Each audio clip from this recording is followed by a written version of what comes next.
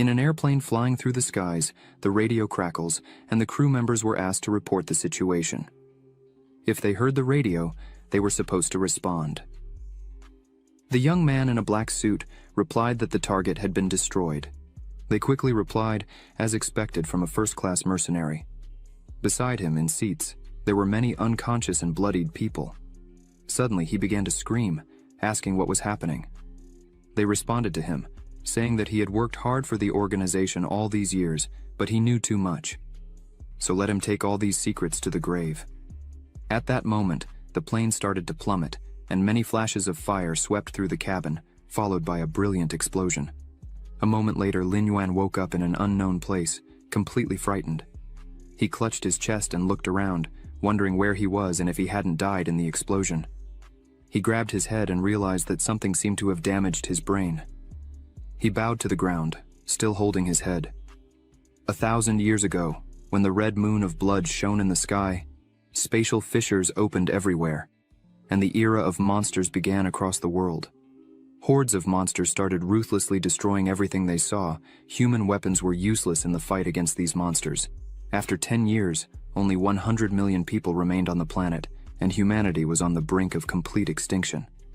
But, in a moment of profound despair, the hope of salvation emerged. The master of spiritual beasts. Gradually, many people received their spirits, and each generation of soul beast lords inherited and developed their abilities. Humanity successfully created a new civilization that could resist the monsters. People had hope again, but each awakened beast has its own rank, from the lowest rank to SSS rank. And he, Lin Yuan, his beast soul is of the lowest rank.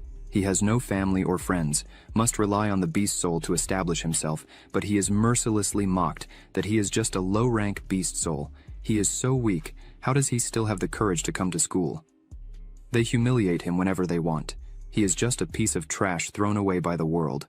A group of rough people beats him on the street and shouts at him not to approach Sumu, or they will beat him to death. Lin Yuan scratches the back of his head and thinks, so that means he has moved. God took pity on him because he was brutally murdered in his previous life. Then he saw in front of him a person similar to him.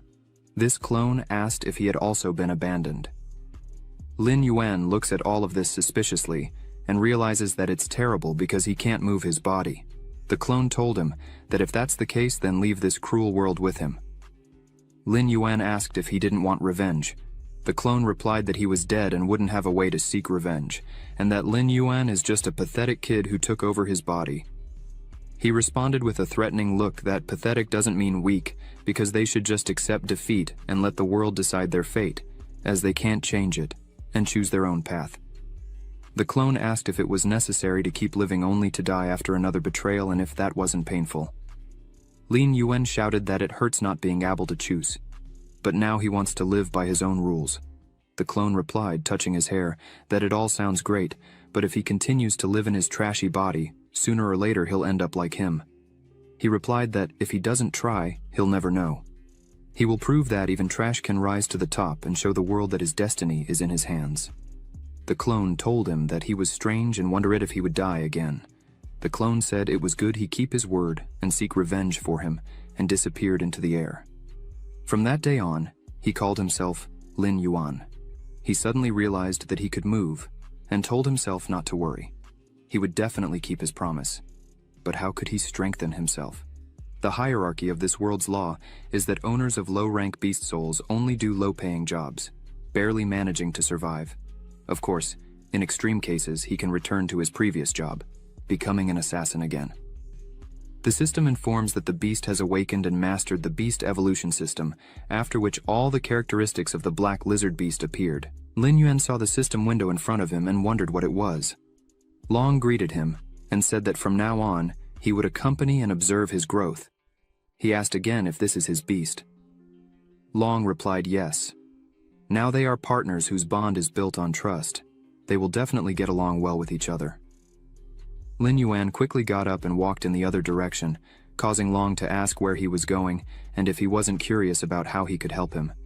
He replied that he would definitely ask when the time comes, but now he had an important thing to do.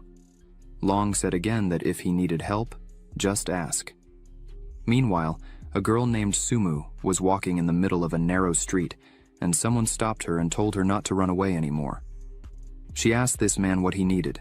The guy brought her a bouquet of roses and invited her on a date. She told him he was daydreaming.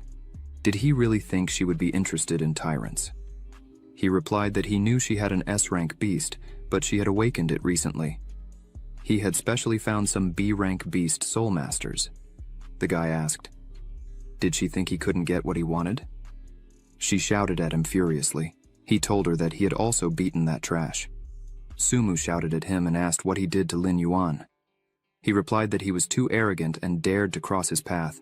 Now only the two of them were left, and she had no choice but to go out with him. At that moment, someone suddenly ran through all of his guards with incredible speed and approached him from behind. It was Lin Yuan, who grabbed him by the neck and began to strangle him. The guy realized it was him and shouted his name. Lin Yuan smiled and said, so this is where he is. As soon as his guards realized what was happening, they jumped and started approaching Lin Yuan, but they didn't have time to do anything before Lin Yuan kicked the guy in the back and moved away from them. The guards tried to catch him, but in a moment, he was already far away from them. While the guards turned to him, the guy who took the blow fell face first on the ground, and many petals flew out of the bouquet. He became very angry, pointed his finger at Lin Yuan, and shouted to his guards to kill him. The men split up and started walking toward Lin Yuan with a threatening look and shouted, yes, we need to use transformations. At that moment, each guard transformed into a huge beast. Lin Yuan saw this and thought about the transformation, and they looked exactly like animals, and he wondered if he could do that too. Long replied that his beast was just a common lizard. Evolution points were granted by absorbing others and winning battles, thus obtaining chests with rewards. He said he didn't need to use the transformation to win. Long shouted in fear, asking if he wanted to expose himself to attack in a human body, saying he was crazy because he would be killed with just one attack. He replied that if he transformed, he would die even faster, remembering that in his past life, he was an assassin. At that moment, the man shouted to his guards, asking what they were waiting for. They should attack him. The guards, who had turned into monsters, began to approach him, growling loudly. Lin Yuan silently watched what was happening, and at that moment, a bright light shone in the space.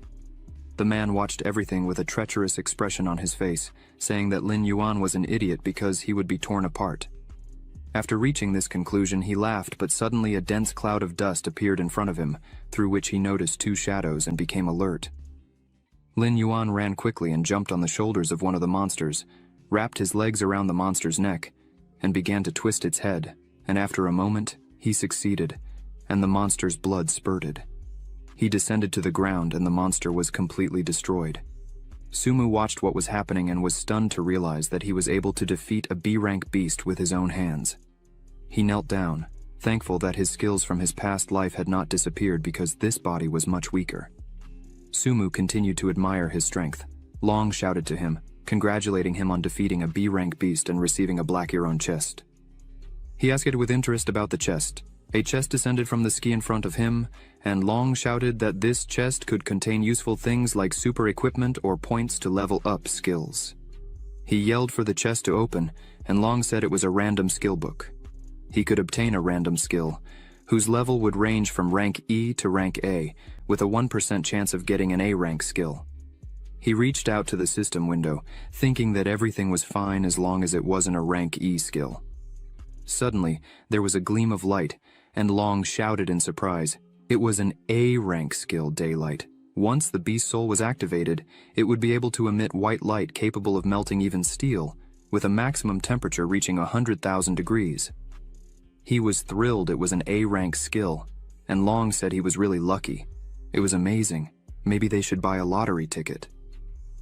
Meanwhile, Lin Yuan pointed his finger at the man standing in shock with the three beasts still behind him, and he said that now was not the time to celebrate. The man pointed his finger at him and shouted, running behind his monsters, that these creatures should kill him, and he would give them 10 million. The animals were very eager for this victory, and suddenly, Sumu turned to Lin Yuan and offered to summon the beast and help him. He stopped her with his hand and said there was no need for that, asking her to go further away. At that moment, he thought she was one of the few who had been kind to him, and he would not allow her to be harmed. Suddenly, a huge monster appeared above him, creating a whirlwind around his body. He made several quick movements and dodged all the approaching attacks, after which he jumped on the beast's head and with a quick hand movement, destroyed the creature, turning its head again. After such sudden movements, he jumped away from the monster, and this creature was thrown straight into the wall and completely destroyed. Long cheered, shouting that this was a victory, and another chest was obtained. Lin Yuan smiled and took a defensive position, thinking they shouldn't assume he was the same guy from the past. After these thoughts, he quickly ran towards the remaining monsters, both shouting at the same time, "God, he's doing it so fast!" With just one movement, he ripped off the heads of the monsters and destroyed them. The man raised his hands and shouted that this simply couldn't be.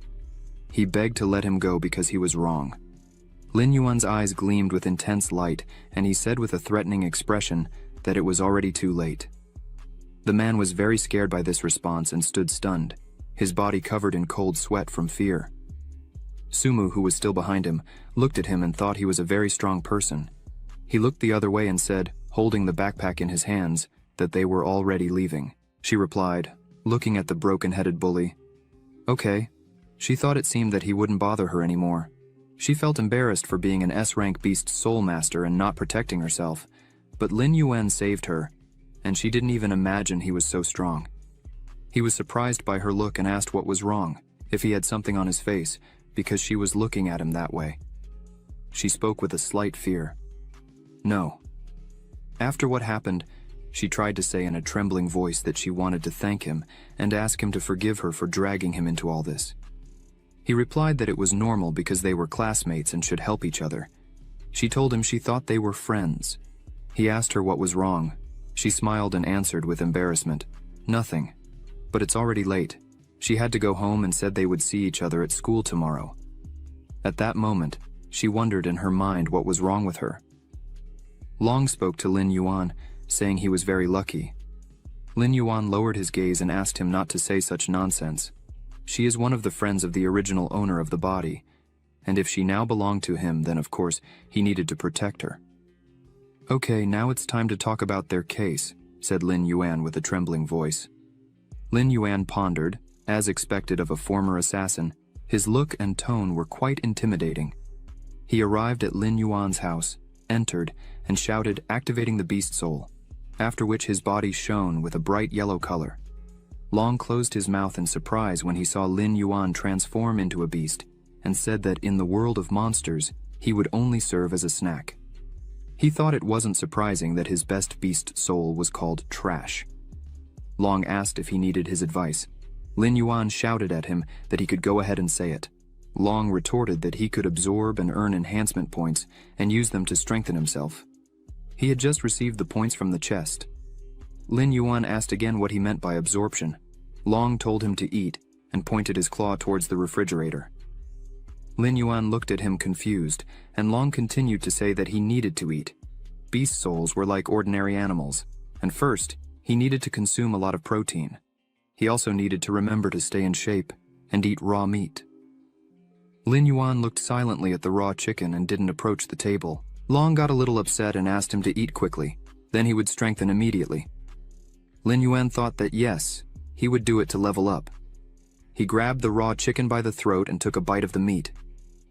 Long told him after a moment that he had successfully consumed the fresh chicken meat. Lin Yuan was satisfied with the food he had eaten and rubbed his stomach. 5 enhancement points were received. Lin Yuan asked to use them to grow, and Long told him okay. Lin Yuan continued lying on the floor, and suddenly he stood up and shouted that he had eaten without blinking, and he needed more meat, saying there would be a meat feast that night. Long said he approved of that. The next day, as a result of absorbing 100 wild rabbits, his characteristics increased, and now his beast was much larger, and he thought not only the level but also the talent would increase. He arrived at school, sat at his desk, and, spinning a pencil in his hand, thought that although he was no longer so insignificant, it wasn't enough because he needs to get more points, and when he becomes even larger, he will need to find a secluded place, not to attract attention. He was reborn and will rise to the top of this world. Suddenly, his classmates approached him and shouted something with a threatening look on their faces. He looked at one of them and wondered if Feng, this bully, often bothers Lin Yuan and Jiang. He wondered why they always act like idiots. It's simple. Among them is Wu Mo Xuan, the master of one of the S-rank beast souls in the school. Feng continued to shout, calling him trash, asking how much longer he should repeat, that he should go faster and not make them wait. The other guy shouted that he should feel honored just by the fact that they allowed him to do something for them. The guy asked if he understood, calling him an idiot. Lin Yuan shouted back at them to leave him alone, and broke the pencil in his hand in anger. Feng pointed his finger at him and shouted, asking what he was saying. Lin Yuan asked calmly if he didn't understand the human language. Wu Moxuan approached and said that the weakest A-rank beast soul was so bold today. He could easily end his lizard, so he shouldn't show off. Lin Yuan looked silently at him with a threatening look, and he continued to say that trash should stay in the trash. It's a shame there's such a weak beast soul like him in their school. If he were in his place, he would have died in the ditch. Lin Yuan replied that, unfortunately, he planned to live comfortably. Wu Moxuan told him threateningly and loudly, leaning over his desk, that he would make him change his mind. Lin Yuan asked him to try, with a smile on his face. At that moment, the teacher entered and asked the students to take their seats. It was the class teacher named Zhang Yue. Wu Moxuan saw her and told him that he was lucky today, but he wouldn't be lucky every day. Long flew to Lin Yuan and said loudly that this guy is so arrogant, but he remains so calm. Lin Yuan replied that he is an S-rank beast soul, and it's natural for him to be arrogant, but sooner or later, he will be defeated. Long thought. He said such ruthless words with such a calm tone, it seems he's becoming like a master. Zhang Yue said that she would now distribute the school's cultivation resources to them, called beast soul crystals. The boys listened attentively to the teacher, and Lin Yuan wondered what that was. Long replied that beast soul crystals are the blood and flesh transformed from a monster after death, usually divided into high, medium, low, and worst ranks, containing enormous energy suitable for absorbing beast souls, and they can also significantly enhance one's abilities in the world of masters. Such beast soul crystals are equivalent to the existing currency. The higher the rank of the crystal, the higher the price, with even low-rank crystals costing $1,000. Lin Yuan responded that it was indeed a good thing. Zhang Yue announced loudly that the school distributed the beast soul crystals according to the rank of their awakened beast souls. This was done to show how cruel the world of beast soul masters is, where everything is based solely on strength. The strong are at the top, and the weak are eliminated. Survival of the fittest is the highest justice in the world of beast soul masters. Wu Moxuan, whose awakened beast soul is the S-rank skeleton king, received 10 high-rank beast soul crystals. Wu Moxuan stood up and stated that he is the master of one of the 2 S-rank beast souls in the school, the other is Sumu. Before them, there was a high school student who awakened the soul of an S-rank golden sun crow beast, and now he is the strongest lord of the 9 stars. Wu Moxuan would definitely become just as strong. Zhang Yue approached him and said that, although he had risen so high, he shouldn't relax with his talent. If he develops gradually, he could become the beast soul master. Wu Moxuan replied, thanking her, and assured her that he wouldn't disappoint. She then turned to Jiang, whose awakened soul is an A-rank giant stone beetle, and awarded him 5 medium-rank beast soul crystals. Li Feng, with a B-rank hurricane demon wolf soul, received 5 low-rank beast soul crystals. Lin Yuan, with an E-rank lizard beast soul, received 5 of the worst-rank beast soul crystals. Wu Moxuan decided to ask aloud if, with an E-rank beast soul, Lin Yuan intended to break the school record with such a useless beast soul. He didn't think Lin Yuan would become a master. It's better to become an ordinary worker and spare himself the shame. He and a group of guys humiliated him and laughed loudly. Lin Yuan approached the teacher and thanked her for the crystals he received, and she asked him to work harder. Wu Moxuan asked again with a smile. If the worst-rank beast soul crystal was worth 1,000 coins, could he buy a bag with radiation inside? It's not suitable for cultivating a beast soul. He started shouting that he didn't want such trash, even if it were given, but who cares? At this moment, Long whispered to Lin Yuan, in his ear, that lower-grade beast soul crystals are formed when monsters are destroyed by nuclear weapons, and their flesh and blood are contaminated by nuclear radiation after death. But they contain a huge amount of energy that his devouring ability can absorb. This is a great thing for him. He listened attentively to Long's statements and pondered that this is how it works. Zhang Yue said it was okay. She would give him a high-rank beast soul crystal herself. He smiled and thanked her for that, but asked if he could request to exchange the high-rank crystal for a low-rank one. She shouted at him angrily, asking if he could hear what she was saying. She knows he's eager to increase the beast soul's power, but she can't feed it countless extremely harmful crystals. He thanked her again and said that, in that case, he would accept it. He sat in his place with a high-rank beast soul crystal. Wu Moxuan looked at him, thinking how Lin Yuan's talent was insignificant, and how could Professor Zhang Yue be so supportive of him? Long said once again, next to Lin Yuan's face, that the cost of a high-quality beast soul crystal is 10,000, while a low-quality one costs only 100 coins. He could exchange it for 100 low-quality beast soul crystals, but ordinary people don't carry so much money with them. He asked what he should do. Long suggested going to the Beast Soul Palace after school and exchanging it there. He replied that it was a good idea. At that moment, someone called his name. It was Sumu, who approached and asked with a smile on her face why he was there. She offered to go home together after school because she needed to tell him something. He said it was okay, and she continued to say that she had just heard from the principal that the guy who bothered her had left the school, which was great. At that moment, Li Feng, Wu Moxuan, and Jiang were surprised to see her approaching him. Li Feng asked in surprise if she wasn't the school beauty, Sumu, and wondered if they knew each other. Li Feng was also very surprised and exclaimed why she, the owner of the S-rank snow-niled fox beast soul, was hanging out with trash. They had a good conversation with Lin Yuan, and Wu Moxuan wondered why this Lin Yuan was so lucky. He has the weakest soul, and he became very irritated, questioning why everyone was so kind to him, from the teacher to Sumu. In the evening, after school, this group stopped Lin Yuan at the classroom exit. He asked with a smile what else they wanted from him. Wu Moxuan asked aloud what kind of love potion he gave to the teacher, and what means he used to get close to Sumu. Last time, he made that rich guy detain her, so he could intervene heroically and become the savior. As a result, that bully left the school and disappeared. Lin Yan asked with a threatening look if it was him. He realized that it was him who killed Lin Yuan. Wu Moxuan shouted that a beautiful girl like Sumu is suitable for a talent like him, not for useless weaklings, so why is she with him? Wu Moxuan said he should stay away from her, and asked if he understood that.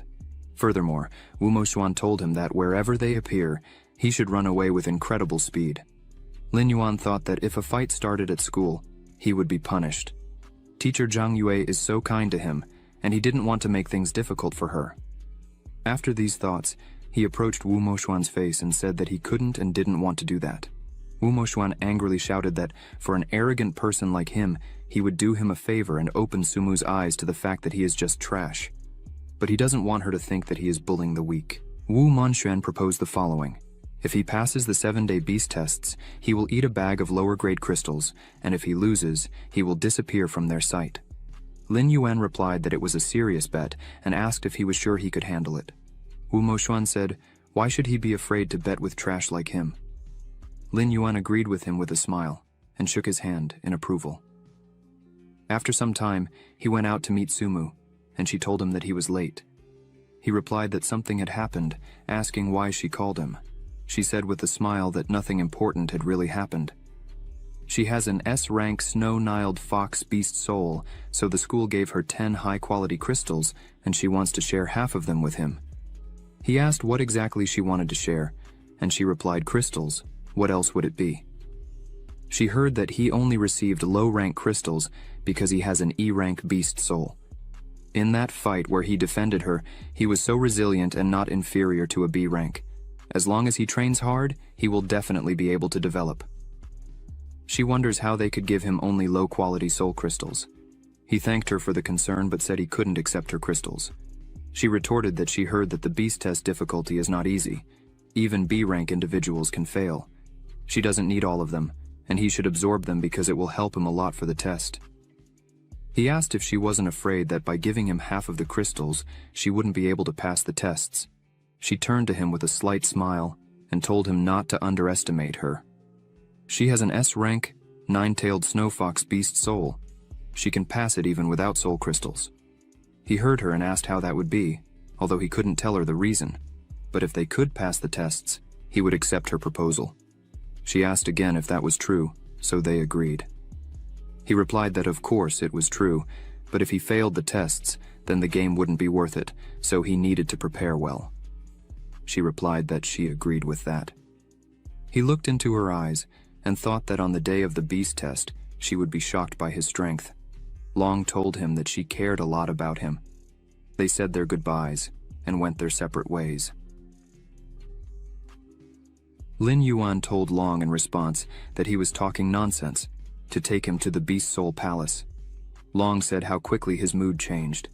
Beast Soul Palace. They entered, and Long said that the palace is intended only for Beast Soul Masters. It is where the beast will be tested. He agreed and said that he first needed to exchange the crystals. He approached the manager and asked to exchange it for low-grade Beast Soul crystals. The man looked at him questioning this attitude and adjusted his glasses to carefully examine the crystals. He thought Lin Yuan had gone mad, trading a high-quality crystal for garbage. He slammed the bag of crystals on the table and said, 100 low-quality crystals. The commission fee is 500 coins. Lin Yuan replied that it was okay. Long asked him if he didn't think he was some kind of crazy. Lin Yuan responded, putting the bag on his shoulder, that there's a fine line between genius and madness. The man, still shocked, observed them closely. In an abandoned warehouse outside the city, a huge monster stood up and roared loudly. The system window reported, Beast Soul, Giant Black Lizard. Status, Growth Phase. Talent Evaluation, Rank B, Level 7-star Battle Beast. Height, 3.1 m. Weight, 540 kilos. Attack methods, Bite, Claw Attack, Daylight Ability. Magical sparks appeared around the black lizard's body, and a small purple crystal appeared on its paw. Long was surprised by this, and shouted that it had successfully absorbed nuclear radiation, receiving 1,000 evolution points. Lin Yuan, reincarnated as a lizard, said that a chicken gave only 5 points, and by absorbing a low-quality soul crystal, he received 1,000.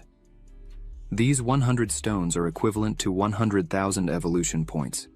Each level is divided into 9 stars. His current level is a 7-star battle beast. There are ranks like Emperor, Beast Lord, Beast Master, Beast General, and War Beast. After absorbing all the crystals, in his opinion, there is nothing difficult in the beast test. A week later, at the Beast Soul Palace, many people were communicating and discussing urgent matters. A guy said he was so nervous. He absorbed all the soul crystals issued by the school and only had a 4-star battle beast, unsure if he could pass the test.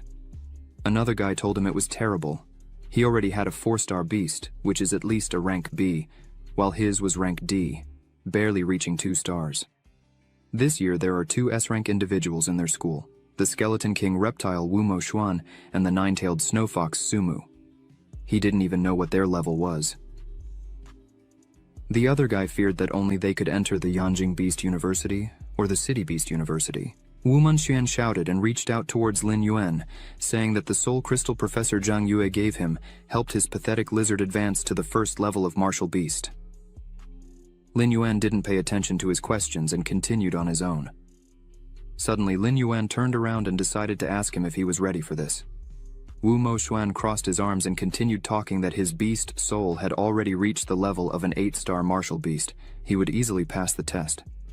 Lin Yuan replied that he didn't ask that. He asked if he was willing to eat a bag of low-quality crystals. The people around were very surprised by the question and began to whisper to each other. Lin Yuan had gone mad. Wu Mo Xuan possesses an 8-star battle beast. Wu Mo Xuan and his group of threatening guys were irritated by his behavior. But suddenly, Professor Zhang Yue turned to the students and announced that the exam would begin soon. She asked them to bring their identification and ticket, entering the palace one by one. Many students were scared of the imminent events. Wu Mo Xuan pointed his fist at Lin Yuan and shouted to him to wait until the end of the test, as he would be finished. Lin Yuan responded emotionlessly that it was okay. In the Beast Soul Palace on the third floor exam area, the man in the center of the exam area said, "Exam number 95821. Lin Yuan, please prepare for the exam." He approached the man and replied that he was there. The examiner asked him, carefully examining the documents in his hands, if he had awakened an E-rank beast soul. He replied yes. The man thought it was a pity that he probably wouldn't pass the exam and wished him good luck, giving him a pat on the shoulder. Lin Yuan thanked the professor for his support, then sat in the system chair, put on the helmet, and the system informed him that the combat simulation would begin shortly. The countdown from 5 to 1 began, and a moment later, his eyes opened, shining with intense light. He found himself in a barren desert and realized there seemed to be no terrain advantage he could exploit. He heard a loud noise, prompting him to look around, and in the distance, he noticed a monster approaching, making him very cautious. It was a desert wolf, a 3-star war beast, the opponent of the first phase of the beast test. The desert wolf began to growl loudly and opened its mouth widely. Lin Yuan tried to dodge the sudden movements of this monster, wondering if it was really so weak. Long asked Lin Yuan if he wouldn't merge with the beast soul. He replied, while observing the monster being attacked, that after being attacked by low-level beasts, it wasn't necessary. Seizing this opportunity, he would warm up his muscles well. Suddenly, there were several monsters behind him. The professor was very surprised to watch what was happening and wondered if this guy had passed the first level. Suddenly, Lin Yuan began to attack new monsters with his own hands, twisting the necks of these creatures. The professor shouted for the others to look. Another man was surprised by his reaction and asked what was happening. The professor wondered what was happening. Lin Yuan had killed a 3-star desert wolf without using the power of a beast soul. He hadn't even merged with the beast soul yet. Everyone was surprised by his talent. He destroyed the last monster and the blood of this creature was spilled. He made a decisive move and finally finished off this creature. The teachers started shouting and asking how he managed to do that. He was just a monster, defeating 3 3-star desert wolves without merging with a beast soul, an unprecedented event. The professor grabbed his head and shouted to the other man, so he thinks Lin Yuan is cheating after all. The purpose of the exam was to test the strength of the beast soul, and he didn't even take advantage of it. The other professor said with a serious expression that this is indeed against the rules, but it's not cheating. They will see if he passes the 3rd level. If not, he will fail the beast test. The professor replied that it's true. The first 2 levels are designed for candidates to adapt to the pace of real combat. The 3rd is the key. It's almost impossible to pass the 3rd level without resorting to the power of the beast soul, even with the strength he is showing now. It's a pity that his beast soul talent assessment is only rank E, but if his beast soul were stronger, his future would be promising. Long asked him to save his strength. This is just an appetizer. The real test is yet to come. He was among the monsters attacking each other, and suddenly, an incredibly huge monster, with bright red eyes, appeared before him and looked at him threateningly. Long said that this is the 6-star king of the desert wolves. Lin Yuan's mouth opened in shock, and cold sweat broke out on his face. He spoke with a serious expression that defeating a beast of this level requires a high level of beast soul talent. No wonder they say that only candidates with rank A and above beast souls can pass the beast tests in the first year of training. It's time to show his true strength, he spoke aloud, merging with the beast soul. Long told him that he finally did it. At that moment, his whole body lit up in blue, and the system window showed him all the characteristics of the enormous black lizard he had transformed into. After a moment, Long shouted with joy that he had reached a higher level. This is a new beginning. He opened his huge mouth and roared loudly at the monster. Suddenly, one of the teachers watching what was happening became pensive and wondered what happened to the weak animal soul of the lizard, even something as small as the ability to turn into a tyrannosaurus. The professor shouted and asked if he made a mistake during the inspection and asked if he really was rank E. Another professor shouted, showing him the documents. He's not blind if he doesn't believe it, then he should check for himself. The registration card shows exactly rank E. The professor asked again, shouting in perplexity, "Then what's happening? A giant beast like this should be at least a general rank. This is incredible. Only a few days have passed since the awakening of the beast soul, and he already has a general rank beast soul, which means his talent is not inferior to S rank. In fact, it's SS or SSS. The enormous lizard stood before the small, frightened and defenseless monster. He was able to reach this level. The monster bared its teeth and leaped high, growling loudly. The lizard's body continued to shine with magical light. Lin Yuan swung his paw and effortlessly destroyed his opponent. The teachers were incredibly shocked and exclaimed that he killed the 6-star beast in a second. One of them ordered the other to stay there and continue recording the details, while he reported the situation to the chief examiner. The professor urged him to hurry. Another professor, who ran to report what was happening, smiled and thought that finally, an extraordinary talent had appeared in their city. Many wolves began to approach Lin Yuan, and he wondered if more wolves had appeared. The difficulty level of the exam was a bit disappointing for him. Long flew closer to him and shouted that the first 3 levels are necessary to achieve a passing score. He should continue to fight to get a higher score, as many famous universities recruit Beast Soul Masters based on the Beast Test results. 6-star Desert Wolf and 10 3-star Wolves. This level seems to test the combat ability of the Soul Masters. He roared loudly and realized that for him, this was child's play. The rest of the wolves approached him, but at that moment he made a sudden move and the blood of the monsters spilled. After that, there was a bright flash of light, and one of the wolves was destroyed and heavily bloodied. Lin Yuan continued to destroy one monster after another, and after some time, he had defeated all the monsters. After defeating them all, he wondered how many more levels there were. Meanwhile, Chief Examiner Xiuan asked why he was called and why the rush. He asked if they didn't know that proctors are not allowed to leave the examination area without authorization. The professor told him, Mr. Zhao Shan, that a candidate had extraordinary indicators, so he wanted him to look personally. Zhao Shan asked, "What did he say? Is something out of the ordinary?" The examiner continued to explain that his talent assessment did not match the strength he demonstrated. Zhao Shan replied that there was nothing unusual about that. Many people surpass their limits during real combat. A rank B can outperform the performance of a rank A. He is exaggerating too much. The examiner shouted back that his talent was rank E.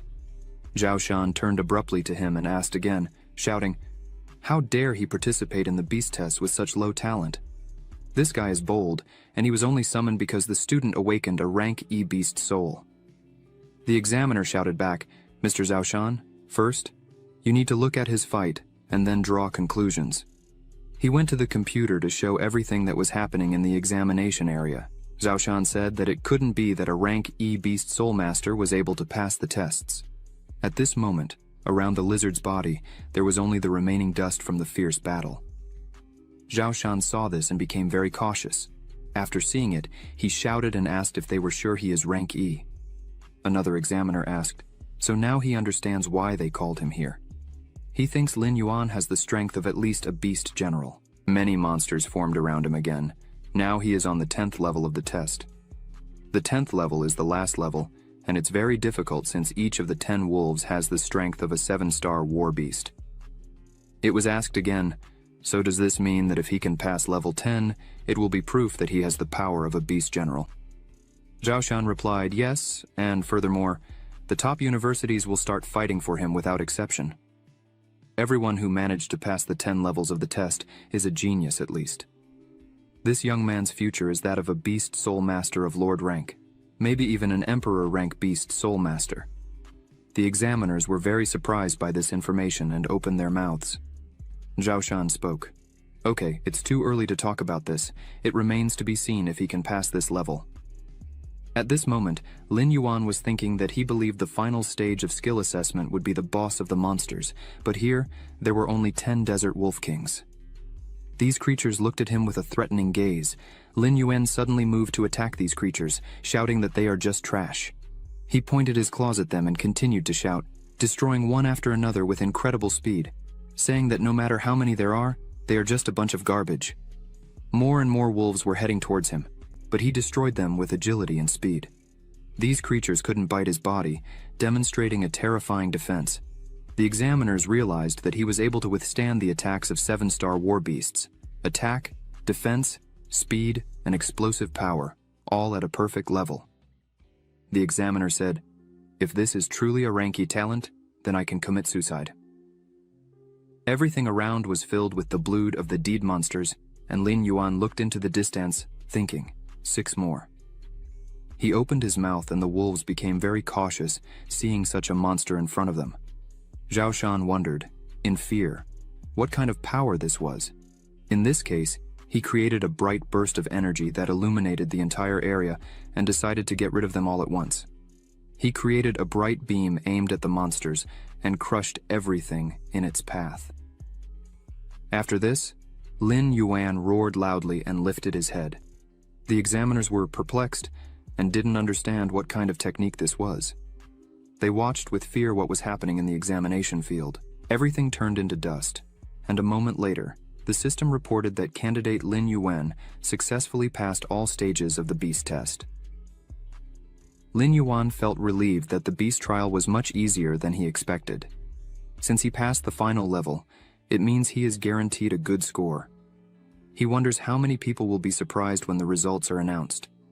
After all, even Wumo Xuan with an S-rank talent definitely couldn't pass the beast test. He wants to take this opportunity to show all the universities that even an E-rank beast soul can have tremendous power. Long also thinks that the exam is over. Lin Yuan then removes his helmet. Next to him are 2 men, looking at him in perplexity. Lin Yuan's profile is displayed on the computer screen, indicating that he is male, 18 years old. His awakened animal soul is a black lizard. His talent rating corresponds to rank E, and his actual strength is equal to a 3-star beast general. This data was obtained from forces demonstrated in a real combat simulation, subject to some errors. The men look at him and think in horror. At 18 years old, less than 2 weeks after the awakening of the beast soul, he reached the rank of 3-star beast general, a simply terrifying power.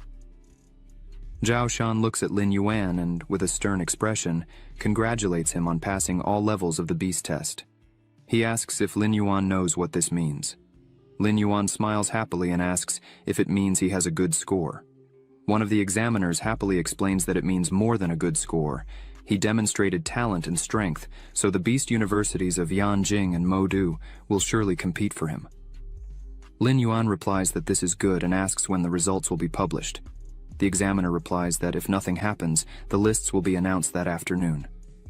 At that moment, one of the examiners thinks that usually others feel excitement or joy, but he is very calm. Lin Yuan exits the capsule, bows, and thanks everyone. Then he adds that if that's all, he will leave. General Zhou Shan calls Lin Yuan and asks him to wait. Lin Yuan asks in surprise if there is something else. Zhao Shan asks why his talent is only rank E, and if something went wrong during the awakening of his animal soul. If he has any problems, he can go to him, and he will help. But Lin Yuan explains that no. His beast soul was indeed weak during its awakening, so it was classified as rank E. General Zhao Shan was worried in vain, but almost immediately, one of the examiners turns to the chief examiner suspiciously and asks if he thinks this guy was telling the truth. He answers confusedly that it doesn't seem like he was lying, but was very surprised by his character. Zhao Shan observes Lin Yuan and notes that after achieving impressive results, he didn't seem arrogant, which is very commendable. In the future, another Beast Soul Master with immense power will appear. At this moment, near the Beast Soul Palace, numerous students were animatedly discussing the imminent exam. Sumu's voice suddenly rang out as she cheerfully shouted to Lin Yuan. She was near a tree, waving at him with all her might. When she ran up to Lin Yuan, he immediately asked how it went, if she passed the exam. Sumu exclaimed that, of course, she passed, and the grades were good. Lin Yuan asked if it was really so, how many levels she completed. Sumu replied with a smile. 9. Lin Yuan looked at her in surprise and observed that this was really good. He didn't expect her to complete 9 levels. It seems that her powers have increased more than he expected. She wanted to ask him about his evaluation, but she didn't know how after all. People with rank E usually hardly pass the first level. Later, she will be very surprised. Lin Yuan then happily says that the exam is over.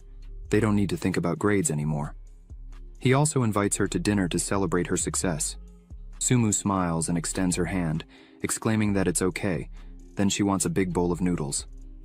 Lin Yuan asks in surprise if that's all, just a bowl of noodles.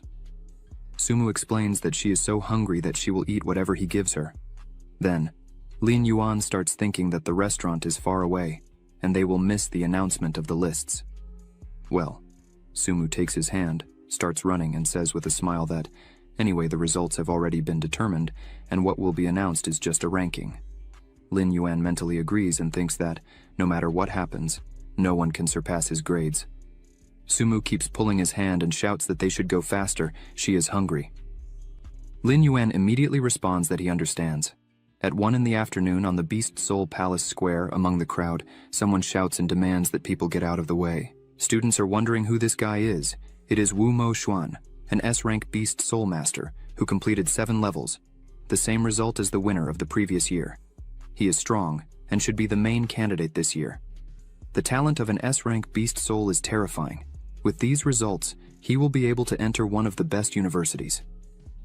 Just at that moment, Wu Mo Xuan triumphantly thinks that an exceptional personality like him is attracting attention from all sides. He was preparing for this exam, and even asked his parents to buy an expensive pill to maximize the potential of the Beast Soul in a short period. Then, one of his friends asks why he hasn't seen Lin Yuan. Wu Mo Xuan confidently replies that it's not even worth asking. Obviously, he was hiding somewhere, daring to challenge him with his level. Then the friend exclaims with a malicious smile that Lin Yuan is so funny. If he were in his place, he wouldn't dare say a word and would have buried himself in the ground long ago out of shame. Another friend sighs and also adds that he would like to watch this show, but Lin Yuan didn't even show up. He is a true coward. Suddenly, Wu Mo Xuan interrupts their conversation and says, okay, since he doesn't want to come out, then he will remain a coward for the rest of his life. He also thinks that Lin Yuan's escape is exactly what he wants, so he doesn't appear again. At this moment, Lin Yuan's voice is heard, turning to Sumu and saying, as he said, the restaurant was far away, but she wanted to eat there. She responds with a laugh that everything is fine, they are just in time, but she ate deliciously. Wu Mo Xuan turns around and sees them passing by. Sumu smiles happily, while Lin Yuan says something to her. Wu Mo Xuan starts to get very irritated and thinks that Lin Yuan is an idiot. How dare he appear in front of him with Sumu? Wu Mo Xuan then approaches them and asks irritably, if this isn't Lin Yuan, he looks so calm, it seems that the test score is not bad. Lin Yuan replies briefly, yes, he is completely satisfied. One of Wu Mo Xuan's friends mockingly asks if he's happy with it, so modest, it must have been hard to pass the first level. Another friend also smiles maliciously. You can overcome the first level without any skill, and asks if there are people who couldn't. Those around who heard this began to laugh and say that they shouldn't shame Lin Yuan so much. It's great that a guy with an E rank had the courage to participate in the exam. Wu Mo Xuan leans towards him and, pointing a finger, reminds him that he hasn't forgotten about their bet, right? In response, Lin Yuan scratches his head and replies that he almost forgot, but since he remembered, Lin Yuan asks if he is ready to lose. Upon hearing this, Wu Mo Xuan starts to get very angry and exclaims, lose, how can he play around with someone like him? At this exact moment, the clock strikes exactly 2 o'clock, and people start shouting that the lists have been published, exam results announced, questions immediately arise. The lists have been announced, so first, Wu Mo Xuan immediately exclaims joyfully, he is this year's champion. He then starts reading the list and sees that Sumu is in second place, and her score is 9 levels passing the beast test. He looks at it in perplexity and wonders if he has the 3rd place. Are there really 2 in front of him? He reads the list further and sees that he is in 3rd place. The beast test was passed. Wu Mo Xuan is even more surprised. Sumu is in 2nd place. She managed to complete level 9. He didn't expect her talent to be greater than his. No. If she completed 9 levels and is only in 2nd place, then what kind of monster is in 1st? Drops of sweat trickle down his face from excitement. In the grand announcement, it is revealed that Lin Yuan received a score equivalent to 10 levels of the beast test. Wu Mo Xuan can't believe it. Lin Yuan, how is this possible? How could he pass 10 levels with his E-rank beast soul? People in the crowd start wondering, who is Lin Yuan? He is amazing to complete 10 levels. There are only 10 of them in the exam, right? Yes, he is a true monster. He doesn't know what kind of beast soul Lin Yuan awakened, but its power has reached an incredible level, even surpassing Sumu and Wu Mo Xuan. She completed 9 levels, but unfortunately encountered a monster. The most embarrassing thing is that Wu Mo Xuan boasted more before the results were announced, but ended up only in third place. Wu Mo Xuan grabs his head with his hands and is horrified. At this moment, Lin Yuan approaches him and reminds him with a smile that he said, Wu Mo Xuan lost. Isn't it time for him to fulfill the terms of the dispute? He then adds with a smile that he prefers to eat the dried inferior crystal pouches, with or without seasoning. Suddenly a crowd sees him and exclaims with joy, here he is, Lin Yuan, who took the first place. Sumu also looks at him and thinks that his rank is higher than hers. That's why when she said her results he wasn't surprised. But the question is, how did he do it? Wu Mo Xuan starts shouting frantically that this is impossible. How can an E-rank idiot get such a result? He cheated. A crowd hears this and chaos begins around. People ask, perplexed, isn't that Wu Mo Xuan? He thinks Lin Yuan cheated. Is this true or false? Is this possible during the exam? Number 1 deceived everyone. Isn't that Sumu? She's there too. Lin Yuan hears this and asks angrily if he cheated. Does Wu Mo Xuan really think he would do such a thing to win? But Wu Mo Xuan starts screaming back that Lin Yuan has an E-rank beast soul. How then did he pass the 10 levels of the beast test? People hear this and immediately start wondering, it's an E-rank beast soul, isn't it the weakest thing? How did he manage to complete 10 levels? He really cheated. This is a real combat simulation, and nothing from the outside world can be brought inside. Disappointment is hardly possible. Long appears next to Lin Yuan, looks around in surprise, sighs, and says that doubts have arisen. Lin Yuan then turns to Wu Mo Xuan and asks, who said that a beast soul of rank E couldn't pass the exam? It's not written anywhere in the reference books, right? However, Wu Mo Xuan continues to insist on his own opinion, and shouts that Lin Yuan should not be complacent. He declares that he will file a petition with the Beast Soul Palace Court and expose the questionable methods Lin Yuan used.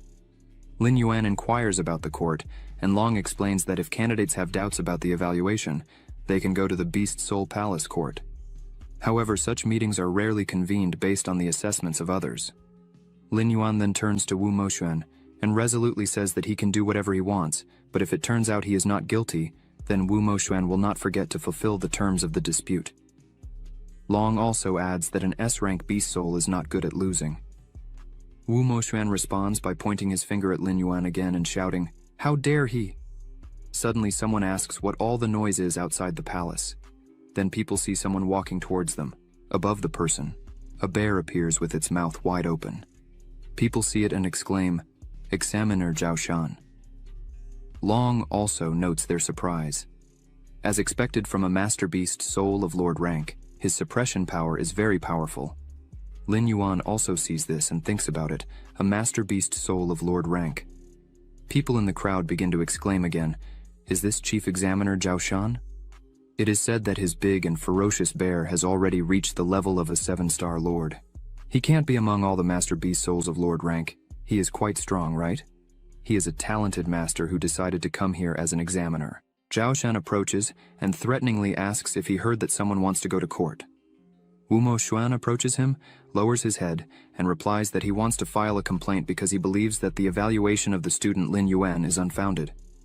He then turns around, points his finger at Lin Yuan, and exclaims that he awakened a beast soul of Lord rank, but was able to pass 10 levels. This is not normal. In this regard, he would like to ask the Beast Soul Palace for a reasonable explanation.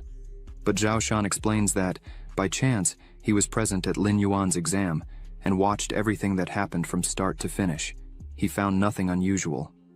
Zhao Shan asks Wu Mo Xuan if he means to say that he helped Lin Yuan cheat. Wu Mo Xuan immediately tries to explain everything. Zhao Shan is the pride of Zhenhai. He wouldn't dare to doubt him.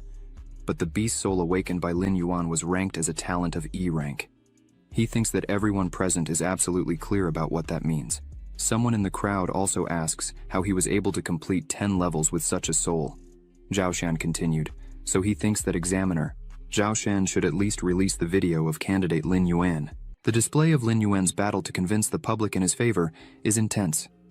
People in the crowd shout that they are also very interested in how he did it, but Zhao Shan responds threateningly, saying that he is sorry but cannot agree to this request according to the regulations of the Palace of the Soul. The examiner is prohibited from disclosing information about the candidates, except in special cases. In response to this, Wu Moxuan smiles slightly and says that since the fight video cannot be published, there is another way to verify the authenticity of the results. Zhao Shan orders him to speak.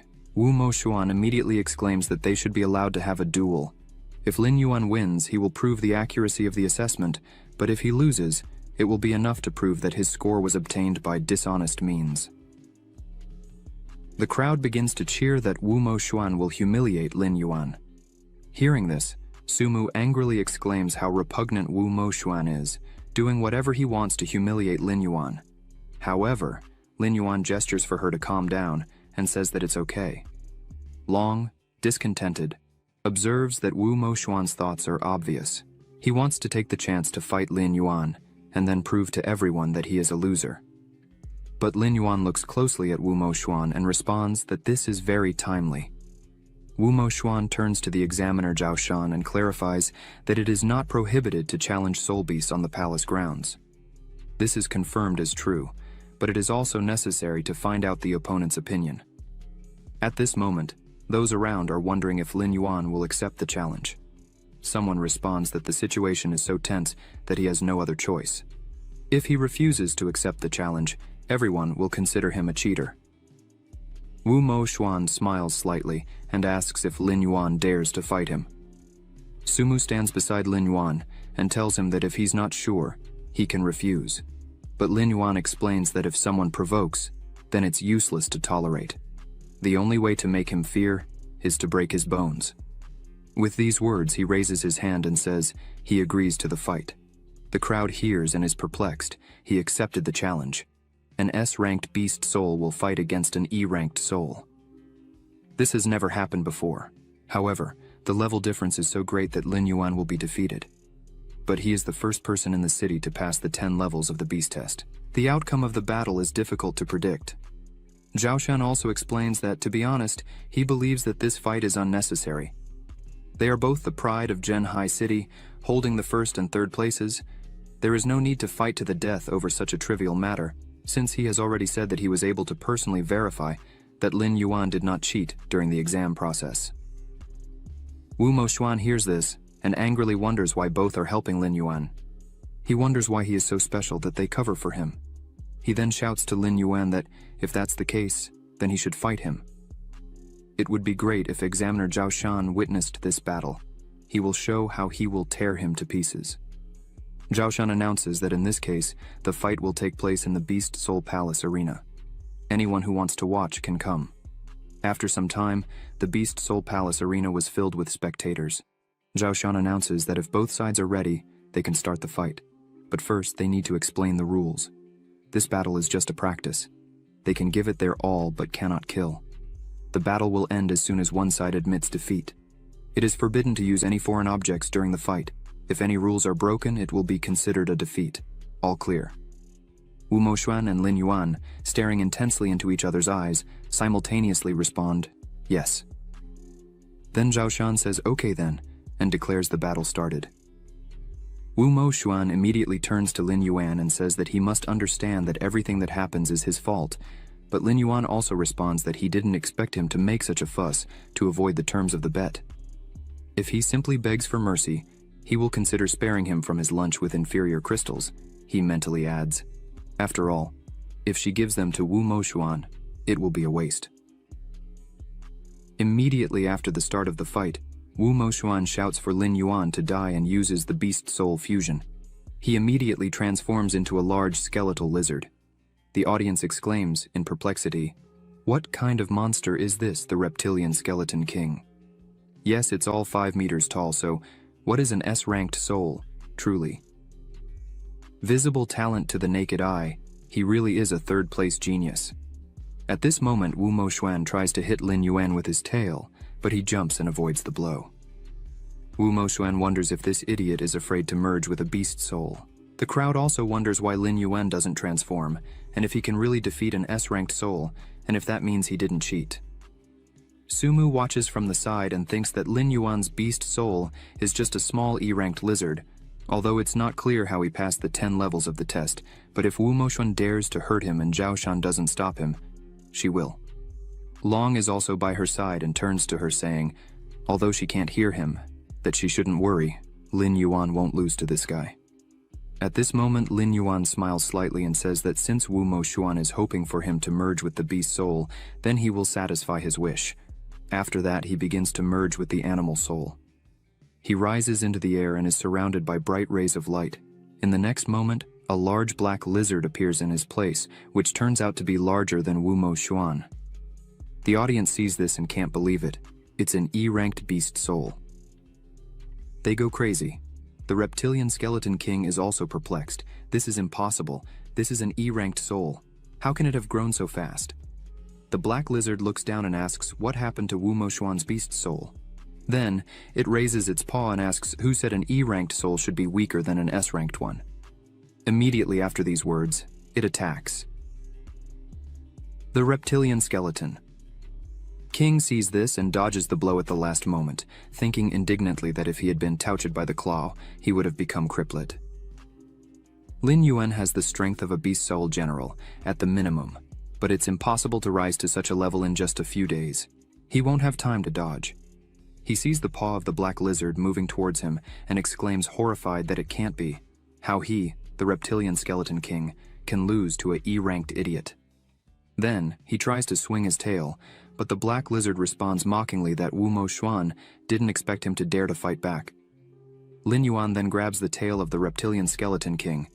He starts screaming in horror, asking what Lin Yuan is going to do. The black lizard asks what he thinks, and with these words it begins to swing him from side to side. Loud sounds of impacts are heard, stones clash around. Wu Moxuan sees Lin Yuan showing his claws, and the crowd screams desperately that Lin Yuan defeated Wu Moxuan. Is this his true power? After all, Examiner Zhao Shan wasn't protecting Lin Yuan, he was trying to protect Wu Moxuan. Sumu also looks at this in surprise, thinking that although she knew Lin Yuan is not weak, the E-ranked beast soul is incredible. At this moment, the reptilian skeleton king screams impossible for his S-ranked beast soul to be weaker than an E-ranked one. Suddenly, a strong black lizard grabs him. Lin Yuan announces that Wu Moxuan has lost. He crawls to the side and shouts, "Who said that?" then opens his mouth, and there is a small red pill on his tongue. Then he abruptly closes his mouth and bites it to pieces. Zhao Shan sees this and realizes it's a blood capsule. Long appears next to the black lizard and announces that Wu Moxuan just took a pill that allows him to increase his level in a short period. His strength would rise from the level of an 8-star battle beast to a 3-star beast general. However, after taking such medication, recovery will take a month. He's crazy, wants to defeat him at all costs. Lin Yuan also adds that he's just a clown, but suddenly Zhao Shan grabs the microphone and loudly announces that Wu Moxuan is declared the loser for violating the rules of the fight. He then continues to observe what's happening and realizes that Wu Moxuan is even more useless than he imagined. The black lizard prepares to attack, and Zhao Shan wonders if Lin Yuan will continue the fight with Wu Moxuan even after he took the blood pill. Suddenly, the reptilian skeleton king opens its mouth wide and shouts that it will kill Lin Yuan, but Lin Yuan just stares at him. The reptilian skeleton king wonders why he is so calm, as it's obvious that he is now stronger than him. But suddenly, he sees that the black lizard opened its mouth wide and wonders what kind of power this is. There's no turning back for him. Lin Yuan must die. At this exact moment, a great brightness appears from the black lizard, which begins to hit Wu Moxuan. This bright ball turns into a long beam of light that sends him straight into the wall. He reverts to being human and falls to the ground. Zhao Shan shouts, officially announcing that Lin Yuan won this battle. Furthermore, Wu Moxuan took illegal pills during the fight to artificially increase his strength. Then, he asks if anyone objects to the assessment of student Lin Yuan. The crowd exclaims angrily, "It can't be that Wu Moxuan couldn't win even with the help of pills. Lin Yuan is very strong. What blind person evaluated his E-ranked beast soul as a talent of E rank? They have seen a person of E rank defeat an S rank." At that moment, Zhao Shan approaches Wu Moxuan, grabs his hand, and asks one of the examiners to take him to the infirmary. The injuries are not fatal. but the side effects after taking the medicine are enough to keep him in bed for a few months. The examiner responds briefly that he understands everything, so 2 men accompany Wu Mo Xuan, sadly noting that now no reputable university seems to accept him. The other adds, "As you make your bed, so must you lie in it." At this moment, Zhao Shan approaches Lin Yuan and congratulates him on winning the duel. Lin Yuan immediately thanks him, but Zhao Shan asks what he is thanking for. Lin Yuan explains that he gave him the opportunity to test his skill on Wu Mo Xuan. He also thinks that Zhao Shan should have stopped him in time but didn't. Then, Zhao Shan bows in his direction, puts his hand on his shoulder and says that, in fact, he is not only the head of the examiners, but also a member of the admissions committee of the University of Animals in Modu. Does he want to join them? Lin Yuan asks again. What? At that moment, Zhou Hiong is next to him and explains that the animal universities of Yanning and Modu are the most prestigious. Only the best of the best go there. So, Lin Yuan asks with a satisfied smile. If Professor Zhao Shan is recruiting people for his benefit, and he is the best in the city. Zhao Shan hears this and worriedly wonders if this guy is even normal. He's doing a favor for the university. The first thing he thought was what advantages the university would give him. Lin Yuan says that a first-class educational institution should be able to offer certain conditions. Zhao Shan responds with a smile that, of course, if he wants to enroll with them, then he can apply for a full payment, including 500,000 coins, 20 high-quality Beast Soul crystals, 5 high-quality Beast Soul capsules, and a general-ranking Beast Soul sword. Lin Yuan hears this and begins to reflect. 20 high-quality crystals cost 200,000 coins, and 5 Beast Soul capsules cost 250,000 coins. Long flips a coin and tells him to think twice. Zhao Shan then adds that this is the best offer the university can give him, and he and the university leadership are sincere in their intentions.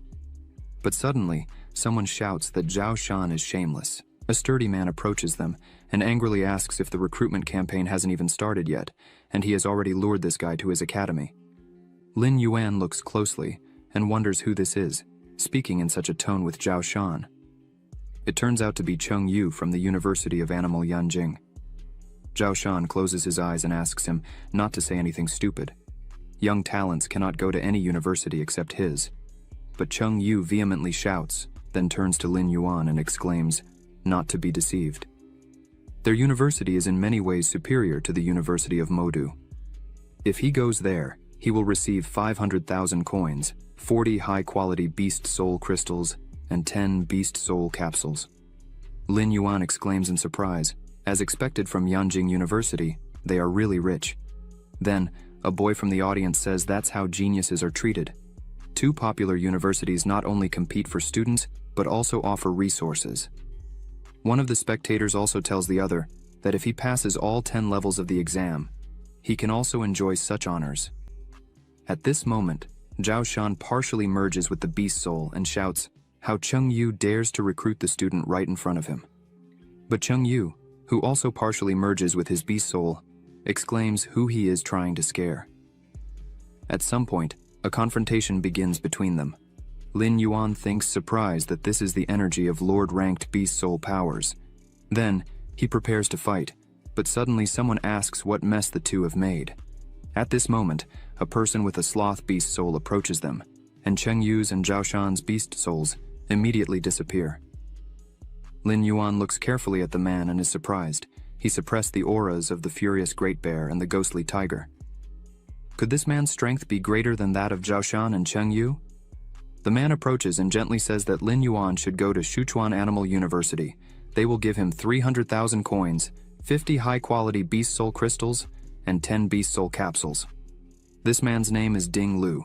He is from Sichuan Animal University.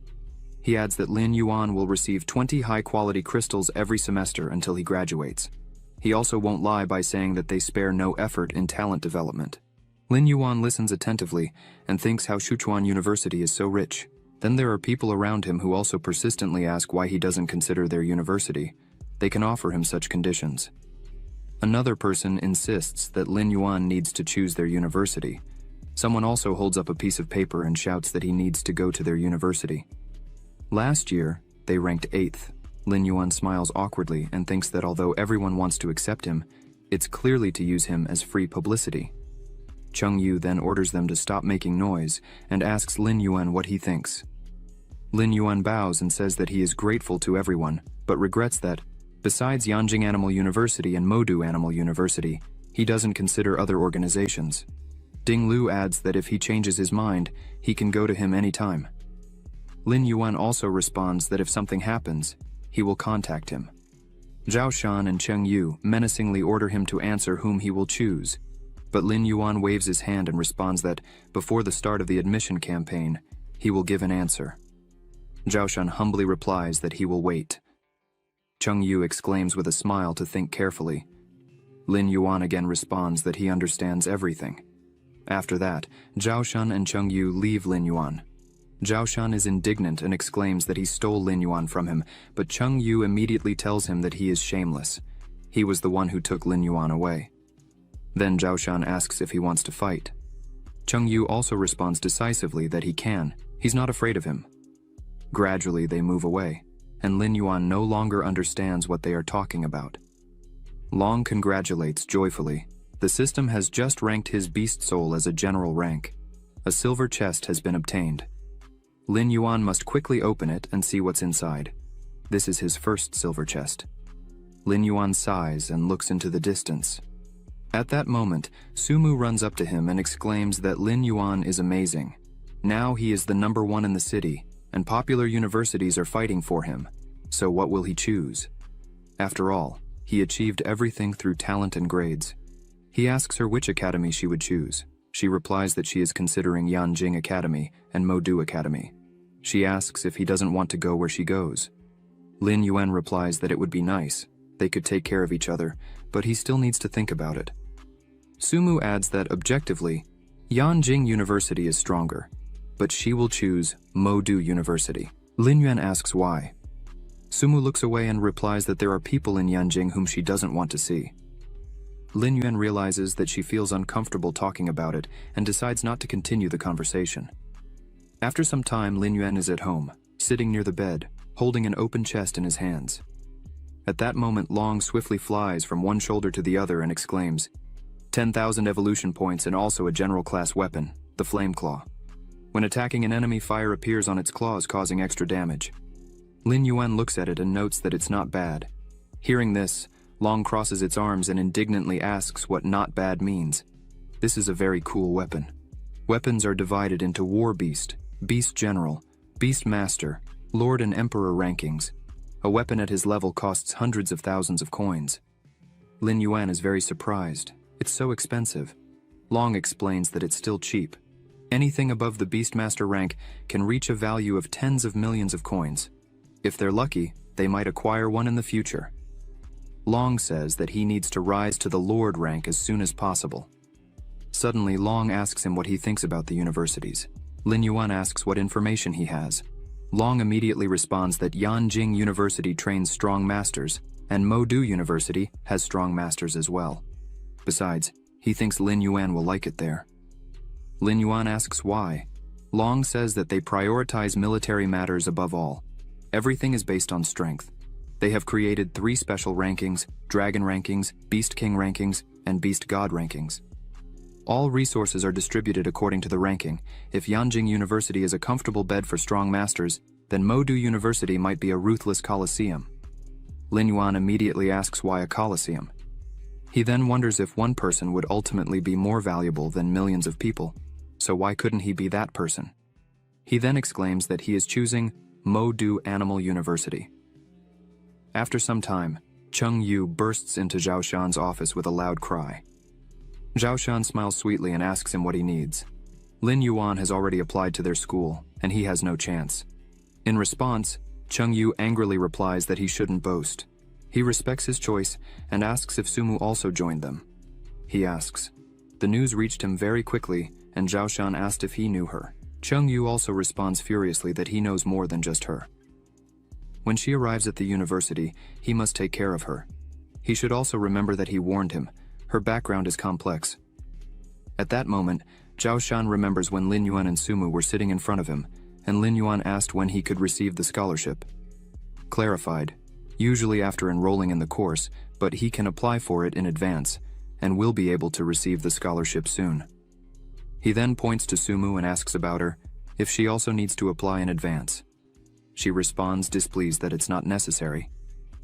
Zhaoshan thinks that indeed, she seems to have better financial conditions than Lin Yuan. Chung Yu responds that he cannot disclose all the details, he just has to take care of her.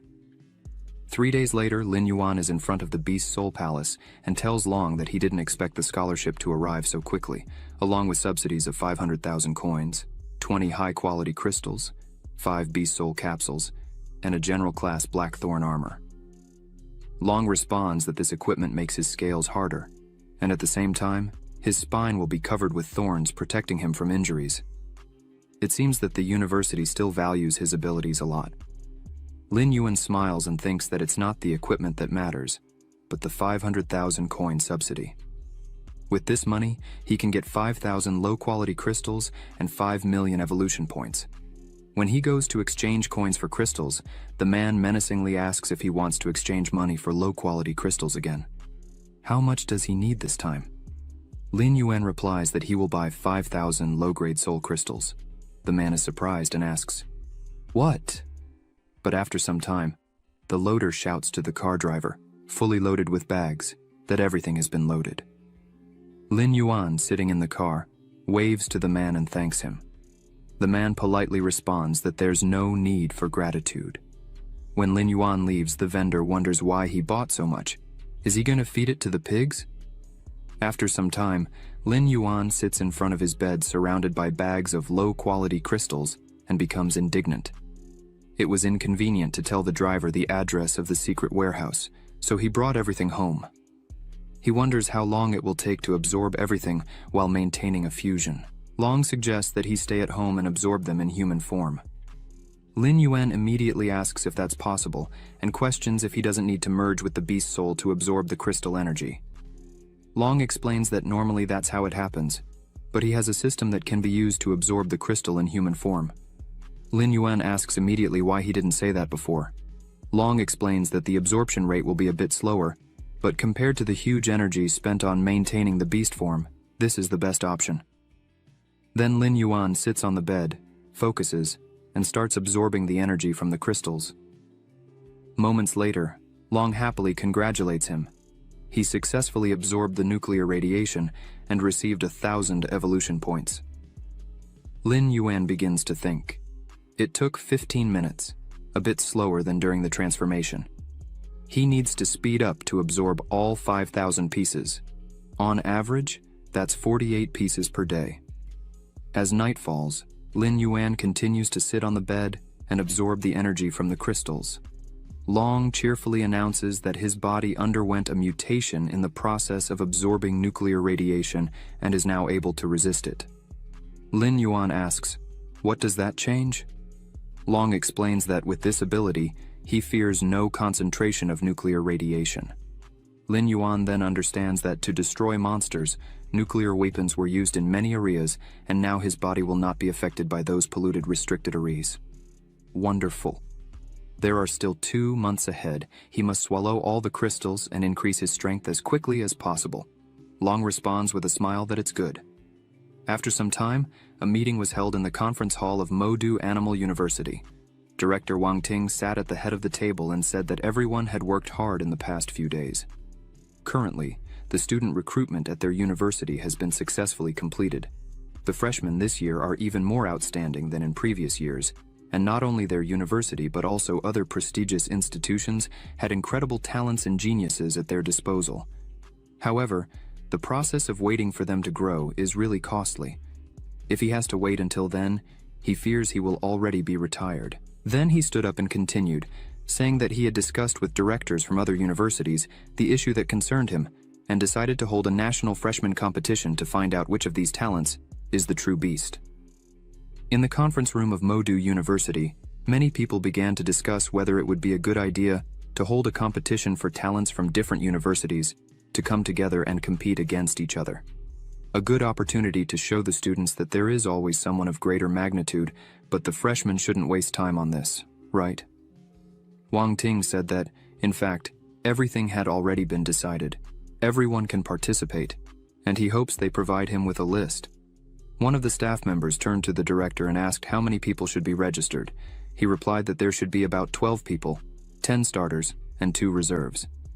In his opinion, it's better to choose according to the ranking, as there is nothing superfluous about it. According to one of the 3 lists, incoming students can also challenge, but if they follow the dragon ranking list, there may be omissions, as it only determines real combat ability. This is what happened with Songlan, the champion of Modu. His beast soul, the multicolored glass butterfly, is of the auxiliary type. Although he has reached the level of a 7-star beast general, if he were to fight alone, he would be at a disadvantage. Perhaps he wouldn't make it to the top 10 of the dragon list. This means that Songlan is weak. If he joined a fellow 9-star general class beast soul, his abilities could rival those of a beast king. The man raised his hand again, stood up from his seat, and spoke to the director. That he understands what he means. He uses the dragon ranking as a guide, but doesn't adhere to it completely. After all, there may be double battles in the competition, right? Director Wang Ting said that is correct. This is the first national competition, and will be broadcast nationwide, so he hopes everyone will give their best and strive to surpass others. The staff understood the instructions and said that everything would be done. A staff member approaches Zhao Shan and asks if he is very happy with the new students this time, and requests to take a look at them. He took the tablet from Zhao Shan's hands and said with an enthusiastic look that this young woman named Sumu is great. Wait, because they are recruiting rank E talents, Zhao Shan asked to look further down. He scrolled a bit and suddenly shouted with incredible surprise, "Student Lin Yuan, Beast Soul, Black Lizard, rank E talent, level 10 in the exam results. How is that possible?" Zhao Shan responded that if he hadn't been the examiner, he would never have believed it because this was Lin Yuan's first participation in the test. The man asked, "What's so special about him?" Zhao Shan replied by asking if he could be a genius and is looking forward to seeing his strength after training. Meanwhile, outside, night had already fallen, and a bright purple light was shining through Lin Yuan's apartment window. He was still sitting on the bed. In human terms, like a monk, he cultivated, not moving for an entire month in the process of absorbing nuclear radiation. He mastered the S-rank nuclear breathing skill. Lin Yuan inquired about nuclear breathing. Long replied that breathing nuclear energy can emit light particles with nuclear radiation, and the infrared rays can reach 550,000 degrees. Long asks if he wants to spend 1 million evolution points on training. Lin Yuan responded confidently that, of course, it's profitable to exchange 1 million evolution points for an S-rank skill. Long shouted that he had successfully acquired the top-level nuclear breathing skill. In this month, he absorbed 2,500 crystals. Now he has 1.5 million evolution points left. Lin Yuan told him that, as he can see, the monk's practice paid off. He suggests seeing how much these evolution points can improve his level. Let him spend 500,000 evolution points to increase his size. For a monster, size is the most important thing. Long replied that it's okay. After that, Lin Yuan asked to increase the hardness of scale armor by 200,000 points, the sharpness of claws by 200,000, and the power of the nuclear reactor by 300,000 points. He should increase them. At that moment, a system window appeared in front of him. He examined it carefully and Long shouted to him that he is now the leader among Beast General level masters.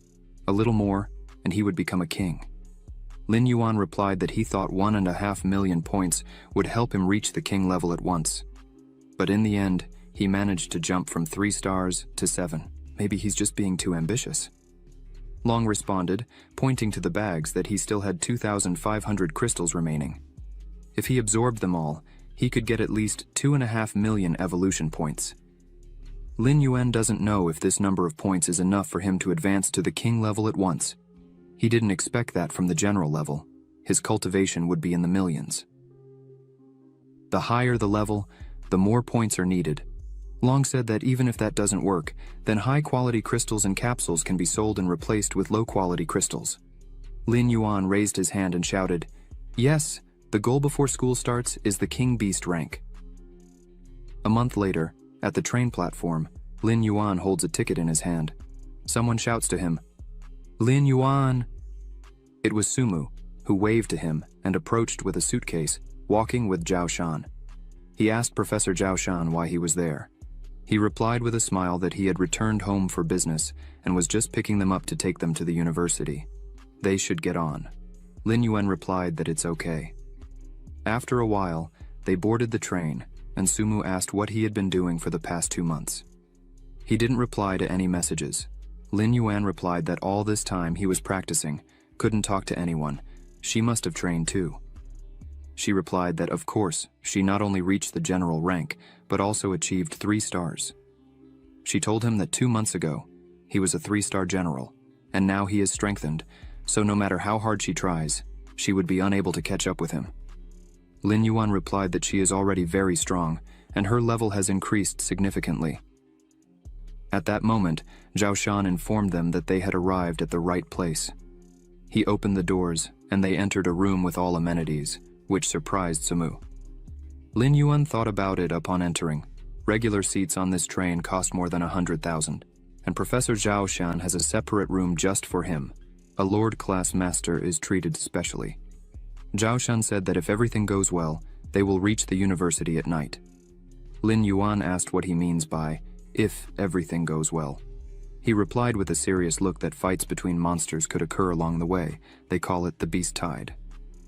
Accidents mainly happen when 100 beasts or several Lord-class monsters attack the train. Sometimes even King-class monsters are caught. Lin Yuan replied that it sounded very dangerous. Sumu turned around surprised and became cautious with those words. Zhao Shan continued to say that they shouldn't worry. The probability of them appearing is extremely low. Anyway, if that happens, he will try to stop them so that they and the people on the train can escape. Even against an Emperor-class level, he can resist for 5 minutes. Lin Yuan was alert and thought that with Zhao Shan's strength, he can only hold an Emperor-class monster for 5 minutes. This seems to be much more terrifying than he imagined. At that moment, some loud noises occurred on the train. A man entered their carriage and shouted to Zhao Shan that, 10 kilometers away, the radar detected that a beast tide was approaching them at high speed. He then continued to speak with a trembling voice, fearing that in 10 minutes they would collide with the train. He was very scared and grabbed Zhao Shan's clothes with all his strength.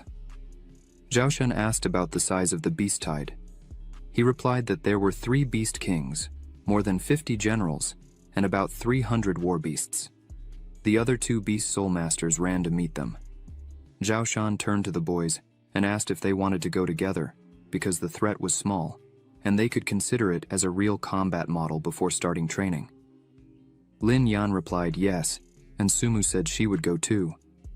The train abruptly stopped, and Zhao Shan and his students got off.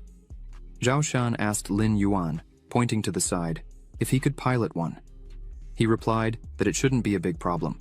Sumu said she had never seen anything like it. Zhao Shan said it was okay. She would go with Lin Yuan and they should follow him. He grabbed the shiny transport and ran ahead. Lin Yuan said he just left quickly, leaving them behind. How irresponsible. He got on an equally long vehicle that looked like a motorcycle and asked Sumu to get on with him. She climbed on and asked Lin Yuan if he really knew how to pilot it. He said no, but he didn't think it was difficult. He would learn as they went. After that, he sharply pressed the accelerator and they raced towards the destination at an incredible speed. He thought, as he continued driving, that it was almost like riding a motorcycle. After a while, they caught up with Zhao Shan in a desert area, and Lin Yuan asked Professor Zhao Shan if there should be a wave of beasts ahead. He said he would warn them before entering battle that if they encountered a beast beyond their strength, they needed to get away as much as possible and not waste time.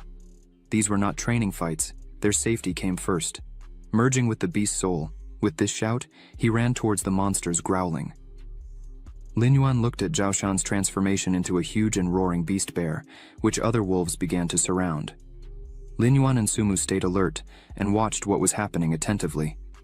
The monster's entire body lit up with a bright light, and he used the Earth Claw spell. Then, he pounded the ground with his fist, creating several cracks in the path for the wolves. After that, the ground began to split, and the wolves fell into the huge fissure that appeared, and a moment later, the gap closed again.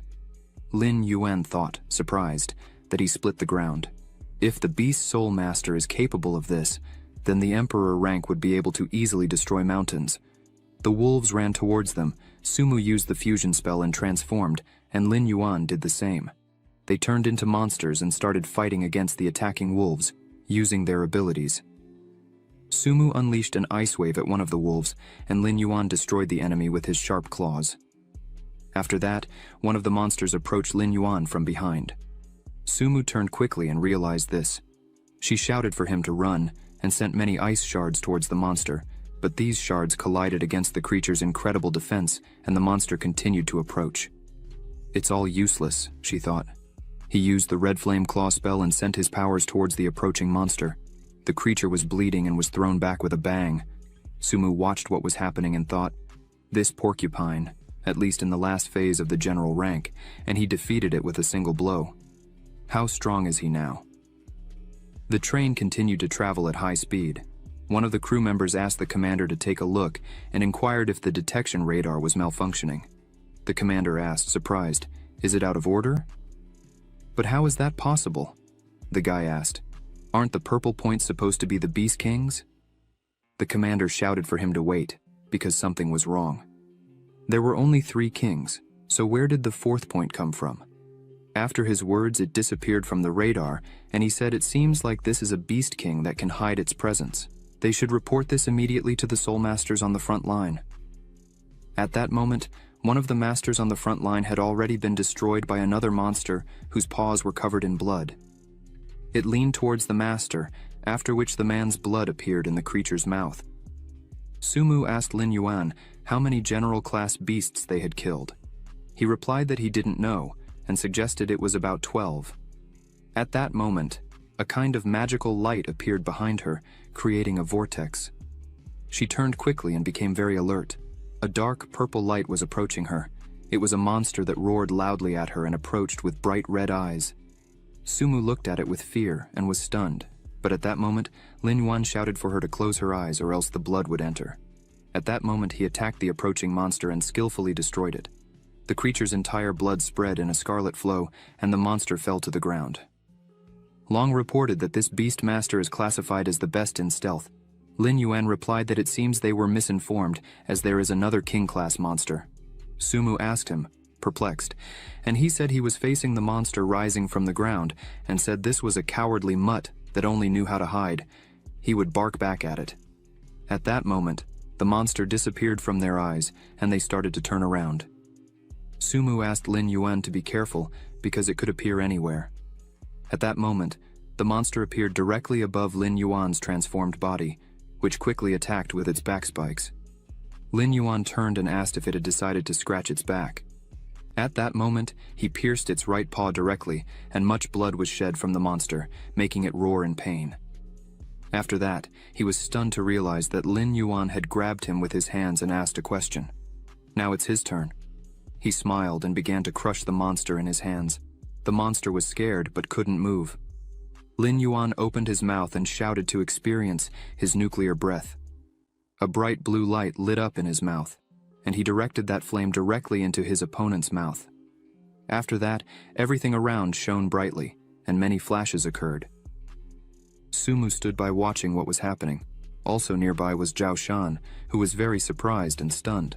Lin Yuan transformed back into his human form, picked up the purple crystal from the ground, and wondered how much the core of the king-class Beastmaster could be sold for.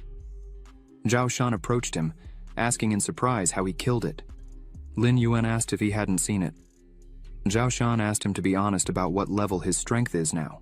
He replied, looking away, that he had just broken through to the 1-star king-class rank. Zhao Shan opened his mouth in shock and asked how he achieved this during the test. He was a 3-star general. How did he grow so much in 2 months? He whispered in his ear. Professor, he has a secret. Just don't tell anyone. In fact, he can absorb nuclear radiation from lower soul crystals. At that moment, Sumu ran up to him and asked with a scared expression if he was okay. He waved his hand and said calmly that he was fine. She thanked him and said that if he hadn't done that, it would have been the end for her. He replied that, in fact, she is very strong. She was just scared and lost her composure. Zhao Shan told her that, after all, it was the first time she faced such a situation, and it's normal for a person to get nervous. She turned to the professor and said that Lin Yuan is right. Unexpected situations on the battlefield can happen at any time. She must try harder not to disappoint her comrades. After that, she and Lin Yuan smiled at each other. Zhao Shan looked at them and thought they were truly extraordinary. At sunset, the train continued its journey. Zhao Shan entered the boys' room and saw Sumu lying on the bed and Lin Yuan looking out the window. He thought he didn't expect that this guy could absorb nuclear radiation as energy. He is a true genius among all Beast Soul Masters, as the director said, an exceptional talent. He approached Lin Yuan and said he had collected loot in that safe badge when he was at the Beast Soul Palace. He would sell everything and give the money to him. Lin Yuan asked about the storage icon. He replied that yes, he had never used one like that. He could request the same, but for 10 cubic meters of space, he would have to pay $1 million. With that money, he should buy lower-grade crystals and could borrow the emblem if needed. Lin Yuan took the badge in his hands and thanked him for telling him about it. This thing could be useful for him, so he would consider buying it in the future. Zhao Shan asked him not to worry. In their university, true talents are not deprived of resources. If he can enter the top 10 in the ranking, he can choose a private room in the dormitory and also have the opportunity to represent the university in the national competition. He asked, surprised, about the ranking. He understood. At that moment, Sumu tried to open her eyes slightly, stood up and said, "Professor, the university is so rich, and the dormitory rooms are designed for multiple people. It will be inconvenient for them to practice." He replied that the dormitory is a place to sleep and relax. Students can visit training rooms for free, which are open 24 hours a day. Lin Yuan thought he was lucky to have such facilities. Otherwise, he would have been quickly found out. He took a deep breath, and Zhao Shan said that if she still wants a separate room, she can donate 5 million to the school. Lin Yuan was very surprised and shouted, 5 million? That's a lot. Sumu shouted that it was so little, and Lin Yuan was very surprised by her reaction. He looked at her carefully and thought, questioning who she is. Animal City University Dormitory. Lin Yuan walked to the door and thought that before conquering the ranking, he should first settle into the dormitory. It's good that Sumu decided to use the university housing. Although she has money, she can't spend it like that. An unknown guy opened the door for him with a smile on his face and asked if he was a new roommate. He greeted and said his name was Zhao Ming. His beast soul was an 8-headed snake, and he is a freshman. Lin Yuan entered the room and said his name was Lin Yuan, and he was from Zhenhai. Another guy in the room asked him if he's the talented guy. He still has a rank E beast soul. Lin Yuan asked if he knew him. The guy replied that he didn't, but he read his dossier. And he is amazing. He was eating a bag of chips and continued talking to him. Lin Yuan asked if he saw his file, but where can anyone review the personal data of freshmen? The guy replied that he has his own methods. There's nothing in the university that he, Wang Jin, doesn't know. Zhao Ming sat at the computer table and said with a smile that this guy is great at collecting information.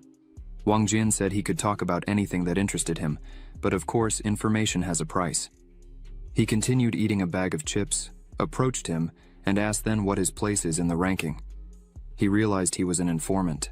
Wang Jin responded that today is only the first day at the university, and he wondered how he could find the list so quickly.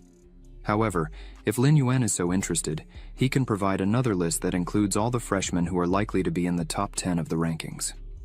Lin Yuan asked how much he would sell it for, and Wang Jin replied with a smile that, since they are roommates, he would give a 20% discount, making it a total of 4,000 coins. He was about to give the card number, but Lin Yuan interrupted, thinking that he's a good informant. But where did he get such information?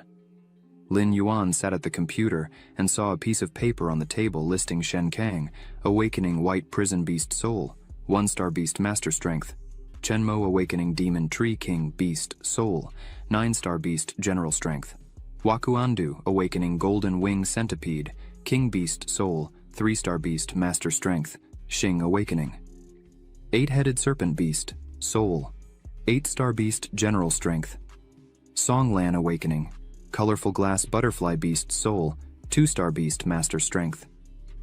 Lin Yuan pondered that there are many hidden geniuses in the Modu City University, with half of the freshmen already holding king-level rankings. Zhao Ming, who seemed cheerful, is an 8-star beast general. Lin Yuan wondered about Wang Jin's strength.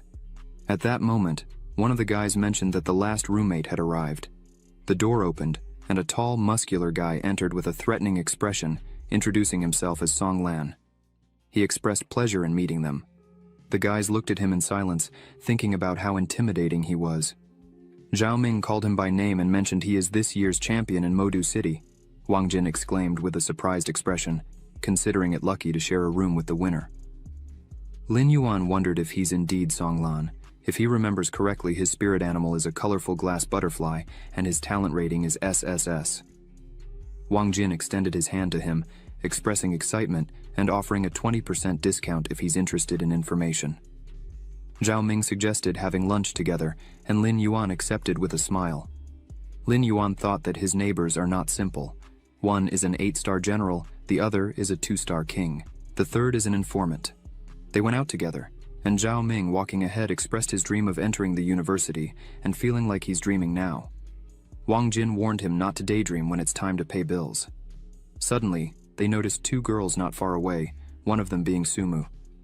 Zhao Ming looked at them passionately, and Wang Jin identified them as Shu Qingqiu, with a snow silkworm as her spirit animal, S-Class, and Sumu with a 9-tailed snow fox, S-Class. Zhao Ming asked how Wang Jin knew all the details, and he attributed it to the power of information.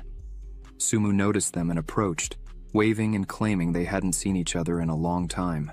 She approached him with her friend. He reached out to her and asked what she was talking about. They had seen each other during the day but had recently separated. Sumu smiled and said yes, this is Shu Qingqiu, her roommate. He greeted her, and Wang Jin was very surprised that they knew each other. Zhao Ming smiled at him and asked if he was their informant because he didn't know about it. He shouted back that he was collecting information, not playing matchmaker. How would he know what's going on between them?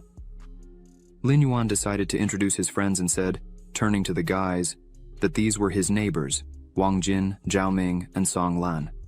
Wang Jin approached and said they were going to eat together and asked if they wanted to join. Sumu held her friend's arm, turned to the other side, and with a smile on her face, replied that no. Today she agreed to have lunch with her neighbor, so another time. Lin Yuan said it was okay, and they bid farewell, going their separate ways. Wang Jin suddenly started shouting and asking Lin Yuan how he knew Sumu. It seems they are quite close. He turned to him and asked if there's anything he doesn't know yet. If he wants, he can sell that information to him with a 20% discount. As neighbors. Wang Jin was very surprised and stunned. Lin Yuan looked at the sky and thought that campus life would be fun. 2 hours later, Lin Yuan sat on the floor in a lotus position with closed eyes, magical sparks shimmering around him. He considered that even if he wanted to relax in the dorm, he couldn't, given the strong students at the university. Long informed him of a high-energy concentration, good for practice. Lin Yuan responded that this is a free room for initial-level training, and there is a paid room for intermediate and advanced levels where the energy concentration should be higher. However, those rooms are expensive. A mid-level room costs 1,000 per hour, and a high-level room costs 5,000 per hour. Long put on his glasses, crossed his arms, and looked through the system window. Afterward, he mentioned that it's a coincidence. He absorbed all the low-level crystals, leaving only high-quality ones in the Beast Soul capsule. Lin Yuan pointed at him and suggested checking how many evolution points he would gain by absorbing a high-quality crystal. Long did so, and Lin Yuan congratulated him on earning 1,000 evolution points. Lin Yuan was upset, expressing dissatisfaction, stating that the result is the same as absorbing low-quality crystals, and he wasted 10,000 coins. Long flew closer and assured him that nothing bad happened. He still had the capsule. He put the capsule in his mouth, and after a moment a bright spark appeared in his stomach, emitting many rays of light. Long was surprised and congratulated him again for successfully absorbing the Beast Soul capsule. He gained a new talent. Long raised his hand and joyfully spun several times, while Lin Yuan looked up in surprise and asked if he has a talent count in his characteristics, if these are hidden parameters. Long continued loudly informing him that talent could increase absorption rate by about 5%. Lin Yuan responded in a low voice, looking to the side, that it's true. He feels he's absorbing energy faster. Long said that since he's there, he shouldn't limit himself to one capsule per month. He should absorb as much as he can. Lin Yuan mentioned that the Beast Soul capsule is a good thing but expensive, costing 50,000 per piece. The next day, inside the university dormitory walls, Lin Yuan woke up, got out of bed, looked around and remarked that it's only morning. But where are those two?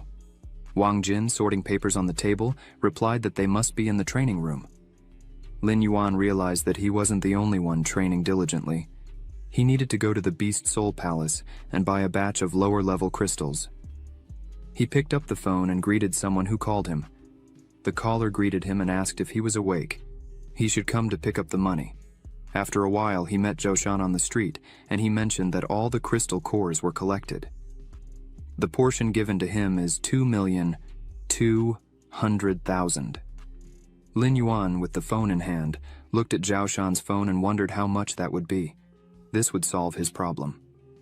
Zhao Shan spoke. Furthermore, he exchanged 1 million for 10,000 lower-level Beast Soul crystals. The crystals and the remaining money are in this badge. He will lend it to him for a while. Lin Yuan thanked him, calling him a professor, and at that moment, he looked into his eyes and thought that indeed, Zhao Shan is someone he can trust. After that, a smile appeared on his face, and he asked the professor if he could help him with something. He wants to exchange the remaining money for some Beast Soul capsules. This money is enough to buy 24 pieces, which would last for 2 years. Zhao Shan asked why he needs so many. He asked him not to worry, and said he knew the right amount. Zhao Shan replied, okay, as soon as there is time, he will go to the Beast Soul Palace and he should train hard. The rankings will be announced soon. Suddenly, he patted his shoulder and began to speak loudly, saying that if he gets into the top 10, he will try to secure a spot for him as a representative of their university in the competition. Lin Yuan responded with a serious expression that he understood everything and thought that his goal is not to be in the top 10, but to be the first on the list. A little later, he was back in the training room, studying hard alone, except for the presence of Long nearby, who congratulated him for successfully absorbing nuclear radiation, earning 1,000 evolution points this time in just 10 minutes. Lin Yuan continued to sit in silence with closed eyes, but suddenly, he asked if it was due to the 5 reward capsules he absorbed. Does that mean not only does the air energy absorption rate increase, but also the crystal assimilation rate? Long responded with a surprised expression that honestly, he himself isn't sure. When the professor sends a batch of capsules, he'll be able to check. Lin Yuan gripped the purple crystal in his hands and shouted with a threatening expression that, yes, they will continue to absorb the crystals to increase their strength. Time passed.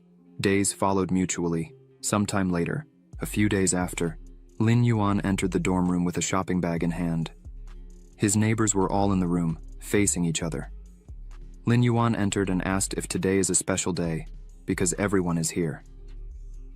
At that moment, he thought that normally, these 3 leave early and return late. Well, except for Wang Jin, who collects information all day. Wang Jin told him that today is the freshmen's meeting. He was so engrossed in training that he forgot about it. Lin Yuan exclaimed with a surprised expression that he really forgot. Wang Jin smiled and shouted that the 3 of them are training like monsters. They really want to be in the top 10. Zhao Ming retorted, come on. With his 9-star general, he can only get in the top 100, but Song Lan with his strength will surely get into the top 10, right? Song Lan spoke in response, scratching the back of his head. Although he holds the rank of king, his soul is auxiliary, and he is not skilled in battle. Furthermore, there are many talents in the university, so it's uncertain. Lin Yuan thought as he watched the conversation. It seems that this year's competition will be intense, and he must train hard. After some time, the boys entered the huge assembly hall. Wang Jin turned to him and said he heard that Director Wang Ting would give a special speech at the freshman meeting. He is the Beast Emperor, and his presence will show that the students are crucial to the university. However, he is unaware that there will be a national competition among the first classes of famous universities this year. The director attaches great importance to selecting students who will represent the university in competitions. Zhao Shan touched Lin Yuan's shoulder, who abruptly turned to him and asked, Professor Zhao Shan, why is he here? He replied that teachers should also attend the freshman meeting. After that, he returned his attention to the boys sitting beside him and asked if they should be neighbors. Wang Jin turned to him and said he admired him for a long time.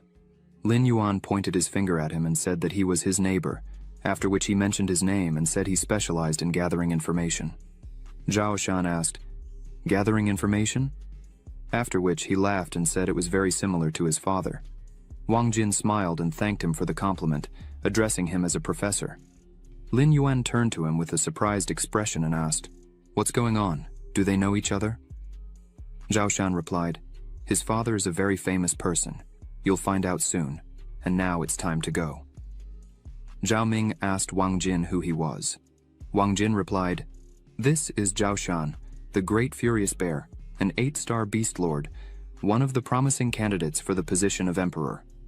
At that moment, he asked to look at the stage where the director appeared. Director Wang Ting arrived at that moment. Lin Yuan looked at Wang Jin in astonishment and wondered, "Wait, his name is Wang Ting, so Wang Jin is really his son? Incredible."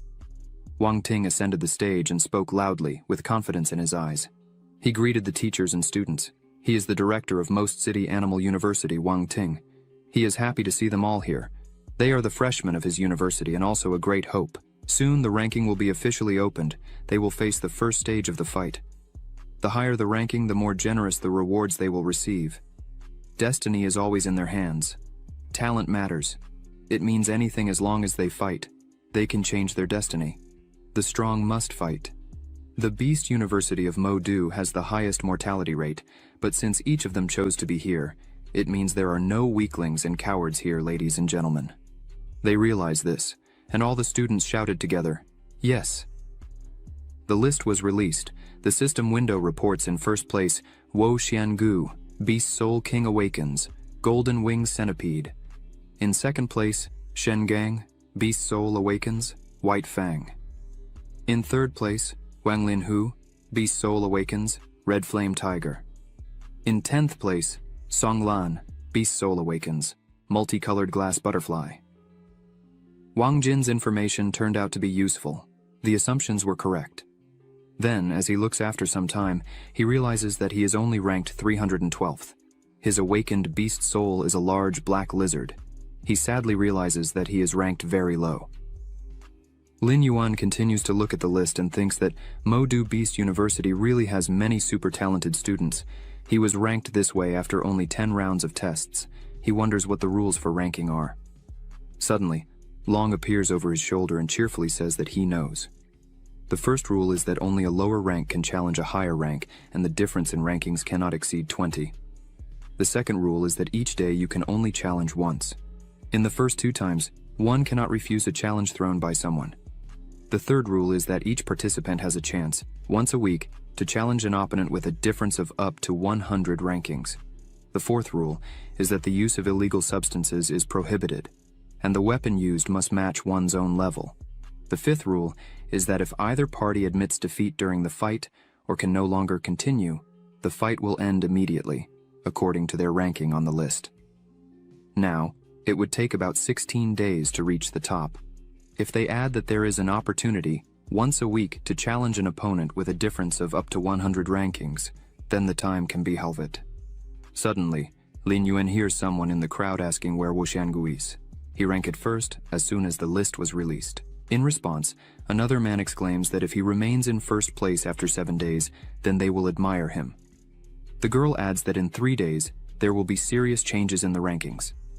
Lin Yuan hears this and thinks that there will indeed be many people competing for a higher position. The situation will become tense, and because of this, he will have to focus a lot on training. At this moment, his roommates approach him, and Zhao Ming turns to Wang Jin, noting that Lin Yuan is strange. Even at this moment, he is focused on training. Wang Jin responds that he wanted to buy information from him for 1 million, but he refused. He then remembers how Lin Yuan told him that when he reaches the top of the rankings, they can discuss the price of his information again. Wang Jin observes Lin Yuan as he leaves and thinks that, obviously, his goal is to fight for the first place in the ranking. What a formidable power he must have. After a while, Long looks forward in surprise and asks about the capsules that Zhou Shan sent. There are 24 in total. Lin Yuan holds a bunch of pills in his palm and explains that he will try to do it in parts. Then, he abruptly consumes all 10 capsules in his hand. Immediately, he feels a great surge of strength. Long congratulates him several times on his successful intake. He gained another talent and earned 10 talent points. Lin Yuan observes that it is obvious that the absorption rate has increased significantly. Now they need to check if the fusion rate with the crystals will also be increased. After that, he takes one of the crystals and begins to fuse with it. 7 minutes later, Long happily congratulates Lin Yuan for successfully absorbing nuclear radiation. He received 1,000 evolution points. Lin Yuan looks at Long with a smile and responds that it's already 7 minutes. It used to be 10 minutes. His assumptions were correct. The absorption efficiency suddenly increased. The phone rings. Lin Yuan answers the call. He hears the voice on the phone announce that in 10 minutes, Wo Xiangu, Wang Lin, who will fight in the third arena, needs to hurry. Lin Yuan asks with joy if the first and third places are going to fight. He will come soon. After some time, he arrives at the third arena of Mo Du Beast University. As soon as he enters, someone in the audience shouts for him to come closer. Lin Yuan turns to see who it was and sees Zhao Shan waving at him. He approaches, and the man next to him notices that Zhao Shan treats this guy like a treasure, even bringing him to competitions. Maybe I should tie a rope around him. Zhao Shan immediately responds, Mang Chang'an, it would be better to help those in need instead of gossiping. He then introduces Mang Chang'an and says that this is his friend. He is one of the teachers. Lin Yuan greets him, and Mang Chang'an asks if he is Lin Yuan. He also asks if Lin Yuan has already chosen a mentor. Why not become his student? Zhao Shan jokingly exclaims that he called Mang Chang'an to watch their fight, not to recruit students. Then Mang Chang'an turns to him and asks, finally, which of the two has a better chance of winning? But Zhao Shan responds, how can he know if he's not familiar with them? Mang Chang'an then turns to Lin Yuan and asks what he thinks. Lin Yuan also responds that he doesn't know them. At this moment, people start exclaiming that they are coming out and they need to watch. This is the third in the ranking, Wang Lin, and in front is the first on the list, Wo Xiangu. The host announces that in this fight, Wang Ling, ranked third, will fight against Wo Xiangu, ranked first on the list. The battle begins, and the host exits. Wo Xiangu, with crossed arms, asks Wang Lin. He challenged him first. Does Wang Lin think he is a coward? In response to this, Wang Lin shouts that the first place belongs to him. Then, Wo Xiangu asks with a cunning smile if he should teach a lesson to Wang Lin, who is so confident. After that, he starts to merge with the beast soul. Lin Yuan sees this and exclaims in his mind, this is the SSS-ranked Golden Centipede King. Its oppressive strength is at least at the king level. At this moment, Wang Lin looks threateningly back and exclaims that it seems there is an opponent here for whom he will be waiting. He then also uses the beast soul fusion. Lin Yuan watches this closely and observes Wang Lin. He is also a king-level beast master, and he wonders who will win. At this moment, Zhao Shan and Mang Chang'an are closely watching the battle. Mang Chang'an thoughtfully says that these kids have a lot of energy at their age. He could only dream of such strength. Zhao Shan observes that they have raised this question before. This year's freshmen are not simple. One is better than the other. Suddenly, a threatening roar of a tiger is heard. It opens its wide mouth and shoots a fire beam directly at Wo Xiangu. He sees this, but repels the attack. Wo Xiangu then asks Wang Lin if that's all he can do, but Wang Lin, who starts running forward, shouts not to be deceived but to win first. Then, he propels and jumps high. The Golden Centipede King sees this and is very surprised, freezing in place. The tiger attacks him. Lin Yuan watches this closely and notes that Wang Lin's red flame. Tiger surpasses his opponent in strength, speed, agility, and explosive power. There is a chance that even Wo Xiangu may not be able to dodge it. Mang Chang'an also observes that Wang Lin acts cautiously, testing the enemy from afar and then approaching quickly, catching him off guard. Zhao Shan adds that this guy's fighting experience is simply amazing. Mang Chang'an asks thoughtfully, observing the situation, if Wo Xiangu really deserves the first place on the list. Zhao Shan looks at Lin Yuan and asks if he is afraid of them. The fight for the top rankings will be very difficult. Mang Chang'an continues to think with the soul of a ranked beast. Entering the university is by no means easy. but their desire to lead the ranking is very arrogant. Lin Yuan says quietly that it's a trap. Mang Chang'an and Zhao Shan sharply turn in his direction, and Mang Chang'an asks again how he knows.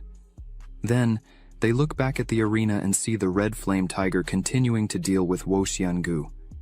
He looks at his opponent and realizes that there is one last move left. So, he is about to attack, but suddenly, Wo Xiangu rises and uses his paws to grab Wang Lin, who shouts furiously to let him go, but he tightens his grip on his paws. The tiger opens its mouth, from which green smoke streams begin to emanate, penetrating directly into the nose of the red flame tiger. Mang Chang'an is surprised to note that he really lured him into a trap. But how did Lin Yuan know this? Lin Yuan explains that the best way to deceive the enemy's vigilance is to show weakness. Wo Xiangu may remain at the top of the rankings, whether he deserves it or not. His fighting talents are by no means inferior to Wang Ling's. Zhao Shan closely monitors what is happening in the arena and realizes that he could not even imagine that Lin Yuan would be so insightful. Usually they ignore the details, but he was completely immersed in the process without relaxing. Then, he turns to Mang Chang'an and pats his shoulder, saying that the young ones are smarter than him. In response to this, Mang Chang'an turns around and asks him to choose his words carefully. Zhao Shan was probably just waiting, but he exclaimed in response that even if he didn't notice anything, he has an attentive student. Mang Chang'an responds confused that he shouldn't have been underestimated. At this moment, the battle continues, with Wang Lin shouting for Wo Xiangu to stop. He then starts emitting flames from his chest, pushing Wo Xiangu away from him. Immediately after that, the red flame tiger leaps and tries to attack the golden centipede king. The crowd is perplexed. Will Wo Xiangu really lose in such a situation?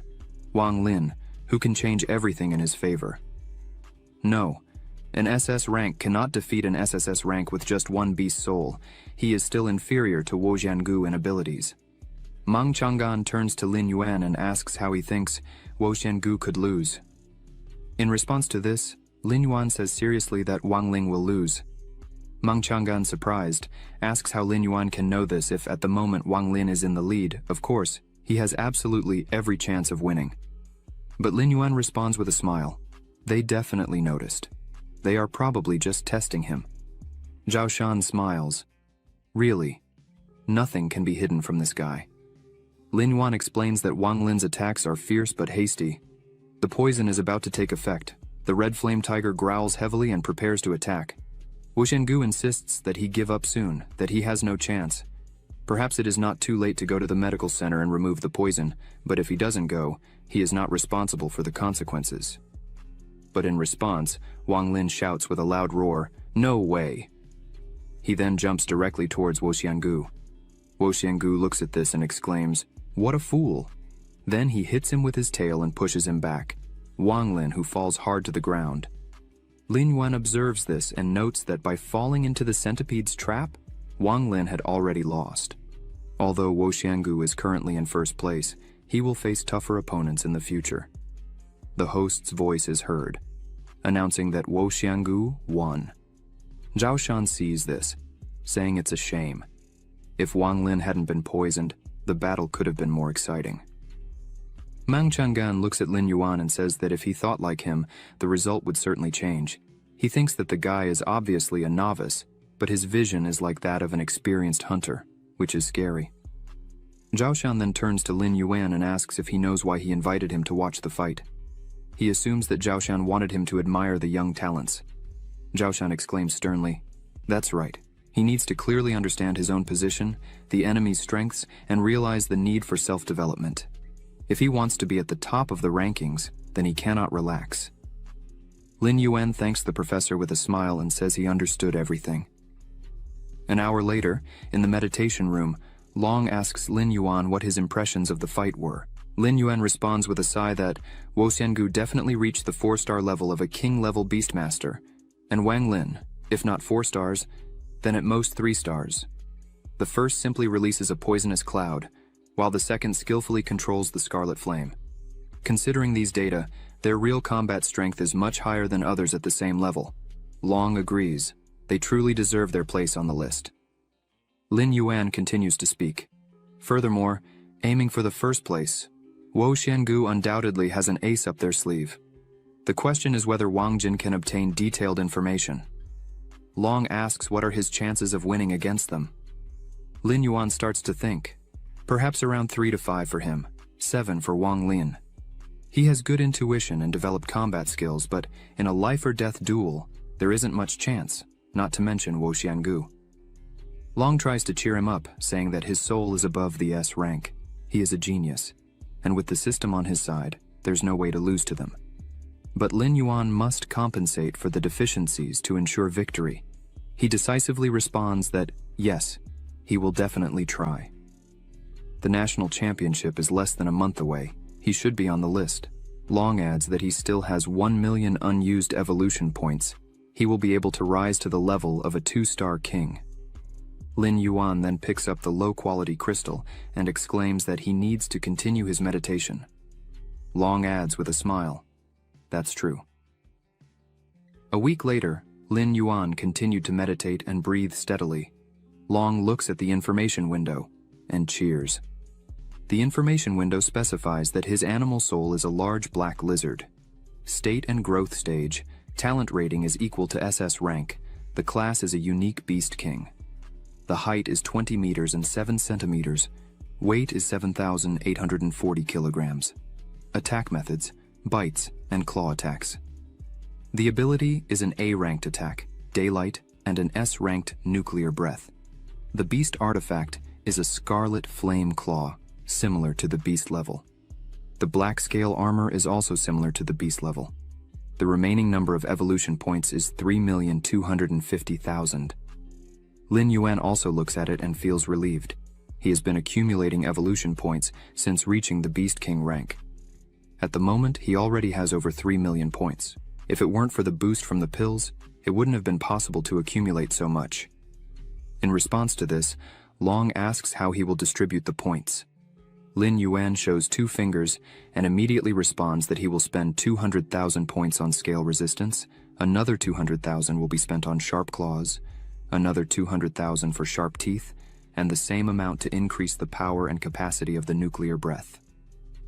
Half an hour later, Long congratulates him as a master for receiving the 2nd star. There is still 1,750,000 points left. Lin Yuan examines his hands and notes that it's a pity he didn't reach the 3rd star, but it's still not bad. Then, he stands up, leaves the room, and says happily that it's time to test his abilities. Long agrees, saying that it's true. He hasn't shown up in the dorm for a week and has only slept for 2 or 3 hours. He also thinks that the description makes him seem like a real monster. A few moments later, in Wang's room, Jin asks, perplexed, why Lin Yuan came back. Lin Yuan, embarrassed, asks, "But isn't this a dorm? Why can't I come back?" Then Wang Jin packs things into a bag and says that Lin Yuan has gone crazy from training so much. How long has it been since they last saw each other? Lin Yuan asks confusedly where Song Lan and Zhao Ming are. Wang Jin continues to pack his things and explains that Zhao Ming got seriously injured. He came to change clothes. Song Lan arranged a meeting with Zhao Ming's attacker for tonight, but in the meantime, he is probably training. Lin Yuan asks again, confused, "What is this? Why does he need that?" Wang Jin picks up the bag and explains that someone as kind as Zhao Ming would never get into conflict with someone. There are just too many hunters attacking, so Song Lan had to expose himself to protect himself. Lin Yuan asks about the attacking hunters. Wang Jin closes his eyes and explains that they use strong students to reach the top and then give up places to weaker ones, thus gaining profits and manipulating the ranking. Lin Yuan is very surprised and continues to ask for more details.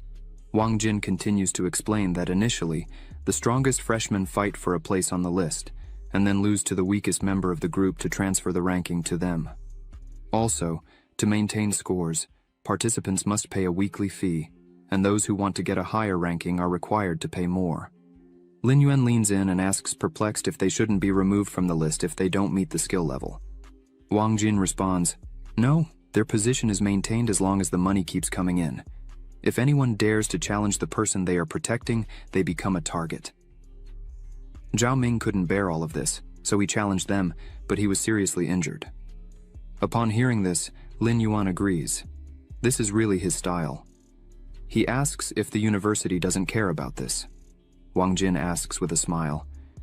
He forgot that our university admires fights more than anything else. Of course, no one will interfere. Then Lin Yuan realizes that this university is even more ruthless than he imagined, and he begins to like it more and more. Next, he asks who founded the organization. It probably isn't one of the strongest to create such a thing. So, Wang Jin says that the creator of the Hunters group is Wo Xiangu. Lin Yuan asks if Wo Xiangu isn't the first on the list, but Wang Jin responds that he hasn't been in the first place for a long time. Among the current freshmen, he is considered a hidden talent. Wang Jin then shows the phone displaying the leaderboard on the screen. Today, at 3:30, the first place is occupied by Chu Tiani, the best solo soul of the black-headed golden eagle. The second place goes to Shen Keng, the white-fang beast soul. The third place is Wo Xiangu, the king of the golden-winged centipede beast soul. The fourth place is Li Qinggan, the dark purple monstrous vine beast soul. The fifth place is occupied by Wang Lin, the red flame tiger beast soul. The 18th place is occupied by Song Lan, the multicolored glass butterfly animal soul. After this, Wang Jin adds seriously.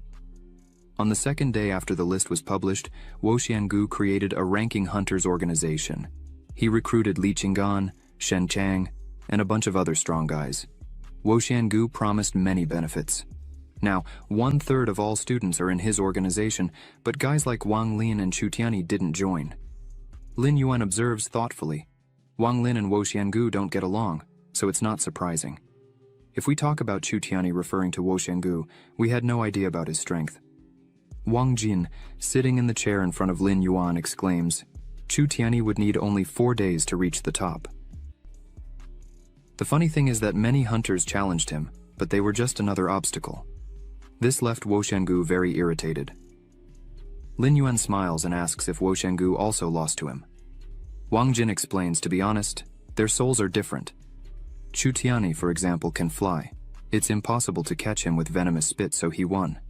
He added that he would later send a battle video for Lin Yuan to watch, but now he needs to rush to Zhaoming. However, Lin Yuan replied that he would go with him. After a while, they arrived at Zhaoming's room. He was lying on a hospital bed with his arms and legs wrapped in bandages. Upon seeing Lin Yuan, he immediately asked how he had gotten there. Lin Yuan went to his bed, put a basket of tangerines on the table, and asked how he was feeling. Zhaoming replied that he was okay, but Wang Jin immediately exclaimed that he would be fine if those people hadn't done anything wrong. Zhaoming, in turn, smiled awkwardly and said that it's because his skills are inferior to others. Then he asked if Song Lan was meeting with that guy today. Wang Jin replied yes, tonight, at the 7th arena. Upon hearing that, Zhaoming sat up in bed and said angrily that it was all his fault. If he had been a little stronger, none of this would have happened. Seeing this, Wang Jin tried to calm him immediately, saying that he should be quiet or he would have to bandage him again. Lin Yuan observed Zhaoming with concern and asked if Yuan Li was the one who did this to him. That night, Lin Yuan and Wang Jin were at Modu University's Arena number 7. Wang Jin was eating a snack and explained that today's opponent is called Yuan Li. He is ranked 25th, but he's fighting hard for it. He also hopes that Song Lan can make it because in the battle with Zhaoming, Yuan Li didn't show his full strength. Lin Yuan turned to Wang Jin and asked in surprise why Wang Jin doesn't seem to care about his ranking. Wang Jin confirmed with a smile that, yes, it's very difficult for him to fight for a place on the list, so he can only improve his intelligence. He doesn't rely on anyone to gather information and then sell it. He wants to become the biggest seller of intelligence services in China. Lin Yuan adds that it seems even the wealthy are facing difficulties. Wang Jin looks at the starry sky and explains that, to be honest, he has a brother, incredibly talented, but due to conspiracy issues, he entered Yanjing University. He really wants to be his brother's assistant. That's why he collects information. Upon hearing this, Lin Yuan is very surprised. In his imagination, an older brother should be both an older brother and a father at the same time. It's hard to imagine what kind of person his older brother is. Suddenly, Wang Jin puts the snack aside and says that it has already begun. At this moment, Yuan Li enters the arena and sneers, ironically asking if Song Lan will stand up for that idiot. Song Lan stands in front of him, points his finger and says he went too far. In response, Yuan Lai also points his finger and laughs, asking if he's talking about a fight with that fool. Very funny, he's so weak that he asks others to defend him. Songlan hears this and, clenching his fists angrily, begins to merge and transform into a multicolored glass butterfly. Yuan Li sees this and can't believe what he sees. This is his spirit. With these words, he starts to laugh a lot and says how cute the butterfly is. He's very scared. Suddenly, he looks furiously at Songlan and exclaims that his shiny wings are perfect to be destroyed by him. Then, he starts to merge and transforms into a large ape-like monkey. People in the crowd are very surprised because Songlan's spirits are very different from his. Someone responds that they heard it's just an auxiliary soul with no combat power. How can it fight against the armed demon monkey? Yuan Li is an aggressive soul. Songlan is in danger now. Wang Jin turns excitedly to Lin Yuan and says, Yuan Li is incredibly strong. He has every chance of entering the top 10 in the rankings. He asks if Songlan has a chance of winning. Lin Yuan watches closely what is happening and answers that he still doesn't know, but now the monkey clearly has the advantage. At this moment, the monkey reaches out for the butterfly, but it uses acceleration. When Yuan Li thinks he has caught it, it appears behind him. Yuan Lai wonders what this is, but the butterfly uses fury and attacks the monkey from behind. The monkey then screams in pain and falls to the ground. Lin Yuan understands, this is the power of the glass butterfly. Wang Jin says, despite the mediocrity of the soul, it still needs to be taken into consideration. If Yuan Li relaxes, he will suffer. The butterfly looks at him mockingly. He shouts angrily that Songlan must die. With these words, he stands up and jumps toward the butterfly, and in an instant, it flies around the monkey and hurts it. Wang Jin exclaims in horror, he has gone mad. But Lin Yuan explains that no, these are attempts to push Songlan to the edge of the ring to limit the space of movement and create an opportunity to attack. At this moment, the butterfly is watching attentively. Lin Yuan continues to explain that fighting in a confined space limits the combat area, which is different from fighting in an open field. Therefore, Yuan Lai tries to shorten the distance and minimize the effectiveness of the butterfly's attacks. At that moment, the monkey jumps to attack Songlan. Wang Jin asks, horrified, and finds out that Songlan's situation is terrible. The monkey raises its fist and confidently shouts that butterflies are not capable of anything. She needs to stop running away and accept defeat. With these words, Yuan Li leaps, aiming his fist straight at the butterfly, but Songlan exploits the weakness, and the monkey freezes. He exclaims in horror, not understanding what is happening. He can't move. The butterfly responds that it won't be able to narrow the space. The battle's outcome is already predetermined. Then, the butterfly starts flapping its wings intensely, but the monkey smiles bloodthirstily and says that although Songlan is stronger than that idiot, he never ceases to be a fool. Yuan Li starts gathering energy to attack Songlan, who sees this and anxiously shouts for an aerial attack. At that moment, the monkey uses a series of strikes, and many sharp red spears burst from its chest. The spears fly directly at the butterfly and tear its wings. Songlan falls helpless to the ground. Yuan Li jumps and maliciously smiles, saying it's time to torture this fool a bit. With these words, he intentionally falls onto the butterfly and tries to crush it. Yuan Li then stands up and says he knew Songlan could fly, so he prepared an aerial attack. At that moment, the butterfly tries to fly, but the monkey presses it to the ground with its paw and asks if Songlan keeps trying to fight. With these words, he further injures the butterfly and starts laughing furiously. Wang Jin wonders with tears in his eyes where the referee is because no one is announcing the fight results. This monster is going to kill him. Yuan Li continues to hurt Songlan's eyes and asks him what a failure. The auxiliary soul couldn't protect anyone. He is weak but likes to defend others. He also hopes that Songlan remembers today's lesson for a long time. At this moment, the referee appears and announces that based on the duel results, Yuan Li will take Songlan's place in the rankings and become the 18th. Yuan Li turns back into a human and laughs loudly, saying that if Songlan wants to continue, he'll be waiting for a call anytime, but now he belongs with his idiot friend in the infirmary. Then he starts to leave, but suddenly Wang Lin's voice is heard going straight to him, asking if he has no shame. He approaches quickly. Yuan Li, mocking, asks why he cares. It only concerns him and Songlan. If he wants to fight, he can go to Woxianggu, but Wang Lin clenches his teeth in anger and asks threateningly if he dares to say more, because if he says more, he will tear his mouth himself. Yuan Li turns to him, opening his arms, and asks if he's threatening. Too bad the person highest on the list can't challenge the person lowest on the list. Wang Lin, hearing this, exclaims in irritation how he dares to speak like that. Wang Jin sees this and is also irritated. So, he descends to the arena and questions Lin Yuan about it. At that moment, Lin Yuan enters the arena and says, "Since it's like this, Yuan Li should fight with him." Yuan Li asks, surprised, who he is. Lin Yuan explains that he is Song Lan's friend and occupies the 312th position in the ranking. Yuan Li must accept the challenge.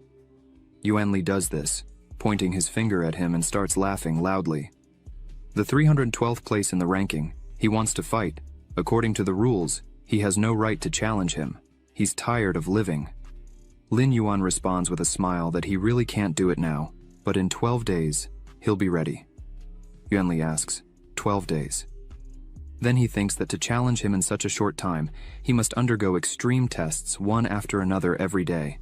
After that, he adds that since Lin Yuan is so confident, then he'll wait. If Lin Yuan fails, he will personally break his bones.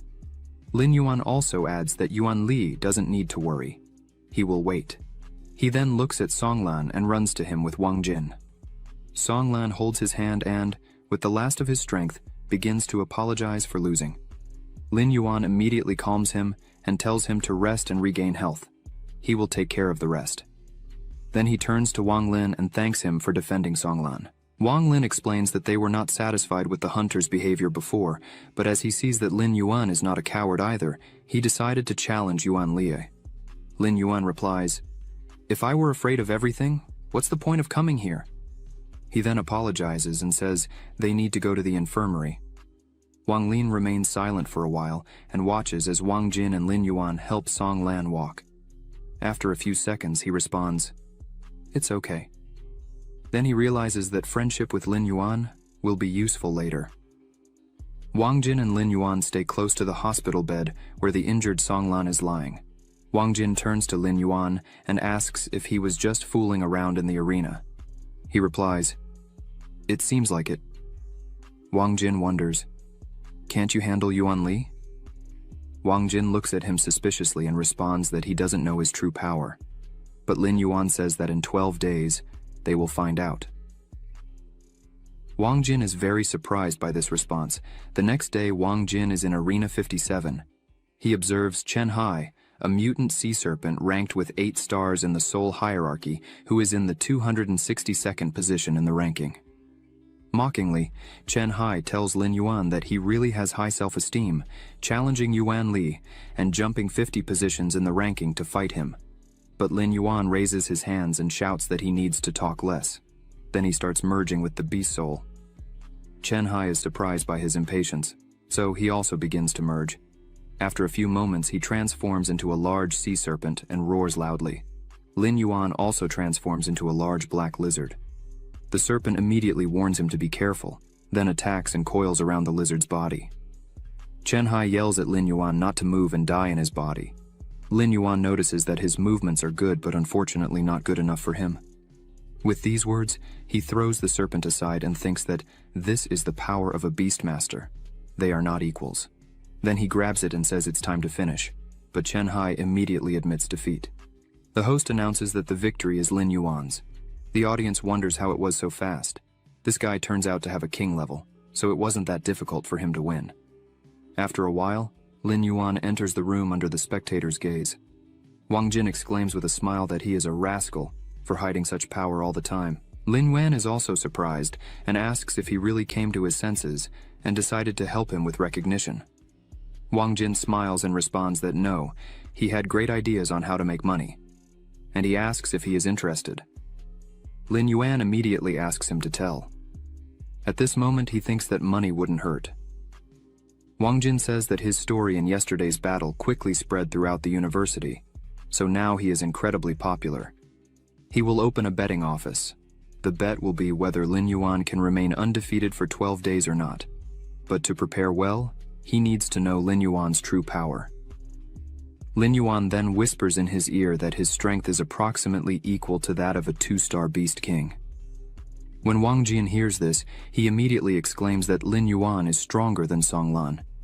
He realizes that Lin Yuan was pretending on purpose. He approaches him and asks how confident he is that he will last the full 12 days without defeat. He thoughtfully replies that about 95% or more, opponents below the top 20 don't pose a threat to him. Then, Wang Jin responds with a smile. Okay, I'll bet 10 million. We'll split 60% to 40%. Lin Yuan indignantly asks if that's too much. Wang Jin responds with a smile. Of course not. He is the key to their success. Lin Yuan asks, perplexedly, why him? After a while, in the university's cafeteria number 2, Mo Du, Yuan Li sits at the table and devours food furiously. Suddenly, they hear someone saying that he is doing well. Yuan Li immediately asks what he's doing there. Wo Xiangu explains that he heard someone challenging him after the duel with Song Lan yesterday.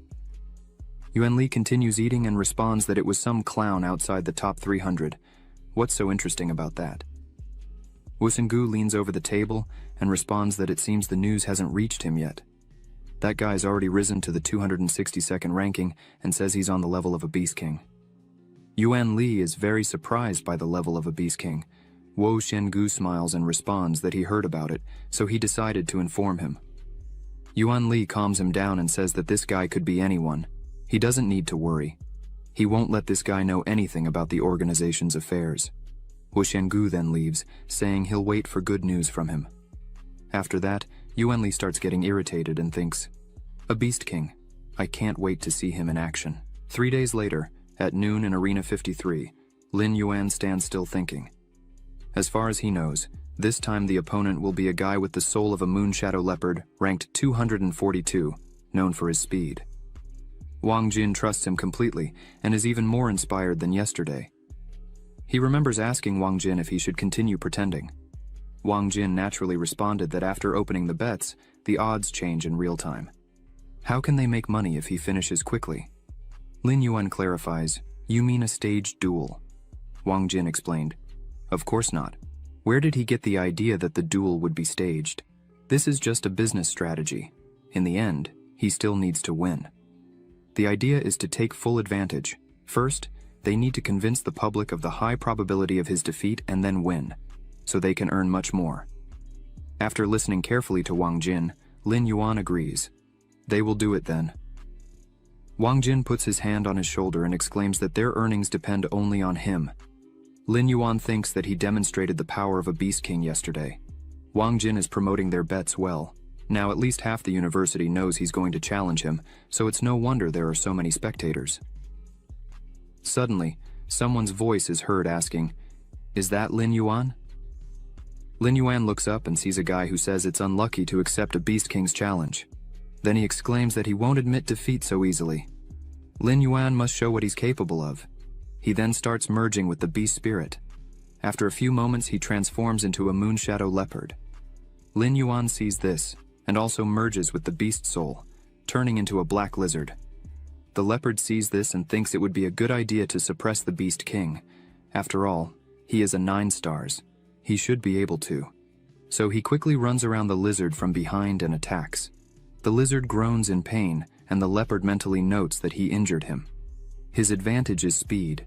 Meanwhile, Lin Yuan thinks he'll do as Wang Jin said, play around a bit.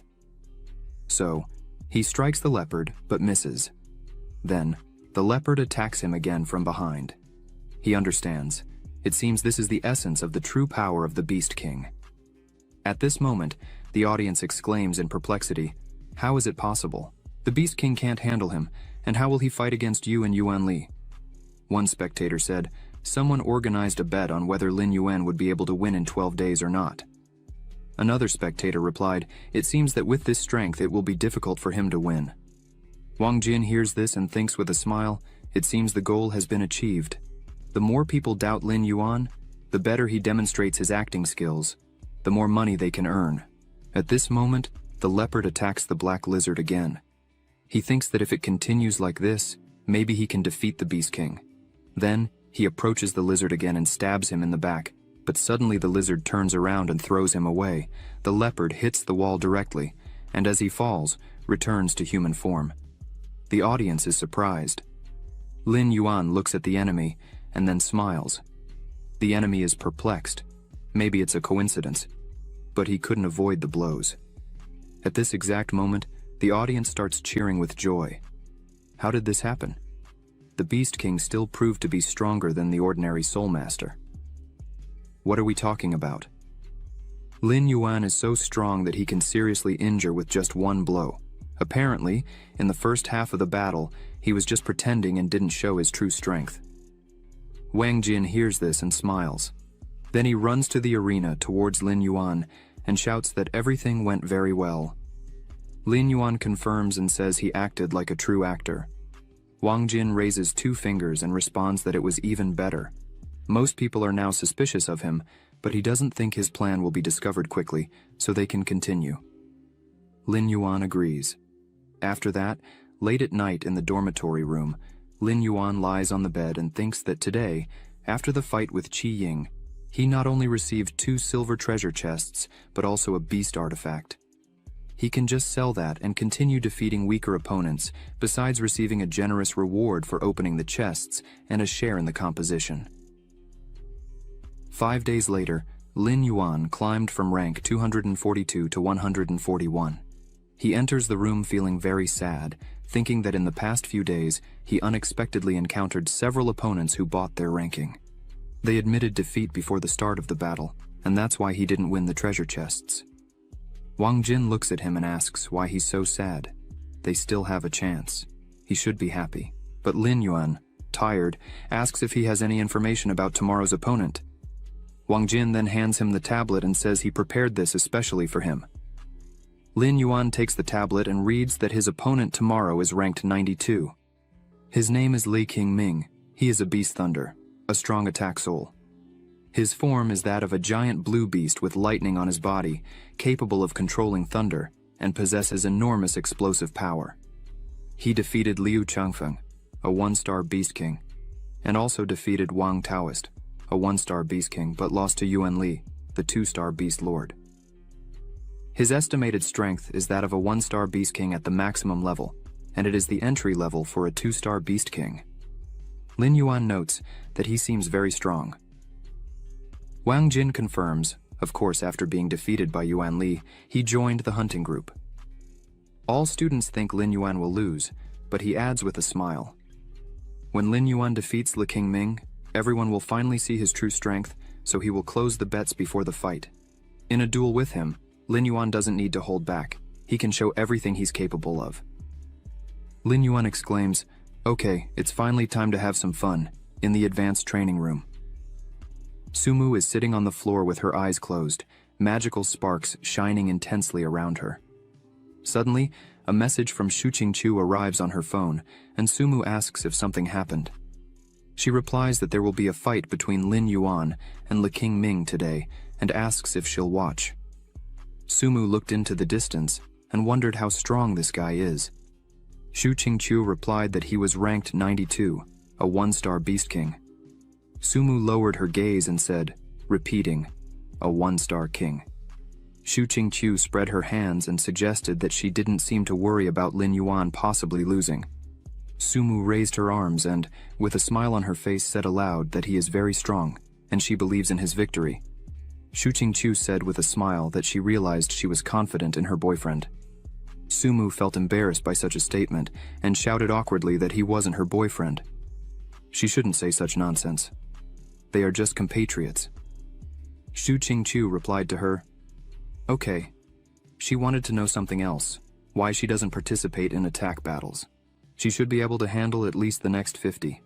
Sumu replied that the teacher said there's no point in fighting just for a reward. First, she needs to level up, and then act. Shu Qingqiu took a deep breath and said that the teacher's reward is a lot of money, apparently, to pay for the best leveling room every month. Equip an energy collection system with high-level crystals. Okay. Now she will watch the fight and then tell everything that's happening. Sumu thanked her for that, and after a while, it was 7 in the evening.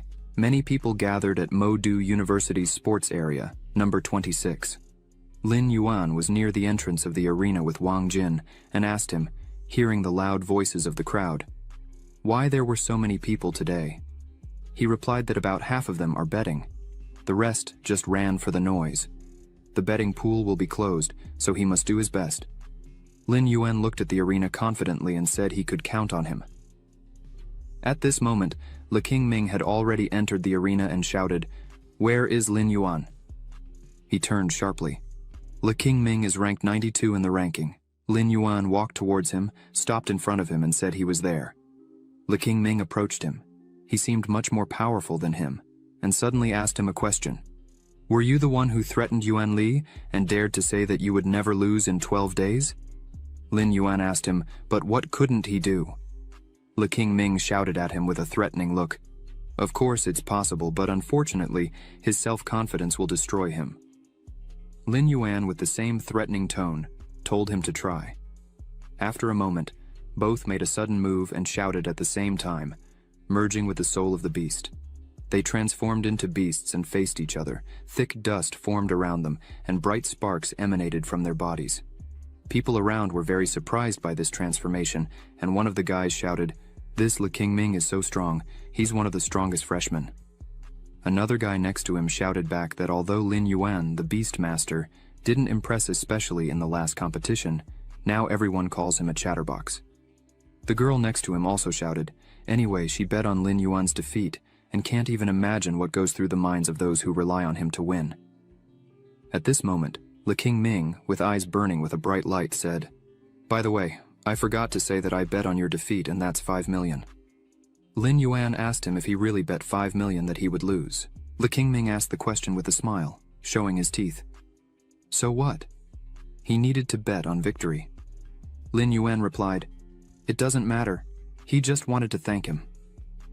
Le King Ming asked him, puzzled, if he said thank you, but why?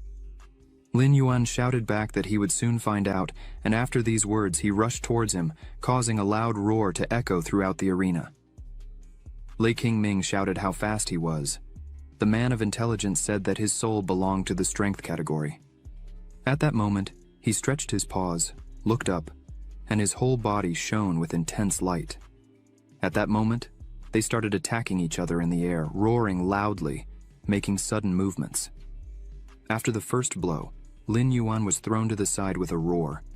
Le King Ming looked at him and thought with a malicious expression on his face. Although he has only 1 star, he can match the speed of 2 stars. If he doesn't die, he will suffer a lot. At that moment, his eyes widened in surprise, and he wondered, is this it? But how is this possible? He saw how quickly Lin Yuan recovered after his blow and ran to attack him. Le King Ming tried to prepare himself and realized how monstrous he was, forcing him to do so. He stopped abruptly and directed a bright magical beam towards him. Lin Yuan smiled and said, looking at him, that he was unlucky. He was caught when the audience no longer needed his performance. He opened his mouth from where a beam of bright light emerged, defeating his opponent with incredible speed and bidding him farewell. Le King Ming flew to the side and said, "How could this be?" His body sent many fragments flying in all directions after this attack. There was a loud scream, and Lin Yuan looked around. Le King Ming fell to the ground and was destroyed. The host announced that the duel was over. Lin Yuan was happy about it and won. Many people in the arena were perplexed by this surprise, opening their mouths in amazement. No one expected such a turn of events, and everyone continued to watch Le King Ming's suffering, who opened his bloody mouth and screamed. People began to rejoice and shout, "Wow!" One of the guys exclaimed that he couldn't believe what his eyes were seeing. Lin Yuan really won. How great is that? He decided to bet 200,000 on it, and his intuition didn't disappoint him. People laughed loudly and rejoiced. Xu Xingqiu was also stunned by the end of this battle, and mentally wondered if he was able to destroy Le King Ming with 1 blow. Although she is a beast queen with a 2nd star, it would also be difficult for her to resist such a thing. No wonder Sumu trusts him so much. Long flew to Lin Yuan and said that he won and received a golden treasure chest. Lin Yuan looked at the attacked enemy and asked if he could open this chest now. Long replied that, of course he can. Only he can see the contents. A moment later, the chest was successfully opened. 50,000 evolution points and a Beast King level artifact were obtained. Kang Lee's Claw is a Beast King level artifact. When hit, the claws are infused with lightning, granting an increase in attack speed, as well as a bonus to lightning attribute damage. Lin Yuan looked at the chest with his mouth open and shouted with a satisfied expression on his face that this was much better than the Flame Claw. It's of a general level, but can be sold for a good price.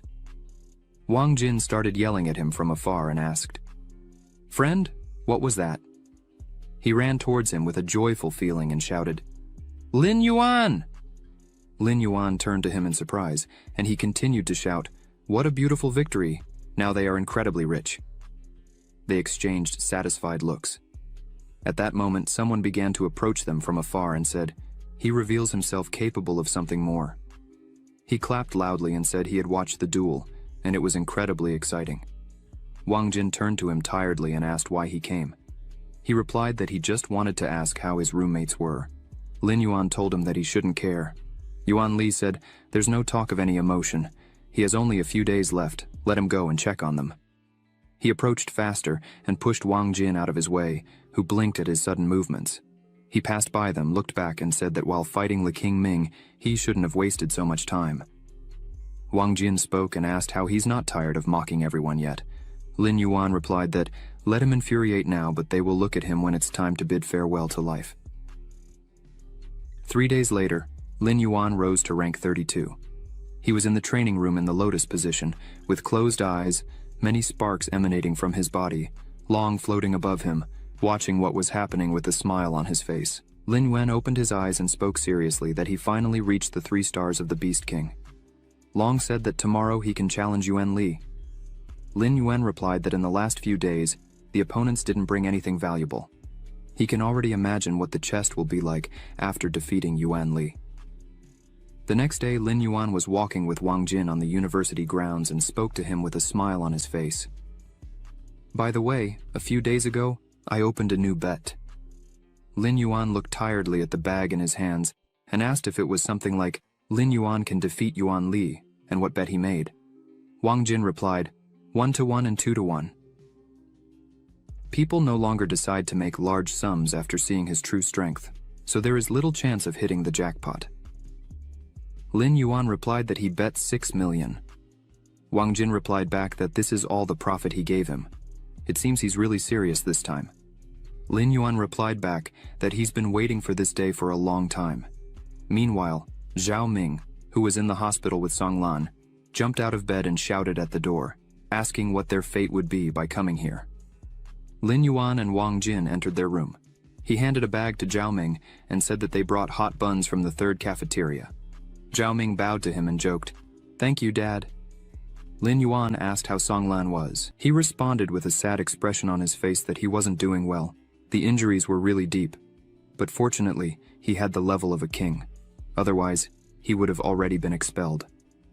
Song Lan opened his eyes and asked with a trembling voice why they suddenly came. Wang Jin approached him with a package and said with a smile that they brought breakfast for them, and he could eat it. Lin Yuan looked away and thought that in the battle with Yuan Li, not only Song Lan's body was defeated but also his spirit. His damaged pride wouldn't allow him to live in peace, and he would start doubting his abilities. No one would help him here. Only by facing himself in a struggle could he realize the value of life. Wang Jin took a bite of the sandwich and said that today Lin Yuan would definitely get revenge for them. Zhao Ming and Song Lan looked in their direction, confused, wondering what was happening. Wang Jin told them that in 12 days he had never lost, and that's all for today's fight. Zhao Ming asked him, with an astonished expression on his face, when he became so strong. Song Lan was wide-eyed, surprised for a moment, after which he decided to speak with a threatening expression on his face. That even though Yuan Li used techniques last time, he doesn't think that's all he is capable of. He should be careful. Lin Yuan was saddened by the situation and thanked him for his advice, after which he confidently said he would not lose. Sometime later, at noon, many people gathered again at Arena number 3, anticipating an incredibly interesting fight. They shouted and gathered their thoughts before the fight. Wang Jin sat in the front row, but when he saw an unfamiliar guy, he was surprised and asked who was standing there. The guy stood on the edge of the viewing area and observed what was happening in the arena. Yuan Li entered the field and waved to the sky. At that moment, Lin Yuan approached him and said that even Wo Xiangu was here. It seems that this fight is very important for the hunters. Yuan Li shouted angrily that he just wants to see how he will be quickly destroyed. Lin Yuan looked curiously up and locked eyes with Wo Xiangu, who was watching what was happening. Suddenly Yuan Li started shouting, turning his back and putting his hands on his waist. Today, everyone gathered to watch the fights between him and Lin Yuan. They want to know who is stronger. Yuan Li pointed at himself and shouted with a sinister expression that he could say right now that he would be the winner. Then he pointed at Lin Yuan and shouted that he would be the last to dare to cross the hunter's path. Lin Yuan looked at his antics with a calm expression, said nothing. Wo Xiangu applauded afterward and shouted with a smile on his face that it wasn't bad. Zhao Ming got angry, clenched his fist and shouted why the hell he thought he would defeat Lin Yuan. This is too much. Wang Jin grabbed him by the shoulder and asked him to calm down, with a smile on his face. They sat back down, and suddenly someone approached them and said that many hunters had come this time, so he decided to show his devotion to Wo Xiangu.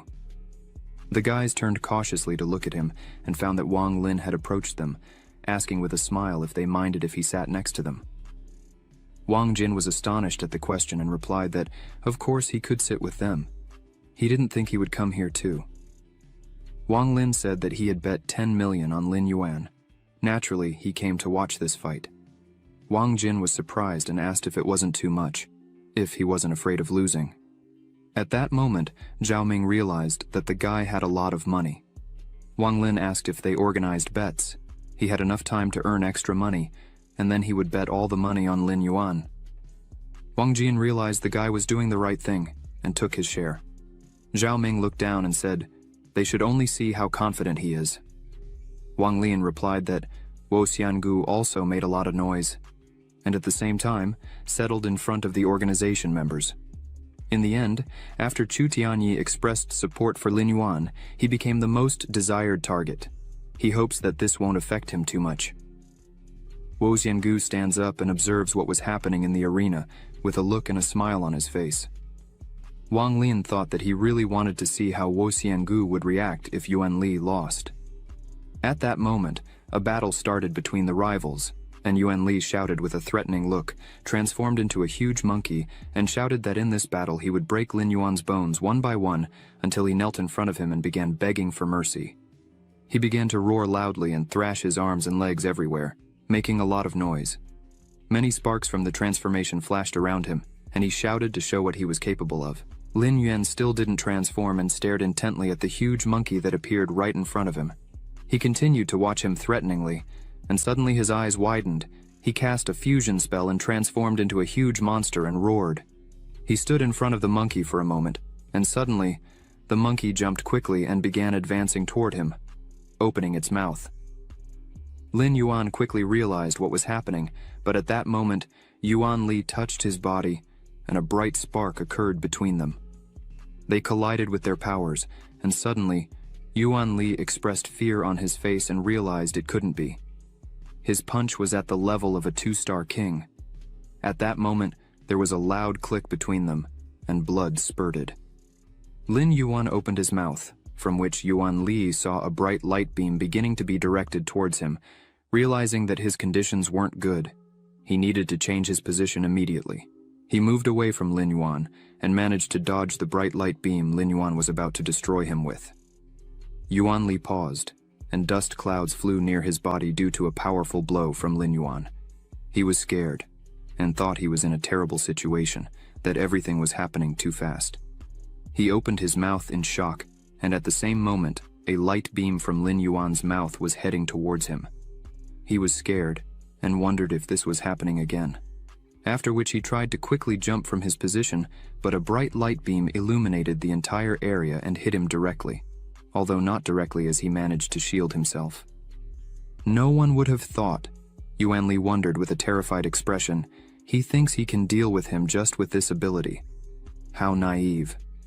He began advancing head-on with Lin Yuan's attack and realized he had not a scratch. He was absorbing most of the energy, and if this continued, it wouldn't last long. Lin Yuan continued to attack him with a bright light beam, but Yuan Li held up the blow and defended himself with his shield. Zhao Ming wondered surprised. Yuan Li endured Lin Yuan's attack. How did that happen? Lin Yuan continued to attack him with all his strength, but suddenly, the bright yellow light turned blue, and after a loud sound, Lin Yuan began emitting bluish magic. Everything lit up with bright light beams, and Yuan Li, with scared and horrified eyes, realized it was nuclear energy. But before he had time to conclude this thought, he was destroyed by an incredible surge of energy. The blow hit his chest precisely, and he roared loudly in pain before being thrown aside, a huge stream of blood pouring from his mouth. Lin Yuan stopped, continuing to observe what was happening, and at that moment, Yuan Li fell to the ground with a crash. Wang Jin, Zhao Ming, and Wang Lin, who were stunned by what was happening, and at the same time, very happy, and Wo Xiangu, in turn, became cautious, and with a somber expression asked how this happened. Zhao Ming pointed his finger at Yuan Li, and began shouting, "Wow!" and then asked, when did Lin Yuan become so strong? From incredible joy, he hugged Wang Jin, who replied that he didn't know. He had always been like that. Zhao Ming continued to shout, "Yuan Li is no match for him. It's a pity that someone's bet didn't work out." Wang Lin told them not to rejoice too early because he didn't think everything would be so easy. Yuan Li stood up, taking a heavy step, and admitted that Lin Yuan had exceeded all his expectations. He was surrounded by a huge column of dust. Afterward, he touched his wound on his face and said threateningly, "It means I can play seriously with you." After these words, he ran towards Lin Yuan, who once again abruptly opened his mouth as a defense and began emitting magical light, causing stone fragments to fly everywhere. Yuan Li jumped high and advanced towards him, shouting for him to die. He made many sudden movements that illuminated the entire area with a bright light. Lin Yuan touched his approaching hand and tried to stop his attack with his own strength. After that, Yuan Li retreated a bit but reminded him that he has hands. He raised his bloody hand and said that the taste of blood is not bad at all, is it? After asking the question, he delivered a fierce blow to Lin Yuan's body, causing a lot of blood to be spilled, and Lin Yuan roared. Lin Yuan was defeated, and blood was pouring from his body. Yuan Li saw this and shouted with joy and pleasure, claiming that this was just the beginning. After these words, Yuan Li suddenly started running. Lin Yuan noticed this and became alert, after which Yuan Li delivered another fierce blow to him, and his blood was spilled again. Lin Yuan jumped in place, and Yuan Li observed his behavior from afar with a smile on his face. Suddenly, Lin Yuan's teeth became visible in his mouth. He laughed, and Yuan Li wondered with a somber expression if he still had the strength to laugh. Lin Yuan became furious, clasped his claws together, causing an intense glow. He told Yuan Li that he wasn't the only one who possessed artifacts. He raised his hands and the entire area trembled with magical waves. Yuan Li was in a state of complete astonishment and thought, horror. He deliberately allowed him to approach to lure him into a trap. A moment later, a bright light beam was directed at him, exploding near his body and hitting him. Lin Yuan directed two of his fists and placed them on his enemy's shoulders, bringing him closer to the ground. His body began to glow with a bright light. After this, he abruptly lifted his head, looking up, and opened his mouth again. He directed a bright light beam at Yuan Li, who in turn began to scream in fear, pleading for him not to do this. But Lin Yuan shouted back that he would be finished. A moment later, he attacked his opponent with incredible force and completely destroyed him. The entire area was filled with a bright blue color. Wang Jin, Wang Lin, and Zhao Ming opened their mouths in surprise, and at the same time they all saw Yuan Li defeated, lying motionless in a pool of blood. Lin Yuan stared at his body, and a lot of dust formed around the battle site. After this, Yuan Li said with a trembling voice that he hadn't lost yet, but he couldn't finish that sentence. Suddenly, Lin Yuan said with joy in his eyes that since he hadn't lost, then let him allow him to continue. Yuan Li tried to get up from the ground, but his entire body was shaking, and he was completely exhausted. He asked loudly, "What does he want to achieve with this?" Lin Yuan shouted back at him that he wants to do to him the same thing he did to Zhao Ming and Song Lan at that time. He opened his mouth again and continued his attack, making Yuan Li scream with the sudden continuation of the fight and his pain. Suddenly, the entire area turned a bright red color. Yuan Li was completely defeated and fell to the ground again, experiencing incredible pain. The people around were surprised by this turn of events, and someone started shouting, "Lin Yuan is really a cruel guy. This is how Yuan Li should be treated. Let him have what he deserves." A girl covered her mouth with pity and watched Yuan Li's suffering with a scared expression on her face. Another guy shouted, clenching his fist in anger, "Honestly, it's about time he learned a lesson. The hunters are the weak point of the academy. Well done, Yuan Li." Lin Yuan stopped his attacks and asked his opponent, "Is he giving up? This is the only way to stop his suffering. Otherwise, he might as well forget about the national competitions." Yuan Li remained silent for a while, then suddenly started shouting and asked, "Lin Yuan, what does he think he's doing?" Lin Yuan opened his mouth and shouted back, "He's just behaving as he did at that moment." At that instant, screams and discussions were interrupted by Wu Xuan, who shouted, "Lin Yuan, he shouldn't exaggerate what's happening." Wang Lin, who approached him from behind with Wang Jin and Zhao Ming, shouted at him with a question, "Did he go too far? There's not much respect for them, the hunters who hold places on the ranking list and do as they please." Wu Xuan turned to him with a smile, after which he mockingly cleaned his ears and shouted the question, "Who gave the word to the loser?" Wang Lin became irritated and shouted at him, but Wu Xuan paid no attention and shouted with a threatening look, "When Lin Yuan? He should think carefully if he really needs enemies in the form of hunters." At that moment, a bright beam of light appeared behind him. He extended his arms and used his powers. Lin Yuan waved at him and asked if there was a misunderstanding between them. Wu Xuan looked at him surprised and asked if there was a misunderstanding. Lin Yuan confidently replied, "Yes," declaring a long-standing war against their despicable organization. After these words, the people around opened their mouths in surprise, as no one expected to hear such humiliating words directed at the hunters. Wang Lin smiled, and Wang Jin and Zhao Ming supported their friend by shouting for him. Wu Xuan became angry and shouted a question, "Do you understand what you're saying right now?" The judge asked, "What's that noise? He hasn't announced the end of the fight yet, so they shouldn't complain about being expelled from the venue. The fight continues." Lin Yuan turned around and realized that this is legal. The judge was a beast soul at the lord level. Yuan Li stood up and asked him with a trembling voice and an ironic smile if he really wanted him to give up. He laughed and shouted, making a sudden hand movement, "He must listen. There are no more limits. Let him come and kill him." He was so angry that he opened his mouth as wide as he could and finally shouted, "Yuan Li is not afraid of death." After these words, a bright, magical beam immediately flew in his direction, piercing him. Yuan Li fell to the ground with a roar. He turned back into a human. His whole body was covered in abrasions and blood. He looked at the sky, and at that moment, people began to shout, "This simply cannot happen. Lin Yuan won. He really won." Lin Yuan looked at Yuan Li's prostrate body with a serious and thoughtful expression. The judge announced that the winner of today's duel is Lin Yuan. Wu Xuan became furious when he realized this and shouted at him to remember that the day will come to settle the scores. He licked his bloody finger and glared at him with fury. After some time, Long appeared and was very happy with his victory, saying, "He defeated the king-level beast and received the golden chest." Lin Yuan saw it, and with a smile on his face said, "How great, he has another golden chest at this moment." Zhao Ming and Wang Jin ran up to him shouting for joy. Zhao Ming had never thought he was so amazing. Wang Jin also smiled at him. Wang Lin also approached and told him he should be more careful because Wu Xuan won't just let this slide. He is the kind of person who won't stop until he achieves his goal. He asked who Lin Yuan thinks will be sent next. Wang Lin, with hands on his belt, replied that it will probably be Li Qing'an. Lin Yuan asked why him, while Wu Xuan and Shen Kang hold higher positions compared to him. The current ranking table looks like this. Chu Tianyi is in first place, Shen Kang is in second, Wu Xuan is in third, and Li Qing'an is in fourth. Wang Lin, with a smirk, answered that Wu Xuan is at the top of the hunters list, so he values himself like no one else.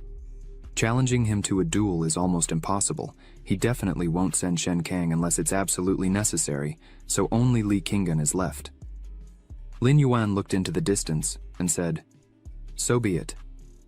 He looked at Wang Jin and asked if he has any information about him. Wang Jin replied that he will definitely find out if it's necessary and not just about him. Wang Lin said they could also not waste time and ask him directly. He used to fight with him. Zhao Ming asked who won last time. Wang Jin replied with a smile, speaking as if he hadn't seen the ranking table. Zhao Ming scratched his head and laughed, embarrassed. After that, Wang Lin spread his hands and said naturally he lost.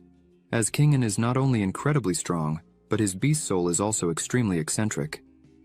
Lin Yuan asked what he meant by those words. He approached them and asked if they had heard about the plant soul in the observation room. One of the university staff was watching what was happening on the computer. Director Wang Ting entered and said, "This is a truly spectacular duel." This man was a judge. He turned sharply and asked the surprised dean how he ended up there. He replied that he was just watching the fight. Lin Yuan is not so bad. The judge agreed, saying he was quite experienced, ruthless, and decisive, which is lacking in most students. Wang Ting asked if his ability had reached the E rank. The judge scratched his head and exclaimed exactly, but he had a thought that the information was incorrect. The strength he showed is at least S or SS rank.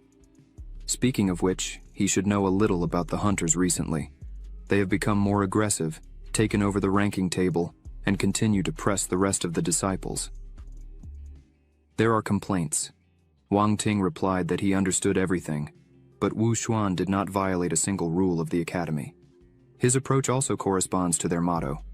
Students can feel the injustice. That's quite natural. The world is cruel in its essence. These kids still don't know the pressure people face every day, and the further they go, the more it will happen in their lives.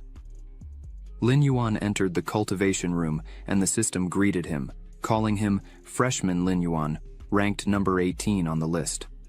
Upon updating his qualifications, he now had a 50% discount for the high-level training room. The procedure would take no more than 5 minutes. He looked inside the room and said, "Cool. Now it's clear why everyone is striving so hard to reach the top of the ranking table." Long, who was beside him, told him to open the chest faster. He sat on the floor and opened it with a satisfied expression on his face, then showed it with joy. Wow, 50,000 evolution points, and a king-level artifact.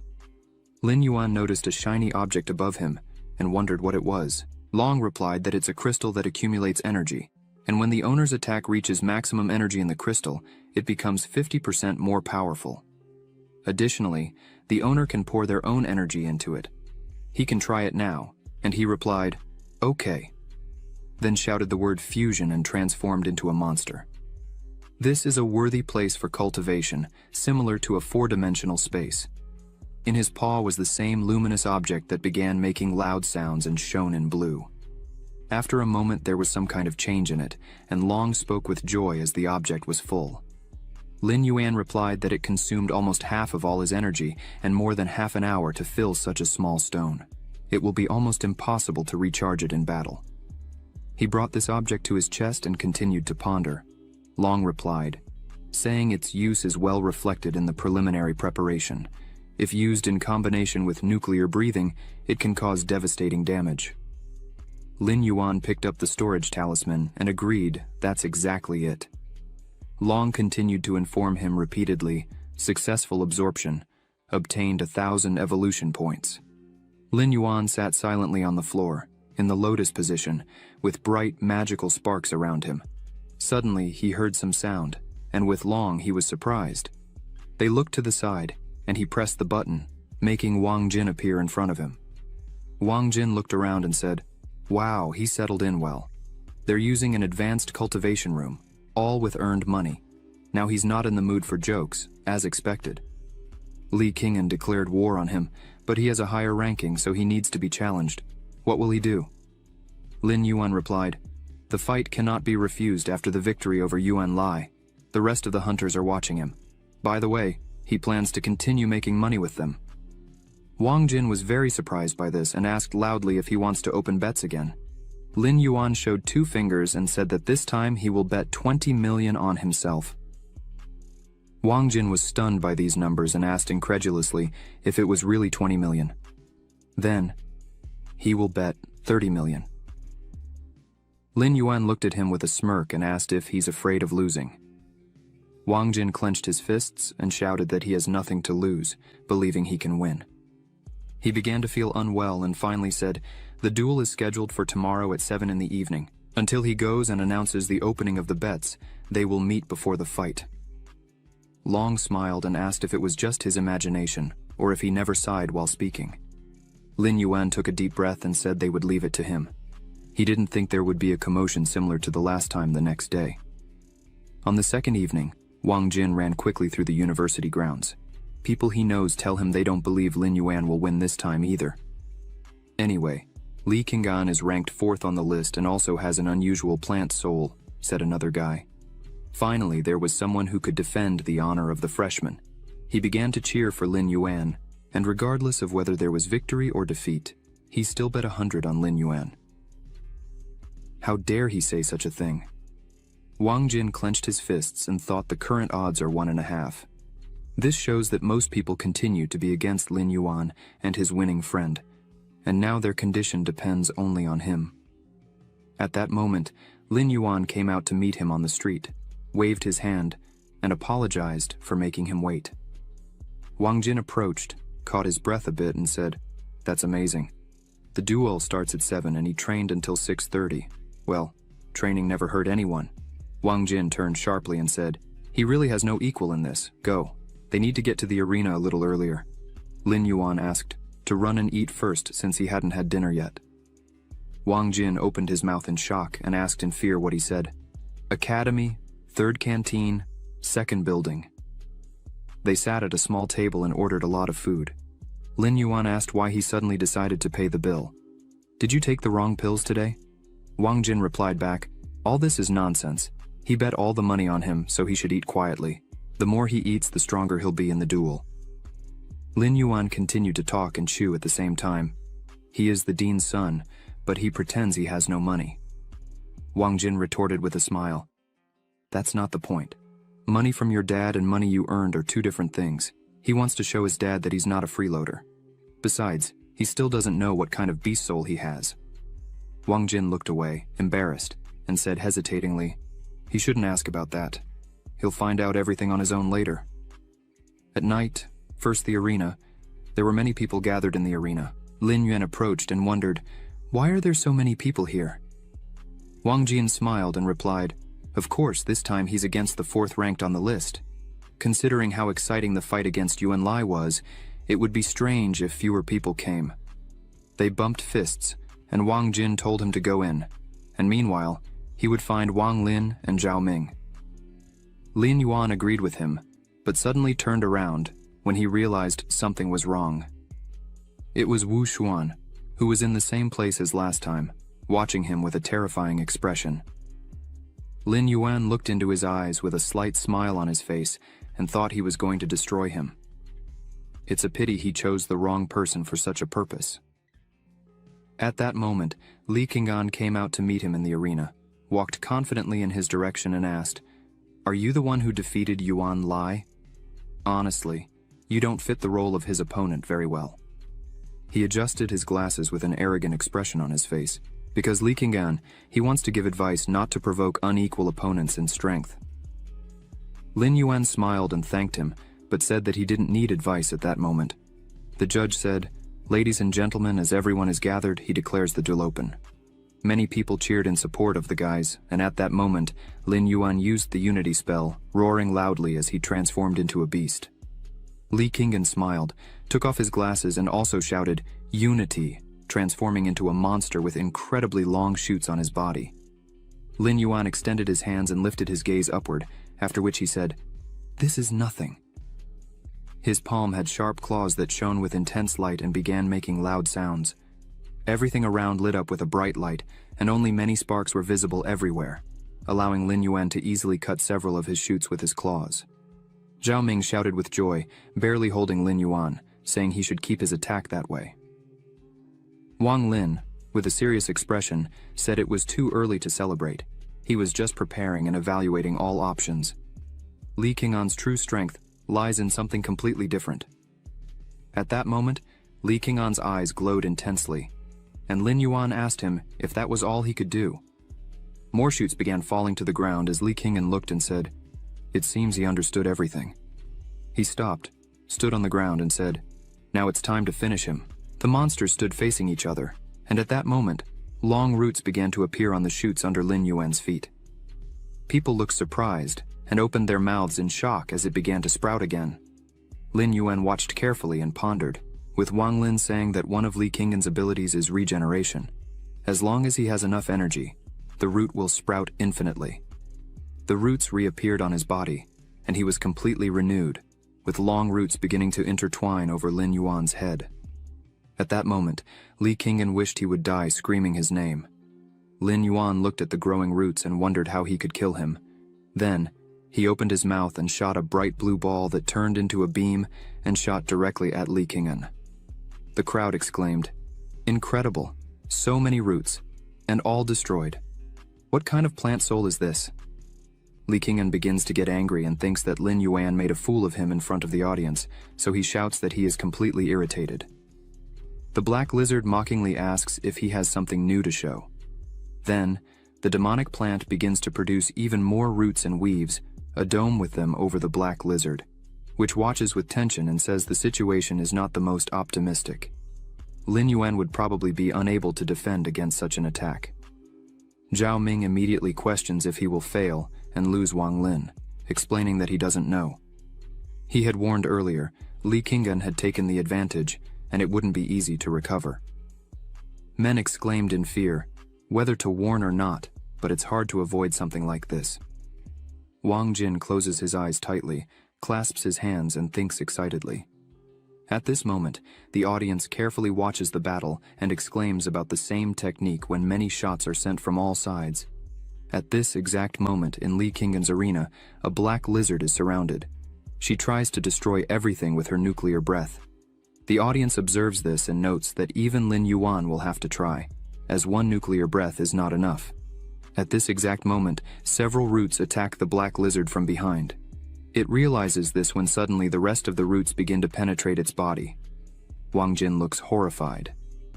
"Why?" Li Qinggan asks. So, Lin Yuan is ready to beg for mercy. Lin Yuan does not respond, but he understands that the roots are sucking energy from his body. Here is Li Qinggan's second ability, energy absorption. The demonic plant loudly asks how he is. Lin Yuan should beg for mercy if he wants to save at least a drop of energy. But the black lizard smiles and replies that he hasn't achieved anything to ask for such a thing. Then, he swings his claws and begins to cut all the roots. Li Qinggan understands that neither long-range nor short-range attacks will help. Lin Yuan begins to roar loudly, and then charges directly towards Li Qinggan suddenly. He stops right in front of him, widely opens his mouth where there is a bright blue ball. The demonic plant sees this and thinks relieved that this is the nuclear breath with which the black lizard defeated Yuan Lai. But Li Qinggan notes that it's a pity he already knows this technique. After this, Li Qinggan continues to release new roots that wrap around the body and then form a shield. At this moment, Lin Yuan unleashes a beam of nuclear breath, but Li Qinggan manages to launch this attack. The audience is surprised. What a deadly move with just his breath. Lin Yuan deserves the status of one of the talented freshmen. Can a root shield block this? After a few moments, the attack ends in smoke, and small flames emanate from Li Qinggan's shield. He thinks he was lucky that an abundance of energy was put into this blow before it collided with the shield. However, he never expected the blow to still be powerful, but the victory is still his. Lin Yuan has no more ways to resist, but suddenly Lin Yuan smiles and says that Li Qinggan is really unlucky to hear this. The demonic plant removes the shield and asks indignantly what he said, that he needs to stop talking nonsense. The black lizard sees this and thinks that his strength is only enough for one blow, just like him. Then he turns to Li Qinggan and says that without the energy accumulating crystal, he might actually lose to him. What a pity something like that will never happen again. Immediately after these words, blue rays of light appear around the black lizard. Li Qinggan sees this and wonders what kind of crystal is happening. Lin Yuan shouts that Li Qinggan is an idiot. Li Qinggan can't understand if it's some kind of joke. He begins again to create a shield around himself, which this time is much more powerful than the previous one, but a powerful attack from the black lizard destroys the shield. Wang Lin, Zhao Ming, and Wang Jin watch in astonishment. At this moment, Lin Yuan uses a nuclear breath attack to throw Li Qinggan straight into the wall. He hits it and falls to the ground. The crowd freezes with interest. Lin Yuan won. He really defeated Li Qinggan. Then the announcer's voice is heard announcing that, based on the results of the duel, the victory goes to Lin Yuan, having defeated Li Qinggan. He rises from the 18th to the 4th place in the rankings. Wang Lian, who watches this, notes that he couldn't even think that this could happen. Then, the announcer announces that the fight is over. Zhao Ming and Wang Jin hug each other and exclaim joyfully, "Hooray, Lin Yuan won 45 million. Wang Lin, who also looks at the arena with a smile. At this moment, Wu Xuan approaches Li Qinggan and starts getting angry while Li Qinggan is unconscious on the ground. Li Yuan is pleased to notice that this is his first gift to Wu Xuan. What will he say? At this moment, Wu Xuan exclaims with dissatisfaction that Lin Yuan will still think about the consequences. He's not afraid to regret. Li Yuan then turns and asks what they were thinking when they started their activities. Zhao Ming was injured by a gang member and simply didn't accept the established rules, so he decided to challenge. Song Lan decided to intercede for him and was also injured. It is still unknown when he will be released from the medical center. It doesn't seem to Wu Xuan that they should have thought about the consequences first, but he responds with a smile that it was just a misunderstanding. Lin Yuan clarifies if there's a misunderstanding. Wu Xuan explains that of course he feels sorry for his roommates. Maybe if he had been a bit stricter with the members of his group, this wouldn't have happened. However, aggression on both sides is inevitable. If he wants, Wu Xuan can apologize to his friend on behalf of the whole organization. With these words, he extends his hand as a sign of courtesy. Moreover, with sincere intentions, he invites Lin Yuan and Song Lan to join him. In fact, he values them a lot. Maybe one day they can become friends. He doesn't have to do anything, just agree. They will receive a salary exactly equal to what Shen Kang receives. The audience exclaims perplexedly. Apparently, he wanted to attract Lin Yuan. It's called one more friend, one less enemy. Wu Xuan also doesn't know how Lin Yuan will respond to his proposal, but Lin Yuan asks with a smile if he proposed similar conditions to Chu Tianyi. Wu Xuan doesn't understand what he means. Lin Yuan explains that Wu Xuan charges money from ordinary freshmen to attract others to his side. That's the difference between him and Wu Xuan. Wu Xuan knows why Chu Tianyi rejected him. Because tigers and jackals don't live together, especially ones so big. They are just a group of leeches parasitizing society. How dare they call themselves serious organizations? In fact, it's even more immature than playing with children's toys. Wang Jin and Zhao Ming exclaim in shock. This could lead to bad consequences. Now, Wang Lin adds with a smile that they thought he was crazy, but compared to Lin Yuan, he was nothing. The audience begins to shout that Lin Yuan is right. This gang only feeds on the students. They ask if they are worthy of holding high positions on the leaderboard. It's not for them to capture the top. Wu Xuan hears this, gets angry, and notes that he has never experienced such humiliation before. How dare this Lin Yuan say this? Lin Yuan leaves, waves his hand and says he's not very happy. It's okay. He can even send Shen Kang now or come himself. He doesn't care whom he fights. In the end, he will defeat everyone. Then, he turns briefly and says, "The game has begun." Before making a choice, Wu Xuan should think carefully, but Wu Xuan doesn't respond, just grits his teeth and looks at Lin Yuan after some time. Wang Lin, Wang Jin, Zhao Ming, Lin Yuan, and Song Lan gather for dinner at a private restaurant in Bam. Song Lan says it's his first time at such an event, but Wang Lin reassures him, saying he doesn't need to worry. Boss Wang is paying. Zhao Ming reads the menu and exclaims, "Dragon meat fried in soy sauce, black dragon steak, lunar panther legs, fiery lion leg." All the dishes are made with such expensive ingredients that he feels uncomfortable somehow.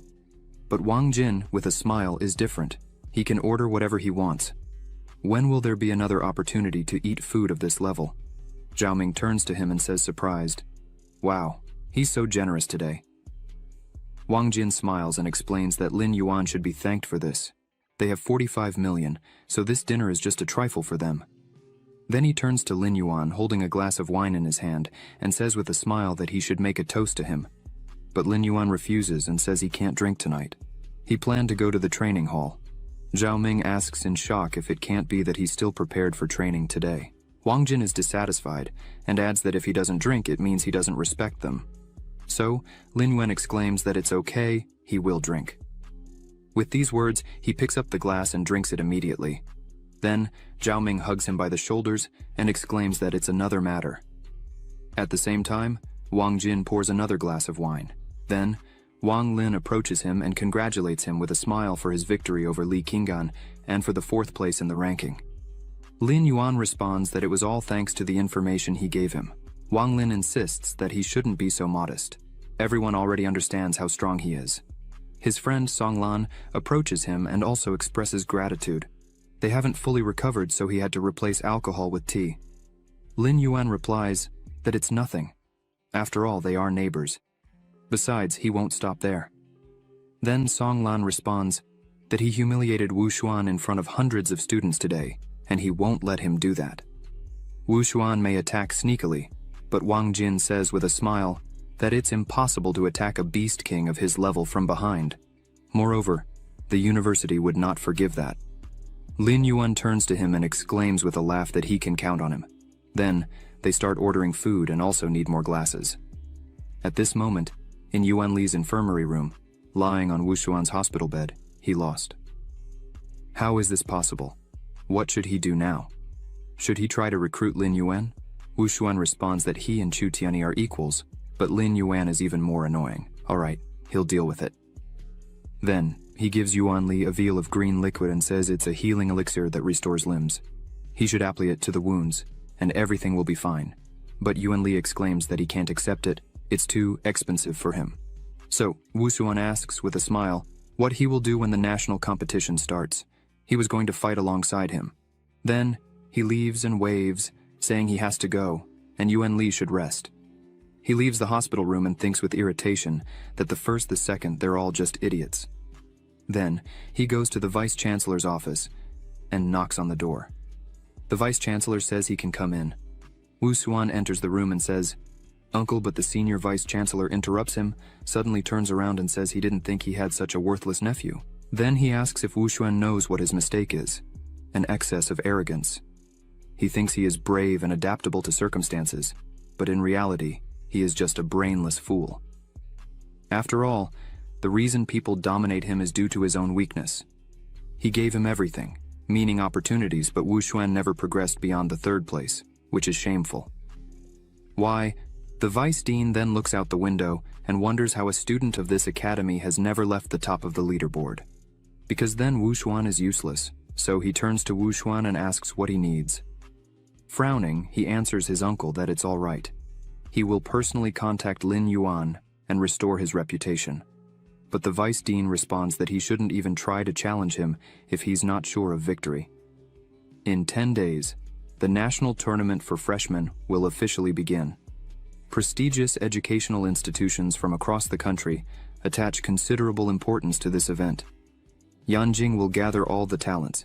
He understands what they are talking about. Only by performing well in the tournament can he truly demonstrate to everyone that he is worthy of leading people.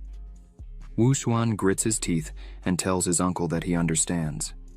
Then the vice dean sits at the table, starts writing something and says, "It's all right. He will take care of the rest." Wu Xuan needs to get back to training. Wu Xuan thanks him for his guidance. At this moment in the training room, Shu Qingqiu exclaims, "Sure enough, Lin Yuan defeated Li Qinggan." Sumu hears this and notes happily that after all, he never did anything he wasn't sure of. Zhu Qingqiu then asks if she has reached a level sufficient to compete for a place on the leaderboard. What does she think? Sumu explains that the tournament will start soon, and there are only 12 vacant spots. She needs to be among the top 10 to have a chance to advance. Zhu Qingqiu responds again that with her current skills, there shouldn't be a problem. With whom will she fight? Sumu answers that it's Wu Xuan, and of course, Zhu Qingqiu clarifies that it's because he insulted Lin Yuan. Sumu exclaims with an angry face that she has no reason to let him go. Zhu Qingqiu thinks discontentedly, wow, he really is going to intervene.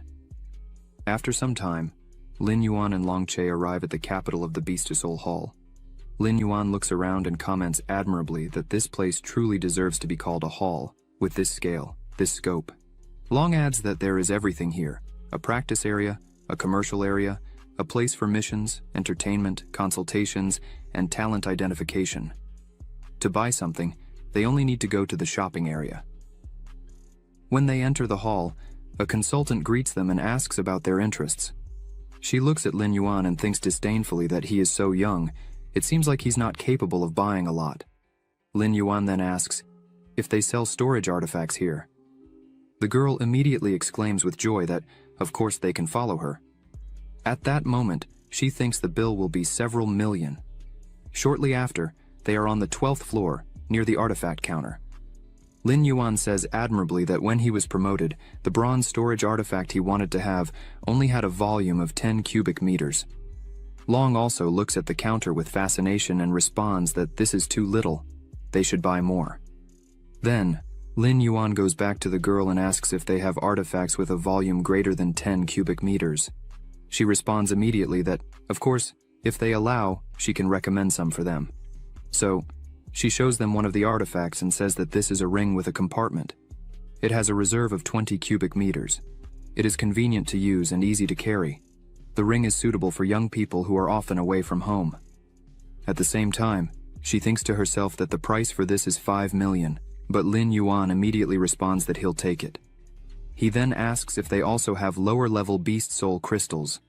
The consultant girl asks, surprised how much he needs, noting that he is rich and has fantastic curiosity. Lin Yuan explains with a smile that he needs 100,000. The girl apologizes, confused, and asks why he needs so much. Lin Yuan explains that he is from the Beast Academy and his mentor is conducting an experiment on how creatures change after prolonged use of lower-level beast soul crystals, and he is helping with the purchases. At that moment, he decides not to lie and reveals that he is the mentor himself. The girl looks at him with admiration and responds that, of course, he just needs to wait a minute. They will prepare everything for him. She also adds that he still needs 100 beast miracle pills. The girl looks at him with adoration and thinks that he is an excellent student, and even with money he is very generous. This is wonderful. Long asks Lin Yuan, surprised that this time everything costs 20 million. What else does he need? He sighs and replies that there isn't much left in the account. He needs to save some. But suddenly Lin Yuan notices something in front of him, and his eyes widen. Then, he looks closer and sees a Beast King level artifact, the Wind Spirit Talisman, Wind Attribute, worth 20 million. He immediately asks what that is. Long explains that it is a runic-type artifact that doesn't take up a weapon or armor slot, but adds attributes.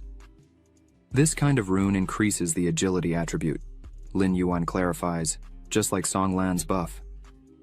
Long explains with pleasure that yes, he could say that.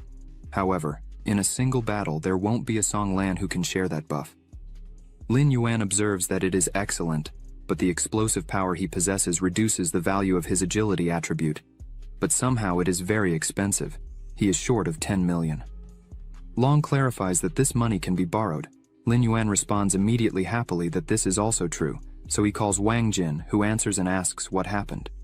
Lin Yuan asks him if he could borrow 15 million for a month. Wang Jin asks, surprised what he had more than 20 million, where did that money go? Lin Yuan explains timidly that he spent it all on equipment. Wang Jin agrees and replies that he will transfer the money now. Lin Yuan sincerely thanks him. At that moment, the girl approaches him and, turning to Lin Yuan, hands him a package and says that his crystals and storage ring are packed. She also exclaims in her mind that he is the god of wealth, and she loves him. But Lin Yuan points to the Wind Spirit Talisman and clarifies that he will take that too. The girl looks at him shocked and thinks with gratitude that the sales number has reached so quickly at the beginning of the month. Shortly after, Lin Yuan and Long leave the store, at which point the girl bows to the ground and exclaims that the Lord should come again. Lin Yuan hears that and thinks that he almost became a rich man and became a debtor in an instant. But who could maintain his place? In the afternoon, he enters the dormitory and asks the neighbors why everyone is gathered. Zhao Ming finds out that he arrived just in time to go to the lecture with them. Lin Yuan explains that he is very tired today, and besides, the training affects him much more. Song Lan agrees, but says that the lecture will be very useful for people at their level, so it's better to go. Lin Yuan asks about the subject of the lecture when leaving the room. Zhao Ming explains that they say there is a difference between the level of a beast lord and a king. Many people have settled at the beast king level. Wang Jin then adds excitedly that this time Professor Zhao Shan volunteered personally to give the lecture. He will teach Lin Yuan how to evolve to the lord level. Lin Yuan hears this and is very surprised. After some time, the students gather in the auditorium of the Beast Academy. Lin Yuan enters and looks around, perplexed, asking if Professor Zhao Shan is really so popular. Zhao Ming responds immediately that yes, he achieved the lord level at a young age, causing quite a stir in society. If they look ahead, all the front rows are already occupied. So, Wang Jin smiles and says they can count on him. They will definitely secure their seats at the front. He approaches the students loudly and apologizes for being a little late, offering 10,000 to anyone who vacates their seats. The students immediately start raising their hands and suggest they can vacate their seats. Shortly after, Zhao Ming, sitting in the front row, exclaims the power of money and all its glory. Wang Jin agrees, indeed. After this, Zhao Shan goes up to the stage and notices that Lin Yuan also came to listen. He stands near the microphone and announces that he is very pleased to greet everyone. He believes that everyone is there to learn how to evolve to the lord level. As they know, many of those present have already reached the king level. But as they progress, they probably find themselves stuck and unable to advance further. This issue is the most urgent. So, the Beast Soul Hall has conducted various studies and, in the end, arrived at the following conclusion. Many of them still do not understand their own path. Lin Yuan hears this and wonders. The students also start discussing what they don't understand about the subject. Zhao Shan explains that the so-called path is the ideal match of a person with their beast soul. That is, it is complete unity. Zhao Ming approaches Song Lan and asks if he understands something. Song Lan responds thoughtfully that he understands something but is not sure if it's correct. He continues to explain that the students don't need to worry. Not understanding a bit is normal. He should give a more specific example. Once, during cultivation, he spent 6 months walking in places with majestic landscapes. His soul animal is of the earth, an angry bear, so he considered it necessary to feel the power of the earth and also understand every movement of the wild beast. Until one day, he finally felt a change. The strength of the earth and the strength of the bear became his strength. At this moment, a large angry bear appears above Zhao Shan, roaring loudly. The students see this and exclaim admirably. Lin Yuan also looks surprised and thinks that every word spoken is admirable.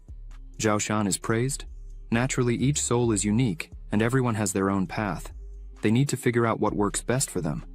There's no need to hurry. The best emperor-level mentor today is Zhang Yang. It also took him 3 years to find his path. Lin Yuan wonders about the 3 years.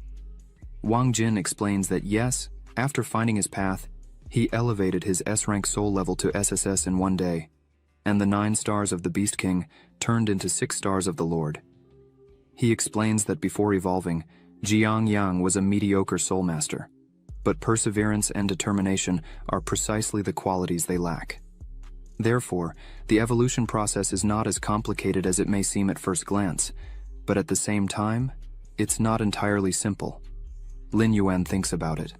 The path is indeed an abstract concept.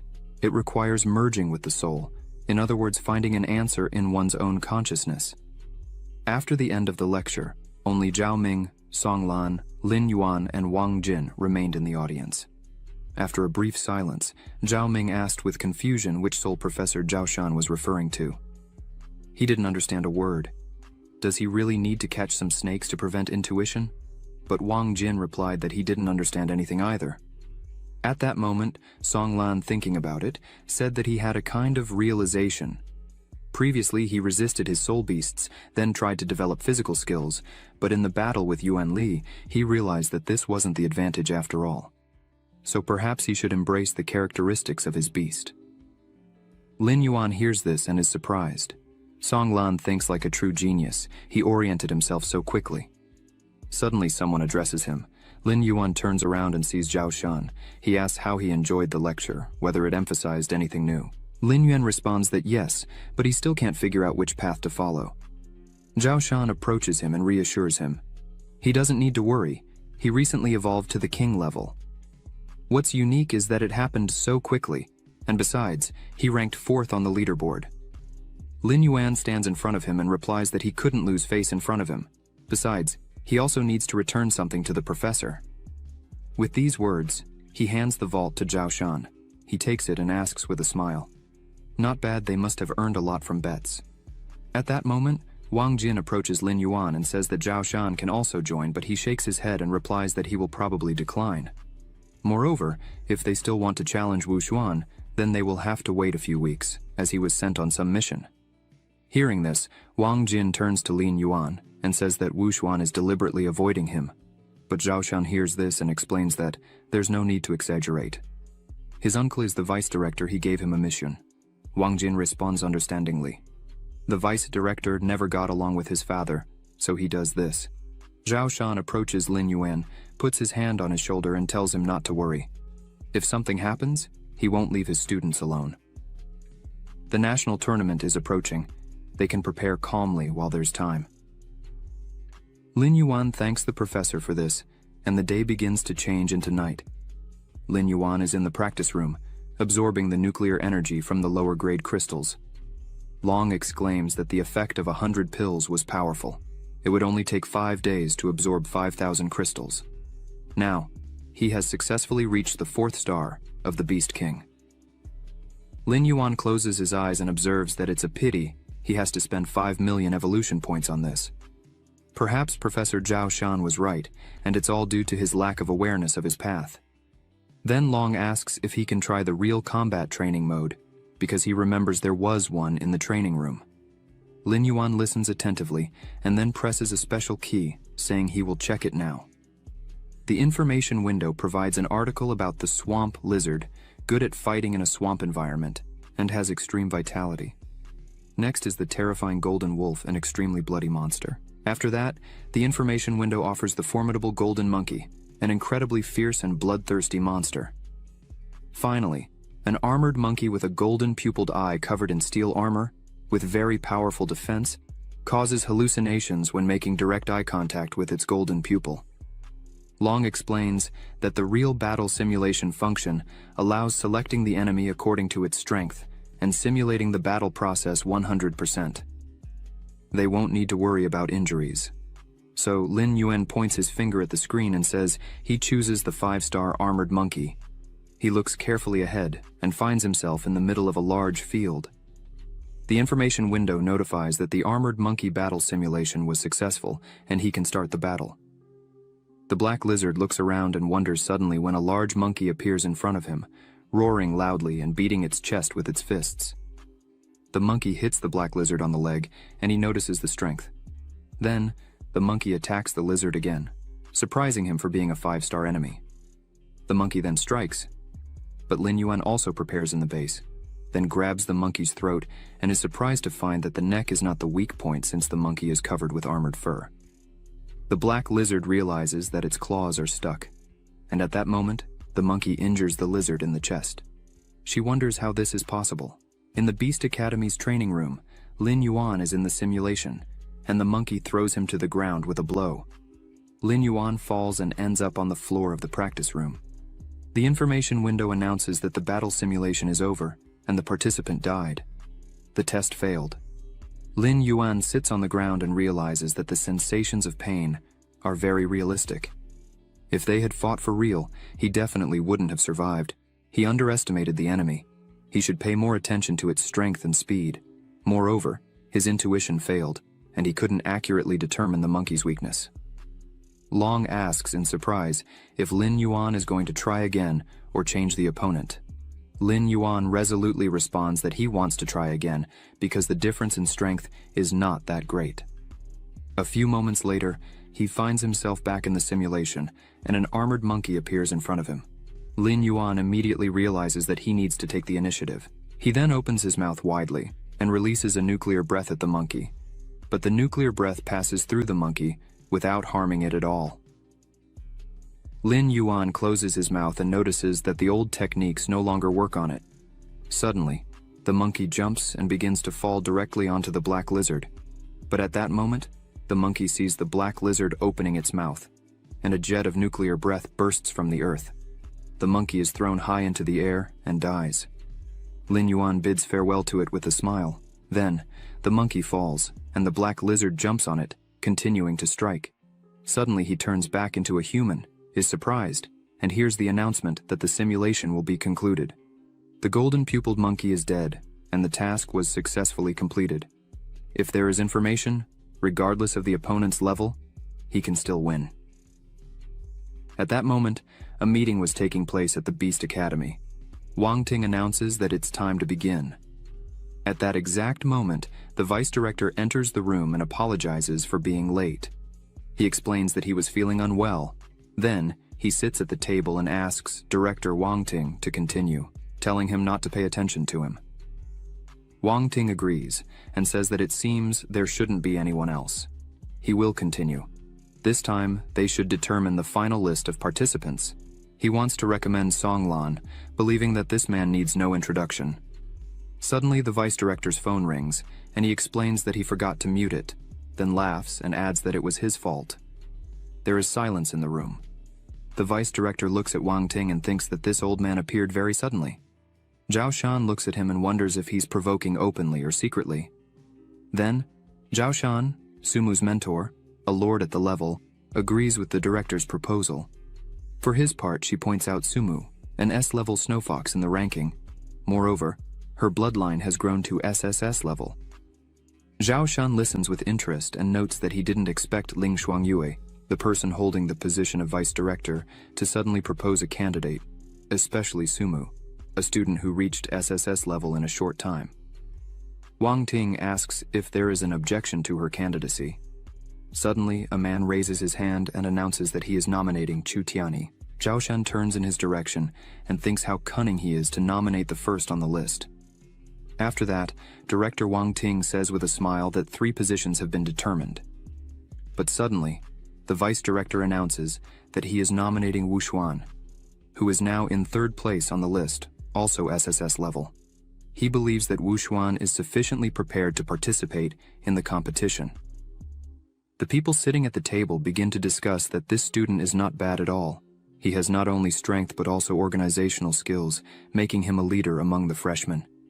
That's true. Director Wang Ting recalls the same leader from the hunter list a few days ago. He came to watch the match and saw him. He thinks that Wu Xuan reminds him of themselves when they were young, so it's no surprise that they agreed. In response to this, the vice director smiles and says, "There is no need." He also believes that something or someone who seems harmless but is dangerous or deceptive, nothing will work out for him sooner or later. Everything will belong to him. Suddenly, Zhao Shan announces that he is also nominating Lin Yuan. He recently defeated Li Qinggan and ranked 4th on the leaderboard. His strength is obvious to everyone. He should become a member. But suddenly, someone interrupts him and asks if Lin Yuan seems to be his fellow countryman and disciple, and, most importantly, he is rank E. Is it appropriate to promote his people like this? Yes, the whole city will laugh at them if they allow him into the ring. At that moment, Zhao Shan pounds the table with his palm and stands up threateningly, asking the man what he means. If he is strong, why can't he recommend him? In response to this, the vice director taps his finger on the table and asks Professor Zhao Shan to calm down. He then says that Lin Yuan is indeed developing very rapidly, but Zhao Shan can assure that he is stronger than others. The reputation of the city and the academy is at stake. All right, they will let Ranky present himself, but if he loses, Zhao Shan will bear the consequences. Zhao Shan stands up and directs the question to Xiangyi about determining a person's upper limit solely based on their talent. Zhao Shan adds that Lin Yuan's 4th position in the ranking demonstrates his ability to surpass this mentioned limit. The other teachers at the meeting table begin discussing among themselves, agreeing with Zhao Shan's arguments. However, Xiangui expresses no doubt about Lin Yuan's ability. His concern lies in the fact that Lin Yuan's beast soul's talent is only classified as level E. This observation leads Zhao Shan to speculate that Xiangui is acting maliciously, specifically targeting Lin Yuan. Wang Ting interrupts the discussion between the two, stating that Xianggui's line of reasoning is highly relevant. This moment even causes confusion in Xianggui, as they rarely agree on any point. Wang Ting continues arguing that the school should indeed consider all risks during this inaugural national novice competition. He emphasizes that, regardless of the educational institution in question, this is an extremely significant opportunity that should not be wasted. Mang Chang'an and Zhao Shan are surprised by this perspective, both directing their gazes at director Wang Ting. Meanwhile, Wang Ting, with a smile, expresses that, even though the school should be a priority, it would be a selfish and extremely cruel act to completely eliminate a student's opportunities under such circumstances. Therefore, Wang Ting proposes to include Lin Yuan as one of the substitutes and consults Zhao Shan about this possibility. The latter, pleased with the proposal, thanks Wang Ting for the opportunity given to Lin Yuan. On the other hand, Zhang Gui expresses discontent with Wang Ting's attitude and continues to stare at him. Outside the building, we see Lin Yuan leaning against the bars, commenting that it has been a long time since he looked at the world outside the training room. While Lin Yuan relaxes, someone approaches shouting his name. It's Wang Jin, who runs towards Lin Yuan. As soon as Lin Yuan sees him, he asks the reason for the commotion. Wang Jin informs him that Sumu challenged Shen Shang in Arena 1, and if they hurry, they can still make it in time. Lin Yuan shows confusion, as Sumu's ranking should not allow such an act. Wang Jin presumes that Lin Yuan is probably not aware of one of the rules. Wang Jin explains that, to promote competition, the top 10 in the ranking must accept 3 challenges unconditionally every month. Lin Yuan feels deeply frustrated, realizing that his intensive 12-day battle with numerous opponents was in vain. However, upon facing reality, he quickly acted, urging Wang Jin to hurry so they could make it in time for the fight. Wang Jin then began to ponder that Lin Yuan had claimed his relationship with Sumu was limited to friendship. However, it was now evident that there was a strong bond between them. Wang Jin feared the possible consequences for whoever was responsible if something happened to Sumu. Upon reaching the arena, they found it completely crowded, with many people commenting on the match, especially praising Sumu's apparent strength. Lin Yuan spotted Shen Kang's beast, and then Sumu's 9-tailed snow fox. Sumu began the confrontation by launching his attack directly at Shen Kang. However, the latter stated that the ice blade attack would not be enough to defeat him. Shen Kang then launched an attack, leaping towards Sumu. He glimpsed an opportunity and seemed to bid farewell to Sumu. However, Sumu evaded the strike, leaving Shen Kang perplexed by the dodging ability. Sumu then appeared above Shen Kang and unleashed an intense explosion on his body. After the dust settled, Shen Kang was seen lying on the ground, while Sumu, with her paw on his head, confronted Shen Kang, indicating that if he didn't wish to perish, he should remain motionless. In response, Shen Kang surrendered. The scene left Lin Yuan completely astonished, questioning when Sumu had acquired such strength. Even Sumu's last attack alone proved superior to 5 stars of the Beast King. The entire audience began applauding and celebrating, praising Sumu's incredible strength. Some attendees commented that Chu Tianyi might be even more powerful than Sumu, considering him a genius. This observation made Lin Yuan start reflecting on the type of ability Chu Tianyi possessed. While Lin Yuan pondered this, Sumu waved to him, calling him over.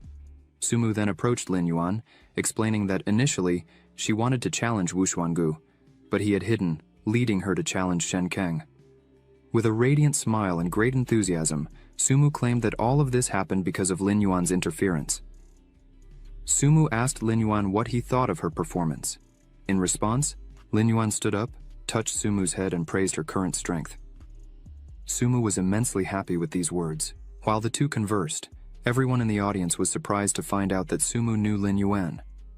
One of the attendees commented that both attended the same school and had a very close relationship.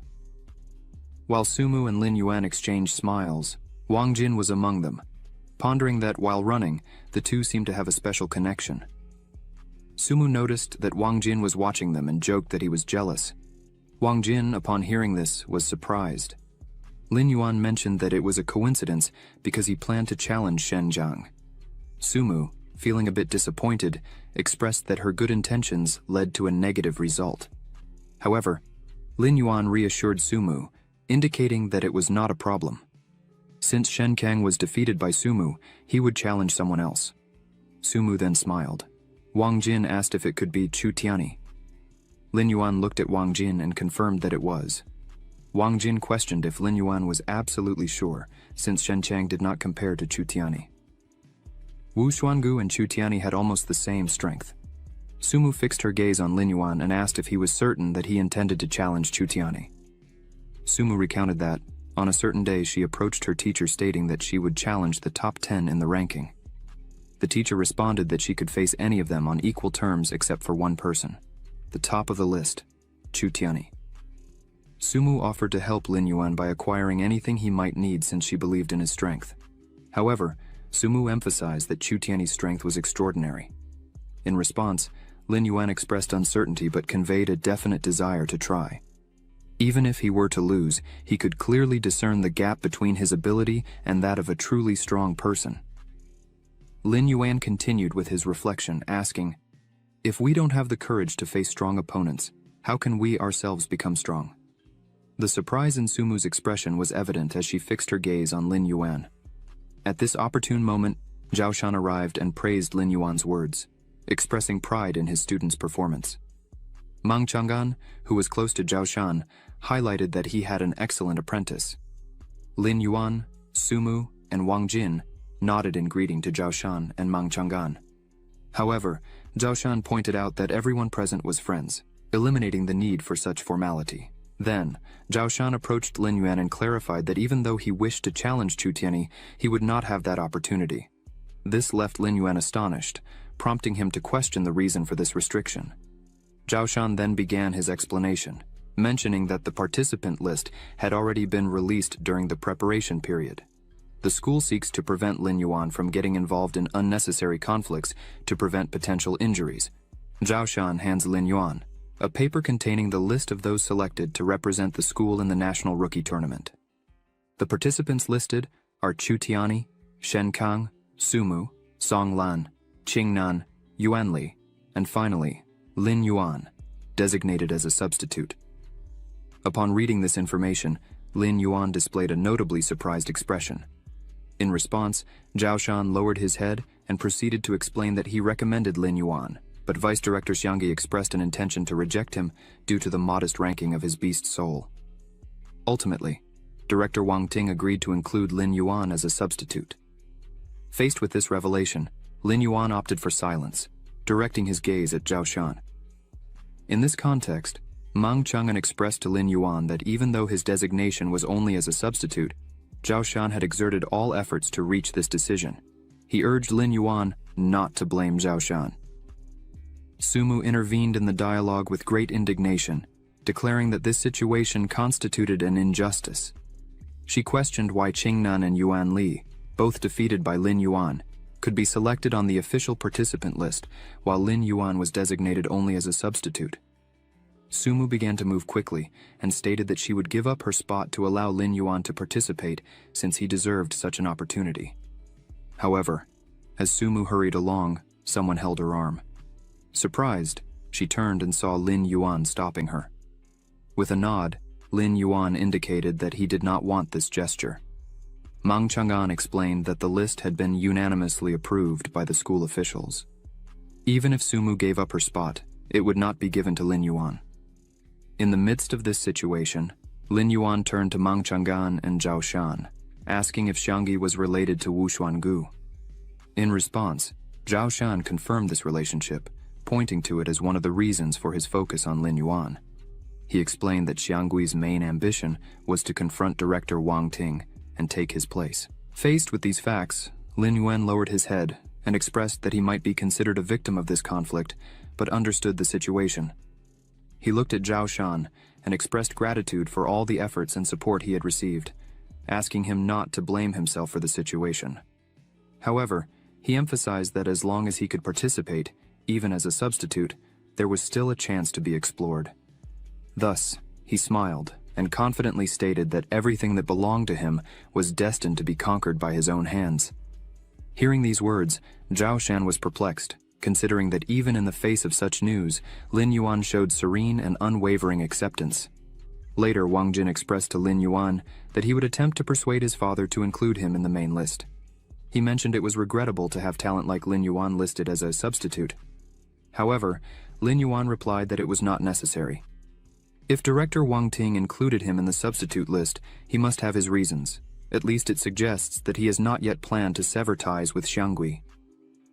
Furthermore, Lin Yuan mentioned that Wang Jin might be interested in the list and promptly offered it to him.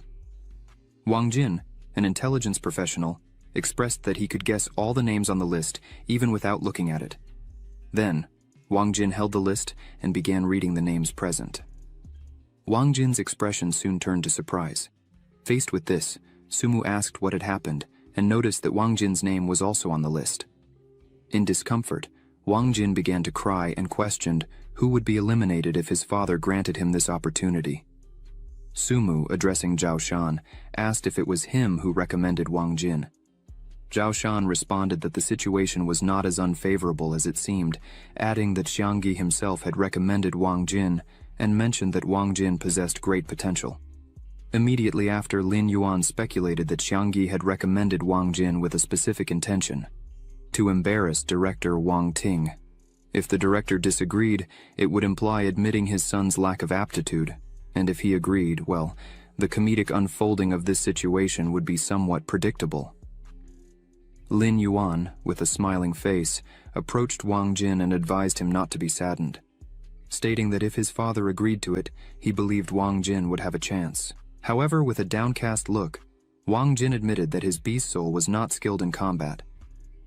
Lin Yuan asked Wang Jin about the nature of his beast soul, but he refused to reveal it, keeping it a secret. Sumu scolded Wang Jin for keeping secrets at such a crucial moment. In a conciliatory tone, Zhao Shan instructed Wang Jin not to be upset, pointing out several advantages. Zhao Shan then detailed these benefits: resource subsidies for game participants, quotas for substitutes and regular members, all of a consistent nature. Finally, he highlighted a total of 50 million resources. Faced with this, Lin Yuan felt quite satisfied and thought he wouldn't have any issues regarding resources, although he still expressed gratitude to Wang Jin. Continuing his explanations, Zhao Shan detailed the 50 million resources provided by the demonic city's beast, emphasizing the inclusion of crystallized elixirs and secret beast weapons. He stressed the uniqueness of these weapons, many of which are not available in the market, highlighting a unique opportunity. Thus, he suggested that everyone seriously consider this information and, when the appropriate time comes, make a careful choice. Lin Yuan, Wang Jin, and Sumu expressed gratitude to Zhao Shan for the valuable information. Meanwhile, in the director's office, Wang Ting observed through the window and noticed something. He addressed Mr. Shadow, advising him to knock on the door next time before entering. The mysterious man apologized, mentioning that he was already accustomed to it. Wang Ting inquired Ying about the young one's reactions. Ying began by describing Wang Jin's response. As anticipated, Wang Jin appeared nervous, disbelieving, and uncomfortable. The possibility of his participation in the tournament might be influenced by Xianggui's maneuvering. Wang Ting turned to Ying, stating that he was aware that Wang Jin's strength had reached the level of 4 stars of the Beast King. Wang Ting saw no obstacles to his participation. Moreover, he added that he never took Xiangui seriously. After absorbing this information, Ying was surprised to discover that Wang Jin's strength equaled that of Shen Chang. However, he wondered why Wang Jin harbored so much insecurity within himself. Wang Ting sighed and began to explain that naturally, Wang Jin's brother possessed extraordinary abilities. This naturally generated insecurities in Wang Jin, besides the fact that Wang Jin's beast soul is peculiar and inconvenient to display. However, fortunately, Wang Jin's diligence did not hinder his progress. Wang Ting considers this competition as the last opportunity he can offer to his son, Wang Jin. Wang Ting asked Ying about Lin Yuan's reaction to the list. Ying reported that he displayed complete serenity, resembling an adult. However, looking at Lin Yuan, Ying noticed a resemblance between them. This fact surprised Wang Ting. The director noted the uniqueness of Ying's words about someone and asked if Ying would accept Lin Yuan as his student after the competition. However, Ying declined, stating that he currently did not wish to take on a student. Wang Ting regretted this decision and turned his attention to the window, contemplating Lin Yuan. A few days passed, and we find ourselves in front of the treasure residence in the demonic city, where a venerable gatekeeper awaits. He inquired if the 3 young individuals in question were registered on the list, indicating Lin Yuan, Song Lan, and Wang Jin. Zhao Shan approached the elderly man, presenting a document duly signed by Director Wang Ting. The elder examined the document carefully, and after thorough analysis, consented to allow them entry, emphasizing that when the time came, they should leave immediately. Holding a bottle, Zhao Shan assured he understood all the established rules and committed to supervising the boys. Later, he addressed the elder, calling him by the name Chen, and offered him a bottle of exquisite wine brought specifically for him, asking him to enjoy it. After savoring the wine, Chen expressed gratitude to Zhao Shan, praising it as the best choice. Zhao Shan then informed that he would enter and asked Chen to savor the drink at ease. Once inside, Song Lan inquired about Chen's origin. Zhao Shan quickly turned to Song Lan and began telling the story of a master of beast souls who, 20 years ago alone, managed to defeat a tide of beasts, hunted a king-level beast, and saved an entire city. After Zhao Shan's narrative, the 3 were astonished, questioning if the man from the story was the elder standing outside. Zhao Shan confirmed, stating that indeed, the old man's name was Chen Tunri. Additionally, he revealed that Chen had once been the strongest beast king in China. Zhao Shan continued explaining that, unfortunately, after defeating the tide of beasts alone, Chen suffered severe injuries from which he never fully recovered. Furthermore, his beast soul was damaged. Zhao Shan added that if he could recover a little more, he would probably live another 30 or 50 years, dedicating all that time to guarding the treasure house. Wang Jin mentioned hearing that Chen had a peculiar temperament and was not easily approached. However, lately, he seemed to enjoy Zhao Shan's company. In response, Zhao Shan smiled and adopted a posture, stating that Mr. Chen undoubtedly recognized Zhao Shan's rare talent. Wang Jin sarcastically scoffed and commented that he believed it, adding that such recognition had nothing to do with the excellent wines Zhao Shan habitually brought for Chen. Zhao Shan scolded Wang Jin, giving him a light pat on the head, and urged everyone to hurry since they only had half an hour. He instructed them to start the item selection immediately. Lin Yuan and Song Lan began evaluating the available products, while Wang Jin suggested searching on the 2nd floor and above, arguing that the 1st floor usually contains only common items. Song Lan and Lin Yuan expressed gratitude for the information. As Lin Yuan headed to the 2nd floor, he took out his list and began examining the necessary products, including beast spirit pills, secret techniques, divine beast weapons, and special materials. He pondered the available diversity, regretting the limit imposed on his choices. Lin Yuan recalled Professor Zhao Shan's guidance on achieving enlightenment, recognizing the need to acquire special treasures to strengthen the power of his beast soul. While walking and reflecting on this, Lin Yuan came across something that caught his attention: a shiny cube. Upon approaching, he realized it was a micronuclear reactor. The system opened an explanatory window, identifying the treasure as a nuclear energy reactor, priced at 30 million. It warned about the extremely large and dangerous nature of this device, advising caution. Lin Yuan picked up the object, pondered for a few seconds, smiled, and concluded that it was tailor-made for him. The purchasing time ran out, and Zhao Shan, who was leaning against the wall, questioned where they had spent their allotted quota. Song Lan reported spending 45 million on a beast weapon, some beast spirit pills, and advanced beast soul crystals. Wang Jin informed he had acquired a 50 million weapon, planning to sell it to make a profit between 20 and 30 million. Song Lan asked why Wang Jin didn't choose something that matched his beast soul, but Wang Jin explained that finding a perfectly aligned weapon was harder than touching the sky, justifying his choice as an efficient resource reuse. Zhao Shan questions Lin Yuan if he also chose a beast weapon, and Lin Yuan smiles, revealing that no, but he acquired something extraordinary and rare in the world. Wang Jin inquires about what it is, and Lin Yuan displays the nuclear reactor, leaving Wang Jin completely stunned, thinking it was a bomb. Lin Yuan asks if Wang Jin has any objections to nuclear explosions. Lin Yuan clarifies that there is a significant distinction between nuclear reactors and nuclear bombs. While a nuclear bomb is comparable to gunpowder and explodes as soon as it is triggered, which is indeed extremely dangerous. A nuclear reactor is more like coal. Once lit, it will burn slowly, maintaining heat. Wang Jin sighs in relief, putting his hand over his chest, and mentions that the artifact acquired by Lin Yuan scared him considerably. Wang Jin inquires again about the real danger of the object. Song Lan observes that if it were as dangerous as Wang Jin supposes, the institution probably wouldn't have included it in the treasure room. However, Song Lan doesn't understand how such an artifact could benefit Lin Yuan, and consequently, he asks about Lin Yuan's intentions. Lin Yuan simply responds that the object meets his needs. Zhao Shan interrupts the conversation and asks Lin Yuan about the amount of his quota he used. Lin Yuan replies that it wasn't much, spending only 30 million. Zhao Shan agrees that it's not an exorbitant amount, and emphasizes his belief that no one but Lin Yuan would be able to use such an artifact. Wang Jin comments that Lin Yuan is becoming more and more extraordinary, and asks how many surprises he still holds. Lin Yuan smiles and questions if Wang Jin is trying to get more information about him.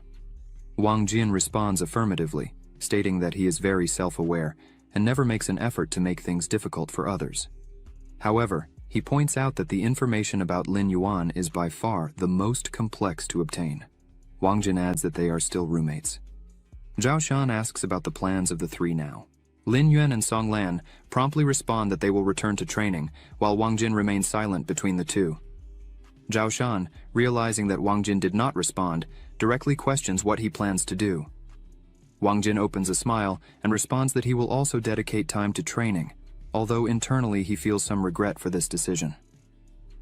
Zhao Shan then informs them that in 3 days they should meet at the university gate exactly at 9 in the morning. He explains that they will use a special bus bound for Yanjing University to prepare for the tournament, requesting that no one be late. The three enthusiastically agree to this.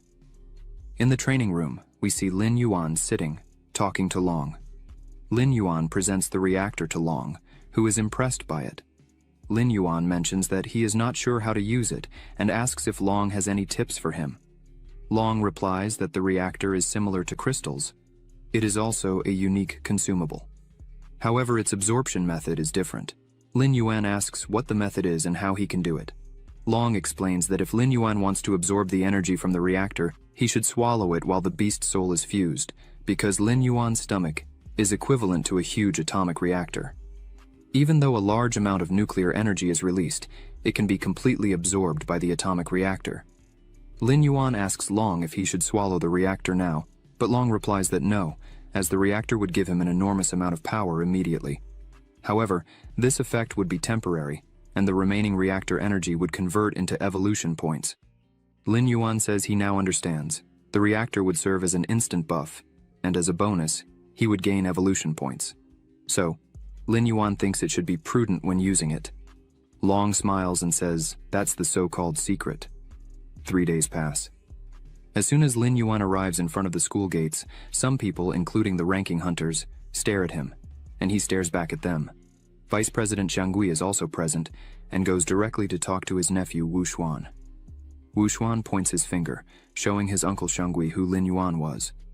While the two converse, Lin Yuan stares at them and begins to think that this Xiang Gui fellow was the one who prevented him from entering the main list. He promises that this debt will be repaid twice in the future. Xiang Gui looks at Lin Yuan and realizes that he has the gaze of an assassin. Xiang Gui goes back to talking with his nephew Wu Xuan and says that this Lin Yuan he provoked seems to be dangerous. Wu Xuan tells Xiang Gui not to worry, as he will handle everything personally. In the midst of all this, someone shouts Lin Yuan's name. It was Sumu, who was running toward him. As they meet, Sumu is accompanied by her teacher, Ling Shuang Yue. Lin Yuan immediately greets them. He directs his gaze at Professor Ling Shuang Yue, considering that she appears to be quite young. Wang Jin comes walking, half sleepy, and asks why they were there so early, as they had agreed to meet at 9 o'clock. As soon as his father notices Wang Jin's presence, he becomes extremely furious because it's a crucial matter, and Wang Jin is casually dressed, wearing flip-flops and flowery clothes, as if on vacation. Wang Jin responds that it's troublesome to carry many bags, so it would be more practical to arrive at Yanjing University to buy new clothes. He smiles and states that he is not late, asking if there is anyone who hasn't arrived yet. His father Wang Ting is furious, but as they were talking, someone arrived and apologized for being late. This was the number 1 on the list, Chu Tianyi. Lin Yuan spots Chu Tianyi and is shocked. Meanwhile, Wang Jin continues to smile and mock the fact that someone arrived late, but not him. His father, Wang Ting, smacks him on the head and warns him, mentioning that if someone is first on the list, it's because they dedicate all their time to cultivation. As Chu Tianyi arrives, President Wang Ting instructs everyone to prepare, as they were about to depart. After everyone enters and settles, President Wang Ting goes to the front and announces that he would like to say something. Wang Ting begins by saying that he understands everyone's desire to achieve excellent results in the tournament and emphasizes that strength itself is the most crucial aspect. However, following the saying, "Know yourself and your enemy, fight 100 battles, and avoid dangers," Wang Ting concludes his speech. After that, he asks his son Wang Jin to share all the information he had collected, leaving Wang Jin completely shocked. Wang Ting states that he is already aware of everything, as Wang Jin dedicated considerable time collecting information about students from other universities. Wang Jin winks at his father and mentions that he intends to sell this information, but due to their relationship, Wang Jin offers a 20% discount, surprising everyone. Lin Yuan and Sumu start laughing at the situation. Wang Ting adopts a friendly expression and asks Wang Jin to repeat what he just said. Realizing that his father was about to get upset, Wang Jin quickly stands up, stating that, for the honor of the university, he would willingly share all the knowledge. Wang Ting expresses his gratitude for this. Song Lan, sitting next to Chu Tianyi, decides to ask him if he doesn't mind the information about the other competitors. Chu Tianyi looks at him and replies that he doesn't mind. Song Lan, after witnessing this attitude, pondered about the possible arrogance of Chu Tianyi. Lin Yuan, who was positioned behind Sumu, reflects on the observation that indeed, Chu Tianyi's strength does not match his intelligence. Lin Yuan becomes even more intrigued, seeking to uncover the true extent of Chu Tianyi's ability. Wang Jin requests everyone's attention as he prepares to share the information he has gathered about the other competitors.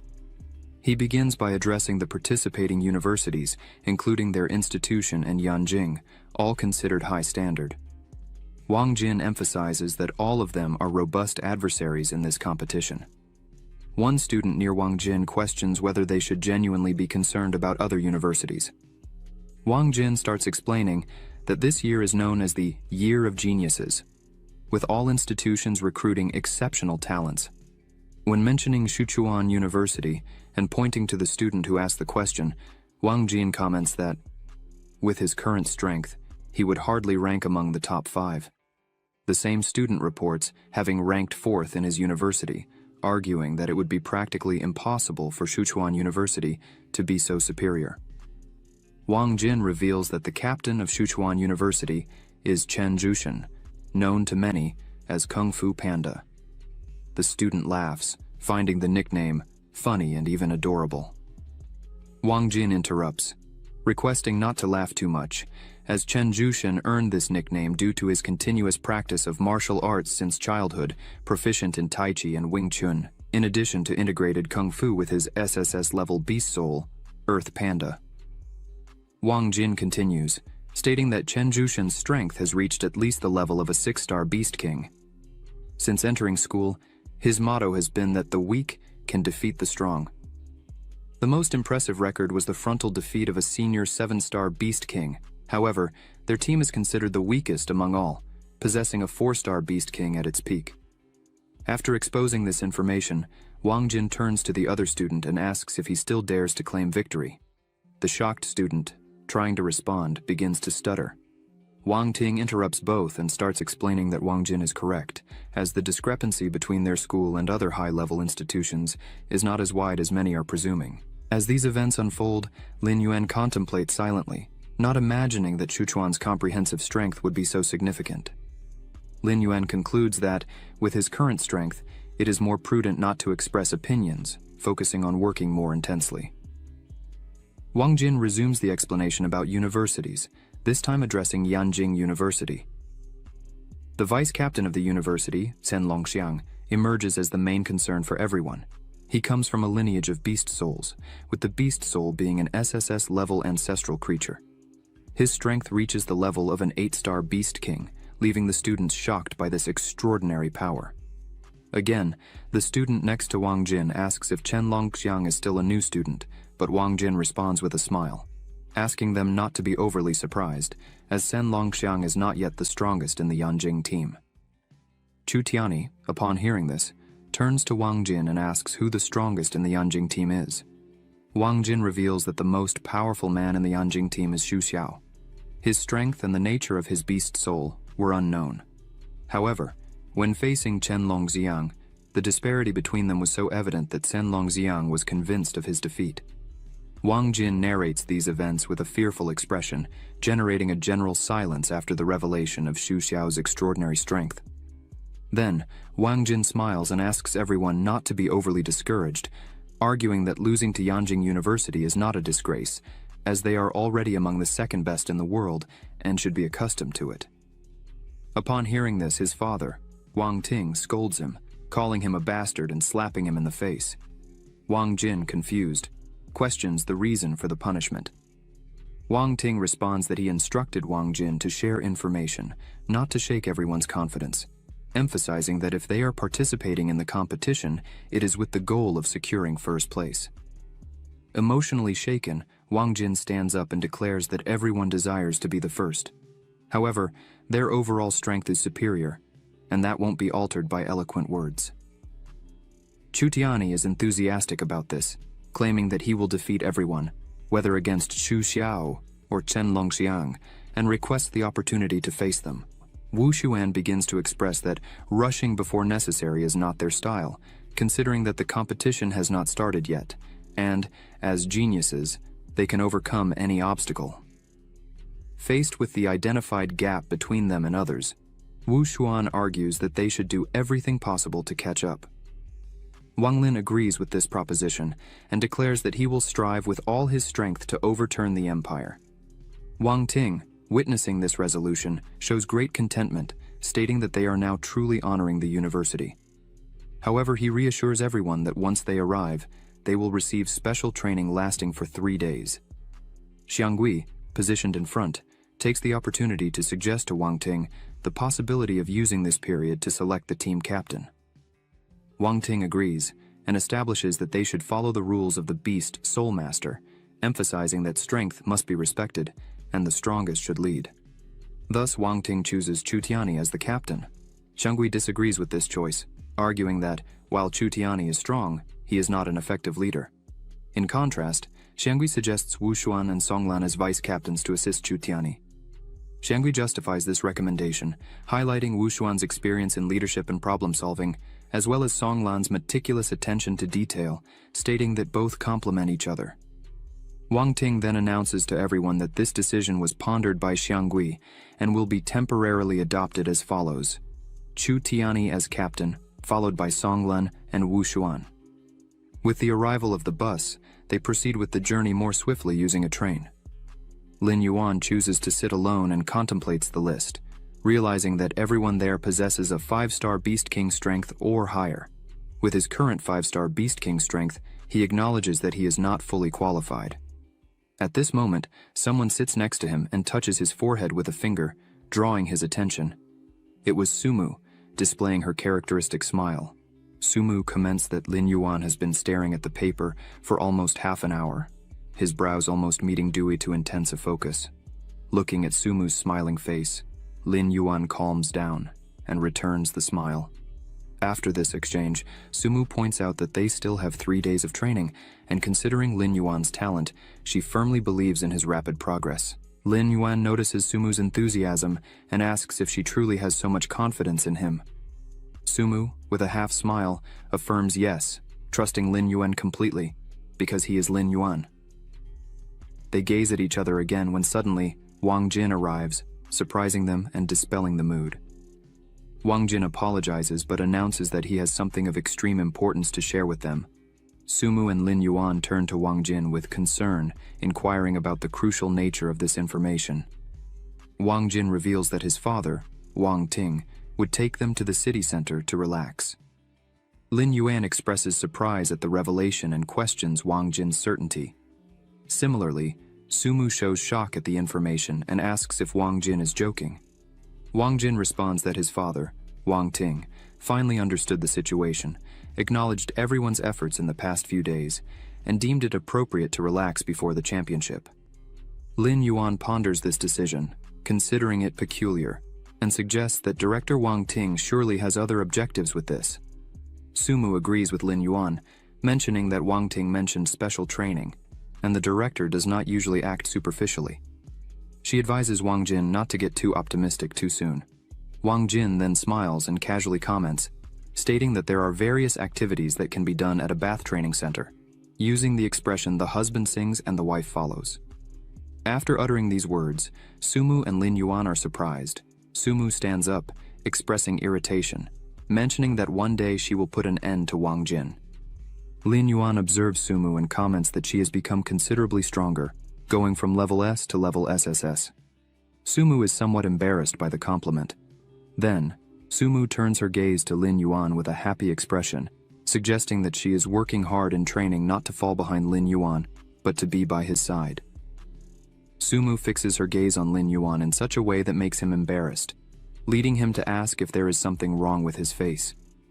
Surprised, Sumu denies it and quickly changes the subject, mentioning that they will arrive in Yanjing soon. Lin Yuan then looks out the window, remaining silent and pondering the challenges he will face in the city. Upon arrival, Zhao Shan notes that everyone is present and asks Wang Ting if he is ready to check in at the hotel. However, Wang Ting declines and informs them that they will first go to the Tianqi Bath Center, surprising Zhao Shan. Wang Jin smiles, looking at Sumu and Lin Yuan, commenting that he had warned about this possibility. 30 minutes later, they arrive at the Tianqi Bath Center. Song Lan observes in disbelief, while Wang Lin asks about the director's intention with this choice. Wang Jin clarifies that the purpose is undoubtedly to provide relaxation and joy. He adds, suggesting that for those who doubt, they should observe the young women ahead, indicating the presence of many women. One of them greets everyone warmly. Song Lan, shocked, questions the seriousness of the situation, while Sumu quickly runs to cover Lin Yuan's eyes, instructing him not to look. Lin Yuan assures her that he didn't see anything. A man arrives, announcing that they have finally arrived. Wang Ting greets him, calling him Huang Peng, expressing that it has been a long time since their last meeting, and inquires about Huang Peng's well-being. The students are surprised, and Lin Yuan asks if they really know each other. Huang Peng claims it is an honor to welcome them and highlights that director Wang Ting came personally, bringing his students for Huang Peng to meet the geniuses of the Demon City. Wang Ting asks Huang Peng to stop flattering everyone and questions if he has prepared what was requested. Huang Peng confirms that everything is ready and instructs them to follow him. He then calls the elevator, mentioning that the second underground floor houses a secret bath not open to the public. Huang Peng explains that before the tournament, Wang Ting contacted him and informed him that he had collected materials. In response, Huang Peng offered the space so that the students could enjoy a medicinal bath, maximizing their potentials. Sumu jokingly calls Wang Jin fat, and he responds casually, stating that, in any case, it's a bath, and it's fine. As they reach the second floor, the elevator doors open, revealing a hot spring. People are preparing it for them. Lin Yuan observes all this, thinking that they are adding giant ivory powder of blood barbarian phantom flower, a material costing 50 million per bucket. The way they are using it, the cost could exceed hundreds of millions. Lin Yuan expresses gratitude to director Wang Ting for providing these resources to help improve their strength. Once everything is ready, Wang Ting instructs everyone to hurry. He emphasizes that baths in this water are valued at over 2 billion, and this comes out of his own pocket. He warns that if anyone wastes this effort, they will face consequences. The students are impressed with director Wang Ting's wealth, while Wang Jin feels embarrassed by the revelation. Lin Yuan, focused on the bath, realizes that his body is recovering from the fatigue of the journey, reflecting on how wealthy families grow rapidly thanks to precious medicinal baths that significantly improve absorption efficiency. Suddenly, director Wang Ting enters and relaxes in the water. Wang Lin, beside him, asks why he is there too, and Wang Ting responds casually, suggesting that he can also enjoy the medicinal bath he paid for. Wang Lin awkwardly agrees. Wang Ting invites other teachers to join, but Zhao Shan thanks and declines. Ling Shuangyue also refuses, mentioning that she is not accustomed to bathing in hot springs with others. Wang Ting insists, explaining that the material he put in the water is enough for 30 people. He emphasizes that he may need their help later. Lin Yuan, hearing this, suspects that director Wang Ting is planning something more. As Lin Yuan observes, director Wang Ting holds in his hands a crystal derived from a Beast King level, mentioning the impressive energy contained in it, which can explode and cause death if absorbed recklessly. Lin Yuan is impressed to see the crystal personally. Wang Ting reveals that the medicinal bath was prepared to allow the students to absorb the energy from the Beast King's crystal. After saying this, he makes the crystal explode in the water. Immediately, Long appears near Lin Yuan, mentioning that the energy field there is very comfortable. Yellow glows begin to envelop Lin Yuan, surprising him. Long congratulates Lin Yuan several times for absorbing 10,000 evolution points from the Beast King's crystal. Lin Yuan realizes that if he absorbs all of this for 3 days, he will have millions of evolution points. Everyone enjoys the aquatic environment when Wang Ting starts to observe Ling Shuangyu closely, who notices the attention and returns the gaze.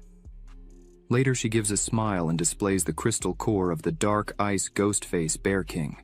Ling Shuangyu reveals that this crystal, upon reflection, is on the level of a Beast King. After her considerations, Ling Shuangyue gently places the crystal in the water, which regains its blue color, now enriched with yellow hues, indicating the spread of the crystal's energy in the water.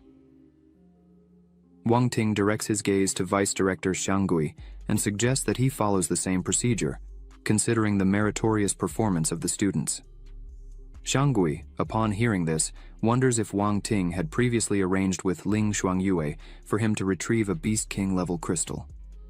After reflection, Xianggui agrees and presents the dark crocodile crystal as a gift to everyone present, expressing his wish for them to achieve excellent results. He then places the crystal in the water. Surprise takes hold of the students as, within a few minutes, 3 Beast King-level crystals rest in the water. Wang Ting, aware of the magnitude of the energy involved, suggests again that the teachers closely monitor the process, preparing to enter the water. Meanwhile, Wu Xuan mentions that the Hinadan gifted by his uncle Xianggui is capable of rapidly absorbing energy in a short period, making it ideal for the occasion. He anticipates that this will create a significant gap between him and the other students, focusing intensely. Observing Wu Xuan's concentration, Xianggui, despite the cost of a Beast King crystal core, sees it as an investment in Wu Xuan's development. Zhao Shan noticed such a scenario and, as he approached to inform the director, was interrupted by Wang Ting, who stated already being aware of the situation. Wang Ting adds, highlighting that he understands Xianggui's considerations, emphasizing, however, that the effectiveness of the process depends intrinsically on individual talent. The higher the talent, the more efficient the absorption will be, as illustrated by the example of Chu Tiani, who surpasses his peers even without the aid of pills.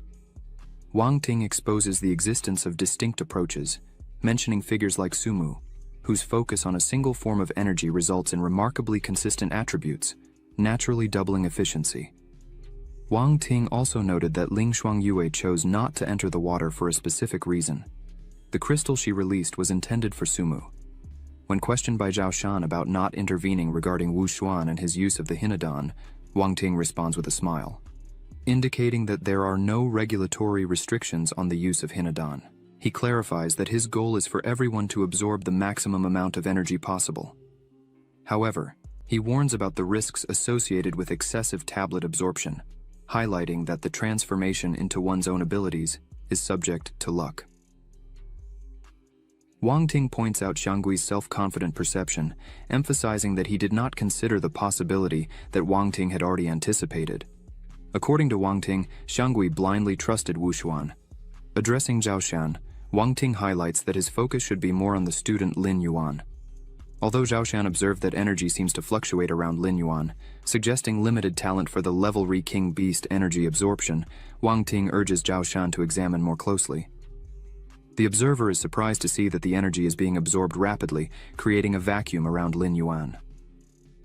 When Zhao Shan questions Wang Ting about Lin Yuan's method, Wang Ting replies that if Lin Yuan's own tutor does not have this knowledge, Wang Ting wouldn't either.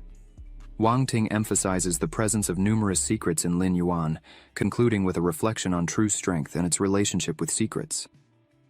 Zhao Shan expresses satisfaction, stating that the most crucial thing is Lin Yuan's smooth development.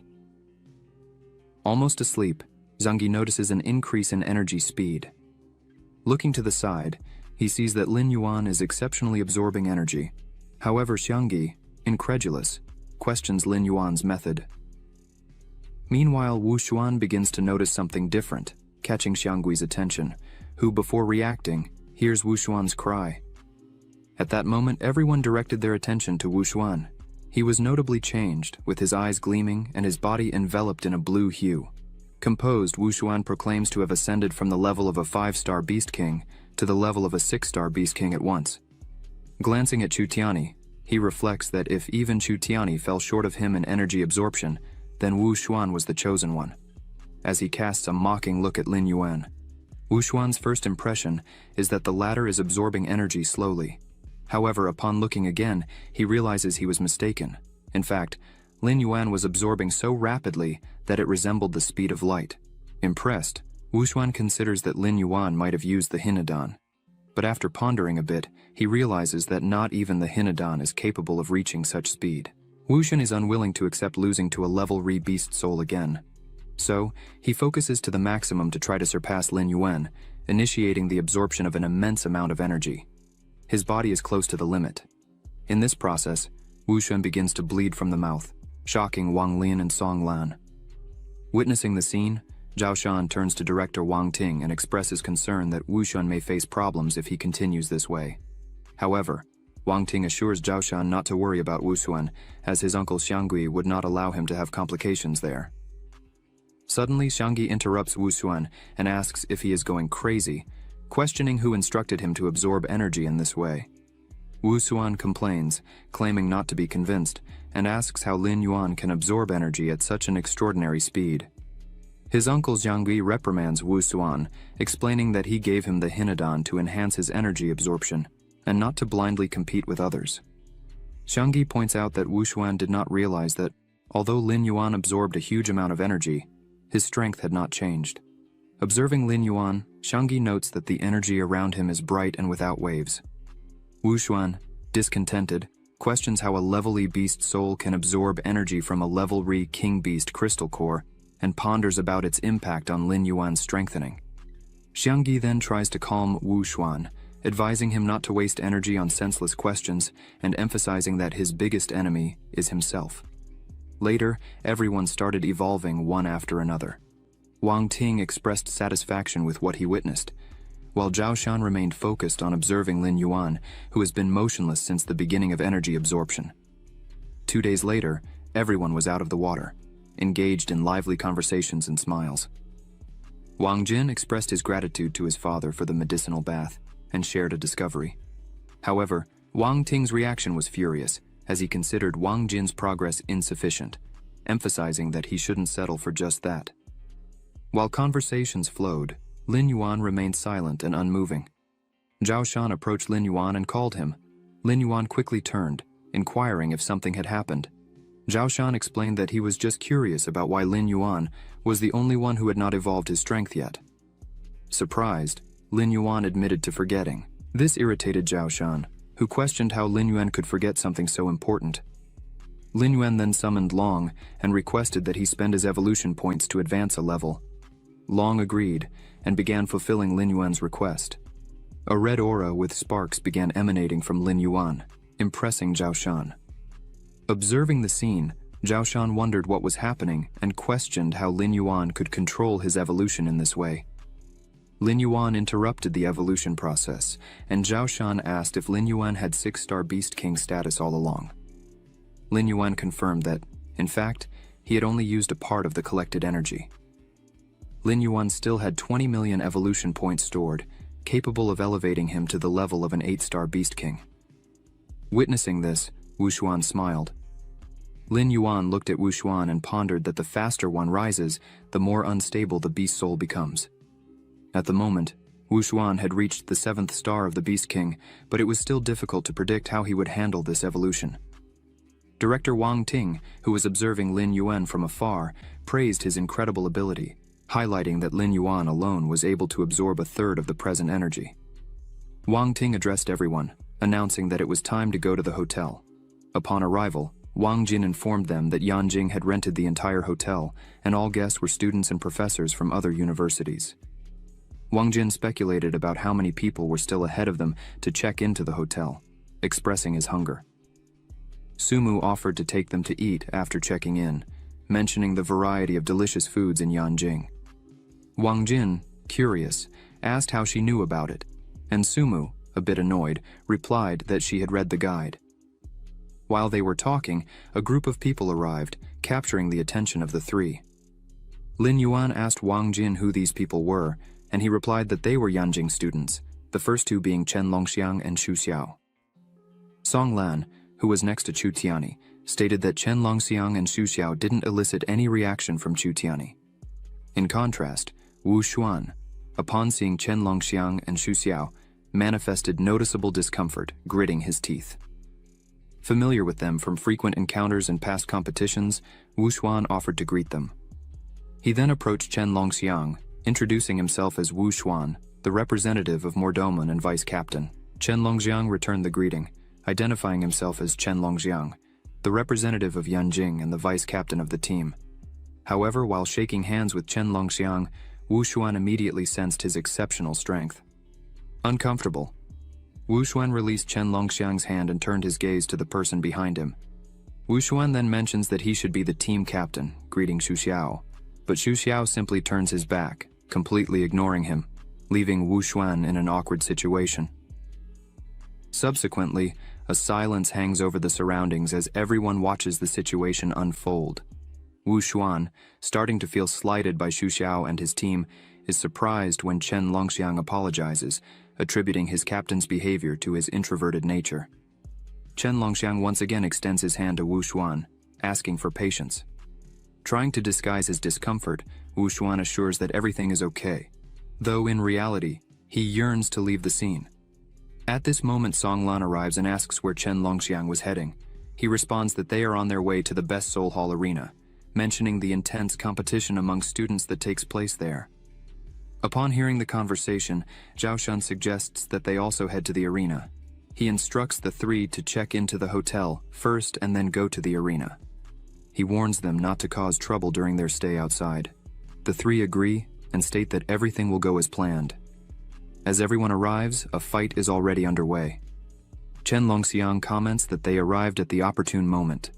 Lin Yuan, upon seeing the panda in the arena, recalls that Wang Jin had mentioned it before. The individual in question is Chen Zhishan, the captain of the Sichuan team.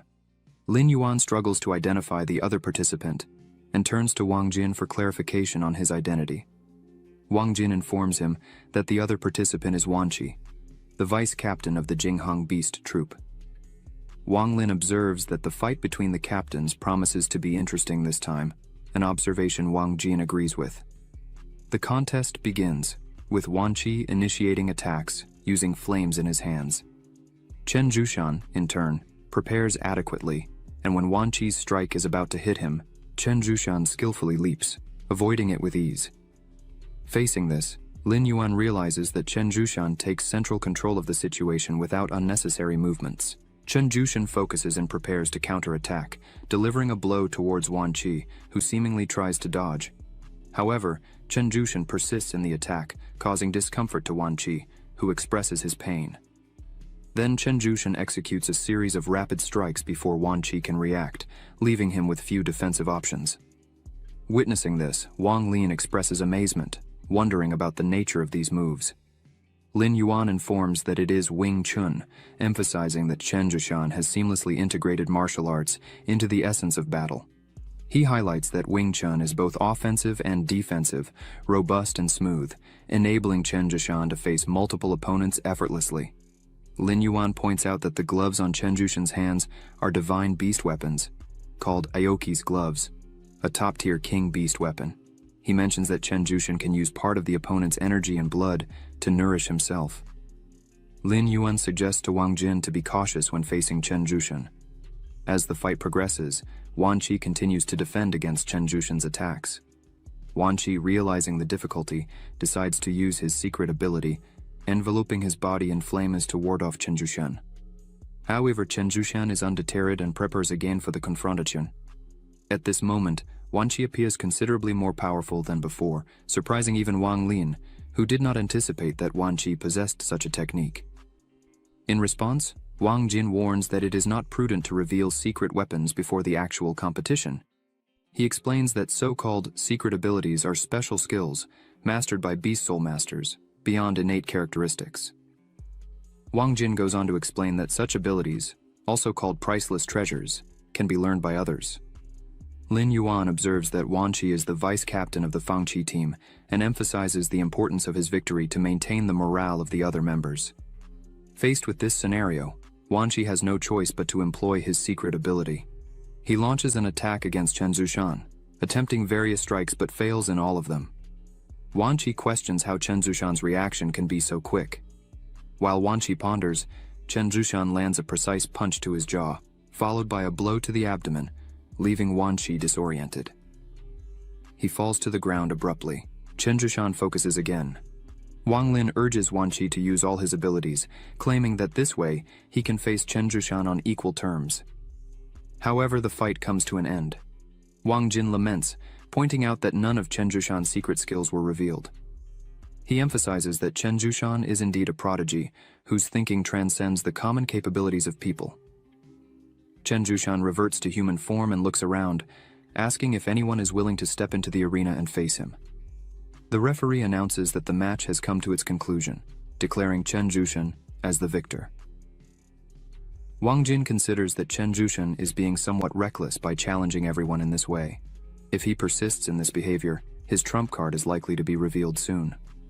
Lin Yuan observes that the trump card is not Chen Zhushan's focus. After all, he is a Beast Soul Master and a warrior. He adds that a warrior must constantly improve through battles. Wang Jin questions Lin Yuan if this indicates that Chen Zhushan is using these competitions to transcend his limits before the main competition. Sumu interrupts the two, asking if Lin Yuan would like to face Chen Zhushan. However, Lin Yuan states that his cultivation level differs from Chen Zhushan's. Therefore, engaging in combat would be a mere waste of time. Upon hearing this, Wu Xuan sarcastically questions if Lin Yuan is worthy of such an act. Wu Xuan points out that even Wan Qi, a 7-star king beast, couldn't face Chen Zhushan. Presumably, Lin Yuan wouldn't last even a minute in such a confrontation. Sumu quickly turns to Wu Xuan, asking if someone talked to him. Wu Xuan asserts that everything he said was the pure truth, and Lin Yuan should acknowledge it.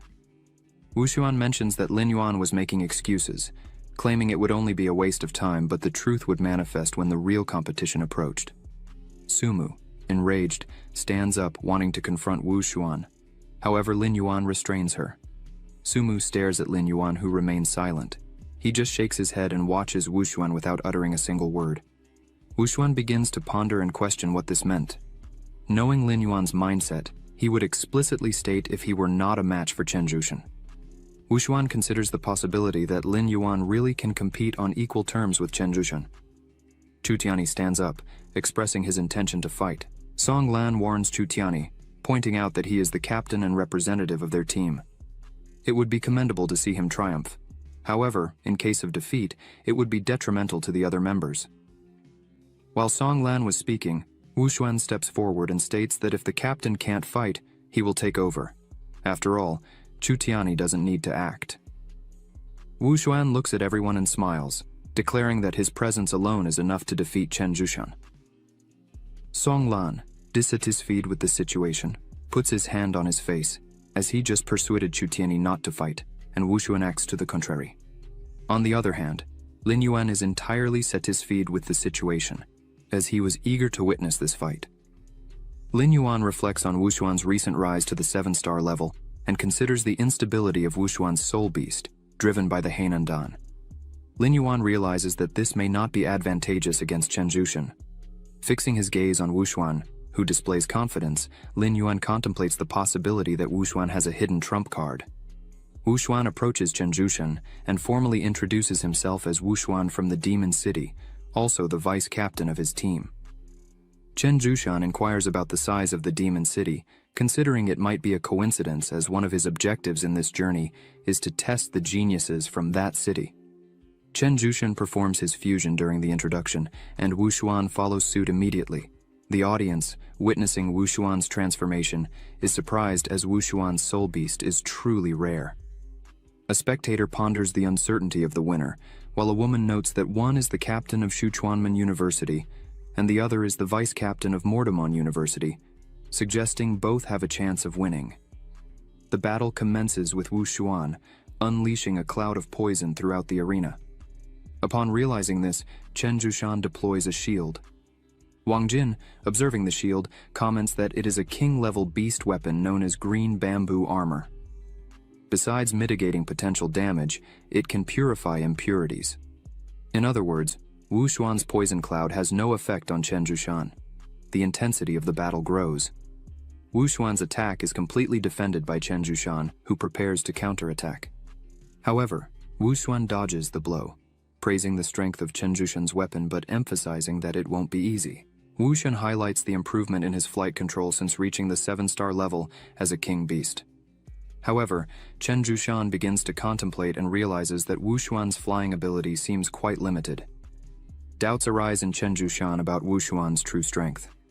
Flying, Wu Xuan releases another poisonous cloud that envelops Chen Zhushan entirely. Wu Xuan informs that he is also equipped with a king-level beast weapon. Witnessing this scene, Wang Jin explains that this weapon is the poison needle, known for corroding bones, the most outstanding weapon of the king-level beast god. Wang Jin inquires about the origin of this weapon, intrigued by Wu Xuan's background. Lin Yuan argues that this weapon was clearly gifted to Wu Xuan by his uncle Xiangui. Chen Zhushan takes the attack and remains motionless. As the dust settles, it becomes evident that several needles are scattered around the area. Observing Chen Zhushan's stillness, Wu Xuan presumes the needles had an effect, and it is the opportune moment to attack and reap the fruits of victory. Chen Zhushan reactivates his shield. However, Wu Xuan argues that this attack is not easily eliminated from the body. Seizing the situation, Wu Xuan grabs Chen Zhushan. Song Lan, witnessing this development, expresses admiration, considering that Wu Xuan truly possesses remarkable skills and may emerge victorious. However, Lin Yuan intervenes, pointing out that, although Wu Xuan seems to be in the lead, his opponent is Chen Zhushan. It is premature to conclude that Wu Xuan can triumph so easily. One of the students, in a mocking manner, comments on the irony of a student who didn't even have the courage to fight, making such observations. Lin Yuan turns to him and proposes a bet, challenging the student's certainty. Asked about the terms, Lin Yuan bets that a king-level beast weapon will be granted to Chen Zhushan. The other student carefully considers Lin Yuan's proposition and analyses that Chen Zhushan was poisoned by Wu Xuan. Subsequently, he decides to take the bet and communicates his consent to Lin Yuan. Sumu passively observes, while Lin Yuan smiles. The other student believes the bet is already won and considers which weapon to choose. Meanwhile, the fight between Wu Xuan and Chen Zhushan continues. Wu Xuan advises Chen Zhushan to give up, as the poison will soon affect his nerves. However, upon hearing this, Chen Zhushan simply opens his arms, releasing his true strength, leading Wu Xuan to wonder if he was really poisoned, since he shouldn't have all this power still. After Chen Zhushan breaks free, he starts a sequence of strikes on Wu Xuan, leaving the other student stunned and in disbelief at what is happening. The audience, upon witnessing this, begins to question Wu Xuan's ability, stating that his skills are doubtful and that he does not deserve to be appointed as the vice captain of his team. Wu Xuan continues to receive several blows and thinks he cannot lose, trying to counterattack again. However, Chen Zhushan offers no openings, persisting in the attacks and leaving Wu Xuan fallen on the ground. Chen Zhushan prepares for his final attack, but Wu Xuan gives up before being struck. While prostrate on the ground, Wu Xuan ponders whether Chen Zhushan really is a 7-star Beast King, as he felt substantially inferior to him. Wang Jin, impressed with this outcome, asks how Lin Yuan knew that Wu Xuan could not beat Chen Zhushan. Lin Yuan explains that while great strength can resist against 10 societies in the face of absolute power, any strategy is futile. He emphasizes that Wu Xuan has just achieved the 7th star of the Beast King level and does not have a solid foundation. Wu Xuan has never faced such hard challenges, while Chen Zhuxian is the total opposite of Wu Xuan. Wang Jin, upon hearing this, turns his gaze to Qingnan and comments that people should preserve discretion. Pride holds people back, while humility propels them forward. He asks Qingnan if this makes sense. Qingnan simply places his hand over his face, expressing complete shame with this. Meanwhile, in the arena, Chen Zhuxian returns to his human form and mentions that Wu Xuan's poison was indeed potent and almost defeated him. Wu Xuan, with a quite injured face, cleans himself up a bit and comments that if Chen Zhuxian were not so talented, he would certainly be at a disadvantage. As the two talk, someone interrupts them, asking if Chen Zhuxian would still be able to fight in his current state. It was Chen Longxiang who presented himself as the vice-captain of the Yanjing team. Chen Longxiang expresses his willingness to face Chen Zhuxian. The audience, for their part, does not realize that Chen Longxiang had disappeared from among them. Wu Xuan, noticing the absence of Chen Longxiang, questions whether he will really participate in the confrontation. Lin Yuan looks forward to witnessing the strength of Chen Longxiang. Xu Xiao approaches Chen Longxiang and invites him for a talk. Chen Longxiang inquires about the situation, and Xu Xiao informs that the director requested that they avoid causing trouble, emphasizing that he received specific instructions to watch over Chen Longxiang. Chen Longxiang responds with a smile, ensuring that everything is fine, and if the director wishes to assign responsibilities to someone, it should be him, highlighting that Xu Xiao has no involvement in this. Xu Xiao agrees, and suggests that Chen Longxiang choose what he prefers to do. Lin Yuan passively observes this scene, noticing the introverted nature of Xu Xiao. Subsequently, Chen Longxiang approaches Chen Zhuxian and hands him a small gift box. Chen Zhuxian receives it in his hands and asks about the contents. Chen Longxiang explains that it is a Qingbi Dan, something that will assist Chen Zhuxian in his physical recovery and relieve his pains. He adds that if he were to defeat Chen Zhuxian in his current conditions and happen to win, it would be a meaningless victory. With that, Chen Longxiang asks Chen Zhuxian to accept the gift as a gesture of unity between them. Chen Longxiang gives a thumbs up and assures Chen Zhuxian that once he is fully recovered and the poison has left his body, they will have a serious match. Observing this interaction, Wang Jin is impressed by Chen Longxiang's generous gesture, considering the high cost of the pill. However, Wang Jin had anticipated such behavior from Chen Longxiang, given his family's history of beast souls, which clearly evidences his generosity. Lin Yuan looks at Wang Jin and comments that Wang Jin speaks as if he himself is not from a noble family. Wang Jin replies that his situation is different. While others spent their family's money, he started almost from scratch and never used his resources indiscriminately.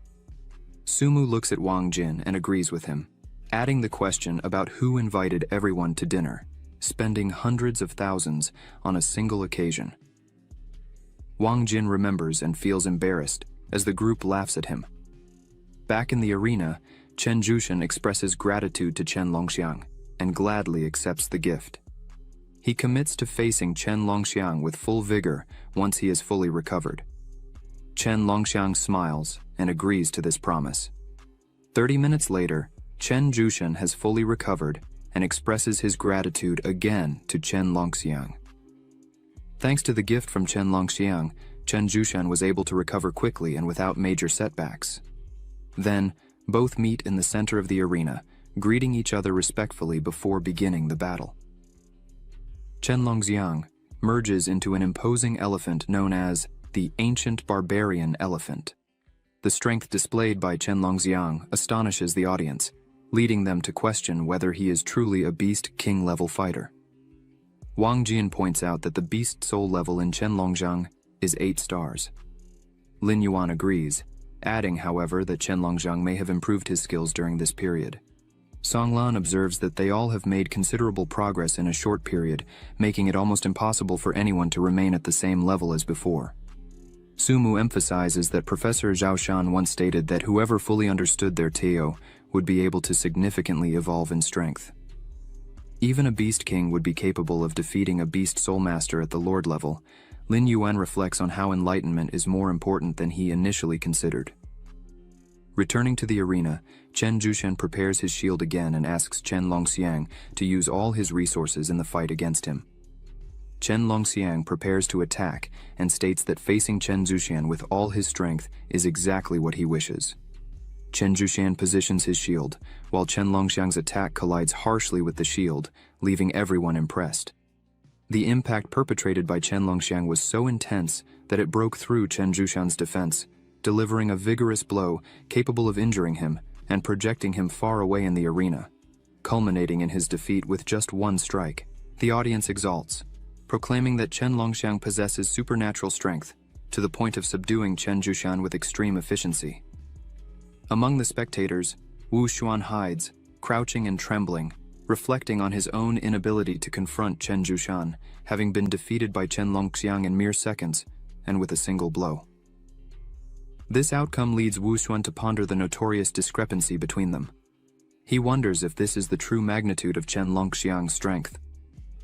While experiencing a shiver of fear, Chu Tiani stands up and requests a challenge against Chen Longxiang. Chen Longxiang turns to Chu Tiani, inquiring about his identity. Chu Tiani responds that he is the greatest beast soul, Chu Tiani. Wang Lin warns Chu Tiani not to act rashly. Chen Longxiang replies that the greatest beast soul of Demon City is what he has been waiting for. Xu Xiao positions himself beside Chen Longxiang, mentioning a pre-existing agreement that Chen Longxiang would have only one victory. Xu Xiao's presence by his side surprises Chen Longxiang. The audience's attention shifts to Xu Xiao, who becomes the subject of commentary regarding the captain from Yunjing. Feeling uncomfortable with this attention, Xu Xiao steps closer to Chen Longxiang, warning him about the potential reprimand from the director if he persists. Chen Longxiang requests from Xu Xiao one more chance to fight, to which Xu Xiao, fixing his gaze on Chen Longxiang, states that if Chen wishes to confront someone, Xu Xiao will be his opponent. Chen Longxiang immediately declines the offer, recalling the defeat he suffered the last time he faced Xu Xiao. Turning to Chu Tiani, Chen Longxiang offers his apologies, revealing that Captain Xu Xiao has forbidden him from proceeding with the fight. He then suggests to Chu Tiani to wait for the official start of the competition for their confrontation to take place. Chu Tiani watches in silence. Wang Jin, noting this dynamic, speculates about Xu Xiao's extraordinary strength, given that Chen Longxiang always complies with his orders without question. Lin Yuan agrees with Wang Jin, adding that he did not anticipate such strength from Yanjing University, posing a significant challenge for them. Wang Jin suggests that, in terms of skill, Shen Kang should surpass Wu Xuan, and the position of deputy captain should be transferred to Shen Kang.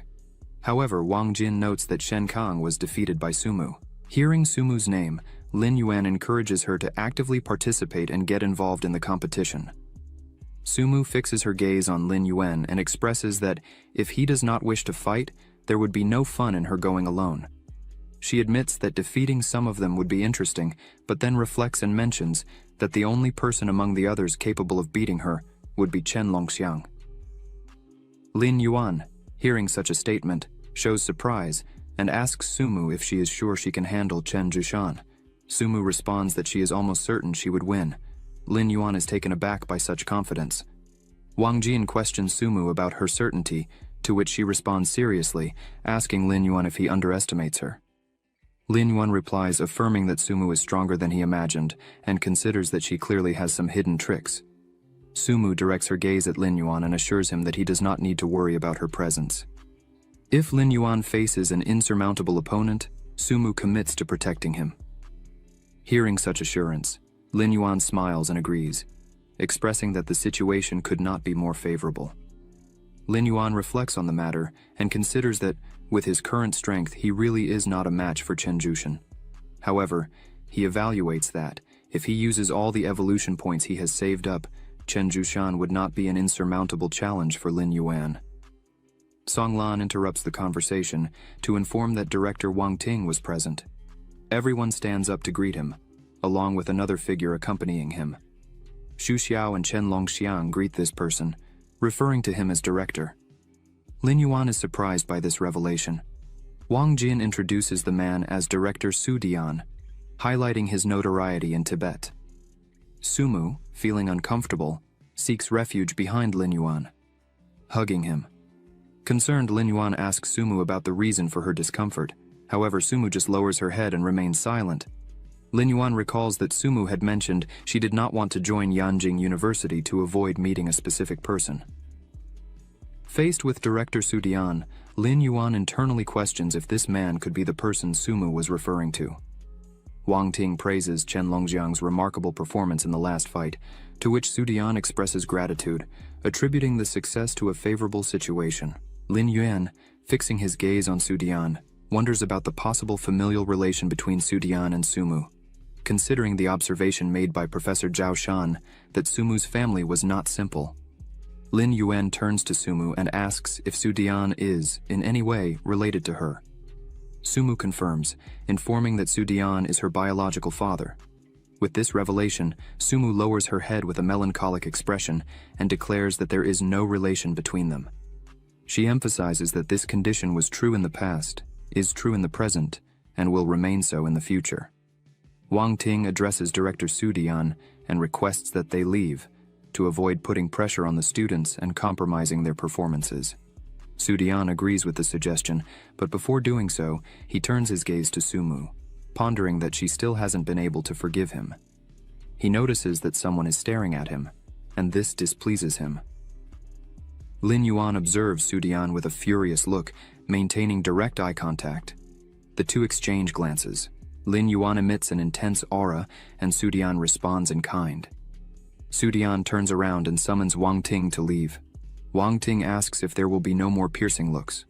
Sudian states that there is no longer a need. However, he questions who is the young man standing next to Sumu. Wang Ting informs him that it is Lin Yuan, an apprentice of Zhao Shan and the designated substitute for the team. Sudian quickly turns around and asks if Lin Yuan is really a substitute, as the aura he emits is similar to that of a teacher. After this episode, Sudian and Wang Ting departed. Lin Yuan, who was protecting Sumu, asked her to return to the hotel, which Sumu promptly complied with. As they left, they spotted someone watching them. Upon inquiring Sumu, Lin Yuan asked if it was Wu Moxuan, a confirmation provided by Sumu. She informed that Wu Moxuan had joined Jubei University, even though it is the last ranked among the elite universities.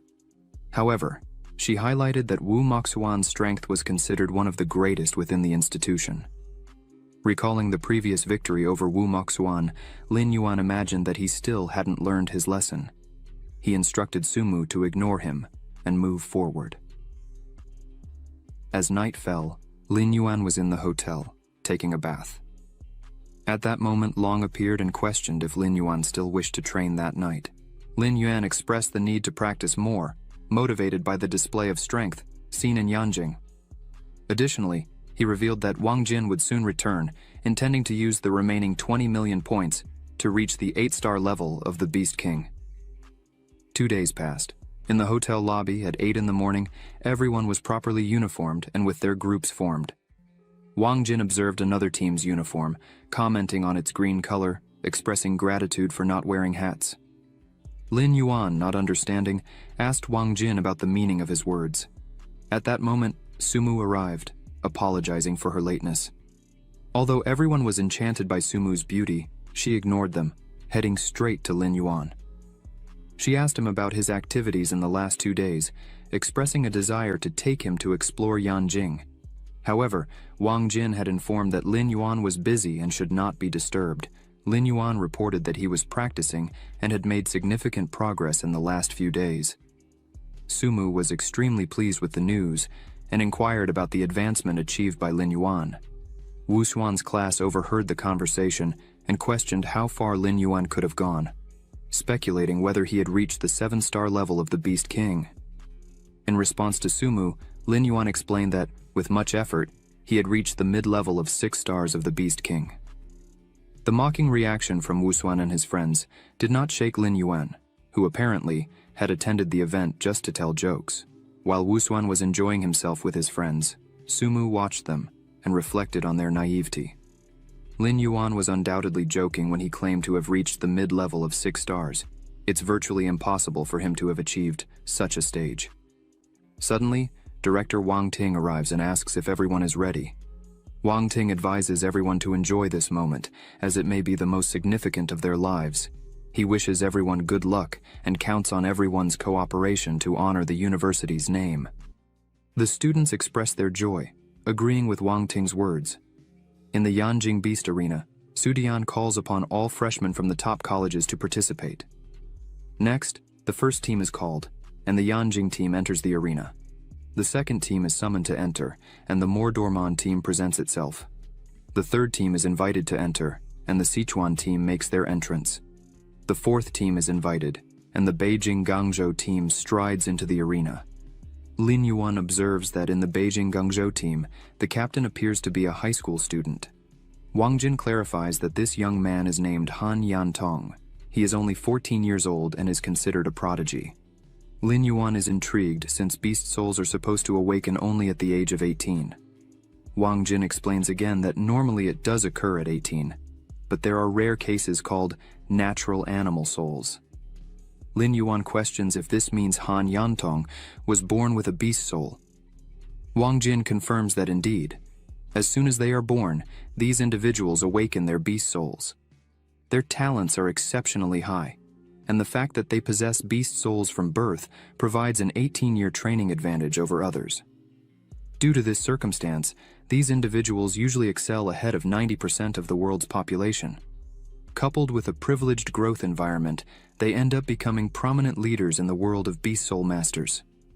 Wang Jin adds that Han Yantong is an example of this at 14, possessing a beast soul already at the 8-star level of the Beast King. It is worth noting that his beast soul is considered extremely special, being dubbed the Word Beast.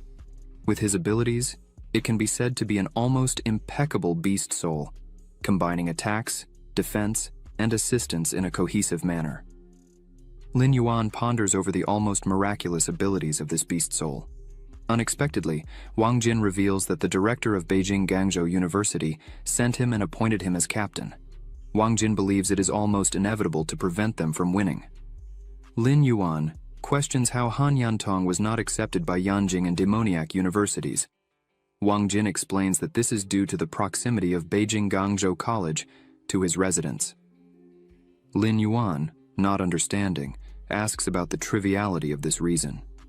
Wang Jin reveals that Han Yantong's parents are also beast soul masters, and he has been intensely trained all his life. As a result, Han Yantong's ability to take care of himself is quite limited, requiring the presence of his parents to accompany him. Due to the high compatibility with his beast soul, Han Yantong avoids speaking much, fearing to cause any disaster. Wang Jin also informs that Han Yantong's parents wanted him to attend a renowned university.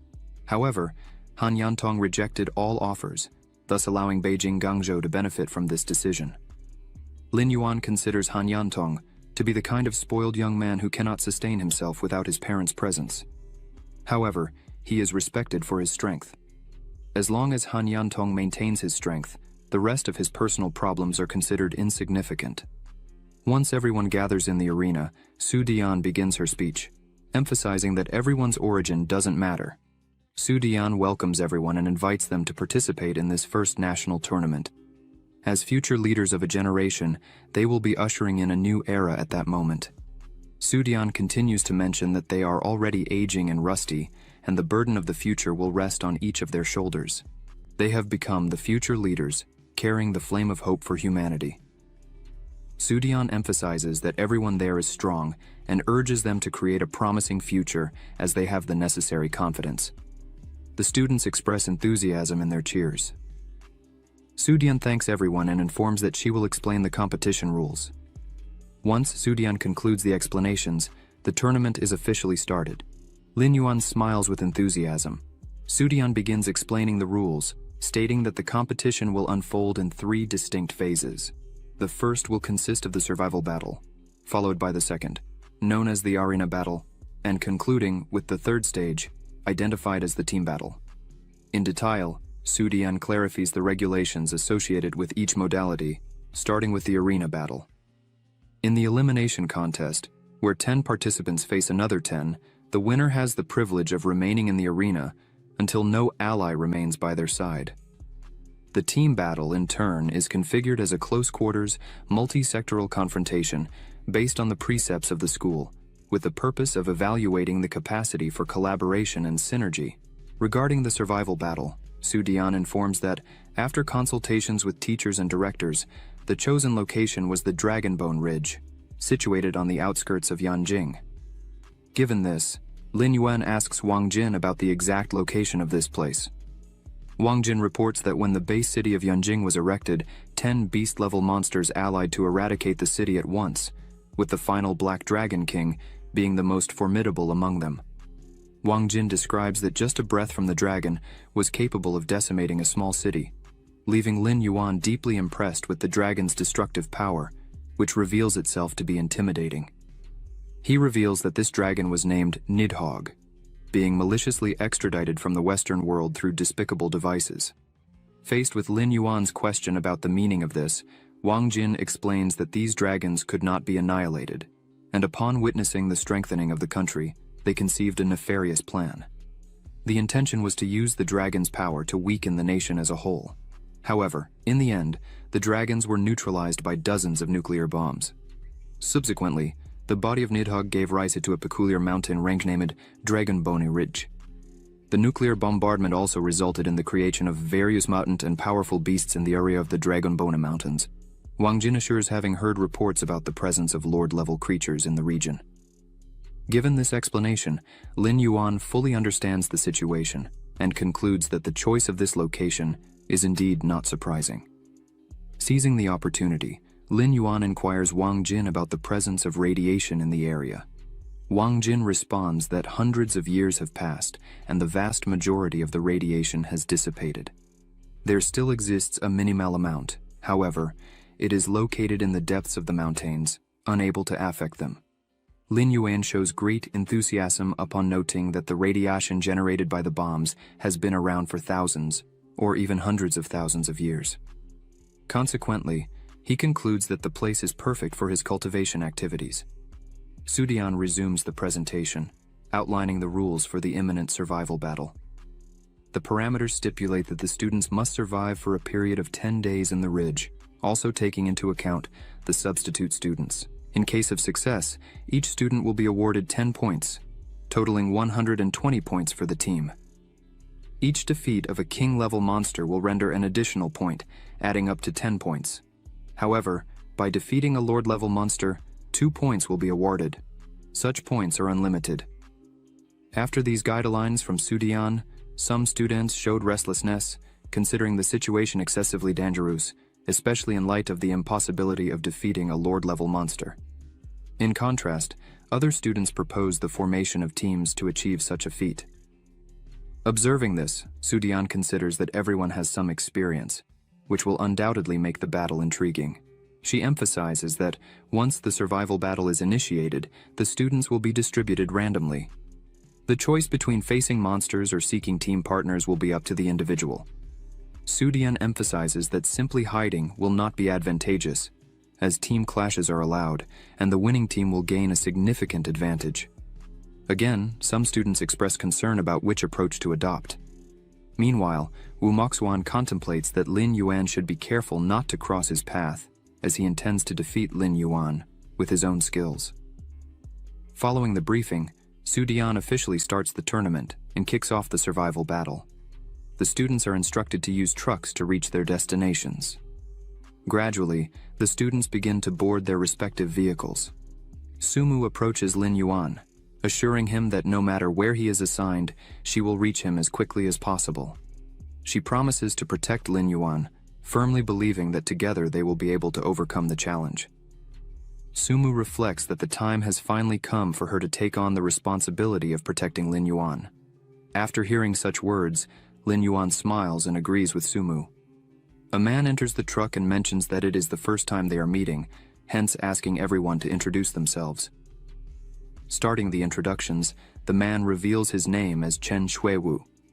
He is a lord-level soul beast affiliated with the Chinese military headquarters and is responsible for the team's safety. Chen Shuiwu clarifies that if any of them encounter a danger they cannot resolve, they can call him through the provided watch. He will promptly move according to the received coordinates. However, asking for help will automatically disqualify the person from the survival battle. Lin Yuan takes the watch and examines it, noting that the first function counts the defeated monsters and the second is for calling rescue. He also considers that each vehicle clearly has a similar officer, aimed at ensuring the students' safety.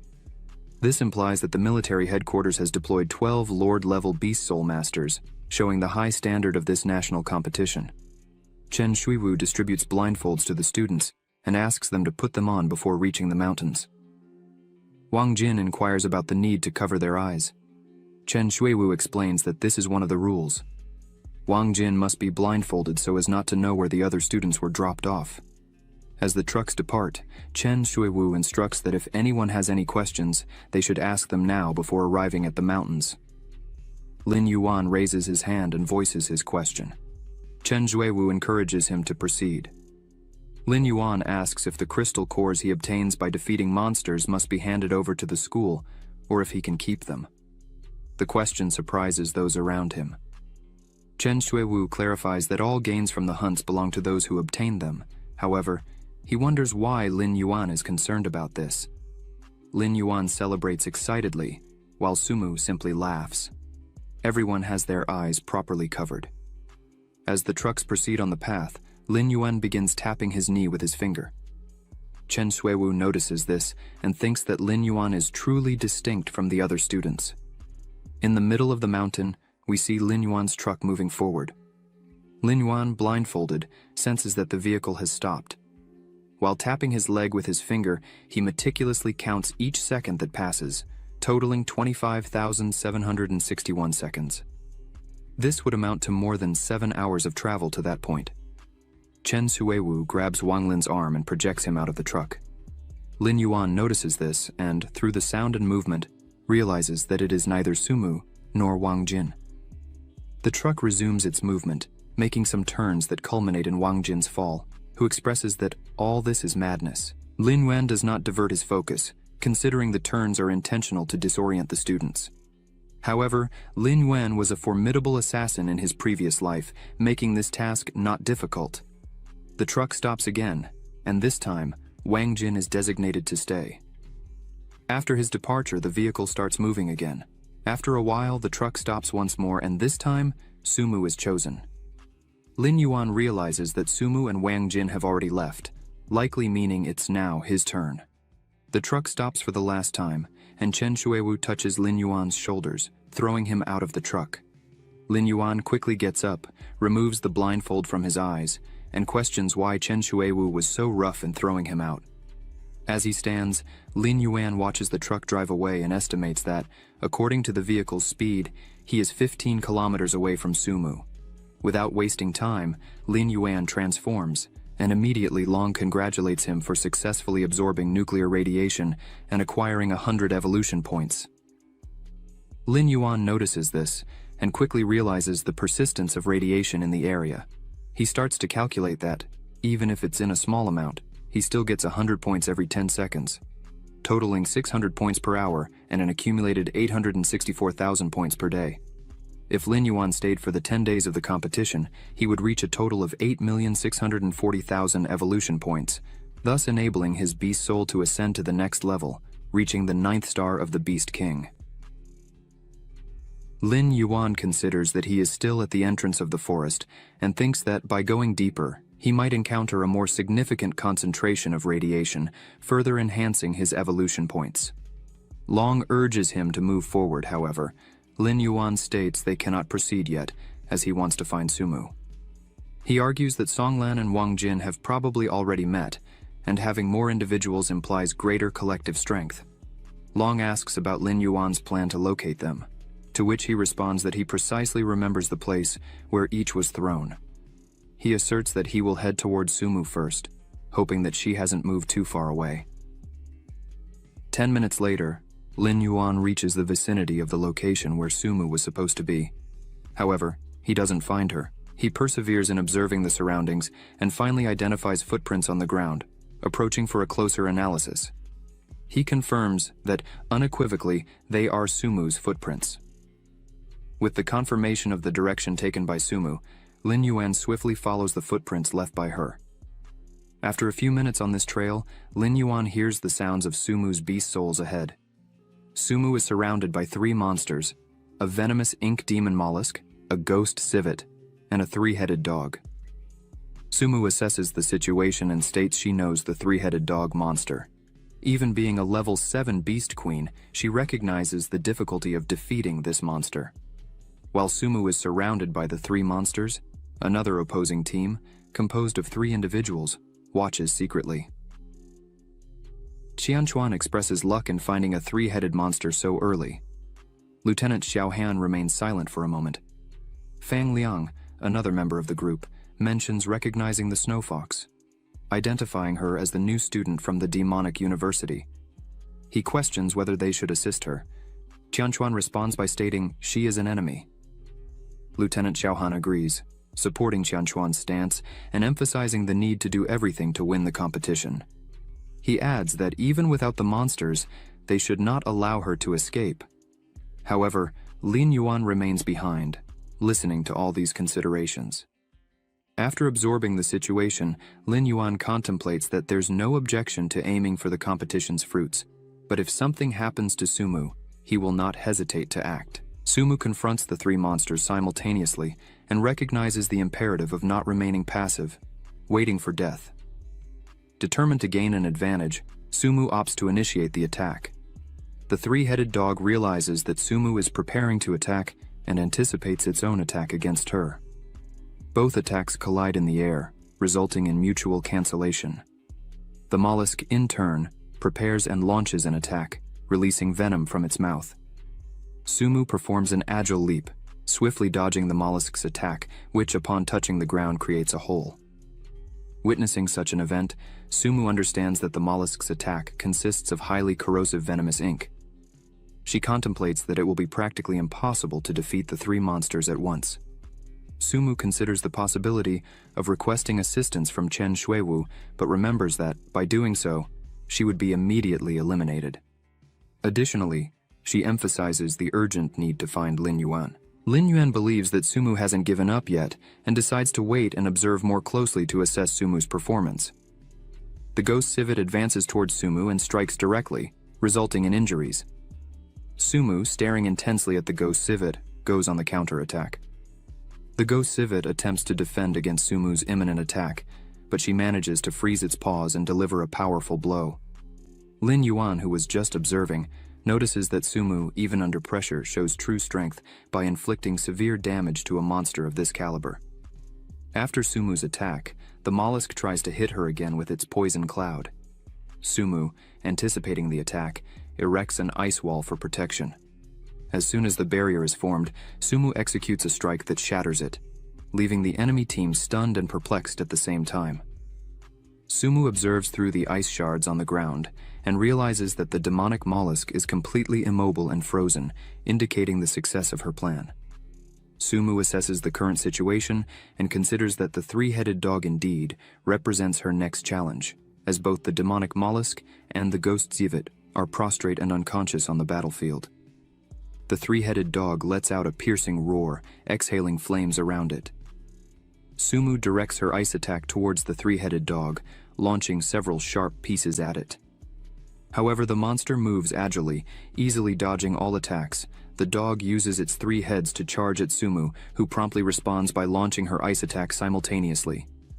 The attacks collide again in the air, and Sumu feels an impact on her back but remains firm with little difficulty. This surprises Qianchuan, who shouts to his leader that Sumu is more powerful than they had anticipated. Sumu, still standing and slightly injured, manages to defeat all 3 monsters at once. Of the 3 faced, 2 succumb to their injuries and die, while the 3rd remains unconscious. Lieutenant Xiaohan dismisses everything as foolishness, insisting that they should merge their beast souls immediately and attack her. Fang Liang is surprised by Xiaohan's decision, questioning whether they should act immediately. Xiaohan stares at Fang Liang, stating that if they do not act now, Sumu could claim the 3-headed monster's reward exclusively for herself. Following these words, Xiaohan merges and transforms into a silver moon venomous scorpion. Qianchuan metamorphoses into an armored beast, and Fang Liang integrates into a thunder jellyfish. Sumu notices the presence of other people and realizes that encountering someone at this moment will not be favorable. The 3 members of the blue team emerge before Sumu. Xiaohan instructs Fang Liang to advance and immobilize Sumu so Xiaohan can attack her. Fang Liang moves towards Sumu, capturing her with his electrified tentacles. Sumu lets out a scream as she is electrocuted. Xiaohan praises Fang Liang for the performance and moves to attack Sumu. Sumu labels the three as despicable, fearing this might be her end. However, before Xiaohan's attack can reach Sumu, a voice states that taking advantage of someone's peril does not align with the conduct of a knight. Lin Yuan steps in front of Sumu, blocking Xiaohan's attack with his hand. Sumu tries to warn Lin Yuan about the poison in the attack, but before she can finish, Lin Yuan has already absorbed the impact with his own body to protect Sumu. Xiaohan considers that, regardless of their opponent's identity, the application of his poison will result in complete combat incapacity, leaving the person paralyzed. Although he tries to hit Lin Yuan again with his attack, he cannot penetrate Lin Yuan's defense. Sumu, anxious about Lin Yuan's situation, exclaims his name while Xiaohan stands confused, questioning how this could be happening. His scorpion tail fails to breach Lin Yuan's impregnable defense, leading Xiaohan to speculate whether Lin Yuan shares the same defensive ability as Qian Chuan, whose beast soul focuses on defense. As Xiaohan ponders this, Lin Yuan steps forward and positions himself in front of him. Lin Yuan, with an intimidating expression, comments that he is not surprised to see the blue team resorting to sneaky attacks, attributing this to their weakness. Lin Yuan firmly warns that when carrying out stealth attacks, one must be prepared for the consequences if the plan fails. Xiaohan shows surprise and remains silent. Lin Yuan strikes him, sending him flying and defeating him with a single blow. The three-headed dog awakens, and Lin Yuan quickly notices, declaring his intent to eliminate it. Lin Yuan runs towards the monster, which retaliates with a fire attack. Lin Yuan casually blocks the attack with his arm and advances without hesitation. As he approaches the monster, Lin Yuan jumps ready to deliver a fatal blow, annihilating the three-headed monster. Long appears to congratulate Lin Yuan on his successful defeat of the monster and informs him about the reward received. Lin Yuan thanks Long, expressing satisfaction at receiving 2 chests. Lin Yuan turns to Fang Liang and Qian Chuan, asking whether they would leave on their own or prefer to be removed by force. Fearing the latter, Fang Liang and Qian Chuan revert to human form, take their leader Xiaohan, and hastily retreat. Lin Yuan turns to Sumu, expressing concern for Wang Jin, considering him more vulnerable than Song Lan. Lin Yuan fears for the possible elimination of Wang Jin, and, in response, Sumu asks if Lin Yuan knows where to find Wang Jin. Lin Yuan confirms and explains that during the ride in the truck, he was able to observe everyone's exit, allowing him to reach the location. Sumu just looks at Lin Yuan and admires his ability. As they run to find Wang Jin, Sumu questions Lin Yuan's current strength. Lin Yuan reveals that he has reached 8 stars at the Beast King level, impressing Sumu with his extraordinary strength. Suddenly, Lin Yuan stops their advance and declares that Wang Jin got off here, although he does not seem to be present at the moment. Sumu notes that a considerable amount of time has passed since Wang Jin left the vehicle, suggesting he probably isn't in the area anymore. Lin Yuan notices something on a nearby tree and decides to move closer for a detailed inspection. Upon observing the mark on the tree, Sumu quickly deduces that Wang Jin likely left that mark. Lin Yuan comments that Wang Jin is insightful and possibly left the marks on purpose, indicating they could follow them to find him. Sumu expresses concern about Wang Jin's risky action, considering other students could hunt him if they saw the marks.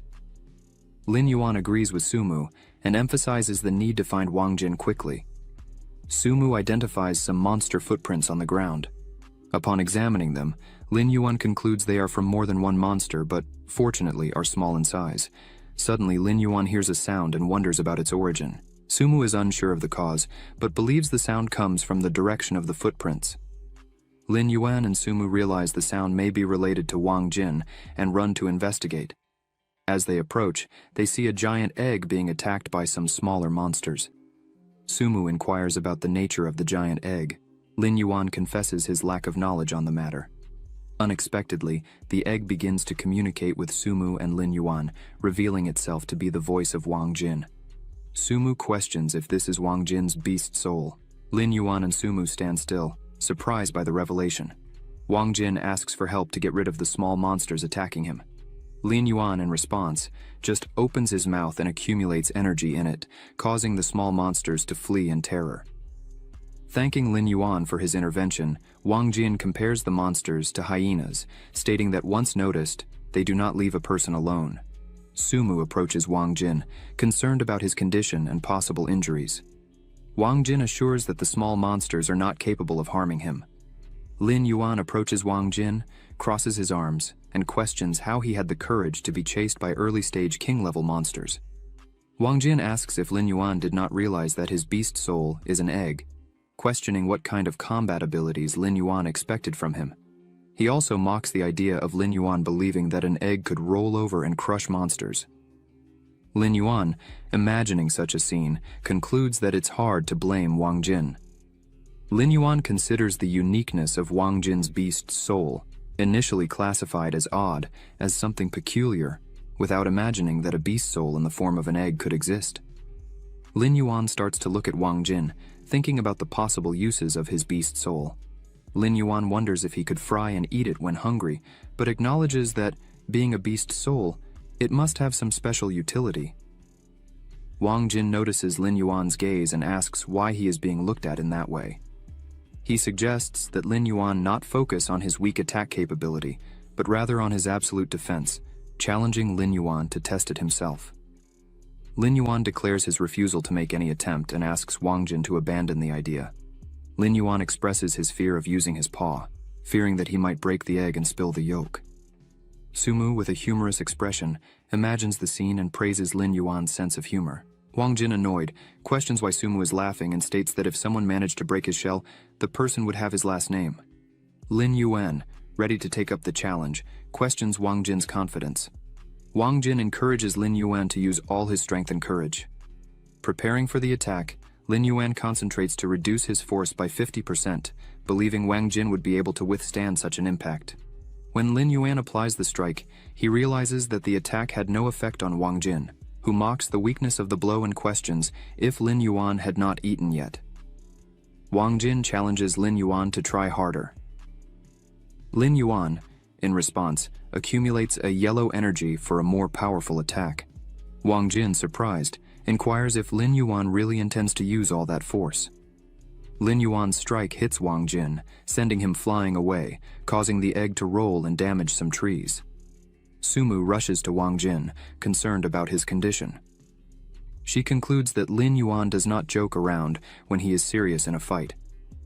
Wang Jin comments that the attack was so-so, but considers that Lin Yuan, despite considering him a brother, seemed to want to kill him at that moment. Wang Jin gets up and assures that his eggshell remains intact, indicating that Lin Yuan's attack was not that strong. Lin Yuan mentions that, in that case, he would not hesitate to use his claws. Wang Jin changes the subject, suggesting that they should first look for Songlan. He proposes that the team be composed of Lin Yuan as the main attacker, Wang Jin in defense, Sumu as the organizer and team maintainer, and Songlan assisting Sumu in that task. Lin Yuan praises Wang Jin's proposal but points out that, as they ran through the forest, he lost Songlan's location. Sumu asks about the next step. Lin Yuan suggests they continue advancing through the mountain until they reach the depths of the Dragon Bone. Wang Jin asks if Lin Yuan is interested in hunting Lord-level monsters and questions if just the three of them would be capable of such an endeavor. Lin Yuan responds that most of the students are probably on the outer part of the forest looking for Beast King-level monsters, which means that, as they go deeper, it is likely they will encounter few people in the area.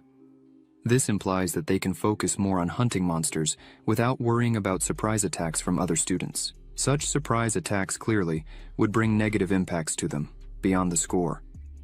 While a Beast King-level monster represents at most 1 point, potentially up to a maximum of 10 points, Lord-level monsters are worth 2 points, with no limits.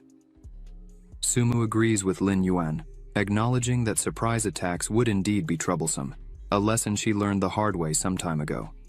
Lin Yuan highlights that indeed, there are Lord-level monsters deeper in the mountain, but as long as the group avoids them, all will be well. Lin Yuan believes this is the best option available, as staying there would result in attacks from both sides. Wang Jin agrees with Sumu and Lin Yuan. Lin Yuan considers that as long as he can enter the mountain, he will become stronger just by breathing. 6 hours later, Lin Yuan is still traversing the woods. Wang Jin asks if they are getting closer. Lin Yuan responds that probably not, as he has not yet spotted any Lord-level monsters nearby. He points out that they are on the right path, feeling closer than before. Lin Yuan reflects that he now receives 200 evolution points every 10 seconds. Suddenly, they hear a noise and notice the presence of a drone flying close to them. Lin Yuan recalls that the competition is being broadcast live to everyone. He stops marching to assess the situation, aware of the need to be cautious, as exposing his secrets could lead to trouble. At this moment, directors Wang Ting and Su Dian are watching Lin Yuan on the computer screen. Su Dian expresses concern about Sumu's participation in the exam, stating it's hard for him to accept. Wang Ting assures Su Dian that his son Wang Jin is also present, and moreover, they are with Lin Yuan, so nothing bad will happen. Su Dian questions Lin Yuan's reliability, to which Wang Ting responds that Lin Yuan is a student of Zhao Shan, highly recommended by him. He asks Su Dian to have an unbiased view and give his opinion. Su Dian admits that Zhao Shan is trustworthy and suggests that Lin Yuan could become one of the strongest. However, he emphasizes his suspicion that Lin Yuan seems to always hide many secrets. Back in the competition, night has fallen, and Sumu, Wang Jin, and Lin Yuan find themselves in a cave deep in the mountain. Lin Yuan comments that the meat seems very good. As Wang Jin seasons the meat, he says this is part of his cooking skills. Sumu expresses her gratitude and mentions how lucky Wang Jin is to carry spices with him. Suddenly, Wang Jin smiles and waves at the camera, asking how the audience is doing. He encourages viewers to subscribe to the channel and leave a like, expressing his affection for them. Sumu quickly turns to identify the source of the sound. Lin Yuan also turns, and when they all look towards the entrance of the cave, they see a drone again. Wang Ting, the person behind the situation, instructs to focus on Lin Yuan, as the director is curious to learn more about him. Lin Yuan turns back to them and mentions that with the nightfall, the temperature will drop quickly, highlighting the need to prepare more firewood. Wang Jin, absorbed in the excitement caused by the delicious aroma of the meat, wasn't paying much attention. Suddenly, Wang Jin notices a change in Lin Yuan and questions the reason for this sudden advancement. Sumu agrees with Wang Jin, noting that Lin Yuan is surpassing the 8 stars of the Beast King level, approaching the final stage. Lin Yuan laughs, trying to disguise the situation, stating that he doesn't fully understand what's happening, as he was just sitting there and mysteriously getting stronger. Wang Jin, moved, falls to his knees, grabs Lin Yuan's leg, and begs to be taught by him, also asking Lin Yuan to be his mentor. Lin Yuan tries to push Wang Jin away, explaining that it's not a matter of not wanting to teach, but rather that he doesn't have the capability to do so. Even so, Wang Jin accepts the situation and decides to go gather firewood. Sumu stands up and approaches Lin Yuan, who asks her to accompany Wang Jin to avoid dangers, while Lin Yuan takes care of the meat.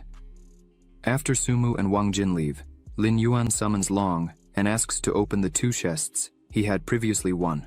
Long opens the first chest and congratulates Lin Yuan for obtaining 50,000 evolution points and a divine beast-level weapon called Soul-Destroying Claw. He explains that this weapon can inflict damage not only on the enemy's physical body, but also on their soul, causing harm to both the opponent's body and soul. In the second chest, Long congratulates Lin Yuan for another 50,000 evolution points and a Beast King level secret skill called 9 Transformations of the Beast God Tiger Transformation, this being the first volume. Lin Yuan, without hesitation, begins the process of absorbing the knowledge of the skill, with lights enveloping his body during meditation. Some fighting stances begin to form in his mind, and after a few minutes, Lin Yuan celebrates a complete understanding of the skill. Long is extremely pleased and encourages Lin Yuan to test his new power at the back of the cave. Lin Yuan heads to the back of the cave and merges again with the beast soul, feeling safe there as there are no drones to watch him. Long explains that transforming into a tiger for a short period can significantly increase his explosive power, making him like a furious tiger. Lin Yuan undergoes the transformation, displaying some red marks on his body, and performs moves to test the skill. After delivering some strikes to the cave's rocks, Long mentions that, with Lin Yuan's current strength, he could maintain the transformation for about half an hour. Long points out that, compared to the barbarian elephant secret skill, Lin Yuan's skill is somewhat inferior. Long clarifies that this was only the first volume of the tiger transformation, and as Lin Yuan acquired the other parts, his strength would gradually increase. Lin Yuan examines his transformation carefully and expresses eagerness for the next steps in evolution. A few days pass, and Lin Yuan's group remains in the cave. Wang Jin wonders if they are really in a Lord-level monster territory since it's been several days without sighting a single monster of that level. He observes that the audience might have gotten bored not seeing them in action, as the drones haven't appeared for some time.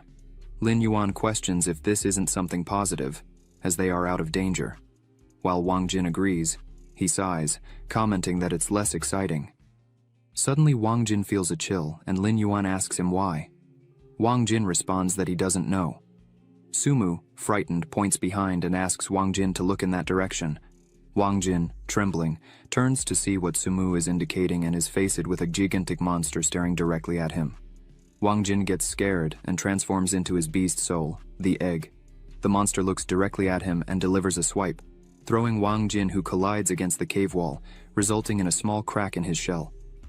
Sumu is worried about Wang Jin, while Lin Yuan stares at the monster. It starts moving towards Sumu and Lin Yuan, leading both to immediately transform. Sumu creates an ice wall in an attempt to contain the monster, and Lin Yuan takes the opportunity to attack, causing pain to the monster, which then buries itself in the ground. Lin Yuan warns that it's an earth dragon and tells everyone to be alert to the ground. Suddenly, an explosion erupts from the ground, launching rocks towards Sumu and Lin Yuan. Sumu creates another ice wall to protect them, but the rocks manage to break through, leaving Sumu momentarily stunned. However, Wang Jin quickly rolls in front of Sumu, absorbing all the damage from the rocks. Wang Jin complains that the attacks hurt him a bit. Lin Yuan declares that they need to force the dragon out of the underground. Otherwise, they will be completely vulnerable and unable to attack it. Noticing that he can't even feel the dragon's aura, Lin Yuan speculates that this is because the monster is Lord level. Lin Yuan starts running and announces they're going to escape. Wang Jin and Sumu are confused about Lin Yuan's actions, but he states there's no time to explain, just asking them to follow him. Wang Jin comments that the monster is very fast, questioning the effectiveness of fleeing. Lin Yuan turns around and emphasizes that no one said they were going to flee. The monster approaches, and Lin Yuan gets ready, opening his mouth and gathering energy. He fires a powerful blast of energy, forcing the monster to emerge from the ground in agony. Once the monster is fully exposed, Lin Yuan instructs Sumu to freeze it quickly. Sumu understands and uses her powers to immobilize the monster, which becomes completely frozen. Lin Yuan runs toward the monster, leaps, and prepares another attack. He lands a powerful blow, causing the monster's mouth to bleed. Holding the monster's severely injured head, Lin Yuan emphasizes that no matter how strong the external defense is, the internal organs are still vulnerable. He opens the monster's mouth, declaring that this is the law of the strongest. Lin Yuan gathers energy in his mouth again and shoots it inside the monster, causing an internal explosion that shatters it from the inside out. Long appears to congratulate Lin Yuan for defeating a Lord-level monster, announcing that he has won a platinum chest. Wang Jin and Sumu are surprised to learn that Lin Yuan has the strength to face a Lord-level monster alone. After the victory, Lin Yuan is surprised to find that each head of the monster provided a crystal core. He comments that they are worth 20 million, and laughs. Wang Jin complains about Lin Yuan's exceptional strength and jokes that he disguises himself as a pig to eat with the tiger. Wang Jin expresses dissatisfaction, considering the situation unfair. Sumu praises Lin Yuan's consistent strength and highlights that he never hid anything from Wang Jin. However, Wang Jin sighs and agrees with Sumu, admitting that his hubby is truly the strongest. Sumu starts chasing Wang Jin, calling him a damn fatty, and questioning if he isn't afraid of dying. Wang Jin runs ahead, stating he doesn't want to die, but live to eat more kebabs. Lin Yuan watches the whole scene while laughing at the situation. Suddenly, Wang Jin stops running when he realizes someone has stolen his skewers. Lin Yuan examines the footprints and concludes they are from monsters. Wang Jin, furious, states that if he catches the thief, he will teach them a lesson. Lin Yuan suggests they follow the footprints, which lead them to a bush near a tree. As they approach, Lin Yuan discovers a little monster finishing eating the meat. The three are intrigued by the identity of the little monster. Suddenly, the little monster fills its cheeks and launches a fireball towards the group. Lin Yuan warns to be careful, pushing Sumu and Wang Jin aside while dodging the shot, which effortlessly creates a hole in the tree. Lin Yuan looks at the hole and is surprised by the small monster's power. Sumu screams in desperation for Lin Yuan to be careful. Lin Yuan reaches out towards the little monster, which approaches and sniffs Lin Yuan's hand. Sumu, concerned, watches the interaction between Lin Yuan and the little monster. Lin Yuan touches and caresses the little monster, surprising Sumu. She asks what's happening and how the little monster knows Lin Yuan. The little monster turns to Sumu and Wang Jin with a serious expression, as if wanting to protect Lin Yuan. Sumu comments that the little monster really likes Lin Yuan, while he asks the little monster not to be so rude with his friends. Then, Lin Yuan calls Long and asks if the little monster is some kind of relative of his. Long responds that he has no relation to the little monster and suggests that it was attracted by the radiation present in Lin Yuan's body.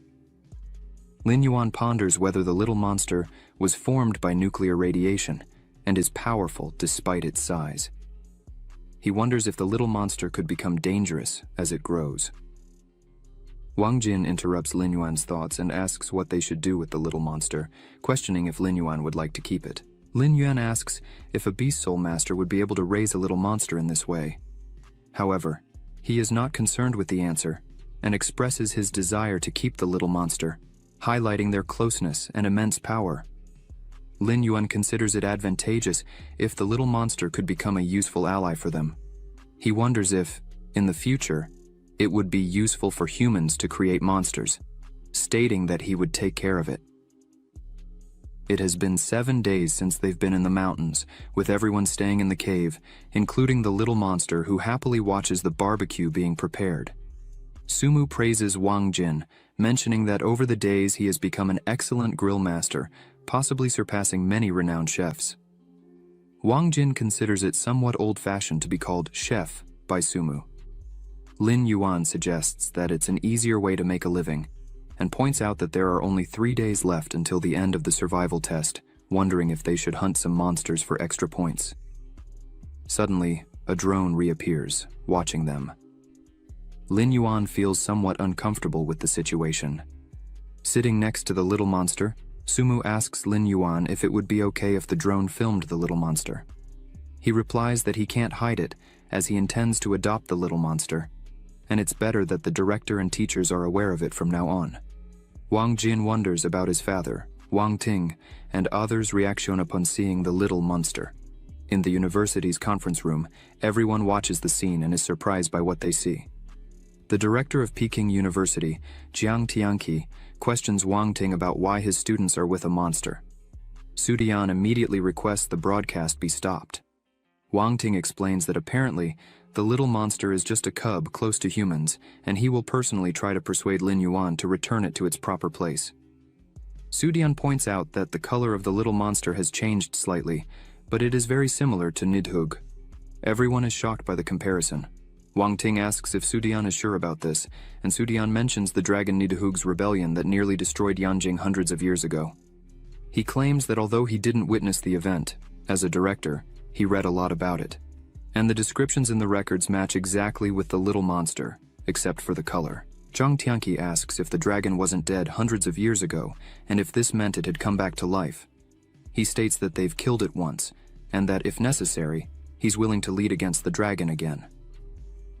The director of Hiyu University mentions that if Nidhugg was indeed revived, it wouldn't be a big issue, but suggests resolving the situation as soon as possible since the Dragonbone Mountain range is very close to Yanjing City, and the impact of this is hard to predict. Wang Ting asks Su Dian if this was also his thought.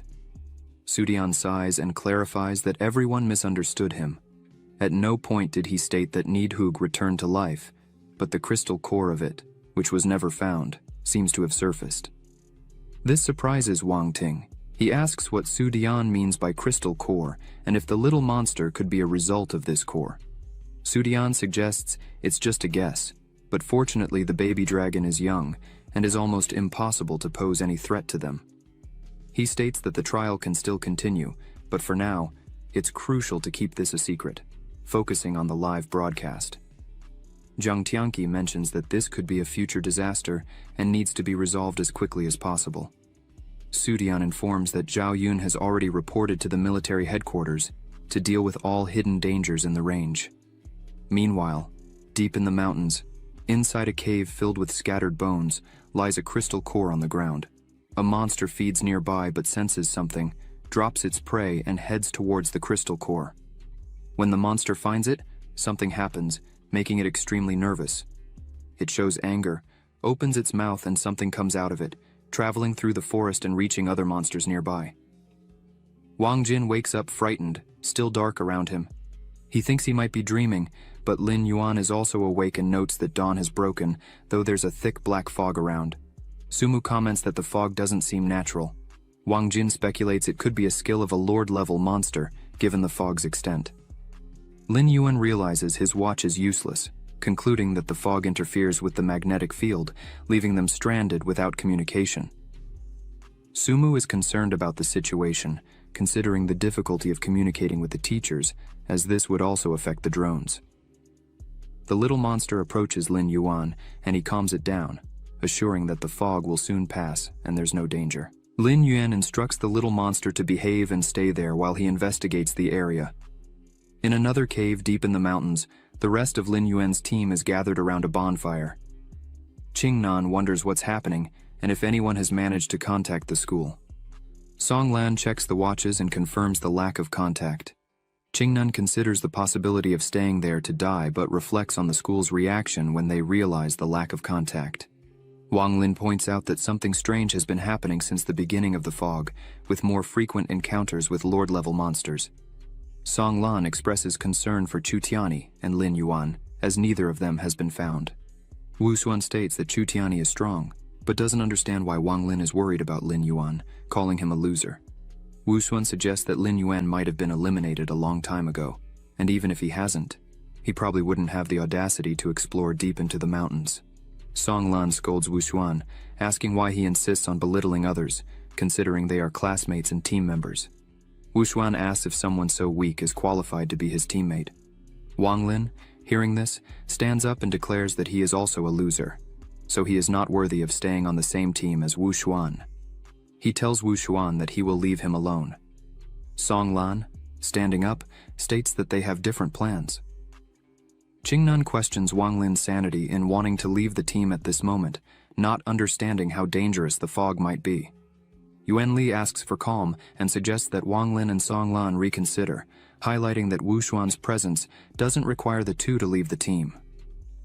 Wu Xuan states that he didn't say anything wrong, just pointing out that the E-rank Beast Soul Masters were selected through the back door. He emphasizes that he will not be intimidated by anyone, and suggests that if Wang Lin and Song Lan want to leave, they can do so. Qingnan looks displeased at Wu Xuan, thinking that the encounters with lord-level monsters are all due to Song Lan's amplification effect. If Song Lan leaves, the fights will be completely different. Qingnan concludes that it's over and asks what they can do now. Wu Xuan inquires about the meaning of this and questions if they think they can't live without the two. Qingnan mentions that without Song Lan, it would be very dangerous to face lord-level monsters again. Wu Xuan considers it a complete waste, as he can't find anyone to replace. Yuan Li and Qingnan sigh at Wu Xuan's response. Meanwhile, everything unfolds inside the cave. Wang Lin and Song Lan are already outside. Wang Lin asks why Song Lan accompanied him. Song Lan responds that he is a friend of Lin Yuan and wouldn't accept what Wu Xuan was saying. Wang Lin scratches his head and questions if Lin Yuan could have been really eliminated. Song Lan assures that Lin Yuan is fine, as he is very strong. He emphasizes that he believes Sumu and Wang Jin are with Lin Yuan. Wang Lin agrees with Song Lan, stating that he is correct. In the university conference room, a soldier approaches the directors, informing that the investigation result of the fog is ready. The man explains to Su Dian that the fog can interfere with the magnetic field, affecting the operation of any electronic equipment. He adds that they detected a large number of monsters moving in the fog, including several lord-level monsters with unknown destinations. Logically, there shouldn't be so many Lord-level monsters in a single arena. The military speculates that these monsters may have received instructions from a higher-level monster.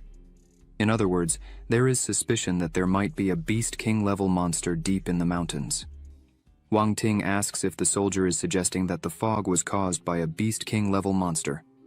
The soldier confirms, but due to the complexity of the situation, it's impossible to determine precisely.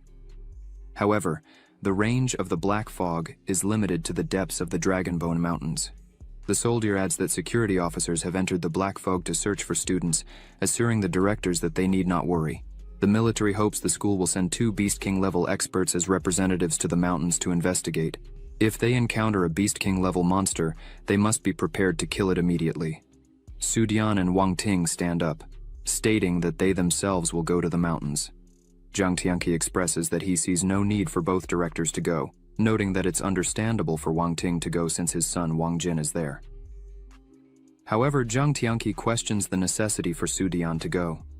Wang Ting replies that his daughter Sumu is also inside. Su Dian, with a determined look, promises that he will not allow anything to threaten his daughter's life. Meanwhile, in the depths of the mountains, Lin Yuan had already defeated the 3rd monster. As Lin Yuan wondered if it was another Lord-level monster, the little monster was frolicking around. Wang Jin, watching the little monster play, thinks it's quite carefree. Sumu, laughing behind, mocks Wang Jin, saying that the little monster played a better role than Wang Jin during the fight. As soon as the monster Lin Yuan defeated turned into a crystal core, the little monster stared at the crystal core, fascinated by its glow. Suddenly, the little monster tries to eat the crystal, and Lin Yuan is completely scared by this, thinking that the crystal core of a Lord-level monster is worth tens of millions.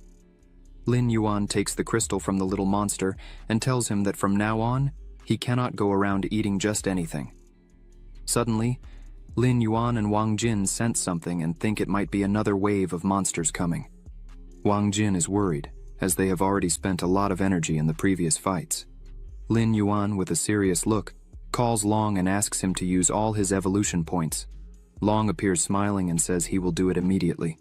Lin Yuan merges with his beast, and now his attributes are mid-9-star Beast King level, height of 45 meters, weight of 23,700 kilograms, bite attack and claw attack, white and warm light ability level, A, atomic breath level, S, weapon of the beast god blue thunderclaws level, general of beasts, black scale armor, level beast commander, energy storage crystal level beast king, wind spirit, rune level beast king, remaining evolution point 0. Wang Jin looks at Lin Yuan, now in beast form, and asks why it seems Lin Yuan got stronger again. Lin Yuan just smiles. Suddenly a shadow passes close to Sumu, who screams for Lin Yuan to be careful. As soon as Lin Yuan looks at the monster that just arrived, he smiles and says he knew it was just by the sound. The first beast that appeared was Wang Lin. Sumu and Wang Jin are surprised, and soon after Wang Lin, Song Lan appears merged with his beast as well. Wang Jin is extremely happy with all this, but Wang Lin says it's not time to talk, as they were being followed by a Lord-level monster. Suddenly, the monster appears flying near them and attacks them with its wind power, creating a tornado that hits the 3. But Lin Yuan charges against the monster, and with just one strike, destroys one of its heads. Making the monster scream in pain, Wang Lin, seeing this, thinks that in a few days, Lin Yuan became extremely stronger than before.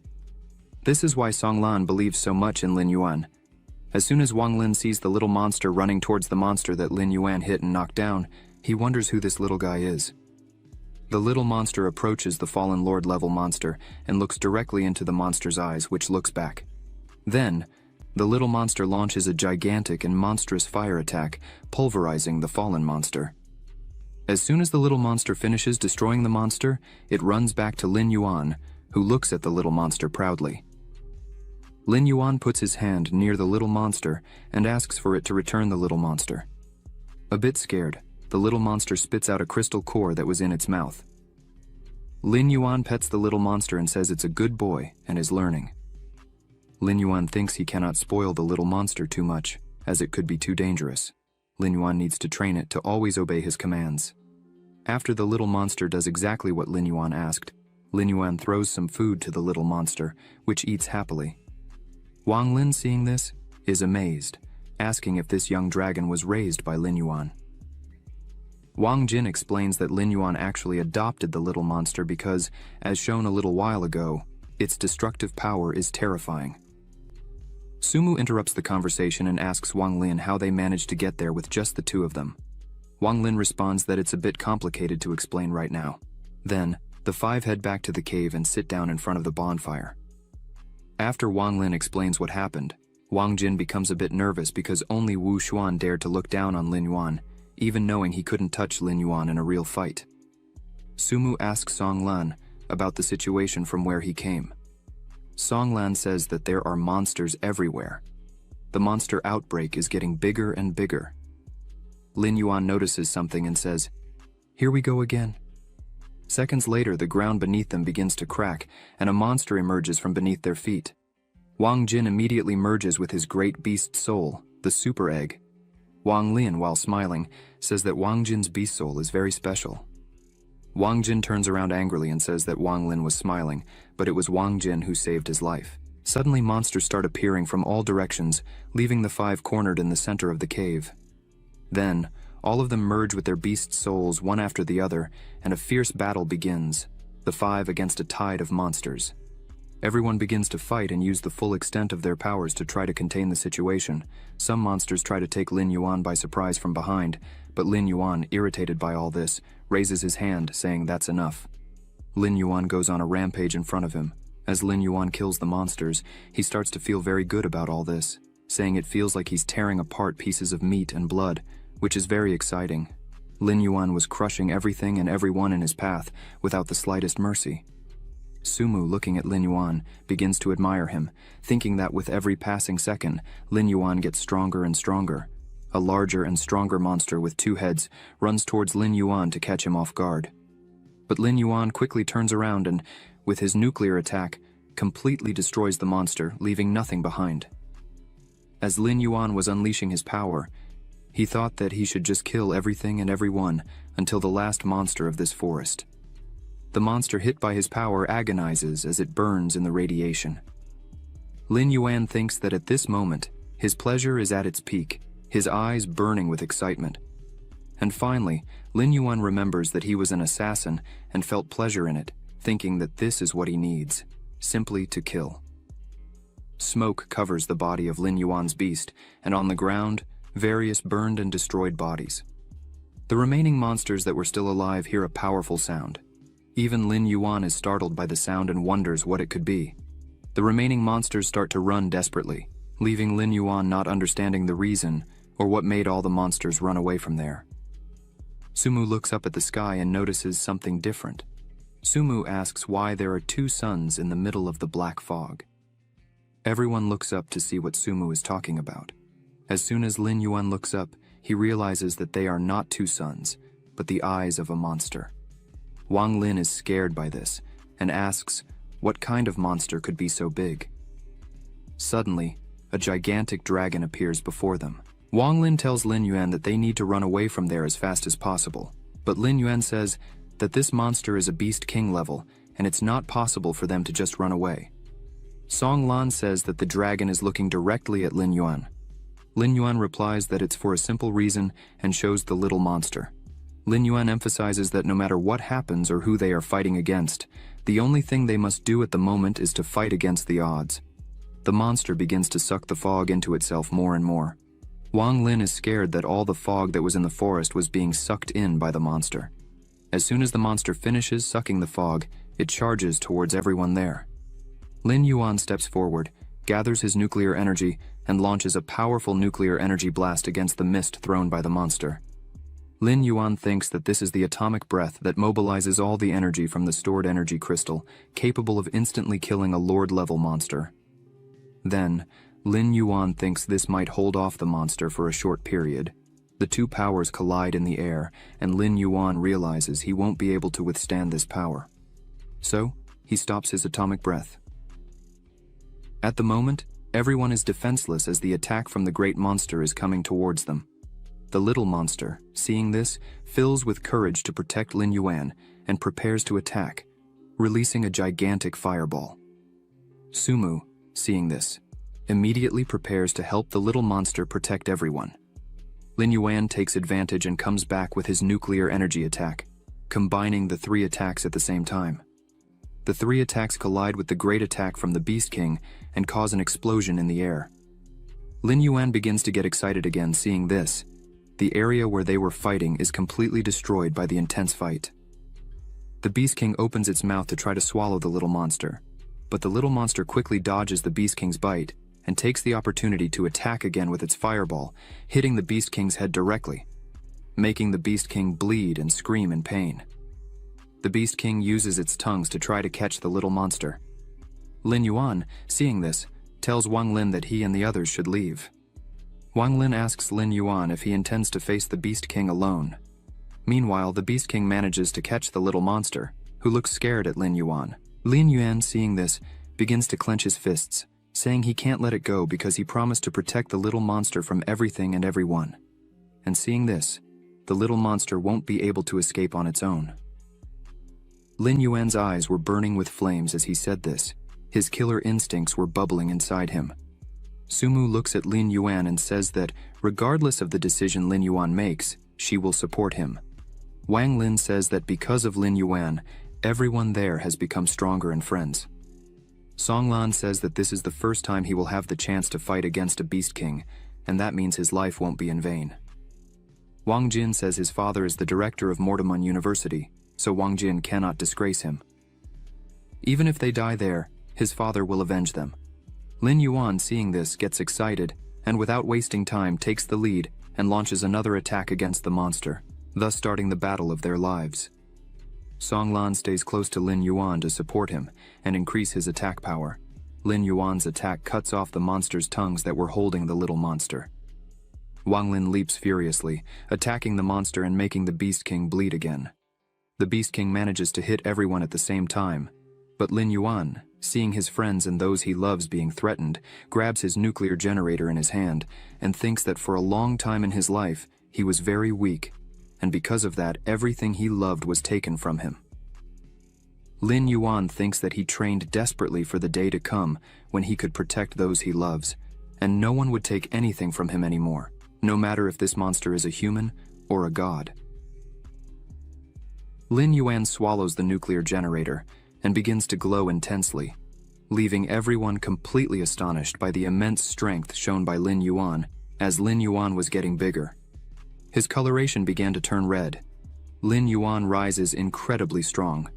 Lin Yuan looks into the eyes of the Beast King and says, "Today I myself will show what a true god is like. One of us will not leave this." Lin Yuan was completely red, and red energy was emanating from his body as if it were blood. He begins to accumulate energy in his mouth, shocking his companions with the monstrous strength Lin Yuan was displaying at that moment. It was something they had never seen before. Lin Yuan had accumulated so much energy that his power shone like the sun, so bright.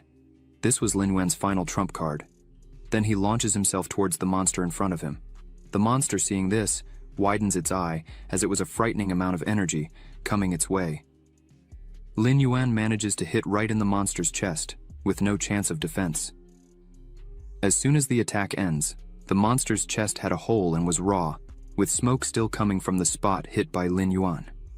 The monster rises again and roars very loudly, while the hole in its chest pulsated. Wang Lin tells Song Lan that it is impossible for them to do anything in a fight at this level, where Lin Yuan is now. Song Lan asks Wang Lin to retreat first and not interfere in the fight. Song Lan says that perhaps he can help Lin Yuan with his support power. Song Lan begins to concentrate and use his powers to assist Lin Yuan. As soon as Song Lan accumulates enough energy, he sends this helping energy to Lin Yuan, who, once received, feels a bit better, and thanks Song Lan for the help. The monster wastes no time and launches its attack again towards Song Lan, as it noticed Song Lan was assisting Lin Yuan. But before the attack could hit Song Lan, with a very quick movement, Lin Yuan steps in front of the attack and takes it as if it were nothing. After receiving the attack, Lin Yuan, standing still, looks seriously at the monster and says that if it touches a finger on one of his partners, there will be nothing left of its body to tell the story. Song Lan, seeing this, wonders what Lin Yuan's strength level is at this moment. Could it be a 9-star Lord level? Or even a Beast King? Lin Yuan goes straight for the monster, in a brawl, and lands a hit that leaves the monster somewhat dazed. Lin Yuan takes advantage and turns the monster over and holds it by the head with one hand while the other hand, flaming, comes down to hit it. But the monster recovers and bites one of Lin Yuan's arms, but Lin Yuan doesn't lose his cool and starts to gather energy again in his mouth. The monster, seeing this again, gets scared because it remembered the last time this happened. It almost ended up dead. The monster quickly releases Lin Yuan's arm and jumps back, starting to gather its dark energy in its mouth. Both Lin Yuan and the monster fire their powers together, which collide in the air and start a contest to see which power is stronger. A very bright light begins in the center of the powers, causing Sumu to cover her face, as the brightness was extremely strong. As soon as Sumu looks again, she sees the monster screaming in pain, wrapped in a strong red energy, and Lin Yuan standing, looking at all of this. Sumu, seeing this, begins to wonder if Lin Yuan had really won this fight. But suddenly, Sumu's eyes widen, shocked by what she was seeing in front of her. The monster, which was previously screaming in pain from the burns made by Lin Yuan's attack, had gone silent. Lin Yuan, seeing this, doesn't quite understand and starts to realize that the monster was beginning to heal from all the injuries caused in the previous fight. Lin Yuan thinks he can't wait any longer and let the monster recover 100%. Then, the core in his chest begins to glow intensely, and Lin Yuan releases another attack against the monster, causing a huge explosion, covering the entire area with a strong smoke. Songlan shouts Lin Yuan's name, as he couldn't see where Lin Yuan was. As soon as Songlan finds Lin Yuan, he rushes to him and says that this monster was not yet at the Beast King level, and apparently, it's absorbing the radiation here and has started to evolve into the Beast King level now. Songlan emphasizes that they should take advantage of this time and flee from there as quickly as possible. Lin Yuan is surprised by this news and thinks that if the power the monster showed was just the peak of a 9-star lord, then once it ascended to the Beast King level, it would be very complicated for everyone there. Then, everyone starts to move away from the place, but as they were running, Lin Yuan hears a noise and turns around to see that the cocoon that was holding the monster had started to crack. Lin Yuan doesn't understand how this transformation happened so quickly. The entire cocoon starts to crack, and a strong glow begins to come out from inside. Lin Yuan decides to fight again, saying it's too late. However, this time, Lin Yuan warns everyone to be as careful as possible, as the fight now is at a completely different level from anything they could imagine. While Lin Yuan was speaking, the monster finally comes out of the cocoon and jumps out quickly. Its claws are larger. The monster now has wings, its scales shining. But amidst all this, Lin Yuan feels that the monster's aura is still not stable. Lin Yuan guesses this is due to the rushed evolution, and apparently its injuries from the past fight also haven't fully healed. As soon as Lin Yuan looks up and sees the monster, he thinks that even with all this, it's still a Beast King. So its strength cannot be underestimated in any way. The monster starts to gather its dark energy again in its mouth and fires several balls of this energy towards them. Lin Yuan uses his body as a shield and protects everyone there, but this causes Lin Yuan a lot of pain and makes him spit blood. Lin Yuan stops and thinks that indeed the strength level of a Beast King is not something to joke about. Songlan runs up to Lin Yuan, but Lin Yuan says it's okay because he wouldn't let anyone there die like that.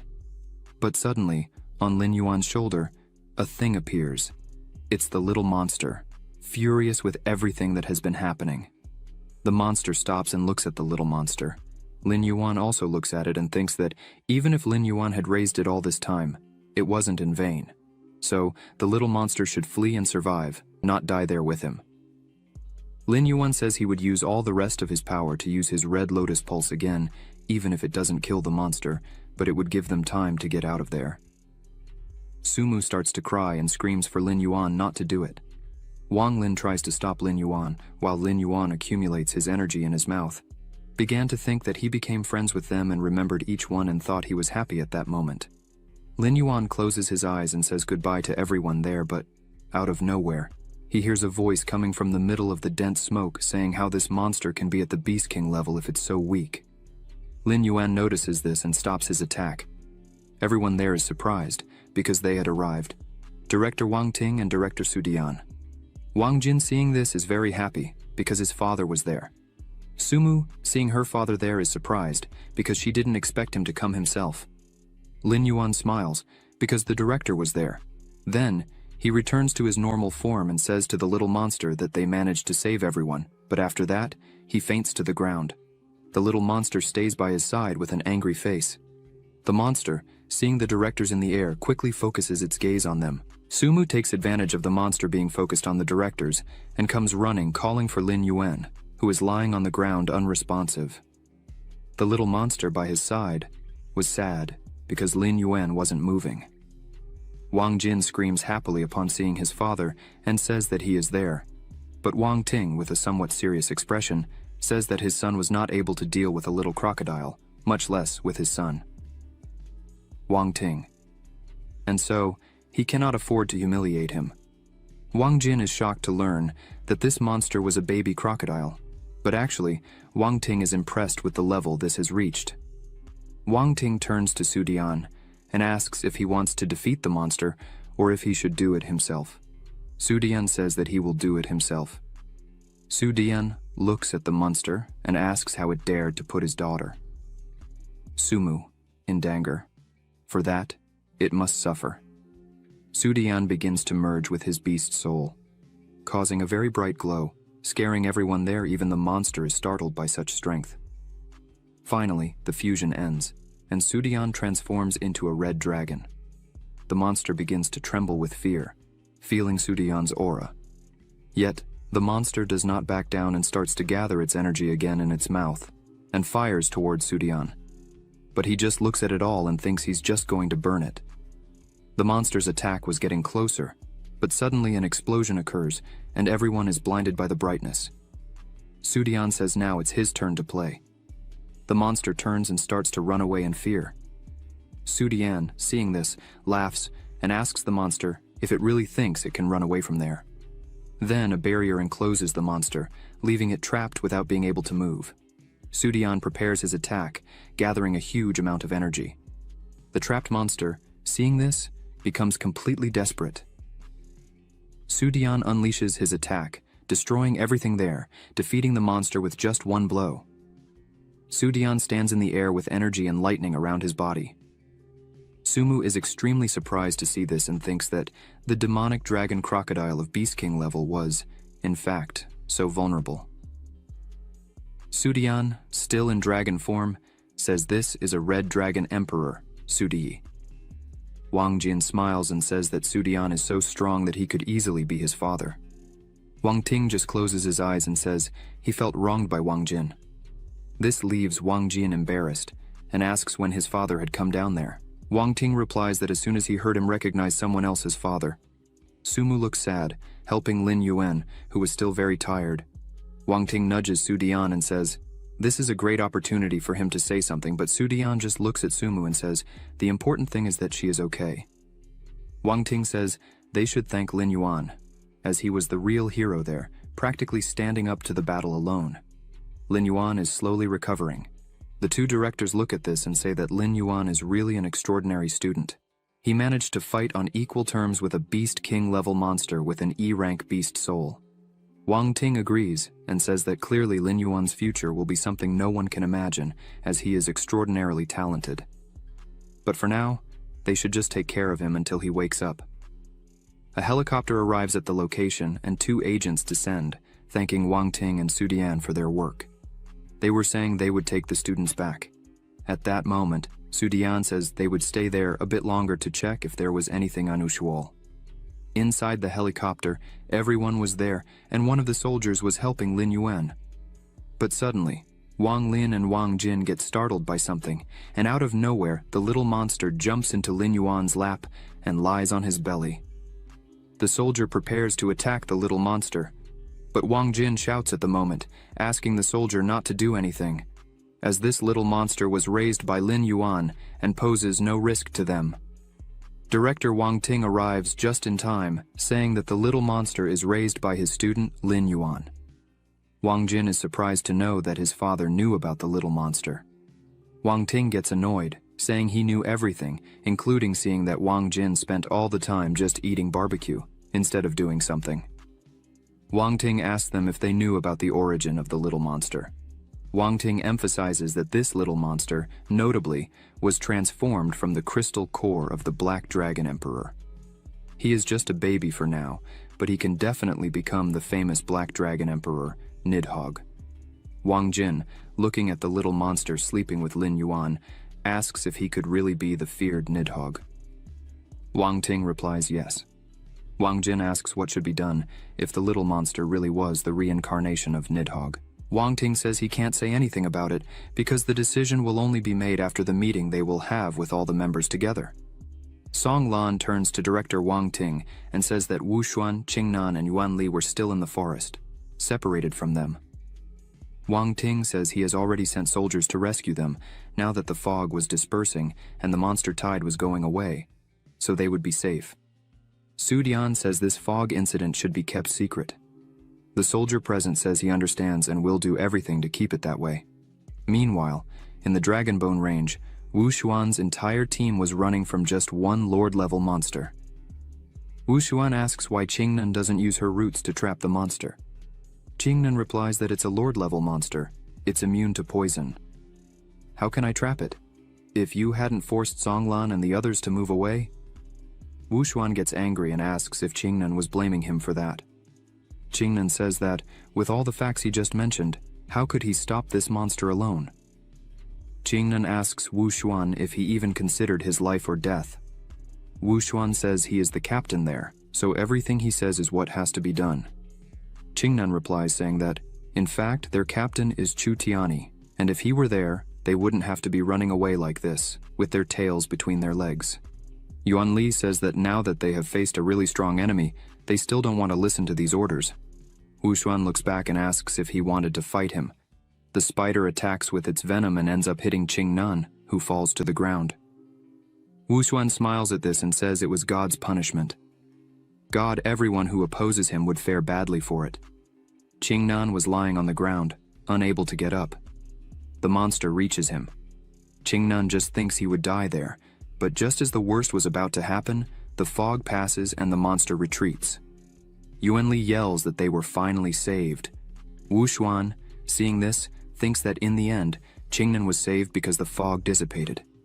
This means he would return with him to school and, if that happens, clearly the actions before would fall on the director's ears, and this could bring great problems.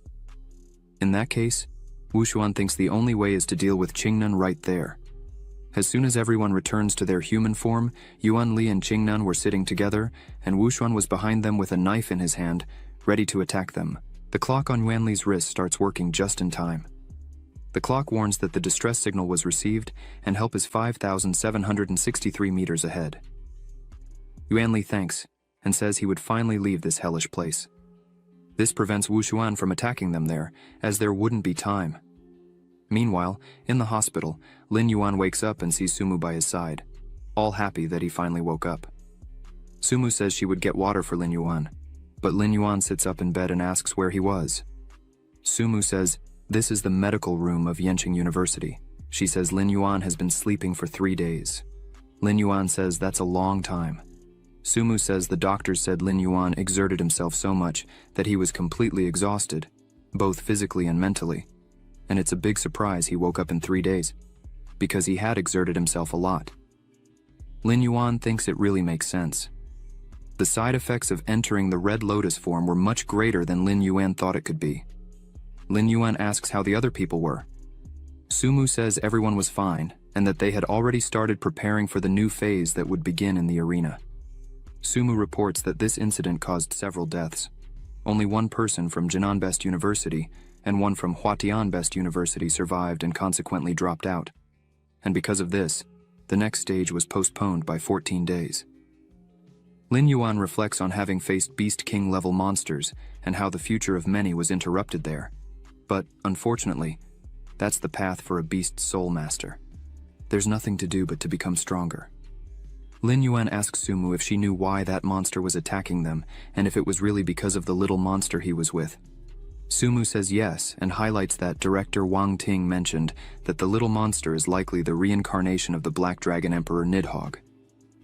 Lin Yuan is surprised and asks how that's possible since Nidhogg was supposed to have been dead for hundreds of years. Sumu says that even after Nidhogg's death, its crystal core was never found by anyone. Lin Yuan pauses to think and says, They've reached the point where Nidhogg's core was somehow transformed into the little monster. Lin Yuan begins to worry about the little monster, asking Sumu what they will do with it, and if there's a possibility of using the little monster as a subject for research. Sumu says she doesn't know what might happen, but Director Wang Ting asked for Lin Yuan to speak with him personally, after waking up. Lin Yuan said he would meet the director, but began to think this could mean a farewell between the two. Lin Yuan frowns and says he definitely won't just stand by waiting for the little monster's death. He'll do something to prevent all this. Lin Yuan, slightly irritated by all this, begins to remove all the medication he was receiving, starts to get up, and asks Sumu to immediately get a medical discharge report for him. Sumu is scared by all this, telling Lin Yuan to calm down since he had just woken up. Lin Yuan looks at Sumu and says she should know him better than anyone there. He needs to do something to get better faster.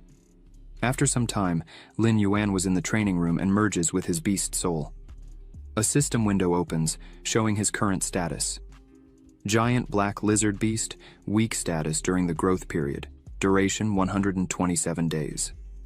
The consumption of evolution points can shorten the remaining time of the weak state.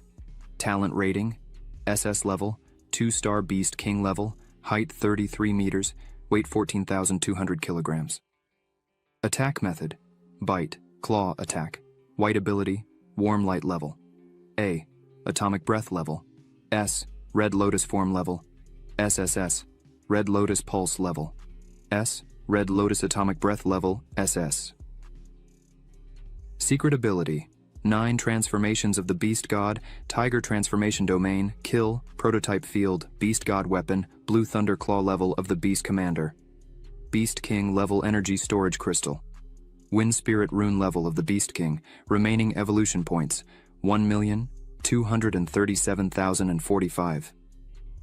Seeing this, Lin Yuan almost cries out of sorrow, because due to the weak state he is in, he really fell to the 2-star beast king level, and his weak state will last 127 days, which is truly regrettable for him. Long tries to cheer Lin Yuan up, saying that at least he already has the domain prototype, and, as he recovers from the weak state, his strength will return to normal. Lin Yuan asks Long how he could resolve this weak state, as he can't wait all this 127 days. Long says Lin Yuan can resolve this using evolution points. Long notes that he did a quick calculation, and Lin Yuan would need approximately 62.5 million evolution points to solve the problem. Lin Yuan cries upon hearing this, as this amount is very large, enough for him to ascend to the Lord level in one go. But unfortunately the tournament will continue, so he has no choice but to quickly regain his strength. Long and Lin Yuan were looking at the system. Lin Yuan thinks that this red lotus form depends on ingesting a large amount of nuclear energy in a short period of time to help the host forcefully enter the red lotus form. His own form is significantly enhanced. Lin Yuan is surprised and realizes that he should have a second micronuclear reactor before he can use it. Long says that Lin Yuan is very smart, but he also receives 2 strong abilities named Red Lotus Pulse and Red Lotus Atomic Breath. These are exclusive abilities of the Red Lotus form. Lin Yuan, with shining eyes, says that he no longer has money, is currently broke, so he cannot negotiate something like this. Long says that this is determined by the system, and there's no need to discuss this with anyone. But fortunately, Lin Yuan still has many lower beast soul crystals to use. Lin Yuan says that's fine. Then he will go back to doing it like the old times, and a pile of lower crystals appears beside him. During the night, someone goes to the director's room and calls him by the door. The director responds that the door is unlocked, so they could enter. Lin Yuan enters and introduces himself, saying, "Hello?" Director Wang Ting says that he finally appeared, as the director had been waiting for days for this visit. Director Wang Ting tells Lin Yuan he doesn't need to be so formal with him, as this time, he did something that surprised everyone. He alone nearly defeated a Beast King level monster and still protected all his companions. Lin Yuan says he was forced to give it his all, as the situation was truly desperate, but thank God. The director arrived in time, and Lin Yuan could finally rest. The director asks Lin Yuan how he did that, and Lin Yuan says he was just lucky. The director smiles and says everyone has their secrets, and if Lin Yuan doesn't want to share his, that's fine. The director smiles and asks if Lin Yuan wanted to take another medicinal bath, just for him, as a reward for fighting fearlessly against death and risking his life to save his companions. Lin Yuan is surprised and asks if it would really be just for him. As with this, Lin Yuan could return to his maximum strength, or maybe even surpass it.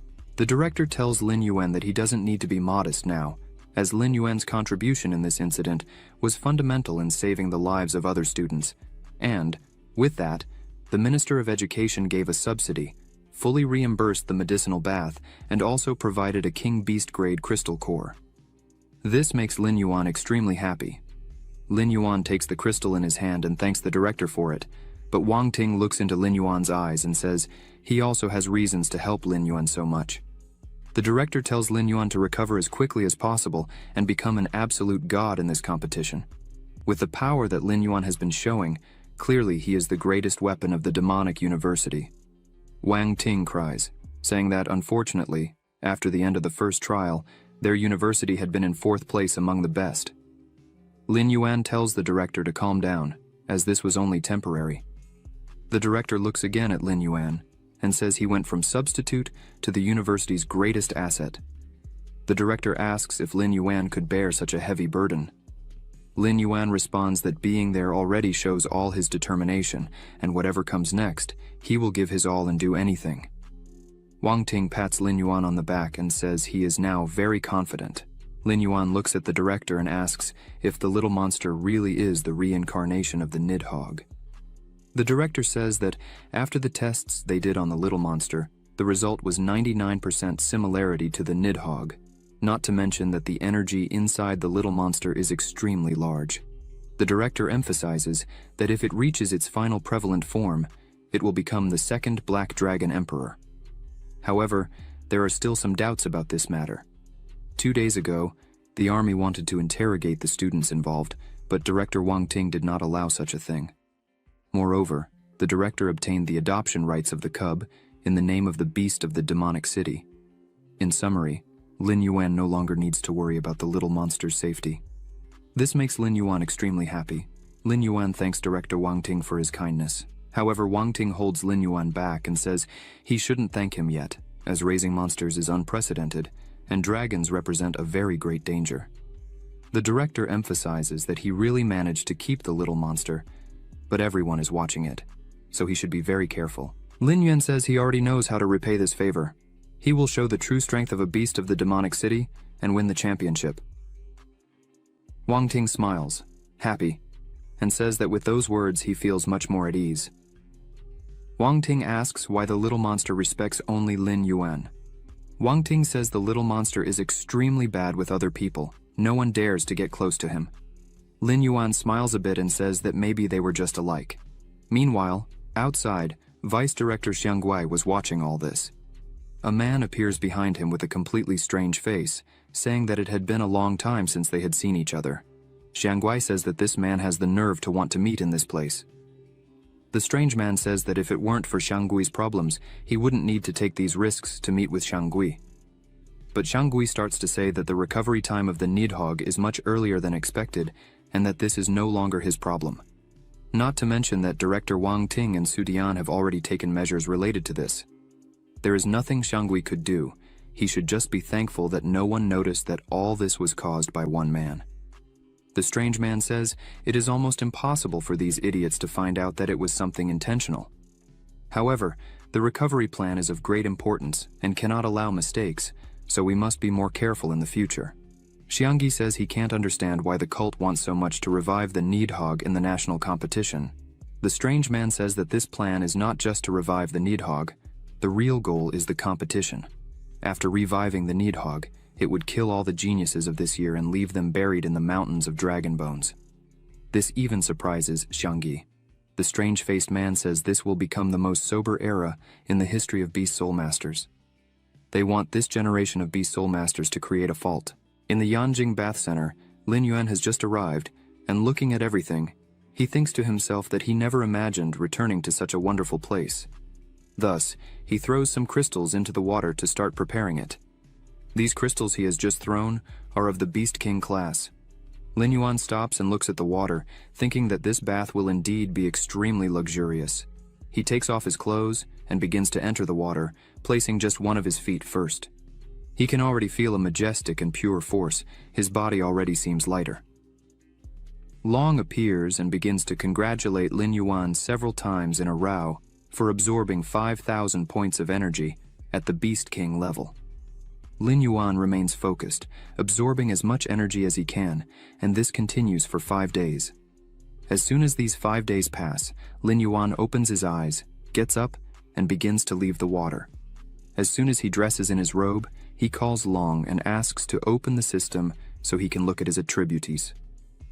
As soon as it opens, the system shows Beast Soul, Giant Black Lizard, Status, Growth Stage, Talent Rating, Level SS, Beast King Level, 9 stars, Peak Height, 45 meters, Weight, 15,600 kilograms, Attack Method, Bite and Claw, Ability, Warm White Light Level A, Atomic Breath Level S, Red Lotus Form Level SSS, Red Lotus Pulse, Level S, Red Lotus Atomic Breath Level SS, Secret Ability, 9 Transformations of the Beast God, Tiger Transformation Domain, Domain of Death, Beast God Prototype, Weapon, Blue Thunder Beast Commander, Level Claw, Energy Storage Crystal, Beast King, Transformation Point, 20 million, Spirit Rune, Rating, you have successfully embarked on your own path and comprehended the level of the Beast Lord of the Field, evolved to. Long interrupts and informs that 60 million points were deducted from the evolution points, so that Lin Yuan could relieve himself from the state of weakness. Lin Yuan asks Long if these 20 million points are enough for him to ascend to the Lord level. Long confirms that they are. Lin Yuan sits down again and concentrates, and begins to ask Long to distribute the points according to what he requests. Lin Yuan starts by saying to spend 1 million evolution points to strengthen the toughness of his scales, another million to strengthen the sharpness of his beast claws, another million to improve body shape, and another million to increase the capacity of the atomic reactor. Long interrupts him again and says that Lin Yuan's status has reached the maximum allowed for the 9-star Beast King level, so he needs to surpass the current level first. Lin Yuan looks at Long and asks why he can't ascend to the Lord level, since he is at the maximum. Long thinks for a moment and says that it could possibly be because he doesn't have a deep enough understanding of the area. Lin Yuan asks if there is any solution to this. Long says there are 2 options for Lin Yuan to choose from. The first is to spend 5 million evolution points, and the second is for him to understand it all on his own, without help. Lin Yuan thinks about it. Spending 5 million evolution points at once is usually not a good choice. But he is not lacking in evolution points now, and the realm of perception is the key to reaching the Lord level. Lin Yuan asks to spend the 5 million evolution points and enter the secret realm. Long is happy, claps his hands and agrees. Long approaches and touches Lin Yuan's head, saying that 5 million points have been spent, and an exclusive secret realm has been opened for him. The secret realm of killing. Long wishes Lin Yuan good luck, who falls to the ground with his body trembling. Suddenly he begins to be sucked into a hole and thrown into another dimension. He gets up, takes off his robe, and starts to walk. The realm warns that his senses of sight, hearing, touch, and pain have been completely restored. Additionally, Lin Yuan's soul strength has been strengthened to help him improve his understanding.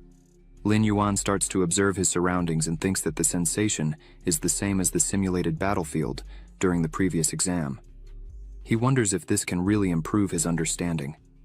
Suddenly he hears a noise and starts looking around again to see where it came from. Suddenly, several huge monsters appear by his side. One of the monsters jumps to attack, but Lin Yuan remains still, just looking at the monster. In the blink of an eye, he merges with his beast soul. Lin Yuan thinks that the secret realm is called the Realm of Killing, so he was going to do exactly what the name said and create a great slaughter. Lin Yuan starts to attack the monsters wildly, tearing them into several pieces. One of the monsters tries to attack him from behind, but it causes no damage.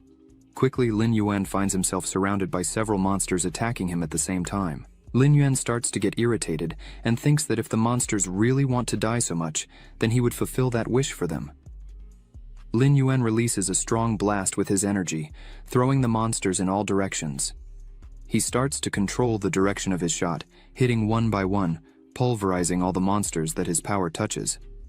At that moment, his killer instinct starts to take over him again, and he starts to think that killing destruction, will dominate everything. His eyes burn with fire as he looks at the burning bodies of the monsters. He is enjoying this and thinks that killing is the right thing to do. This is the way to kill. He wonders if he can be like the demon dragon crocodile he faced in the forest. The smell of blood in the air urges him to want more. He thought he could use his own territory to suppress the enemy's strength. Another monster appears in front of him. Lin Yuan stares at the monster. He lifts his body, and his murderous aura starts to approach the monster and travel around the monster's body. The monster starts to tremble. Lin Yuan wants to see the monster trembling in fear just with his killer intent. He observes and thinks that, although he cannot be suppressed with strength like the demon dragon crocodile, from a spiritual level, Lin Yuan decides to call this killer Aura, the power to kill. Several other monsters start to come towards Lin Yuan, who is surrounded by his power to kill. He looks at them all and thinks that if just his aura is not enough for him to use everything in the field, he could always resort to the old force. Lin Yuan lifts his paw and prepares to attack. The monster tries to bite him, but Lin Yuan hits its paw on the monster and, with his terrifying strength, completely destroys the monster's body. Lin Yuan thinks that, as long as the battlefield is filled with deaths, he will always be stronger, and with more possibilities. Half an hour later, several bodies of monsters were on the ground. Lin Yuan was enveloped in smoke. He screams. His body was with the blood of enemies.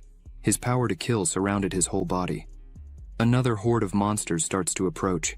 Lin Yuan thinks this is already the fourth wave of red-scaled beasts, and the strength of the red-scaled beasts has also been upgraded to the Lord level.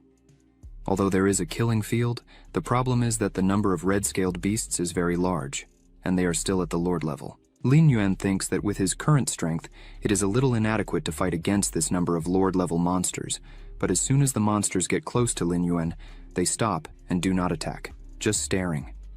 This makes Lin Yuan think that, as much as he wants to continue, his goal seems to have been achieved. The 5 million evolution points were well spent. Suddenly, Lin Yuan returns to his human form. Long appears and congratulates him for advancing to the Lord level. Long points out that Lin Yuan created the two abilities, Death Shock and Killing Blood Armor, in the secret realm, and the system has already fully incorporated them. Lin Yuan is happy with his result, but still not satisfied. He wants to experience the killing of the secret realm again. Suddenly, Lin Yuan feels something and turns quickly, screaming. It was just Boss Huang, who was carrying Lin Yuan's food. He was trembling completely because he felt something strange in Lin Yuan. Huang apologizes for arriving unannounced. He then begins to say that he just wanted to come down to bring food to Lin Yuan. He had seen Lin Yuan training earlier, so he didn't want to disturb him. Lin Yuan smiles and thanks him for the food. He asks Huang to help him find a bathroom so he can take a shower and leave. Huang agrees, but inside, Huang is terrified. He wonders if Lin Yuan is really an ordinary student, as he feels like he is in front of a killer. Such a terrifying aura came from Lin Yuan's body. After a while, Lin Yuan arrives in his hotel room and finds Wang Jin on the computer. Wang Jin asks Lin Yuan how the medicinal bath was. Lin Yuan replies that it was perfect. He almost completely recovered and really needs to thank director Wang Ting for it. Wang Jin says that his father really had great faith and hope in Lin Yuan's strength. Lin Yuan looks at the computer screen and asks what Wang Jin was doing, which was so focused. He replies that he was checking the new arena rules. The arena competition is divided into 3 stages. In short, 10 teams draw to compete in pairs. The winning team goes to Group A, and the losing team by 7 goes to Group B. Let Group B play one more round. The school with the highest score will enter Group A. In the first stage, 10 schools had 5 wins and 1 loss, and 4 losses, 5 wins and 5 losses. In the second stage, the first in score, 2 wins and 2 losses, 4 schools. In the third stage, defeated 2 of the last 4 champion institutes. Wang Jin says that the 6 teams in Group A were drawn and competed in pairs, and the 3 winning teams advanced directly to the final round. The 4 teams in Group B also compete in pairs, and the 2 winning teams will compete again in the end. The only team that wins Group B will advance to the final. Finally, 3 teams from Group A and 1 team from Group B compete for first place. That is, if you win in the group competition and enter the winning Group A, you can advance to the final round without winning again. On the other hand, If you lose to the loser of Group B, you will have to fight until you reach the final. Wang Jin sighs and says that currently they are in 4th place in points, and the probability of being promoted to Group A is not very high. If, by chance, they enter the losing group, the pressure will be a bit high, but if they can't reach the final, it will be very embarrassing. When they were trapped by the black fog, they killed so many monsters and they were not counted in the points. This was really a big loss for them. Lin Yuan smiles and says that no matter, this arena competition is the chance for them to turn things around. Wang Jin smiles, but asks Lin Yuan if he knows who they will get. As soon as Wang Jin says the name, Lin Yuan is impressed and asks if they wouldn't face the Yanjing Beast in the first round. Wang Jin starts to say that this is not the case. The one they got was Jinghang Best University, and this time they were in 3rd place in survival battle points, not to mention how impressive the director was. This almost made Director Wang Ting furious to death. Lin Yuan starts to remember the boy. His name is Yan Tong. Suddenly, Lin Yuan receives a message on his cell phone from Zhao Shan, saying that at 2 in the afternoon, they would attend a meeting with Wang Jin in the hotel conference room. In the conference room, everyone was sitting around the table. Lin Yuan and Wang Jin arrive. Lin Yuan smiles and apologizes for the delay. Zhao Shan says that's no problem, and asks them to sit down. Zhao Shan looks at Lin Yuan and thinks that just a few days have passed and he is already at the Lord level. Lin Yuan takes a chair to sit down, and Wu Xuan says that some people are so insensitive that they lowered the school's ranking so much, and yet still had the courage to come to the meeting. Lin Yuan smiles and turns to Wu Xuan and says that, from what he said, he must have contributed a lot to the school's points. So how many Lord-level monsters has he killed? This makes Wu Xuan nervous. He replies that he definitely did much better than Lin Yuan. Then, Lin Yuan sits down and says that, anyway, he was just a substitute, while Wu Xuan was the vice-captain, which means he was stronger, right? Shang Gui interrupts the two and starts to say that everyone was already there, so they should start the meeting. The director starts the meeting by saying that everyone must already know that the first opponent they would face was Jinghang, so he passes the word to his son, Wang Jin, to analyze the specific situation of the Beijing Hangzhou Beast. Wang Jin, a little discouraged, thinks that everything involving information is left to him by his father. Wang Jin starts to say that there are 2 players on the Hangzhou representative team that deserve special attention. One of them is Fang Qi. This is the vice-captain of the Jinghang representative team. Fang Qi is the new student of the Beijing Beast. His beast soul is the red flame giant monkey. He is an offensive beast soul and has extremely strong offensive capabilities. He is a 7-star yet-to-be-determined beast king. This guy fought against Zhushan, the captain of the Sichuan Best, and although he lost in the end, his current strength has not been confirmed yet.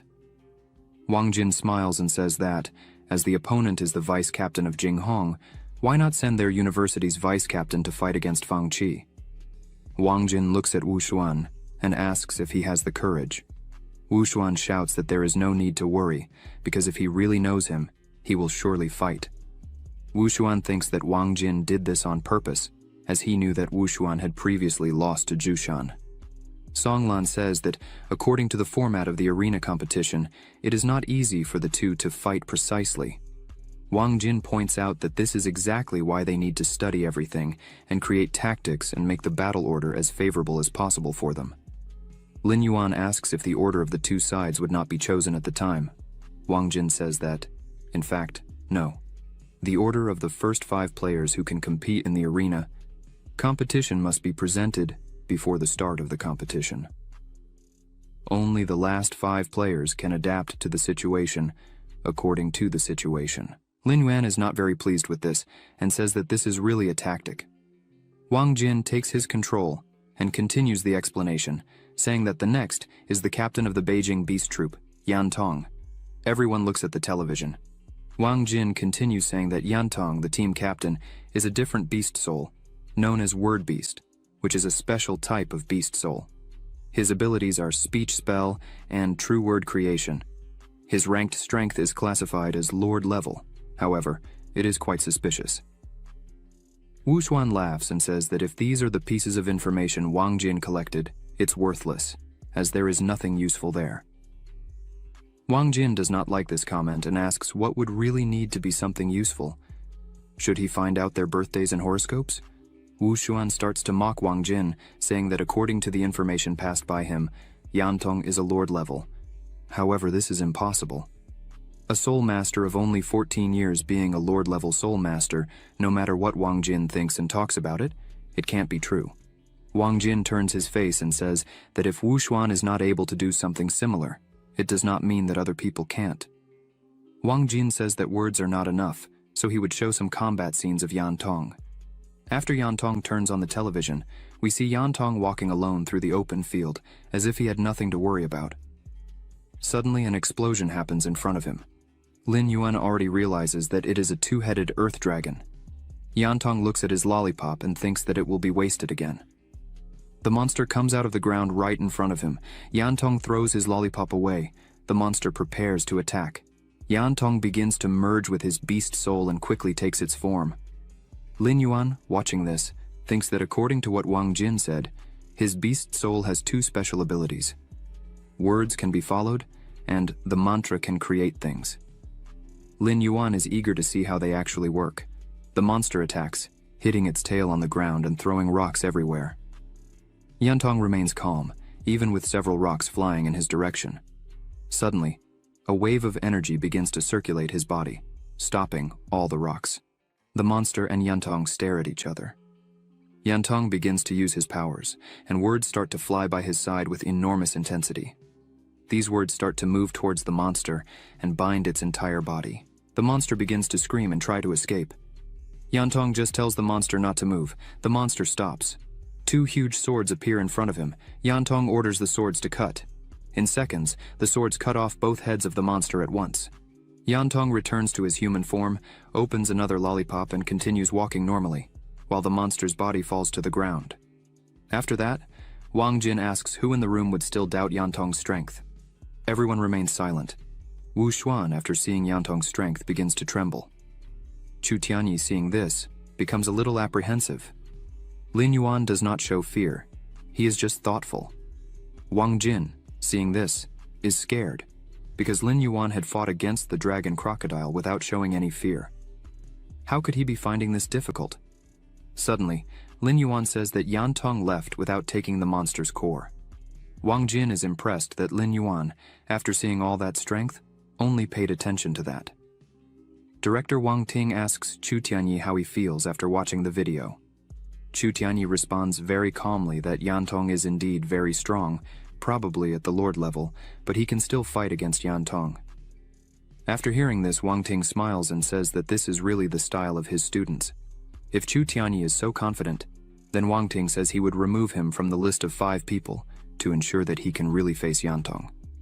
Chu Tianyi remains very serious and thanks the director for allowing this to happen. Director Wang Ting thinks that if Chu Tianyi really defeats Yantong, they would have won half the battle, but even if Chu Tianyi loses, he still had his biggest trump card, Lin Yuan. After half an hour of meeting, Wang Ting smiles and says that this is what would be decided. The first to fight would be Wu Xuan, the second Yuan Li, the third Qingnan, the fourth Shen Chang, fifth Sumu. Wang Ting emphasizes that this arena competition is a critical moment for them to show their talents, so everyone must give their best. Everyone shouts and agrees with this. After a few days, at 10 o'clock in the morning, the arena competition officially opens. Wang Jin, in the audience, complains that they do not have a good view, as they were placed in the 4th row and not in the 1st row. Song Lan says that unfortunately, there is nothing they can do about it, as the order of appearance in the arena is determined by the ranking of the main schools in the survival battle. Wu Xuan intervenes and says they know very well who did this to them, but Chu Tianyi says that doesn't matter. Wu Xuan should shut up and stop talking nonsense and just recover those points in the arena. Wang Jin turns to Lin Yuan and asks if all the monsters that Lin Yuan had killed in the fog were worth points, they would be in first place, right? Lin Yuan thinks a little about it and says that probably wouldn't work either. As they can see, Yanjing leads by a good number of points. Wang Jin says that Dragon Crocodile should be worth at least 100 points. Lin Yuan turns and says that, first of all, they did not kill the monster, and secondly, the education department asked them not to do anything about it, let alone bring it up. Even though Lin Yuan emphasizes that, even if he could, he wouldn't want to lose the compensation from the education department. The announcements begin in the arena, asking everyone to welcome all the leaders, teachers, and students to the second arena competition of the National Freshman Contest. The presenter says he is also very happy to witness the confrontation between all the geniuses of this generation. He begins to invite the competing teams of the first round, the representative team of the Haiyu Beast and the representative team of the Yanjing Beast. Wang Jin says there is a 1 in 9 chance of Haiyu hitting it, but there really is no one who can do it. Song Lan says that fortunately, they can also take this opportunity to see what the strength of Yanjing is. Lin Yuan says that with the strength of Haiyu, he fears that it will not be able to force anything much greater than Yanjing. Wang Jin points out that although Haiyu's reputation is not bad, the difference between them and Yanjing is very large. The presenter invites the first competitor from the Yanjing team and the Haiyu team to enter. 3 guys enter the arena. Lin Yuan recognizes them and asks Sumu if these were the guys who had attacked her before. Sumu, with an angry face, says, "Yes, all 3 tried to take advantage of her." The other 3 fighters enter the arena. One of them says he has been waiting for a long time and will finally be able to fight. This fighter is called Luoji. Longjiang goes to him and tells him to remember what they talked about before. They should not fight with all their strength. Luoji says he already knows that. Luoji turns his head back and says that these 3 are just trash. He could fight alone against the 3. The presenter says that this battle will pit Luoji against Xiaohan. Having said that, the presenter officially declares that the competition has begun. Xiaohan says he wants to see if Luojie is really all that he says he is. Luojie replies that unfortunately, he doesn't have time to engage in conversation games. He only has one job there, which is to clean up the trash from the arena. Xiaohan transforms into his S-level beast soul, Silver Moon Poisonous Scorpion. Lin Yuan looks at him and thinks that after the beating he took in the forest, his strength has risen from the 6-star Beast King level to the 7-star level. Luoji begins to merge with his beast and transforms into a beast. The audience is scared by this, as they have never seen this beast soul before. Just looking at it, they felt fear, as he had 2 wings on his back, as strong as an ox and looks like a tiger.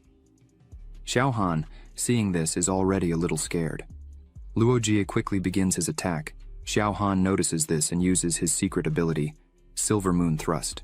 His stinger begins to glow, but the fierce Luoji doesn't care about it and continues to advance without hesitation.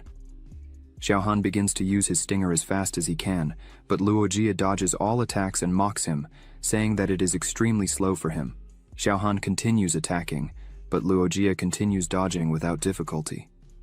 Xiaohan can't believe that there is such a big difference in power between them. Luoji prepares to finally attack, but Xiaohan manages to stop him, using his stinger again to attack first. Xiaohan says that even a genius still has flaws. The stinger was close, almost hitting Luoji.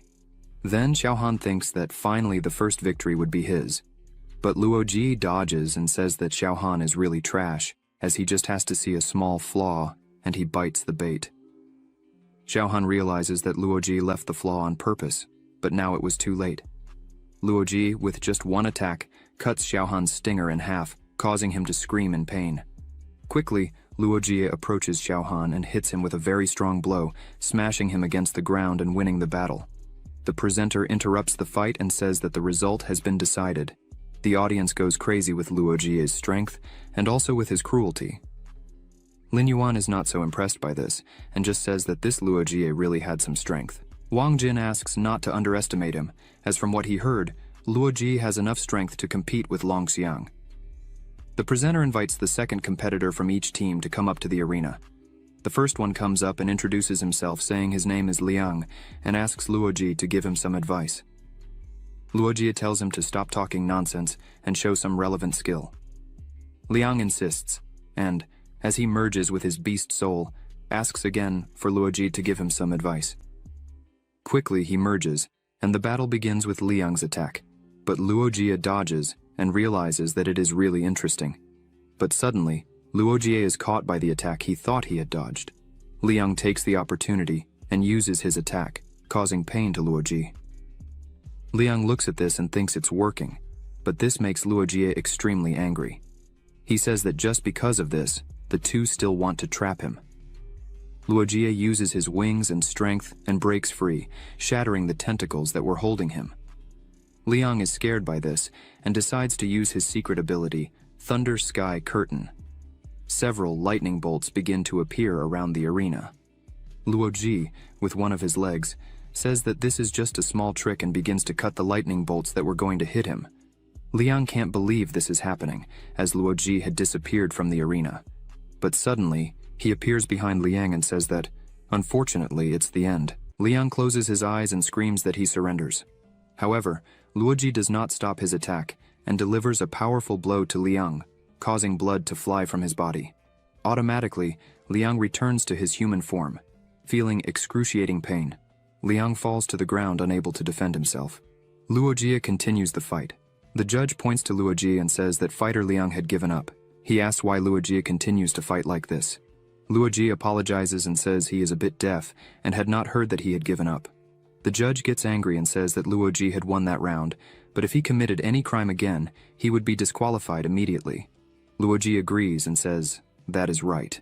Longjiang puts his hand on his head and says that unfortunately, Luojie has not yet stopped with this stupid habit of his. It's only the second fight, and he has already received a serious warning. Xu Xiao says that Luojie is just a mad dog. Xu Xiao says he would teach him a lesson later, as he wanted to help in this situation. Wang Jin says the outcome of this competition was already decided, and yet Luojie continued. He should have his head shaved. Lin Yuan says that Yanjing is a high-level academic institution and would not embarrass the other party like that. The judge announces that after 9 fights, Luojie won all, and asks for the 10th student participant from Haiyu to step into the arena. A man stands up with a serious face and asks the director if it was his turn. This man is Xia Yu. He is the captain of the blue team. The director tells him that regardless of victory or defeat, he was still the pride of the academy. Xia Yu turns to his director and asks him not to worry, as he would win this fight without a doubt. Xia Yu steps into the arena, looks at Luojie, and says he is there to defeat him. He begins to merge with his beast soul, transforming into a sea beast. After his transformation, Wang Jin looks at him and says that Xia Yu is the strongest freshman at CU University. Wang Jin asks Lin Yuan if Xia Yu really has a chance to win. Lin Yuan closes his eyes and says he is not a fortune teller, so he cannot know. Luojie sees his opponent and says that an 8-star beast king really has very good strength, but unfortunately, he surrenders. Luojie returns to his human form and raises his hands.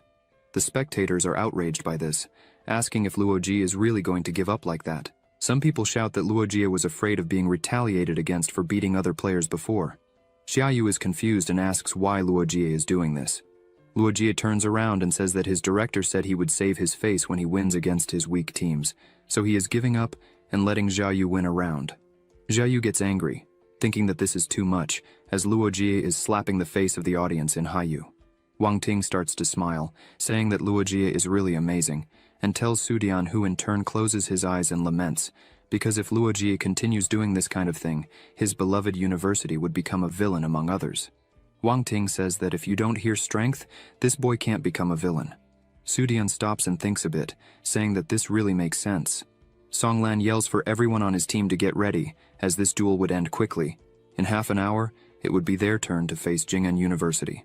Lin Yuan is impressed with how quickly it would be their turn. Wang Jin asks Lin Yuan if he really didn't know that their duel against Jing'an University was second in line.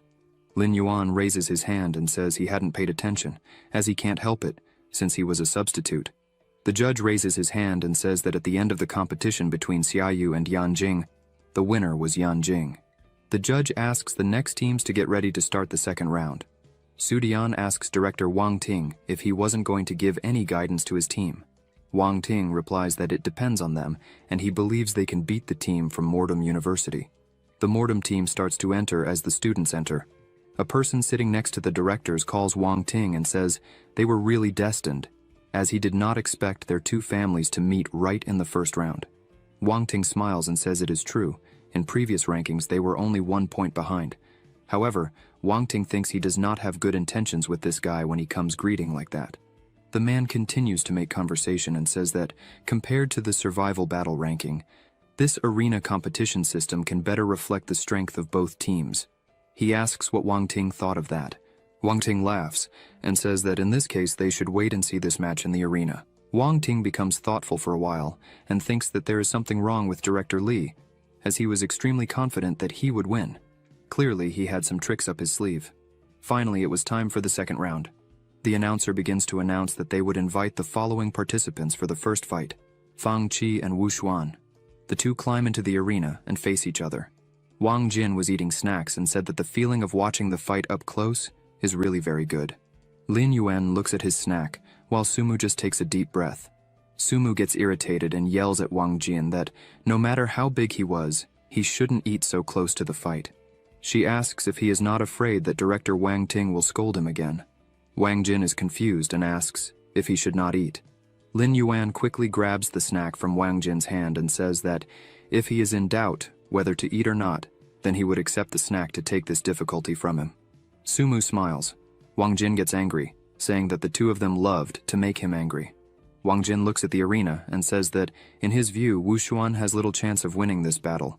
Sumu gets a little angry, because even though she doesn't like Wu Xuan, he was still on her team and they needed to win for the good of the university. She grabs the snack and starts eating quickly, annoyed, and asks why Wang Jin says that. Then he starts to explain and says that, first of all, Fang Qi's beast soul is relatively ancient and mysterious, and secondly, the arena is very small, which reduces the space for Wu Xuan's techniques. After hearing this, Lin Yuan becomes serious and says that although Wu Xuan has a poor soul, he is still intelligent.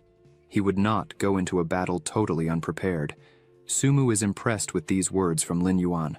Meanwhile, in the arena, the two were already merged with their beast souls.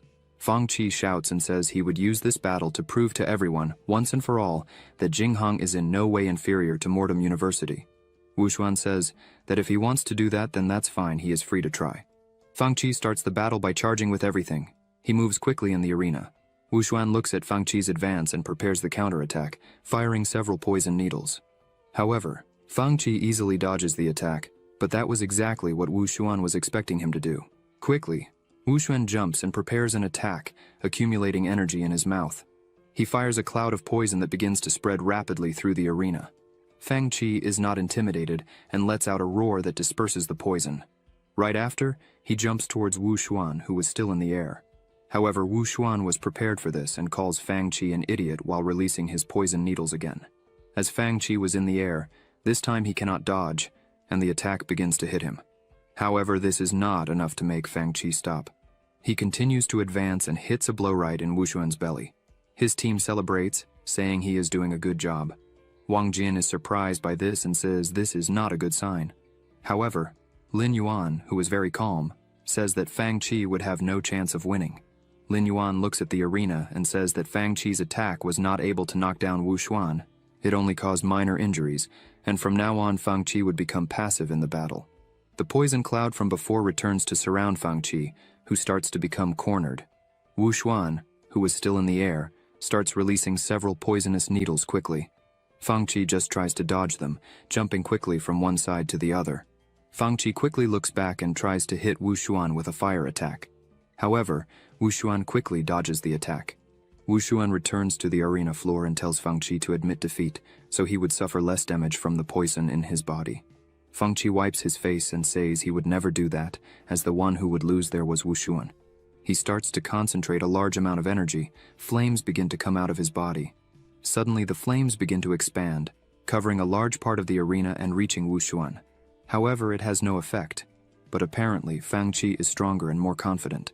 Lin Yuan looks closely at the fight and thinks that Fang Qi has realized the prototype of the Flame Realm. Su Dian starts to applaud and tells Director Lee that his student's understanding is very good. He can really understand the prototype of the domain at the Beast King level.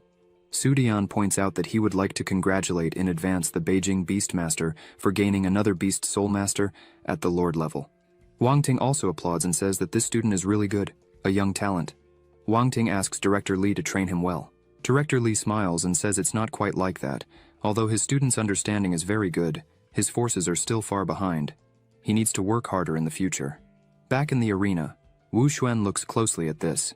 Fang Qi jumps and prepares to attack, but Wu Xuan does not move. This makes Fang Qi think and question why Wu Xuan was so calm. Had he given up and accepted defeat? Fang Qi lands a strong blow to Wu Xuan's head, but almost nothing happens. Wu Xuan says he should admit Fang Qi really had fooled him. After that, Fang Qi wouldn't even need to fight against the other opponents. Quickly, Wu Xuan rises on Fang Qi's back, leaving him frightened by this. Wu Xuan grabs Fang Qi's body and starts to squeeze. Fang Qi begins to despair, as he is not able to free himself from this. He wonders if Wu Xuan is really much stronger than him. After a huge effort, Fang Qi finally manages to free himself. The two face each other again in the arena. Fang Qi wastes no time and prepares a new attack. Wu Xuan uses his tail to defend the attack and counterattack. The two attacks collide. Fang Qi realizes that he will not be able to win this duel and is thrown up with force. Everyone is completely impressed by this, especially Director Li. Wang Jin asks when Wu Xuan became so strong. Lin Yuan says that, judging by this single blow from Wu Xuan, he at least exploded with a power comparable to the peak of the 8-star Beast King level. Wang Jin is incredulous and says this is a joke, as it was only a few days since Wu Xuan had reached the 8-star Beast King level. How can he be so strong? Lin Yuan just says he can't explain it. Fang Qi returns to his human form with wounds all over his body. He looks at Wu Xuan and says he had won. Wu Xuan stands up in the arena while the audience shouts that this was expected from Mortem University, incredibly strong. Another participant enters the arena, but he is also beaten by Wu Xuan, and this repeats several times.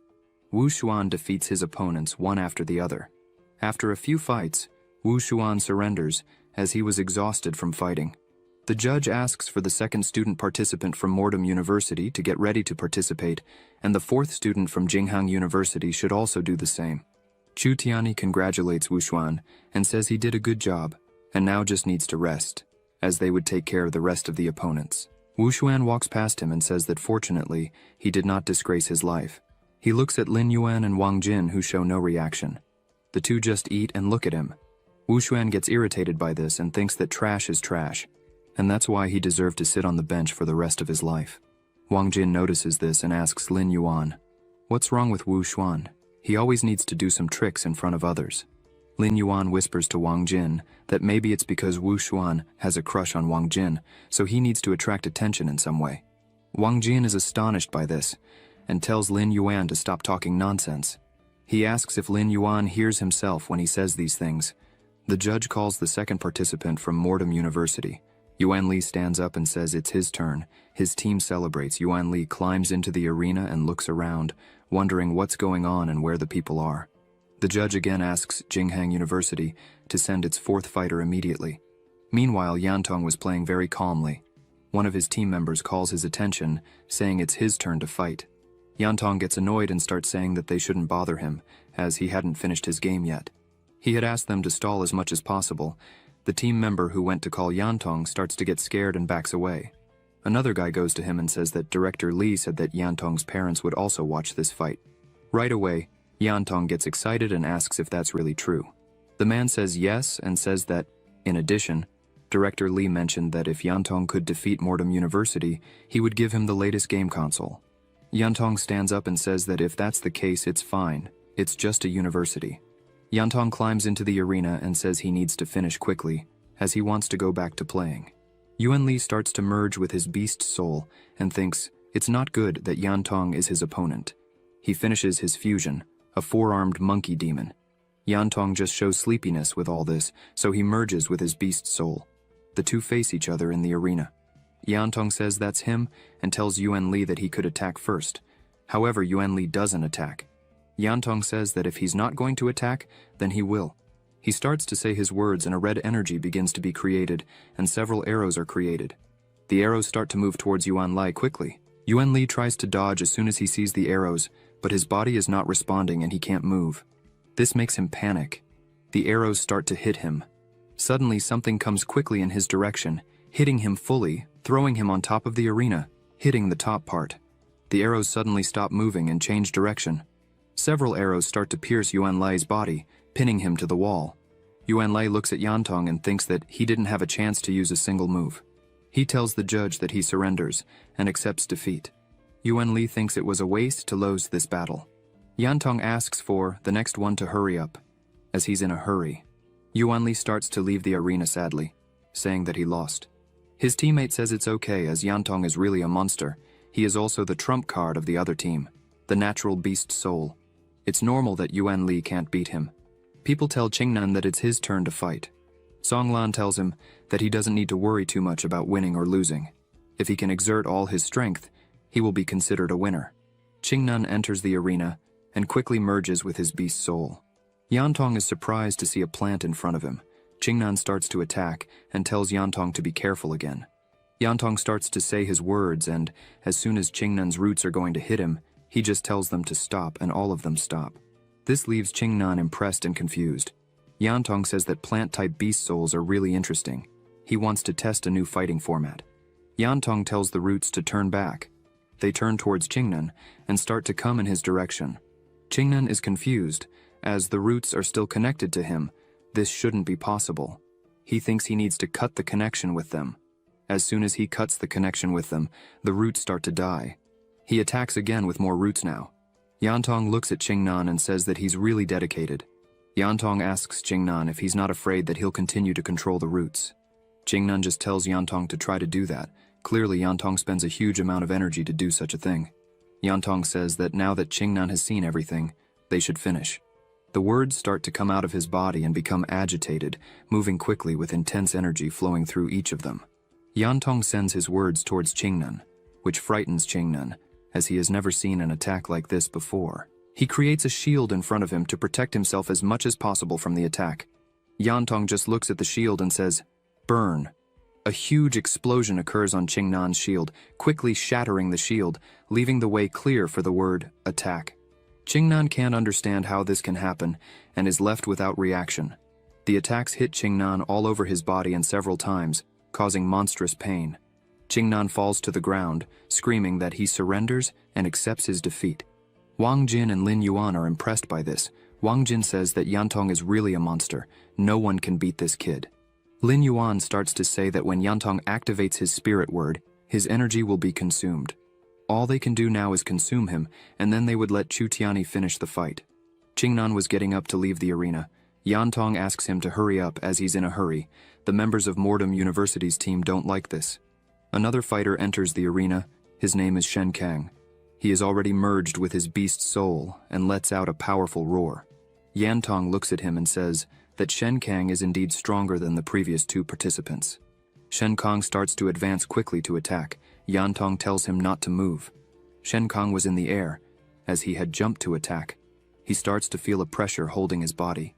Lin Yuan feels something and watches the fight closely. He wonders if what he's feeling is Shen Kang's domain, but soon Lin Yuan realizes that it's not the case. It's just the evil aura exhaled by Shen Kang. Lin Yuan points out that if Shen Kang can get to that point, he believes that soon he will understand the area with his talent. Shen Kang asks if this is all Yantong can do. Yantong watches and says, "Instant." Shen Kang is impressed, as Yantong had teleported to the side, making Shen Kang's attack go straight. Shen Kang wonders if Yantong really could be doing this, as it's unbelievable. Shen Kang assumes that Yantong is an unparalleled opponent, but no matter what happens there, he would defeat Yantong. Suddenly Shen Kang starts to howl, and a light begins to appear on his body. In seconds, several attacks start to appear on Yantong's body, hitting him in various parts of his body. Shen Kang sees this and thinks he finally managed to hurt Yantong. It seems that his defense is not strong, but suddenly Yantong says that these snowflakes are really beautiful. Shen Sang is scared by this. Again, words come out of Yantong's body, but this time the letters float around him. Shen Chang wonders what's going on there. Director Li watches the fight and says that finally Yantong started to fight. Director Su Dian says that he really didn't expect that this boy Yantong was born with a beast soul and still has a very high level of understanding. Shen Kang starts to release a blue energy from his body and says that no matter what's going on there, they would fight to the end. Yantong tells Shen Chang to give up, as it wouldn't help to fight within his area. Yantong would become a god. The letters start to move quickly, and all of them go toward Shen Kang, who is still standing in the same place. The letters stick to Shen Kang's body, sealing his power. Shen Kang starts to realize his power is gradually diminishing. Shen Kang is unable to fight. He looks at Yantong and thinks that he really is a hateful guy. But Shen Kang doesn't give up and tries to use his secret skill, Kang Shui Bite. Yantong looks at him and asks why he cares or tries. Yantong emphasizes that he had already said that Shen Kang is no match to win this fight. Shen Kang's mouth starts to bleed. Yantong doesn't stop attacking, he starts to create a huge spear. The words start to surround the spear quickly. The spear is launched, hitting the sealed body of Shen Kang, crushing him to the ground with great force. Blood starts to fly, and Shen Kang screams in pain. Shen Kang is left all beaten up on the ground, with blood dripping from his mouth, barely able to move. He says he surrenders, and thinks that such a strong guy is only 14 years old. Shen Kang thinks that only Chu Tianyi can fight against this. As soon as the fight ends, Sumu stands up saying it's her turn. Wang Jin is scared by her determination and starts to cheer for her. Lin Yuan just looked at her, but before she went down to the arena, he looks at her intently and, with a serious face, tells her to be careful. Sumu turns around and says she understood. As soon as Sumu enters the arena, Yantong asks why a girl would fight him. Yantong makes it clear that he would have no mercy for anyone, man or woman. He would fight the same. Sumu smiles and says there was no need to pity her.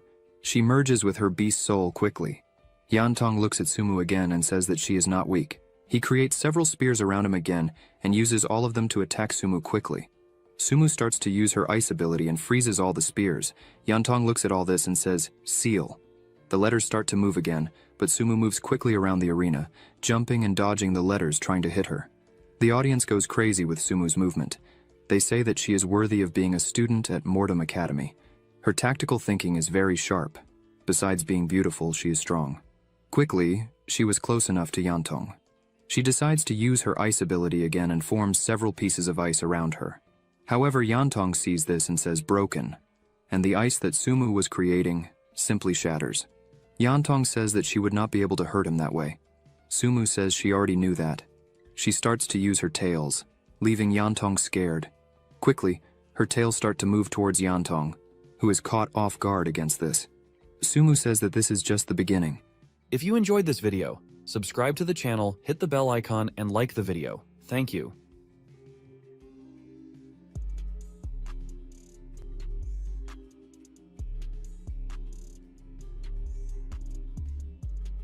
Sumu continues her movements and moves in for the attack without any fear. Yantong remains completely still, looking at Sumu's attack, which was getting closer and closer to him. When the attack was almost about to hit him, he says, "Moment." At that moment, Sumu's tail was just a few centimeters away from Yantong's body. Suddenly, some spikes appear on her tail, managing to hit Yantong's body, which slowly starts bleeding. Wang Jin is impressed by Sumu's attack. He says that apparently, Sumu's strength has also improved considerably. Lin Yuan says that this is expected, as Sumu is a disciple of Senior Shuang Yue, not to mention the enormous talent that Sumu has within her. Improvement is inevitable for her in the arena. Sumu watches Yantong as he moves to keep a safe distance. She can see that Yantong is truly injured and bleeding after receiving her attack. But as soon as Yantong manages to put himself at a safe distance, he simply says, "Heal." The words that were on his body start to move and focus on the wound made by Sumu. In moments, the wound is completely closed. Wang Jin can't believe what he was seeing before his eyes. He shouts that he has never seen anyone heal like this. The ability of this talking spirit is incredible. Even Lin Yuan watches the fight closely and says that currently it seems that Yantong is not omnipotent. Although his words are true, he is very passive when facing hand-to-hand combat. Sumu sees her opponent heal right in front of her. She thinks that she definitely cannot let him keep healing like this. The words split a bit, return to Yantong's body, but a part of them hovers over the arena. Suddenly, several Yantongs start to appear. This leaves Sumu puzzled about what was happening there.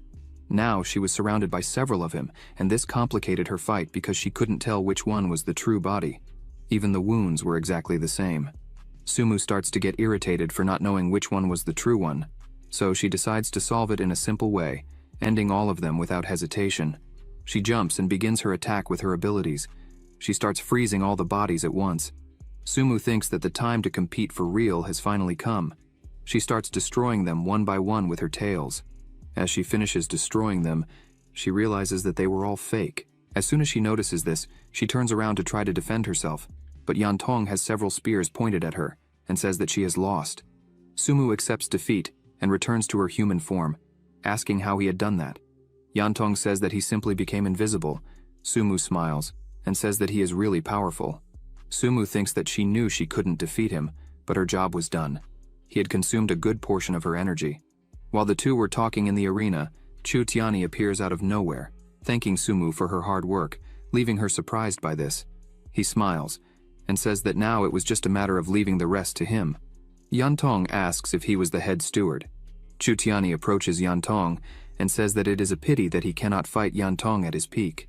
Yantong says that it doesn't matter, because even injured, he could win this fight. Chu Tiani says that if that's the case, then he wanted to see if Yantong really was as strong as he claims to be. Chu Tiani merges with his beast, transforming into a huge eagle called the Golden Eagle Clarinet. The two stare at each other for a while. Yantong realizes that even Lord-level monsters would not be able to easily fight against Chu Tiani, and so he wastes no time and uses the mantra realm to try to seal Chu Tiani. The letters start flying towards Chu Tiani, but Chu Tiani says that this attack is extremely slow for him. With incredible speed, he starts flying towards Yantong, who is left without reaction. Chu Tiani prepares his sharp claws for the attack. Yantong says, "Moment," and manages to teleport himself away, causing Chu Tiani to miss his attack. He stops and looks at Yantong. Wang Jin looks at him and says that he already expected Chu Tiani's strength to be great. However, he didn't imagine it was that great. Not to mention that Yantong just fought 4 times in a row, in addition to spending a large amount of energy and still being injured by Sumu in the last fight. Chu Tiani begins to flap his wings strongly, causing several air blades to fly towards Yantong. The air blades start hitting his body, causing cuts everywhere. Chu Tiani says that Yantong was really proud to have come this far, but now he just needs to admit defeat because he is not capable of winning this fight. Yantong opens his eyes and looks directly into Chu Tiani's eyes. He asks Chu Tiani if his eyes are clear, what was happening there. Yantong shouts that he still couldn't lose and begins to smile. Then he says, "Die." A dark energy starts to emanate from him, and an intense glow on his face is getting stronger. Chu Tiani sees this and starts to lose his strength. Then he begins to fall towards the ground. Wang Jin asks what was happening with Chu Tiani. Lin Yuan begins to explain that words follow the law. This is the most terrifying ability of the word, beast.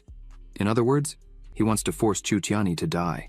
Wang Jin asks if there is any way to deal with this because it seems impossible to defend or dodge. The person hit can only choose to resist with force. This move is a true killing technique.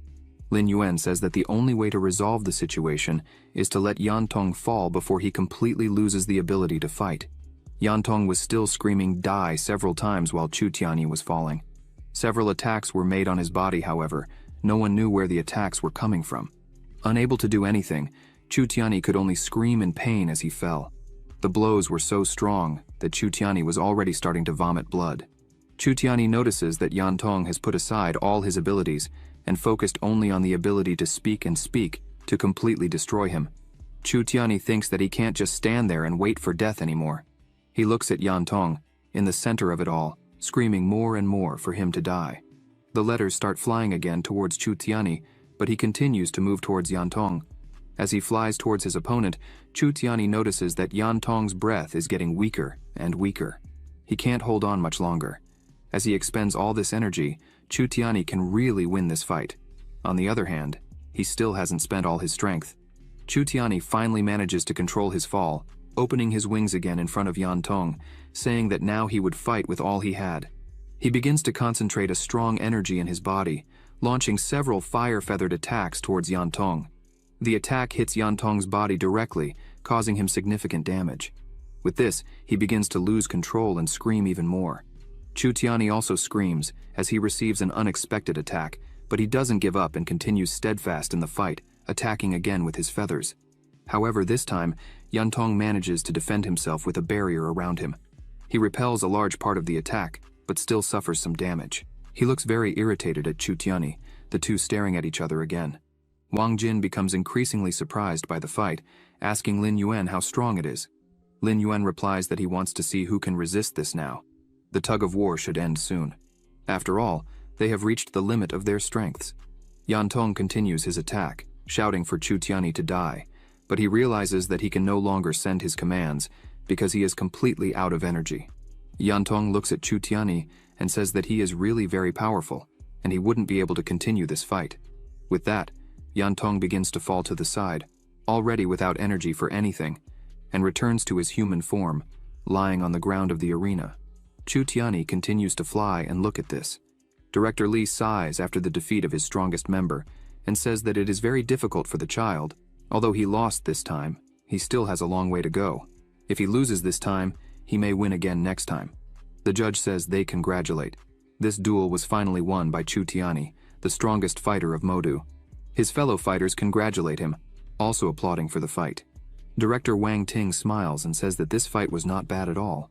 Wang Jin says it was a great day for talent. Not only did they receive the spotlight, but there were also flowers and applause everywhere. Lin Yuan looks at Wang Jin's face and realizes that he is not so happy. Lin Yuan thinks this is normal, as Wang Jin feels inferior because of his beast soul. The judge asks Chu Tiani if he wants to leave the field or continue fighting. Chu Tiani tells the next opponent to enter the field because he would fight. Another person enters the arena, and Chu Tiani stares at him. This person stops and thinks that Chu Tiani was completely exhausted in the battle with Yantong, and his current conditions are not good. With this, he thinks he can defeat Chu Tiani and become famous. 5 minutes later, the same man was completely injured and holding his chest, shouting that he gave up the fight. Lin Yuan thinks that for an eagle, no matter how wet their feathers are, they are still birds of prey. Director Su Dian says that Modu University is really amazing and interesting because even the injured fighter in this way can stand and fight. Wang Ting smiles and says that it's not just about fighting, as Yan Tong had managed 4 consecutive victories, so they needed to fight. Su Dian says that Chu Tiani is really arrogant. Wang Ting asks Director Su Dian how a person can be a genius without seeming arrogant. Wang Ting says that back then they were exactly the same way. Time really doesn't forgive. Su Dian raises his hand and says, "Damn it, the years really don't forgive." He emphasizes that Wang Ting is sad for the spring and autumn and couldn't count on him. Li gets a little annoyed to see the two getting along so well. He closes his face and thinks that they really don't even give him any respect. 2 more fights passed, and Chu Tiani defeated everyone, completing 4 victories. After the 4, he returns to his human form and says he surrenders because he was exhausted. As soon as he returns to his human form, he starts to fall because he had no energy left. Quickly, Songlan appears and holds him in his arms, not letting him fall to the ground. He gathers his last energies and says his task was completed. Now he could rest. Songlan looks at him and says he really is a true captain, even injured and almost out of energy. He persisted for 4 fights to regain what they had lost. He congratulates his captain Chu Tiani and says he did an excellent job. Songlan shouts for someone to come and take him to the infirmary because his injuries were serious. He would need to rest for a long time. Qing Nan says that his captain was really amazing and worked very well. If they find the great Yanjing, it's thanks to their captain. Songlan closes his eyes and says that the captain persisted in this situation for the sake of the beasts of the demon city. Qing Nan says he didn't mean to blame him. He was just thinking about the overall situation. Wang Jin looks at Lin Yuan and asks him if they encounter a strong team in the next round. Would he take action? Lin Yuan smiles and says yes. Wang Jin asks him if he doesn't always have the tendency to be in the spotlight. Lin Yuan says he heard that the prize for the winner of the National Rookie Contest is quite generous, and he also has an agreement with the director. The judge begins to announce that in this arena battle, Modumon is the winner. Wang Ting smiles and tells Director Li that he's sorry because Yue Xin had defeated his orcs Jing Hang. Director Li gets irritated by this. Wang Ting says that, to be honest, the students of Hangzhou Best are really excellent, especially that one called Yan Tong. Li responds that it's natural. Wang Ting smiles again and says that it would be great if students with such potential came to his college. Li gets irritated again and thinks that this old fox is waiting for him there. Upon meeting the great beast Yanjing, he will cry a lot. Lin Yuan asks which were the 2 schools that would be in the next round.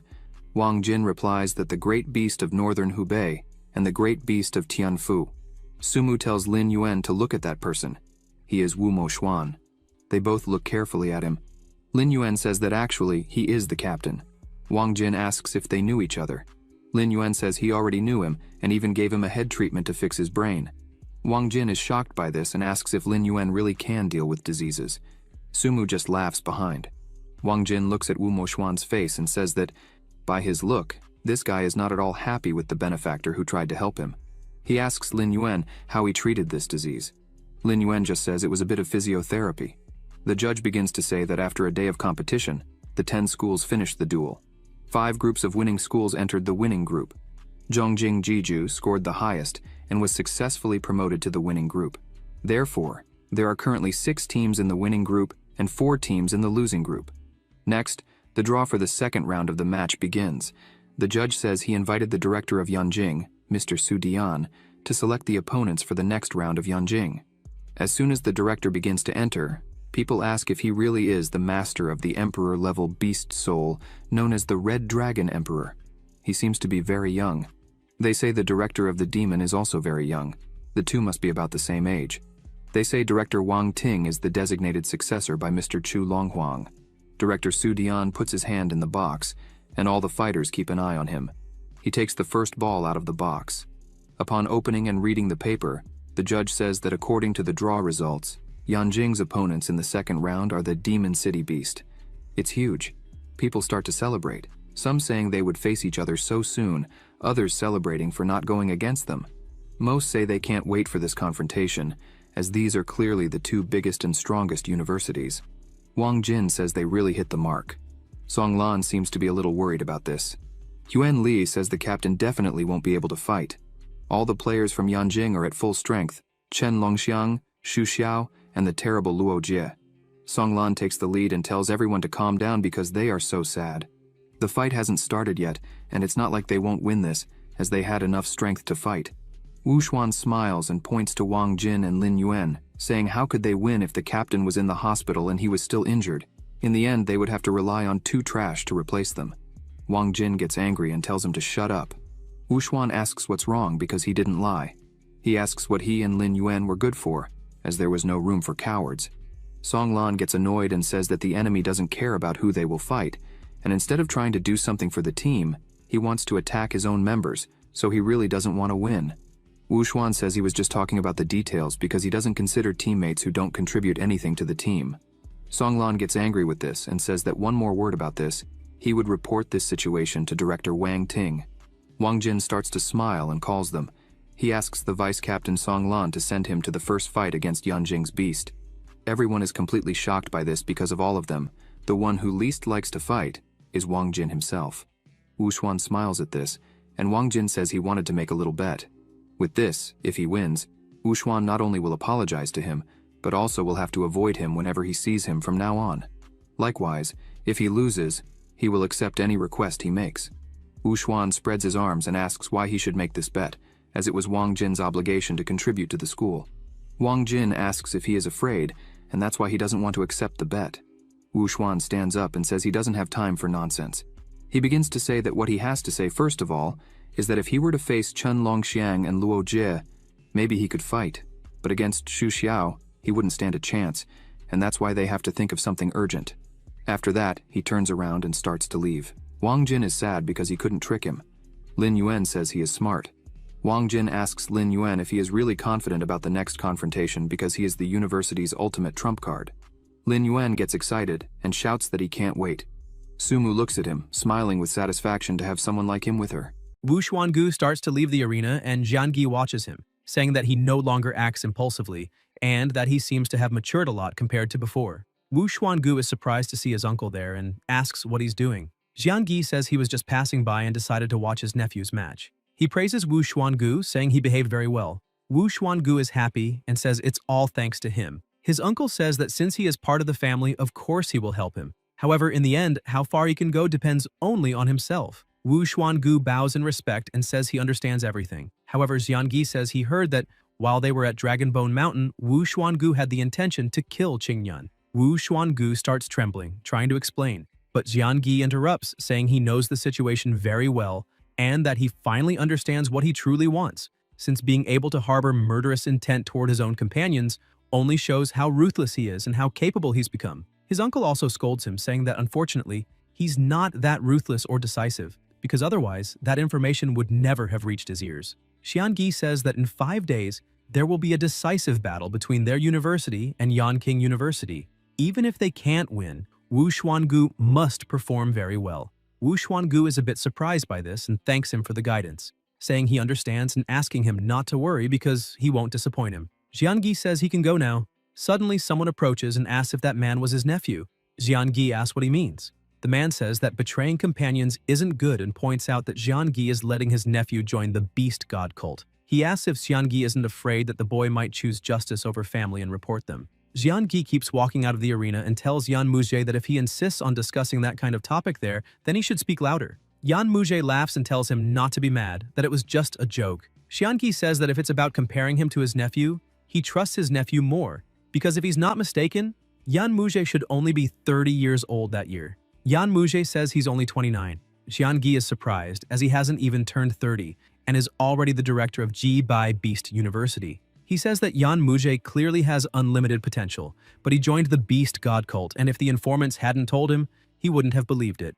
Yan Muje asks who he is to say that since Xianqi also joined, so why couldn't he? He yells that Xianqi should call him senior since he joined the cult first, but Xianqi keeps walking, saying it's all tiresome. Yan Muje is a bit disappointed and says Xianqi is very cold, and that must be why Wang Ting has been suppressing him for so many years. Director Li goes to Wang Ting and says that if he asks, it'll seem like they've already lost to his university, Jingheng.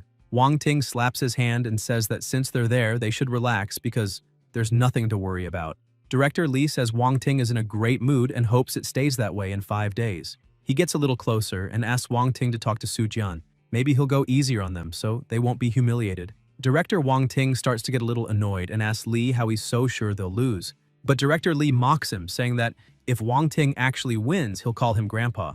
Wang Ting accepts the challenge and says it's a deal. Everyone was already leaving, and the protagonist asks what their plans are and if they want to eat together. Wang Lin is impressed and shouts that it's already late, and even so, Lin Yuan is still thinking about that. Sumu gets all excited but says she can't go because Professor Ling Shuangye wants to see her after the matches are over. Wang Jinze also says he can't go because he needs to start cultivating immediately. Qingnian is impressed to hear that Wang Jinze is really going to start cultivating.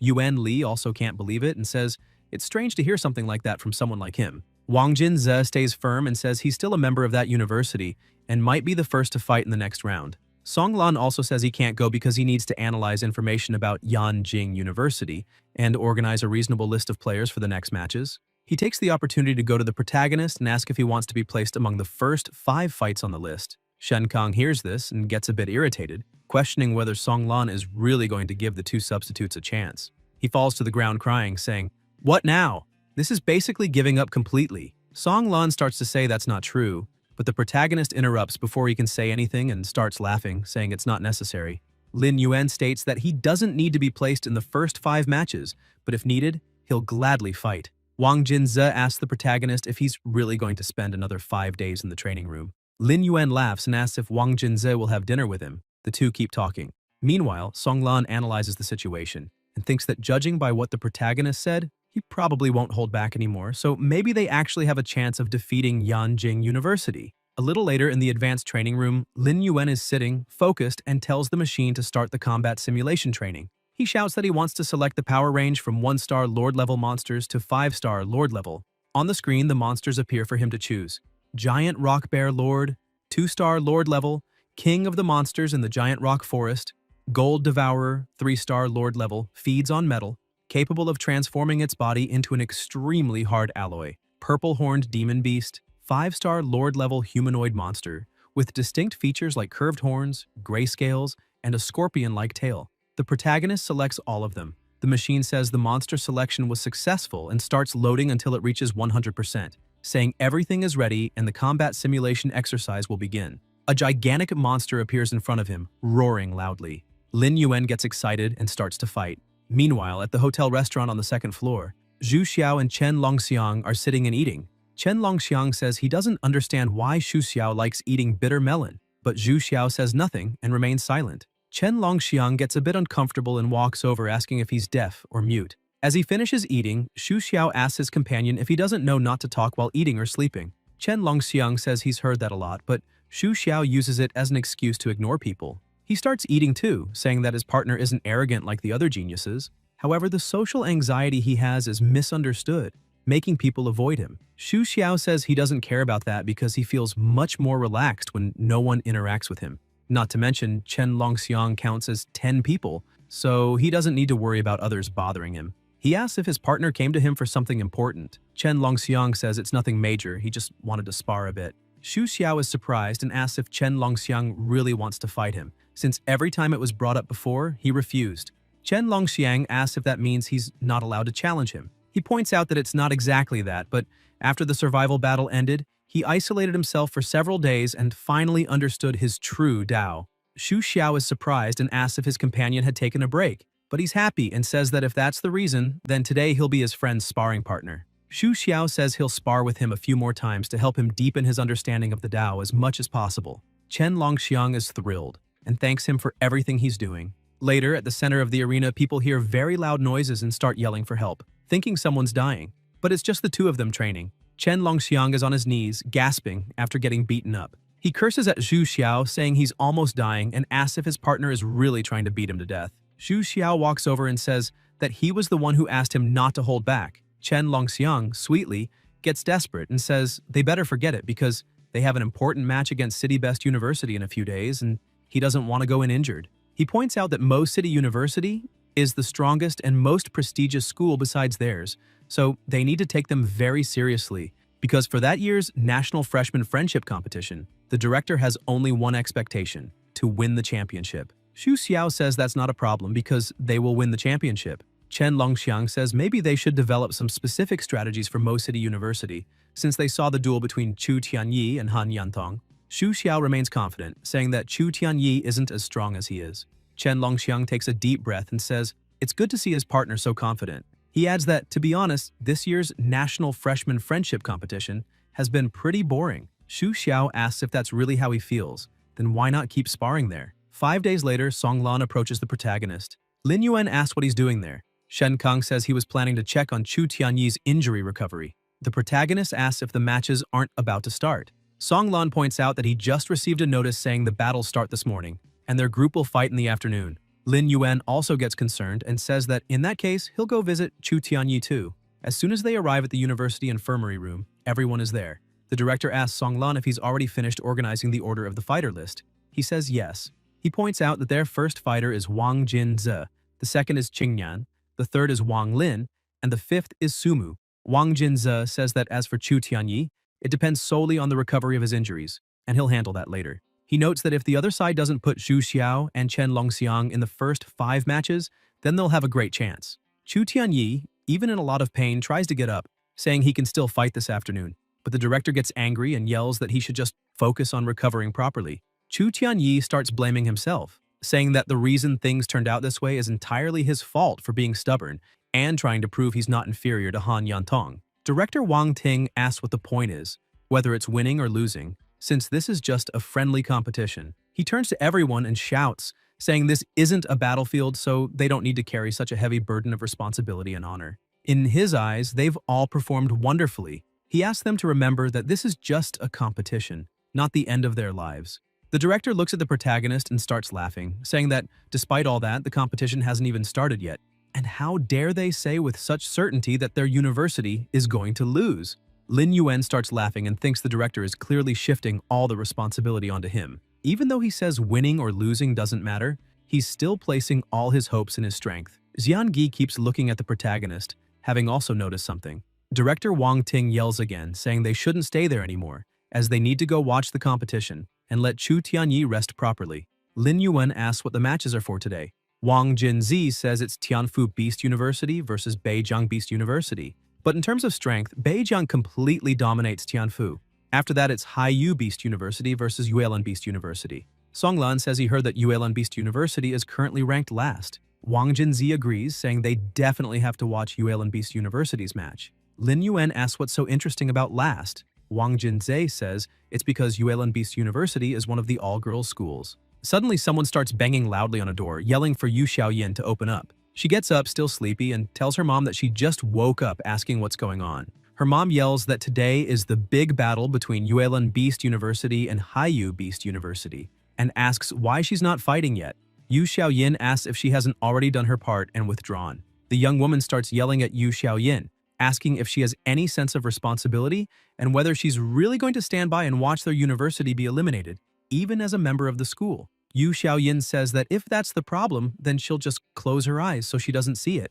The woman gets extremely irritated and keeps yelling at her. Yu Xiaoyin starts closing the door and tells her mom that if there's nothing else, she's going back to sleep. Seeing she had no other option, the mother says that if Yu Xiaoyin helps the university get out of the loser's bracket, she'll let her skip all classes for all 4 years of college, emphasizing that she won't have to take any exams and can sleep as much as she wants, and she won't say anything anymore.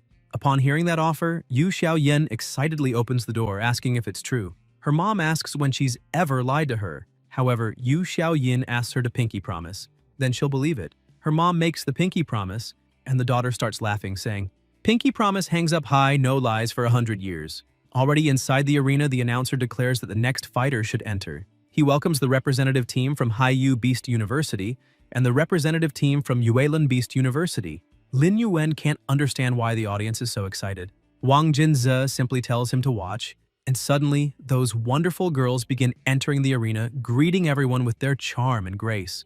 Sumu and the protagonist notice that someone next to them is acting a bit strange. Suddenly, all of them start crying and shouting, saying they're all amazing. Wang Lin takes a deep breath and says that if you know it's a competition, it's fine. But if you don't, it looks like a celebrity is putting on a show for them. Wang Jinze opens a bag of chips and comments that it's a bit strange. There are only 11 students from Yuelan University present, and it looks like one is missing. The protagonist asks who the missing person is. Wang Jinze says it seems to be the daughter of Yu Yuelan, the Emperor rank Beast Soul Master, and director of Yuelan Beast University, the monster genius known as Yu Xiaoyin. He wonders how she hasn't shown up to such an important competition, which makes him think the Emperor rank Soul Master has no hope for her own university. Wang Lin says that based on Yuelan Beast University's results, it's clear how weak they are. Song Lan also comments that it looks like the Yuelan University director isn't present, which is a shame because he wanted to see the elegance of that female emperor. Wang Jinze asks if the director was so embarrassed that she chose not to even show up.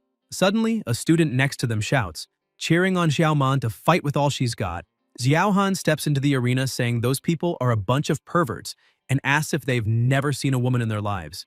Xiaoman acts sweetly, saying she watched all his fights and thinks he's really amazing, noting that if they have to fight later, he should go easy on her. That makes Xiaohan blush, thinking she really is adorable. Wang Jinzi finds it disgraceful, saying relying on beauty traps is unfair. However, he says that if it were him, it definitely wouldn't work. Wang Lin scolds him, saying he can't believe what he just said. But Wang Jinzi replies that if he doesn't believe it, just get her contact info, and he'll prove how strong his will is.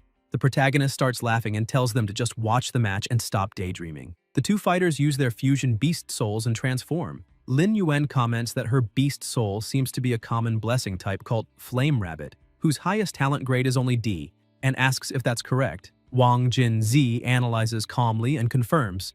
She actually has an A-rank talent with such a basic beast soul like the Flame Rabbit, which shouldn't make her that strong. The battle finally starts, and Xiaohan lands a strong hit, sending her flying. Wang Jinzi and Lin Yuan can't understand how she took the hit so easily, but all the men in the crowd start screaming, cursing Xiaohan for what he did to Xiaoman. However, Xiaohan is confused, thinking he didn't even use any real strength. Another student from Yuelan University enters the arena and says Xiaohan hurt Xiaoman and that he'll pay for it. 3 minutes later, that girl is also being carried off the arena on a stretcher. The men in the audience kept insulting him, saying he's not human for doing that to such lovely maidens. Xiaohan still doesn't understand anything. He already knew the students from Yuelan University were a bit weaker, but he didn't expect them to be this weak, making him wonder if he could beat them all on his own. The protagonist comments that this is all really boring and a complete waste of time to come watch. Wang Jinzi agrees, since Xiaohan won 5 matches in a row without any effort, which almost confused him, as he gets furious whether he wins or loses because he's so miserable. Shortly after, Xiaohan raises his hand and tells the judge he's exhausted, and therefore admits defeat. However, he thinks to himself that he's just not going to fight anymore because that girl is barely there, and he's a little scared. The judge says it's fine and asks him to call the next students from Haiyu University to step forward. Fang Liang approaches his opponent and tells her not to be so nervous, and to treat it as just a normal match, since he won't be rough with her. Even a little embarrassed, she prepares to fight, saying she knows she's weak and also knows she's no match for him, but she won't give up and will do her best. However, before the two can begin, someone yells for them to wait. They both look back and see the school director entering the arena with her daughter. Wang Lin is impressed by the university director, saying she's truly spectacular. The protagonist is also surprised, saying that if that's the director, then the girl next to her must be her daughter, Yu Xiaoyin. Wang Jinzi confirms, and Wang Lin asks why the main daughter has the surname Yu, wondering if her father also has that surname. Wang Jinze replies that yes, Yu Yuelan's husband's surname is also Yu, and he is also her cousin. Lin Yuan asks if it was a marriage between close relatives. Wang Jinzi confirms and points out that when the two fell in love, it caused a huge scandal in the Yu family. They were expelled and lost the right to the family name. The protagonist is confused, saying that if that were the case, their daughter shouldn't have the Yu surname. Wang Jinze explains that it happened because Yu Yuelan's main lover died heroically while protecting the people during a large-scale beast wave, becoming a hero. So the Yu family restored his surname. However, Yu Yuelan still didn't return to the family and founded Yuelan Beast University alone with her daughter. Lin Yuan says that now he understands everything and that she truly is a remarkable woman.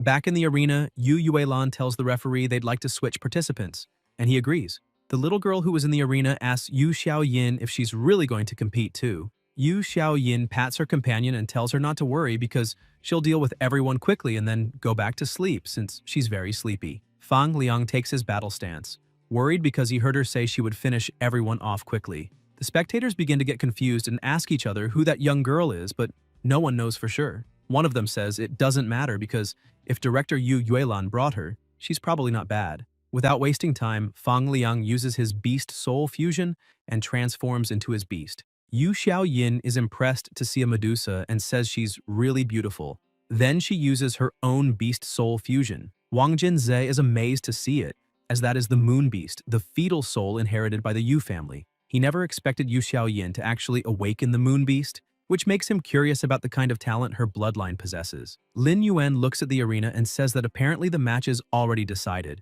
The Medusa tries to use the lightning whip, but Yu Xiaoyin uses the secret technique Moonflower Sky Slash. Several blades begin to swirl through the arena, easily striking and cutting the Medusa. Fang Liang starts screaming, asking what's happening since he can't defend himself. The attacks continue and he thinks there's nothing more he can do because they're too fast.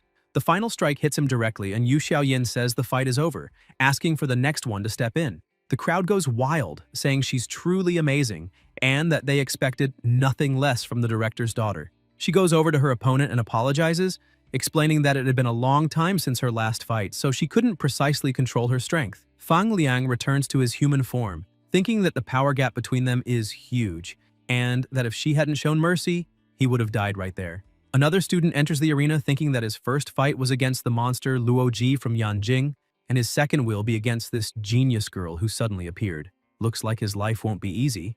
Within minutes of battle, she wins again. All the participants start to get worried. Zhao Han begins to regret giving up so quickly, thinking that if he had stayed, he might have at least worn down some of her strength. However, one of his teammates says it's not his fault. No one expected Yuelan University to have such a powerful prodigy. The team leader stands up, startling his teammates, who ask if he's really going up like that, questioning whether he should send in other members first to drain more of the girl's energy. But the leader says there's no need, because the difference in power is too great. He steps into the arena and stands face-to-face with Yu Xiaoyin. The announcer declares that Haiyu Beast Academy has sent their captain, Xia Yu.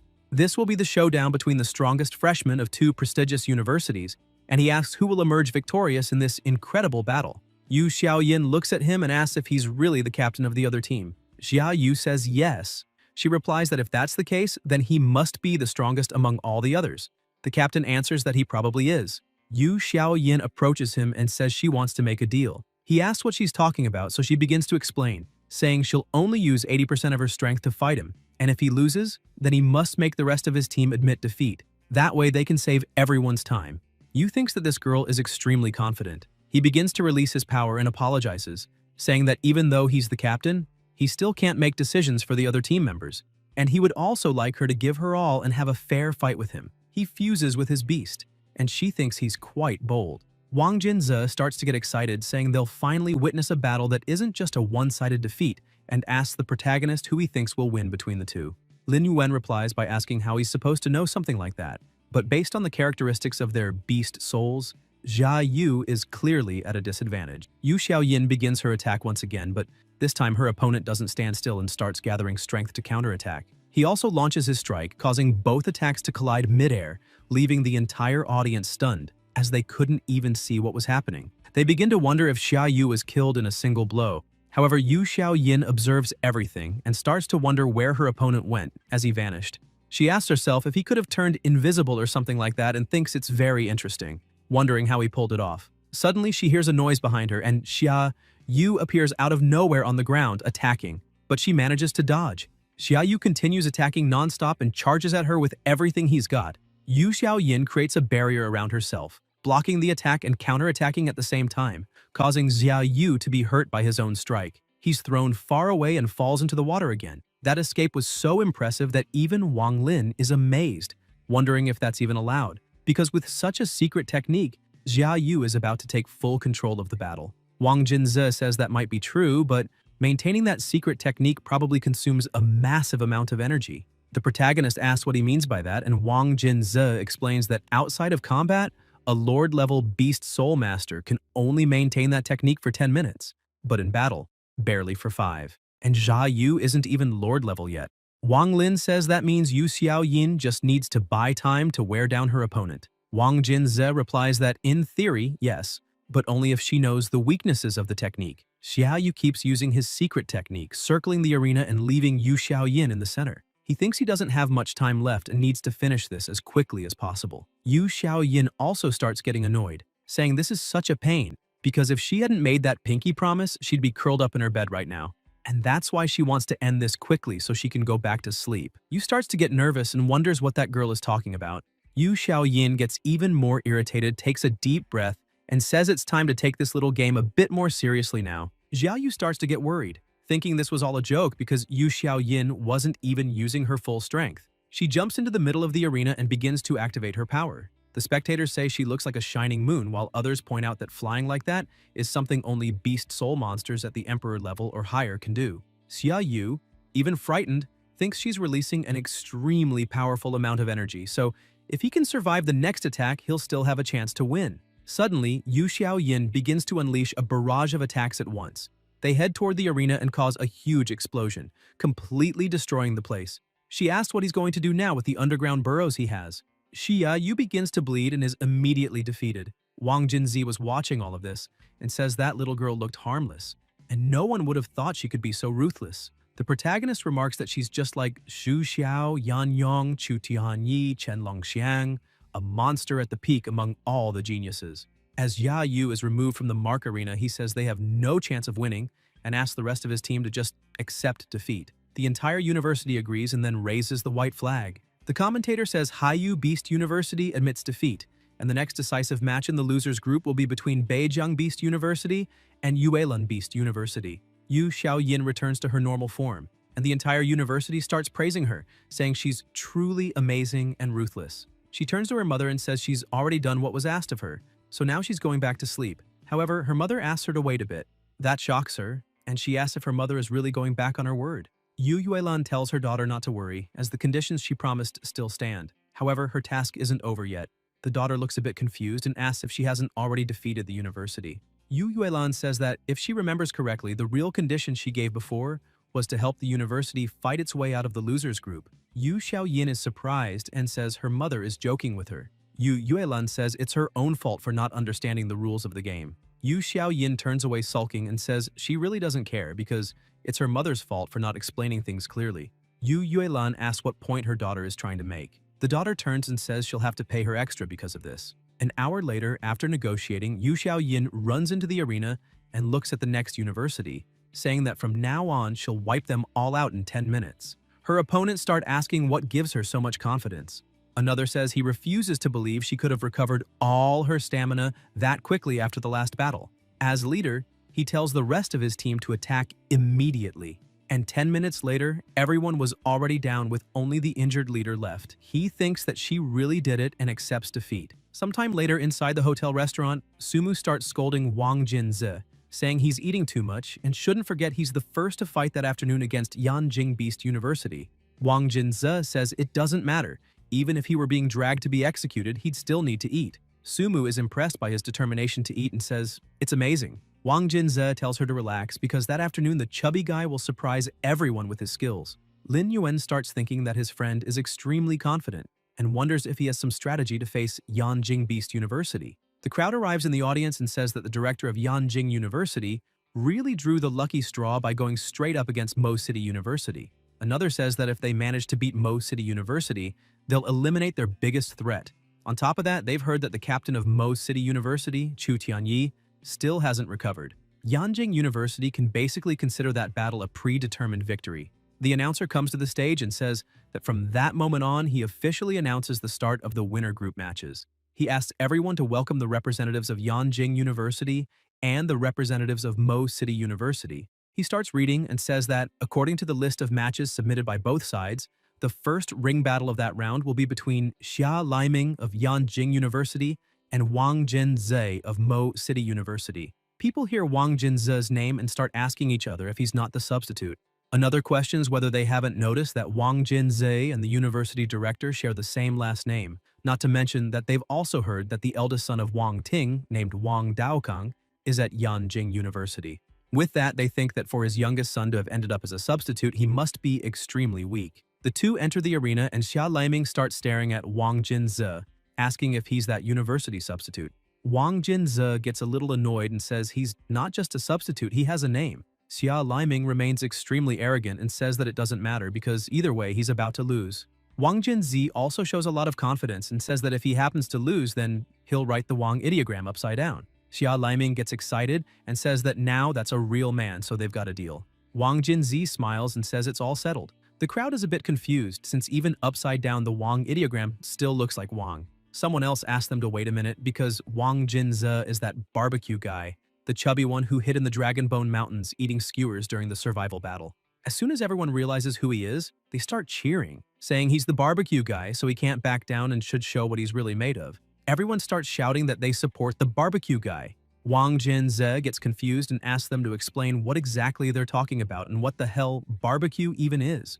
Without wasting more time, Xia Laiming begins transforming into his beast and charges at his opponent. Wang Jinze is impressed, saying that it's a minotaur. He tells his opponent that his beast soul is truly amazing, but Xia Laiming says enough talk, they need to fight. The crowd keeps shouting for the barbecue guy and asks him to transform already, because they want to see his beast soul. Wang Jinze gives in to the crowd's request and begins transforming, and suddenly, a huge giant egg appears, shocking everyone. Xia Laiming is extremely confused, asking if that's really his beast soul. Wang Jinze says yes, and asks if he's already scared. Xia Laiming asks how he would be scared of that with such a ridiculous beast soul, and how he even had the audacity to laugh at his transformation. The people keep shouting that this was expected from the barbecue guy, since he has a truly unique beast soul. They also wonder how that beast soul can even fight, suggesting maybe it rolls around and crushes its enemies. Xia Laiming says he's too lazy to waste more words and prepares to attack. He lands an extremely powerful blow, but nothing happens to the egg. People start to panic, asking what the hell that egg is. Maybe it's made of diamond, since it's incredibly hard to crack. Wang Jinze starts mocking his opponent, asking if that's all he can do. The Minotaur gets even angrier and questions how he dares to say such things, charging once more. This time, he concentrates even more energy in his hammer and slams it down, creating a deafening noise. The impact is so great that it launches the egg upward. The egg hits the arena's protective barrier and bounces back down onto the Minotaur, who thinks this isn't good at all. The egg smashes into his face, slamming him to the ground. The protagonist watches the fight and thinks this move must be something Wang Jinze developed specifically for this match. And for that reason, he has to admit the guy is extremely sharp in his analysis. Wang Jinze tells his opponent that he's already seen all his moves. However, Xia Laiming doesn't give up and says that if he's seen them all, then he'll just do them again. He starts releasing even more power, growing larger in the arena. This time, he charges at full power, landing another blow that sends the egg flying. Wang Jinze hits the arena barrier again, bouncing around like a ball everywhere. It gets faster and faster, throwing his opponent off. Xia Laiming asks what kind of tricks he's going to pull now. Wang Jinze asks if he isn't the one who should be asking that, since his opponent hasn't managed to crack a single layer of his eggshell and still has the nerve to talk like that.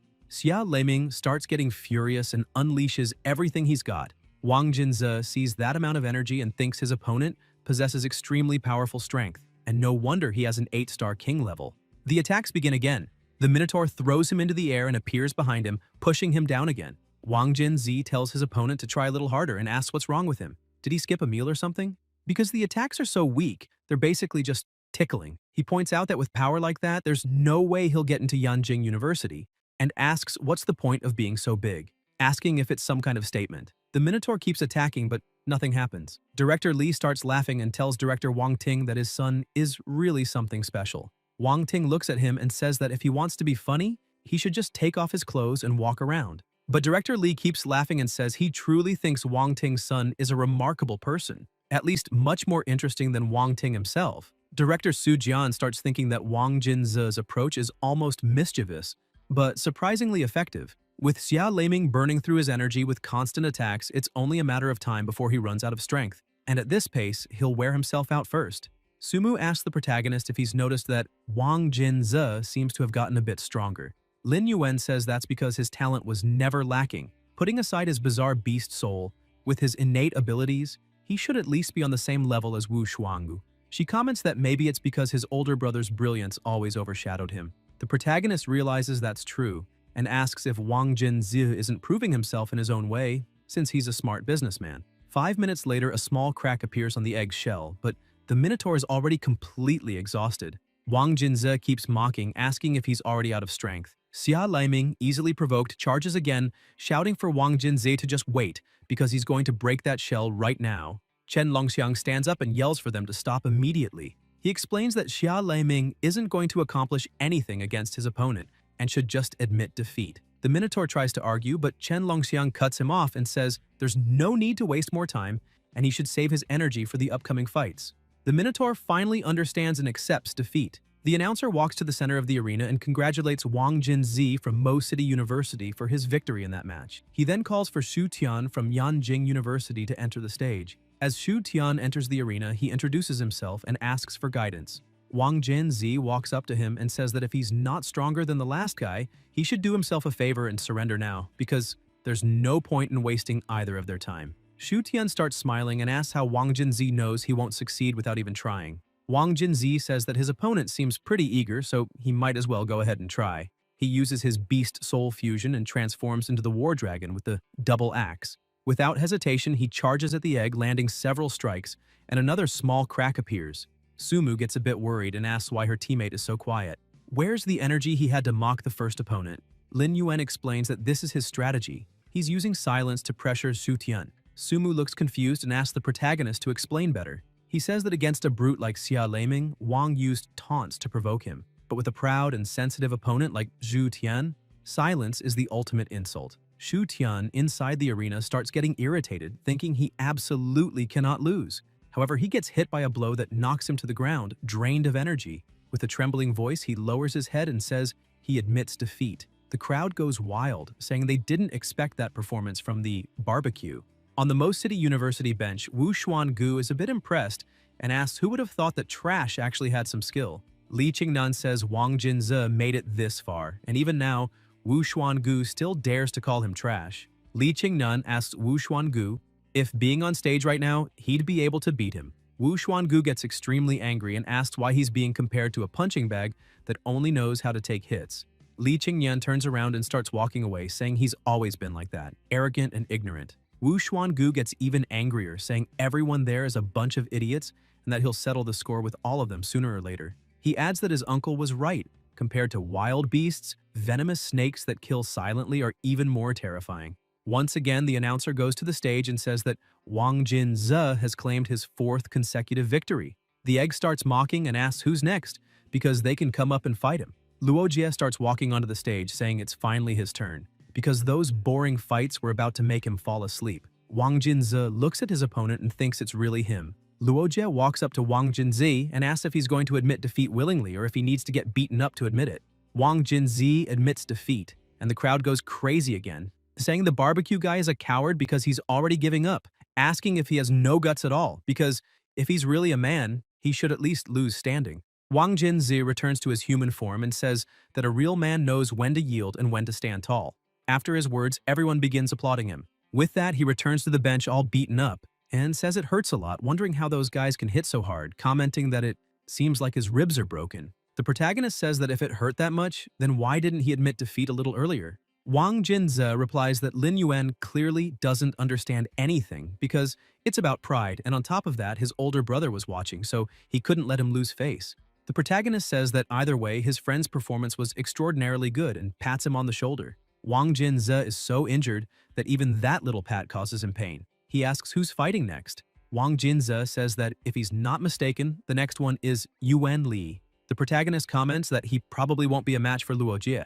Wang Jinze starts explaining that in Songlan's strategy, Yuan Li, Li Qingyan, and Songlan himself are all there to wear Luo Jie down and create an opportunity for Sumu. Lin Yuan asks if that really is the plan. Suddenly, Yuan Li stands up, saying it's his turn. Songlan looks at him and asks him to do exactly as they agreed. He heads to the arena and introduces himself. However, Luo Jie says he doesn't need to be staring at him with those fearless eyes because he's not interested in trash names. Yuan Li transforms into his beast soul. Luo Jie asks if he wasn't planning to chat a little before they fight, saying that's what makes him a boring guy. Luo Jie then also transforms. The two beasts roar and Luo Jie says his opponent really has guts. Yuan Li charges with everything he's got trying to land a blow, but his opponent vanishes and quickly tears off one of his arms. It was so fast that even Wang Jinze asks if that's a bit of blood on the arena floor. The protagonist says, "Fierce, ruthless, tyrannical. That's the vicious beast, Luo Jie." Yuan Li falls to the ground in pain. Luo Jie drops his arm and takes the opportunity to attack again. While mid-attack, he tells his opponent that if he doesn't admit defeat this time, he won't just bite his arms but also his neck. Yuan Li closes his eyes and concedes defeat. Luo Jie says that's very good and adds that at least his opponent is sensible. However, he claims that Mo City University is no match for theirs and asks them to send someone truly competent, as he wants some entertainment. Song Lan helps Yuan Li out of the arena, telling him he did a great job. Li Qingyan stands up, saying it's his turn now.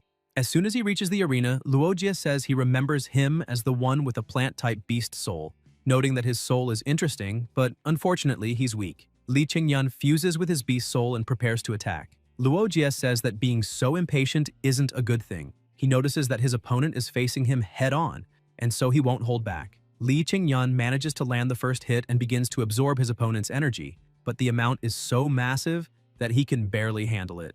Luo Jie keeps advancing and asks if Li Qingyan enjoyed feeding off his energy. With a single blow, he splits the beast in half, saying he's nothing more than an insect. With that, the match ends. Song Lan puffs out his chest. The crowd starts shouting that that's Song Lan, the vice captain of Mo City University. They say he looks extremely fierce and wonder if he's strong, but others comment that he's not, since Song Lan has a support-type beast soul. Though he's powerful, his combat strength is average. Some are a bit disappointed because he really looks like a threatening person. Luo Jie begins mocking him, asking why a support-type soul dares to enter the ring to fight. Song Lan asks why a support soul can't compete. Luo Jie replies that there's no problem at all and asks the vice captain to show what he's capable of. Song Lan fuses with his beast soul and starts flapping his wings rapidly, flying through the arena. Luo Jie starts to lose patience and yells that they should finish this immediately. The vice captain says he was just waiting for his opponent to make the first move. Luo Jie leaps forward and tries to attack, but Song Lan begins using his strange technique. People ask if that technique is a secret one. Lin Yuan replies that it's not and explains that it's a divine weapon of the King of Beasts level creature, the Blue Wind Breath Wings. Wang Jinzi observes and comments that that divine beast weapon is worth 40 million, being an offensive divine weapon. The protagonist explains that after losing to Yuan Li in his last fight, Song Lan managed to recognize his own flaws. Since his beast soul couldn't be changed, a divine weapon was the best option. Song Lan starts launching multiple attacks at once, and Luo Jie begins to worry, thinking this isn't good at all as he's actually fallen into a trap. The attacks keep coming at him and he can't dodge them, getting wounded in several parts of his body. Song Lan asks his opponent if he still thinks support-type beast souls are weak in combat. Luo Jie starts laughing and says the fight is finally getting interesting. Song Lan keeps attacking non-stop, but this time, Luo Jie manages to dodge all the blows and uses a threatening roar, unleashing an attack that launches several skulls toward his opponent. However, Song Lan manages to defend himself. The crowd goes wild, saying that both of them have mastered the secrets of their beast souls as this has become a true battle between geniuses. Luo Jie gets even more excited and shouts that this is great because now he's finally getting interested. Upon hearing the crowd call his opponent a genius, he says he loves crushing everyone considered a genius. Song Lan keeps attacking fiercely, but his opponent disappears from his sight. Song Lan is stunned to see that he has vanished, and suddenly Luo Jie appears above him, attacking. Wang Jinzhou gets angry, saying that damn beast did it on purpose. Luo Jie keeps attacking and yells that he'll make sure Song Lan will never fly again. From now on, he'll be a cripple. The fight continues and Song Lan tries to escape the assault, but Luo Jie stays on him, holding and attacking. Suddenly, the first Hokage's wood technique appears, separating the two. The battle ends there. The man holds Song Lan, who is nearly unconscious. Wang Jinze is surprised to see that guy. The protagonist asks if he knows who he is. Wang Jinze explains that the man is from the military, and his name is Limu. He's a plant specialist, emperor level.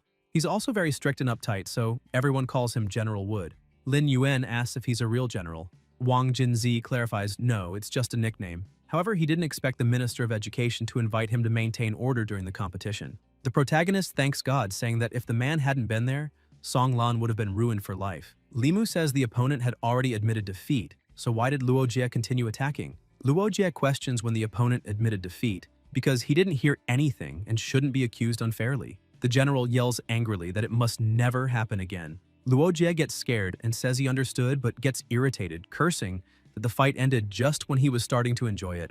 Limu takes Songlan to his team's bench and says he's already done a quick check and found no life-threatening injuries. However, he will need a good recovery period. He adds that someone should take him to the infirmary right away as he needs to stay there to maintain order. Yuan Li stands up and tells everyone to leave it to him since he needs to go to the infirmary anyway. The rest can stay and watch the matches, and he says he's counting on them. Lin Yuan tells him not to worry. Sumu stands up angrily and says now it's her turn. The protagonist tells her not to push herself too hard as putting herself in danger will only lead to something happening to her. Sumu turns to him and says that won't happen because she's tired of being protected all the time, and she also wants to stand by his side one day to protect him from the wind and rain. She turns and starts walking away. Wang Jinzi laughs, saying that's great. Lin Yuan gets embarrassed and tells his friend to mind his own business. As soon as she enters the arena, Luo Jie asks why a woman is his next opponent and questions if there are no men left at Mo City University because they actually sent a woman to fight. Sumu yells at him, saying she'll return everything he did to Songlan without holding back.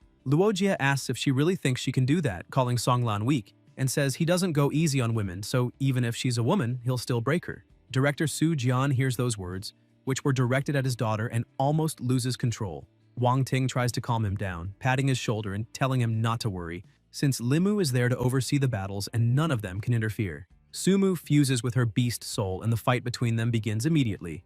Luo Jie initiates the attack, but she manages to defend herself. He keeps insulting her, saying a crappy opponent who hasn't even discovered her domain's secrets dares to claim she'll make him pay. She asks how he'll know if she doesn't try. She begins to gather energy and attacks him, but he starts laughing, asking if that's all she's got.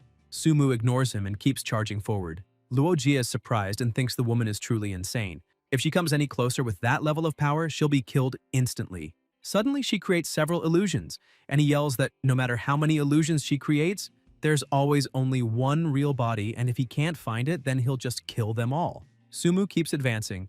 Luo Jie doesn't stay still and starts moving quickly, attacking one of the illusions. However, he's surprised to see he missed.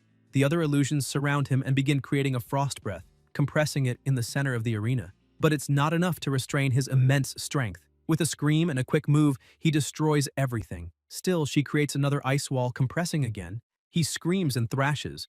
The wall can't hold him, and he breaks it once more. She puts some distance between them while he remains at the center of the arena. Luo Jie starts rushing toward her, asking if she really thinks such petty tricks are enough to deal with him.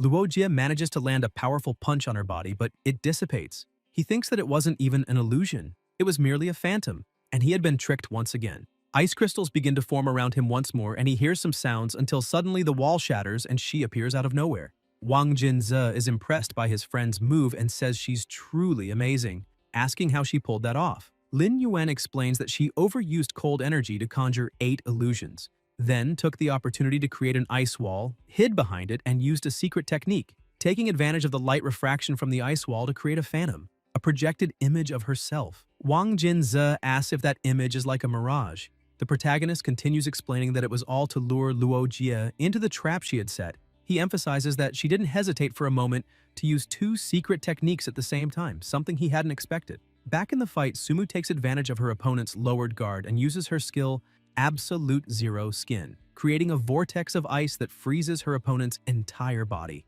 The ice forming around Luo Jie begins to shift, slicing him into multiple pieces.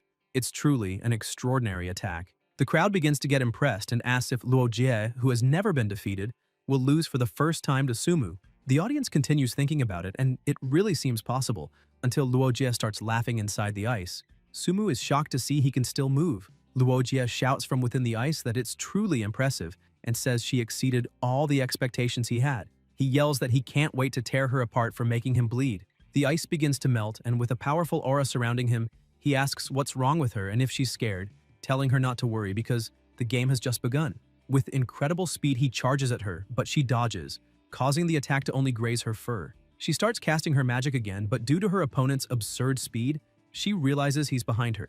And this time, the attack hits her directly. Seeing the opening, he keeps attacking over and over, inflicting wounds all over her body. Sumu collapses to the ground, badly injured, and he begins circling her, asking why she won't admit defeat and if she really thinks she can still win. He looks at her face and says that, to be honest, the trash from her university sure has guts. But she needs to remember that courage doesn't feed anyone. Weakness is the true original sin. He prepares for another strike and says she's really stubborn, but since she made the fight entertaining, he'll give her a more elegant defeat. Once again, he lands a terrifying sequence of attacks on her body, injuring Sumu even more. She begins to bleed and screams in pain. Her father stands up, extremely angry, and the aura around him intensifies along with the pressure. Once again, director Wang Ting stands up and tries to calm his companion. He explains that she didn't go to Mo City University just to impress her father. It's because she doesn't want to rely on anyone.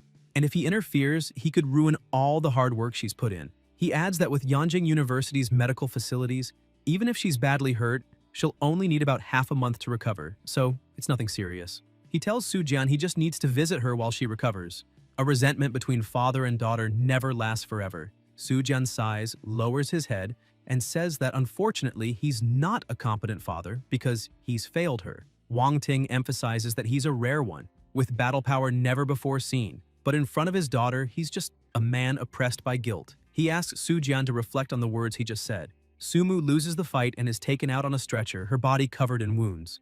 As the medics carry her away, she calls for the protagonist and, with blood spilling from her mouth, asks him to accept her apology for losing once again. Unfortunately, she's still too weak. Lin Yuan approaches her and says, "That's not true," stressing that she isn't weak. She smiles and says she doesn't know why, but every time he's by her side, she feels a special kind of will. With a smile on her face, she says she feels extremely tired and that her whole body hurts, so she wants to sleep really well. The protagonist gently tells her to rest well because when she wakes up, it won't hurt anymore. As she's taken away, Lin Yuan looks toward the arena and at Luo Jie, as if the instinct from his past life is taking over, and the dormant killer within him begins to awaken. Wang Jinze notices in his friend's gaze that something isn't right. Rage is taking control. Wang Lin comments that based on Songlan's previous battle list, the next to fight should be Shen Kang. He says it's fine, he'll go up right now. But then they hear someone yelling to let him fight. Chu Tianyi appears, and Wang Lin questions why he's there since the director had told him to rest and recover from all his injuries.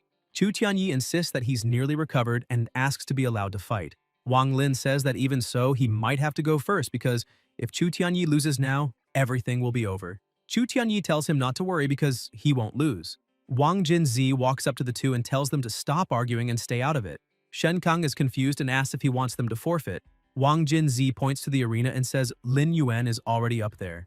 Luo Jie tries to mock again, but the protagonist interrupts, shouting and introducing himself as the substitute player for his university. Shen Kang is shocked and asks how the protagonist got on stage like that, questioning what he intends to do and telling the others to stop him immediately. Wang Jinze points out that he's already in the arena and asks if they really want him to concede.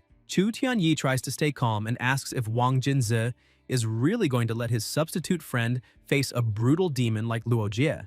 Wang Jinzi tells him to shut up and just watch, because that guy has never disappointed anyone. Luo Jie is still extremely confident and says it looks like their university has completely given up by sending in a substitute. The protagonist asks if substitutes aren't allowed in the arena. The crowd also dislikes Lin Yuan's presence, commenting that he never did anything, just slept or ate barbecue during the survival battle. So what is he doing there? Luo Jie says a substitute actually dared to get up there and questions where such courage comes from, calling it ungrateful arrogance. He proposes that if the protagonist can survive 10 of his attacks, he'll admit defeat. Lin Yuan replies that he doesn't need that. Defeating Luo Jie won't be enough to make up for how he feels right now and what was done to the person he loves. Luo Jie asks who else he plans to defeat. Lin Yuan says he'll also beat Chen Longxiang and Xu Xiao, the strongest from Yanqing University. Everyone is stunned by that statement, including the two mentioned. Luo Jie starts laughing, saying a substitute really dares to say something like that. He claims the protagonist will pay for his words, and that this time, he won't hold back. Lin Yuan remains serious and says his opponent better go all out or he won't be satisfied. He begins transforming, and just from that, the pressure in the arena spikes dramatically. Luo Jie is shocked just seeing the transformation and thinks this substitute kid truly has overwhelming power. The protagonist shouts at him, saying there's no time for distractions. He charges, saying it looks like Luo Jie enjoys playing with people, and with a single strike, he slams his head into the ground like it's nothing. The entire Mo City University is stunned by the display of power. Wang Jinze starts laughing, saying that's only the beginning and they shouldn't be so surprised yet. The protagonist attacks again, but his opponent dodges. However, the strike is so powerful that it cracks part of the arena. Luo Jie tries to gain distance, but Lin Yuan tells him he can't run after just one slap. With that single blow, Luojie is already struggling to breathe, blood spilling from his mouth. He looks at the protagonist and wonders how someone stronger than Chu Tianyi could be among Ma City's students, especially someone with absolutely no intel on him in the intelligence reports. Why would someone with such devastating strength be put in as a substitute? The university leaders must be idiots. Lin Yuan charges again, landing another blow. He keeps going, giving his opponent no room to breathe, who does everything he can to avoid physical contact as the power is overwhelming. But it's not enough. Lin Yuan manages to land a punch to Luojie's face, and while his guard is down, slams his head into the arena again, roaring like it's truly a beast battle. Holding his opponent's head to the ground, he presses down even harder, crushing him. At the last second, Luojie manages to escape, but the protagonist charges again. Luojie just watches, struggling to breathe and covered in injuries. Lin Yuan says that when Luojie treats others like prey and toys, he should realize that in the eyes of the strong, he's no different from a small ant. Luojie tries to justify himself, saying that if he were at his peak and fully rested, maybe the protagonist wouldn't be able to defeat him. Lin Yuan asks if he really believes that. Luojie admits that the protagonist is strong, but says it doesn't matter, because with that level of power, it's impossible to defeat Xu Xiao and Chen Longxiang. They are the true monsters. Otherwise, Lin Yuan thinks he'd replace them, and questions whether he's really that naive. Lin Yuan tells him he's just a frog at the bottom of a well. He begins gathering nuclear energy on his back, and the pressure intensifies even more. Luojie starts trembling with fear, wondering what kind of power this is and why he's so scared, desperately wanting to escape. Lin Yuan condenses all the energy from his back into a sphere in his mouth and unleashes his nuclear breath, blasting his opponent with full force, slamming him into the arena wall and leaving him collapsed on the ground, unable to fight. People stare at the scene, and the protagonist demands that the next one come up immediately as he has no patience to wait. The announcer declares Lin Yuan the winner of the match. The crowd erupts, saying they truly underestimated the power of that beast. He didn't use any tricks like Wang Jin Zhe and won fair and square. Chen Longxiang stands and says he truly didn't expect Ma City University to have someone that strong. Xu Xiao adds that the university itself doesn't matter. What is a prestigious school compared to someone with deep heritage? Chen Longxiang points out that the protagonist specifically called out both their names,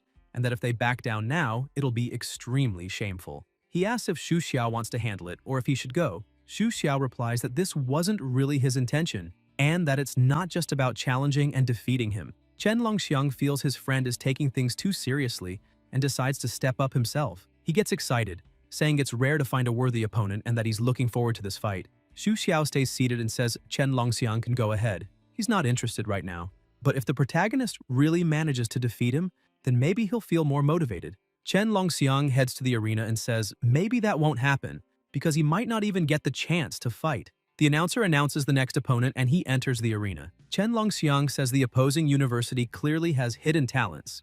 Even their substitute has extraordinary power, but his glory ends here. Chen Longxiang wastes no time and fuses with his beast soul, transforming into a massive mammoth. The pressure in the arena is so intense that the audience is terrified by the presence of a lord-level beast. Lin Yuan stays calm and says he won't be intimidated by his power. He also begins to release his aura, and Chen Longxiang is impressed by the intense, murderous energy coming off the protagonist. Still, he starts the battle using his skill, Prototype of the Earth Path Field. He gathers strength and leaps in for an attack, saying it's time they realize his power.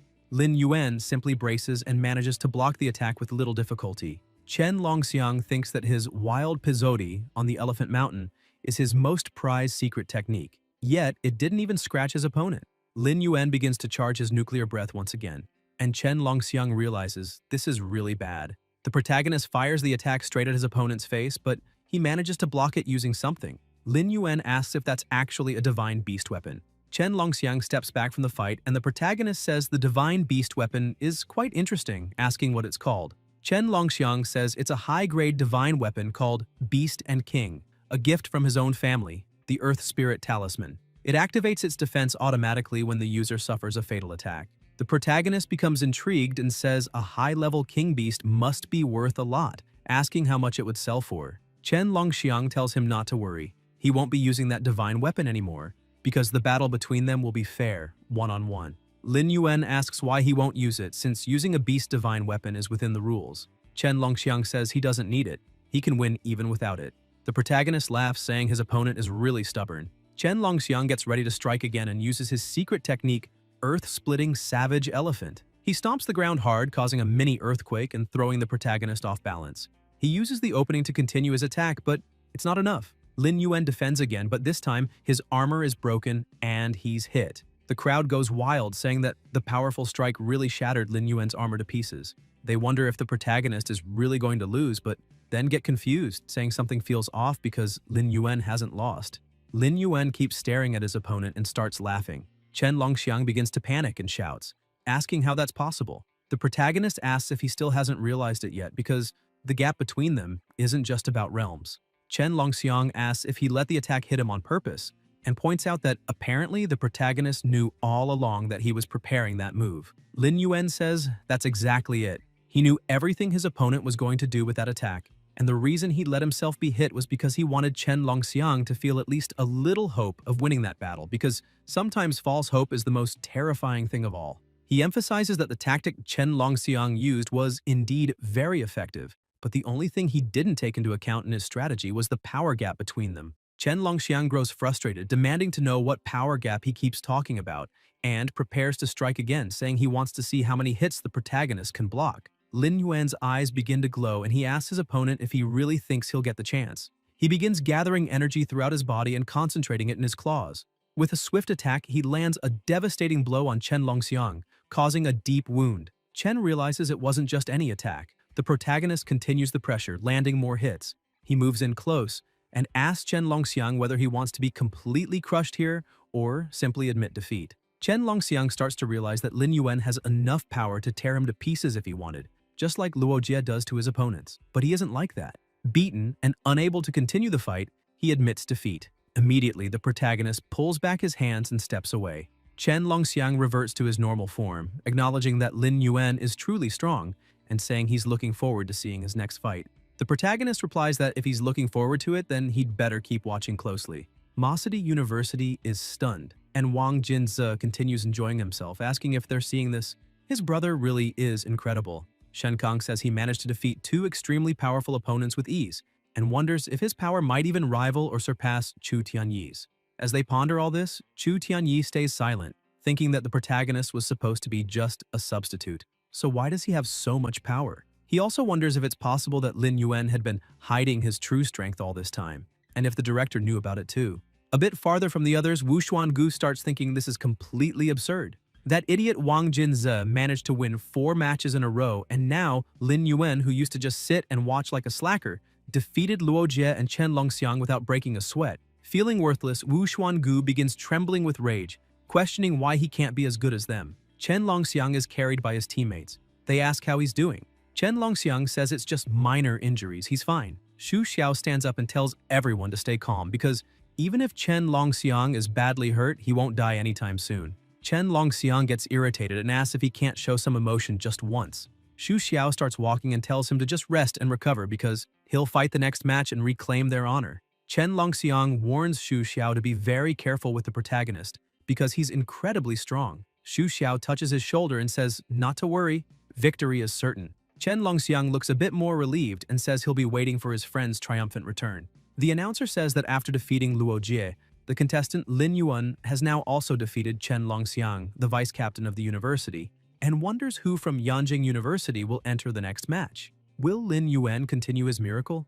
The crowd cheers, saying they never imagined the king of laziness would be so fierce. He's so strong that even Chen Longxiang, who had lord-level strength, was completely defeated. Xu Xiao enters the arena and says that since Lin Yuan wanted to fight all 3 of them, he's there to complete that wish. Xu Xiao seems a bit irritated and says he doesn't have many friends. And unfortunately, the protagonist hurt one of them, and he's not happy about it. Lin Yuan recalls that Wang Jinze once said Xu Xiao had social anxiety, but he didn't expect him to defend a friend like that. Lin Yuan says that if Xu Xiao wants to avenge his friend, then he'd better show what he's really capable of, because this is a great opportunity for him to witness the so-called #1 genius of Yanjing University. Xu Xiao merges with his beast soul, and the two stare at each other for a while in the arena. The protagonist remembers that Wang Jinze said Xu Xiao's 9 subterranean beasts are ancient and extremely mysterious, wielding the power of the underworld. However, there's no information about them, since Xu Xiao hasn't participated in many battles. So with no intel on the opponent, all he can do is remain cautious. An energy begins to surround them both, and the protagonist thinks this must be his opponent's domain. Xu Xiao remains focused on the battle, and after fully enveloping his opponent within it, he disappears. Lin Yuan thinks he vanished and wonders if his domain allows him to hide and use it to find openings and launch surprise attacks. Suddenly, an attack bursts from the ground toward the protagonist. He's caught off guard and the two clash. Xu Xiao immediately returns to the underground while Lin Yuan thinks that his power has definitely reached the Lord level. It's no wonder he's hailed as the #1 genius of his university. The crowd is also amazed, saying that it's an overwhelming force. The blood armor, which even Chen Longxiang's secret technique struggled to break, was shredded like paper by Xu Xiao's power. Lin Yuan continues thinking that even if he has the strength and confidence to face him head-on, the problem is that the 9 underworld beasts can hide in the deep shadows at any moment, which means he can't recklessly go all out. He needs a strategy. He notices Xu Xiao preparing to attack again, so he recreates his armor and just tanks the blow, defending once more. Xu Xiao retreats underground while the protagonist thinks that if things keep going like this, he'll be worn out until he loses, so he can't just stand there waiting for death. He prepares his nuclear breath again and fires at the ground. After hitting, he thinks there was no movement. Behind him, Xu Xiao tries to attack again, but the protagonist says he was already expecting that and turns with a charged strike. Xu Xiao realizes he can't take that hit head-on, and as the protagonist fires his nuclear breath again, he simply vanishes.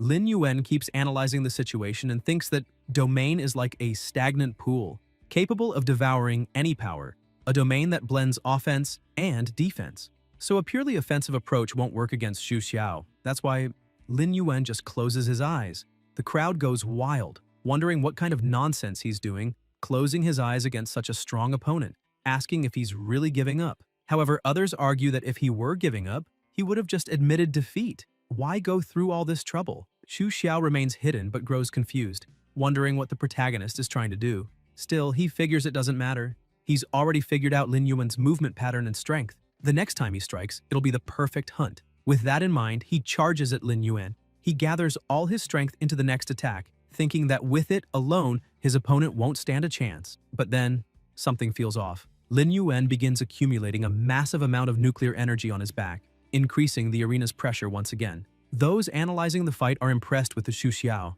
saying they didn't expect someone so young to master his domain so well. He truly is a prodigy with a promising future. Another points out that with those two fighting in the arena, this year's championship will be decided in this match. No one else can match them. One of the directors asks how Wang Ting managed to keep someone as powerful as Lin Yuan on the bench. Another jokes that if he's so hesitant to use a talent like that, why not send him to the other university on the northern border? They just need someone like him. Wang Ting says he's really impressed.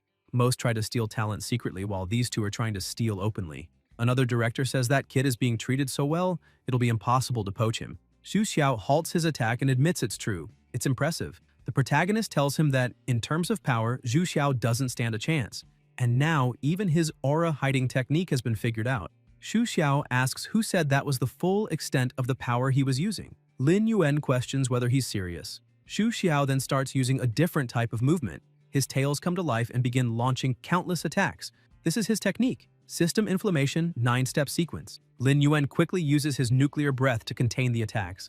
The impact of both abilities is so intense that the entire audience starts to feel the crushing pressure. Even with the arena's protection, the energy emitted by the two takes over the entire place. People are terrified, saying that they truly are monsters. The clash between them continues, and the attacks don't stop for even a second. Shen Kang shouts in awe, saying the power is incredible, and questions what exactly they're trying to do.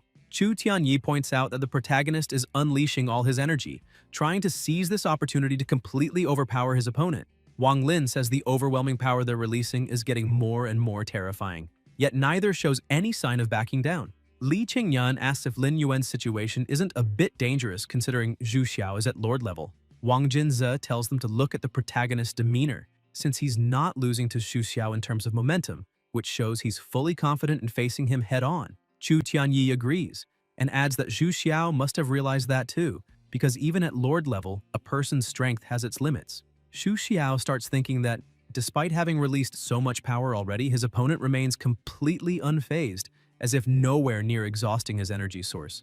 He feels like he's about to run out of energy and won't be able to maintain this much longer.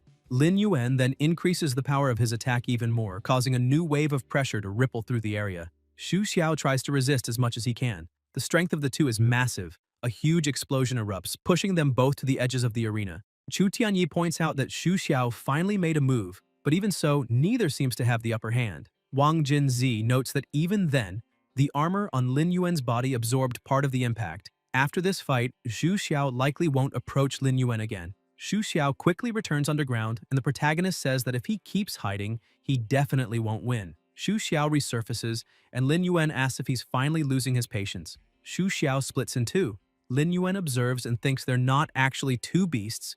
There should only be one real body. The other is a phantom image deliberately created by Xu Xiao to confuse, similar to what Sumu used against Luo Jie. Still, he keeps analyzing and concludes that maybe that's not quite right.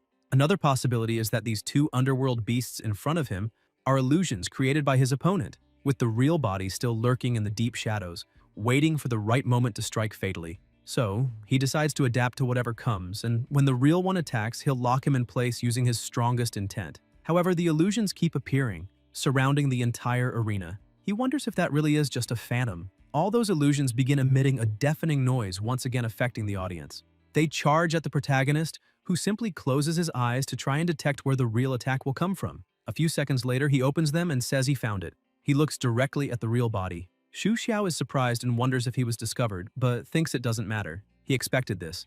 And now is the perfect time to act. He starts focusing all his power into his third eye, and a strange energy links their gazes. After that, he thinks this is his chance. The protagonist stays still. Xu Xiao rushes forward and lands a direct hit. Lin Yuan doesn't react. Xu Xiao believes he finally won the match, but Lin Yuan opens his eyes and says he now understands everything. With monstrous strength, he gets ready to strike. Xu Xiao is shocked and thinks this can't be happening. Did the protagonist really free himself from the effects of the Nine Souls' grasp of the underworld that easily? Lin Yuan lands his blow, but the body he hits simply vanishes. He's surprised and questions if that too was an illusion. But even if it was, why did it emit killing intent? And how could an illusion actually hurt him? He looks behind and sees Xu Xiao again using the underground space.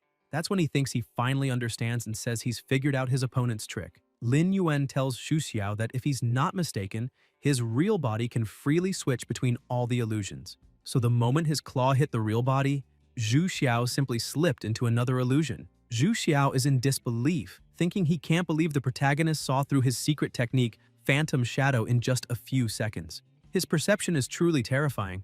However, he thinks it doesn't matter if his opponent saw through his technique, because even then, he still can't break it.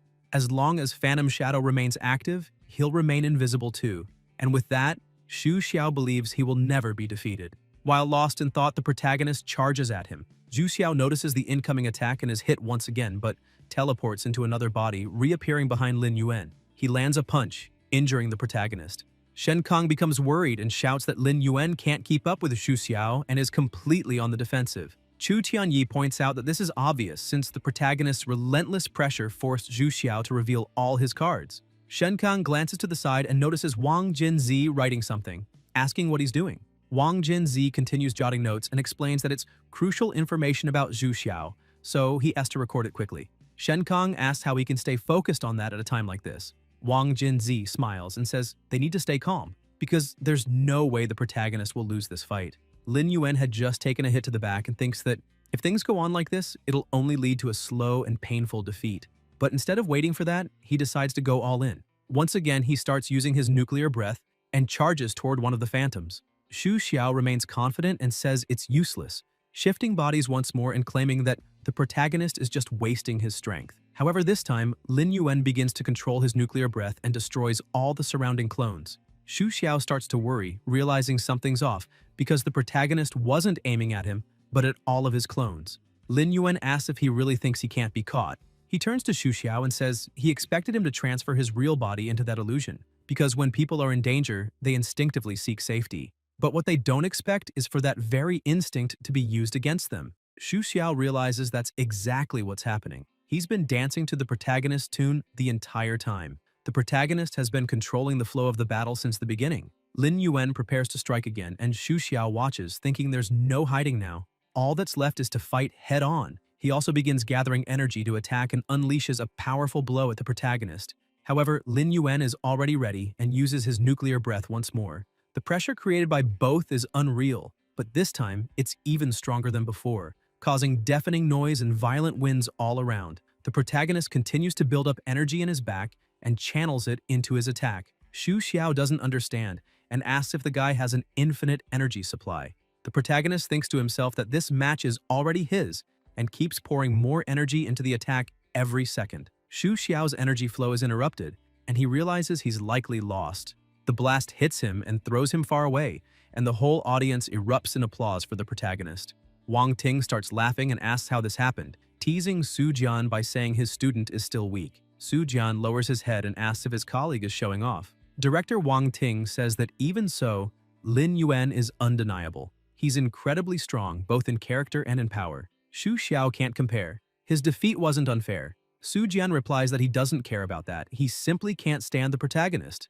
Wang Ting walks over and asks if director Su Jian shouldn't be looking at Lin Yuan differently, perhaps as a future son-in-law. That way, he wouldn't seem so irritating. Su Jian gets a little annoyed and asks if Wang Ting is implying they haven't had a good fight in a while and maybe it's time. Wang Ting says he was just joking but thinks Su Jian is being naive because it's clear that Sumu loves that boy and he was just stating the truth. Su Jian observes the protagonist and reflects that he has faced 3 of the top contenders one after another and defeated the 3 greatest geniuses of Yanjing University. That makes him a true genius. Jiangi watches everything in silence until suddenly someone appears beside him. He asks Yan Muzhe if he has a death wish showing up like that.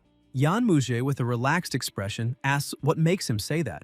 Xiangi emphasizes that they're approaching too openly and questions whether Yan Muzhe isn't afraid someone might notice something suspicious. Yan Muzhe asks what people could possibly notice, and even jokes that it's not like he has "member of the beast god cult" written on his forehead. On the contrary, it's actually Xiangi acting like a scared bird who's drawing attention. Xiangi asks why he's there. Yan Muzhe says he wanted to chat a bit about the protagonist since he's a student at Mo City University, and therefore Xiangi must know very well who that person is. Xiangi says actually no, because that boy clearly hides his true strength well, as he only recently found out the young man had reached the level of a lord. Yan Muzhe goes on to say he heard that the reason Lin Yuan was placed on the substitute bench was because of Xiangi. The vice director looks a bit confused and asks how he knows that, since only the university's upper management was aware of it. Yan Muzhe keeps laughing and asks what he thinks.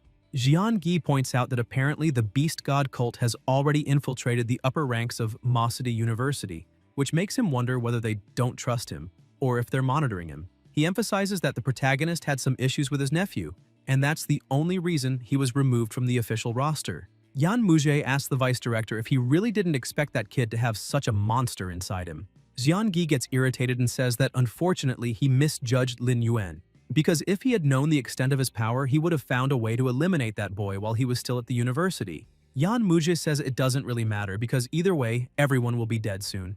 He keeps laughing and mentions Xu Xiao, Chen Longxiang, Lin Yuan, Yu Xiao Yin, Chu Tianyi, and Han Yantong. Each of them carries the aura of a beast emperor, and if they're allowed to grow any further, it will cause endless problems for the cult. That's exactly why none of them can be allowed to live. Xiangi asks what the cult is planning to do. Yan Muzhe says he'll find out when the time comes. For now, there's no need to rush. Xu Xiao starts walking back to his team's bench, and his teammate Chen Longxiang asks if he's okay. Xu Xiao apologizes, saying he lost too. Chen Longxiang says that's not a problem because that boy's strength is extraordinary, so losing to him isn't shameful. Xu Xiao emphasizes that the protagonist is really strong and that he never imagined Mo City University had someone like that, so they were careless. The host announces that the next contestant from Yanjing University must step up to the stage. The next candidate stands up and looks at the protagonist, starting to tremble as he thinks that if both the captain and vice captain were defeated, going up now would just be suicide. The host insists that the next contestant must come forward until someone asks him to wait. Lin Yuan returns to his normal form and says he admits defeat. Both are shocked to hear this. The protagonist states that he already defeated Luo Jie, Chen Longxiang, and Xu Xiao. Now that all 3 have been taken down, his mission is complete, and besides, even if he stops fighting now, his university has no chance of losing. He begins walking off the stage, and his opponent thinks he was saved at the last second. Lin Yuan looks at Shen Kong and asks him to go all out because he must not lose. Shen Kong thanks the protagonist for all the hard work he put in. As soon as Lin Yuan sits down on the bench, Chu Tianyi gets up and asks why he's a substitute. But the protagonist says he doesn't really know and that they should ask the director.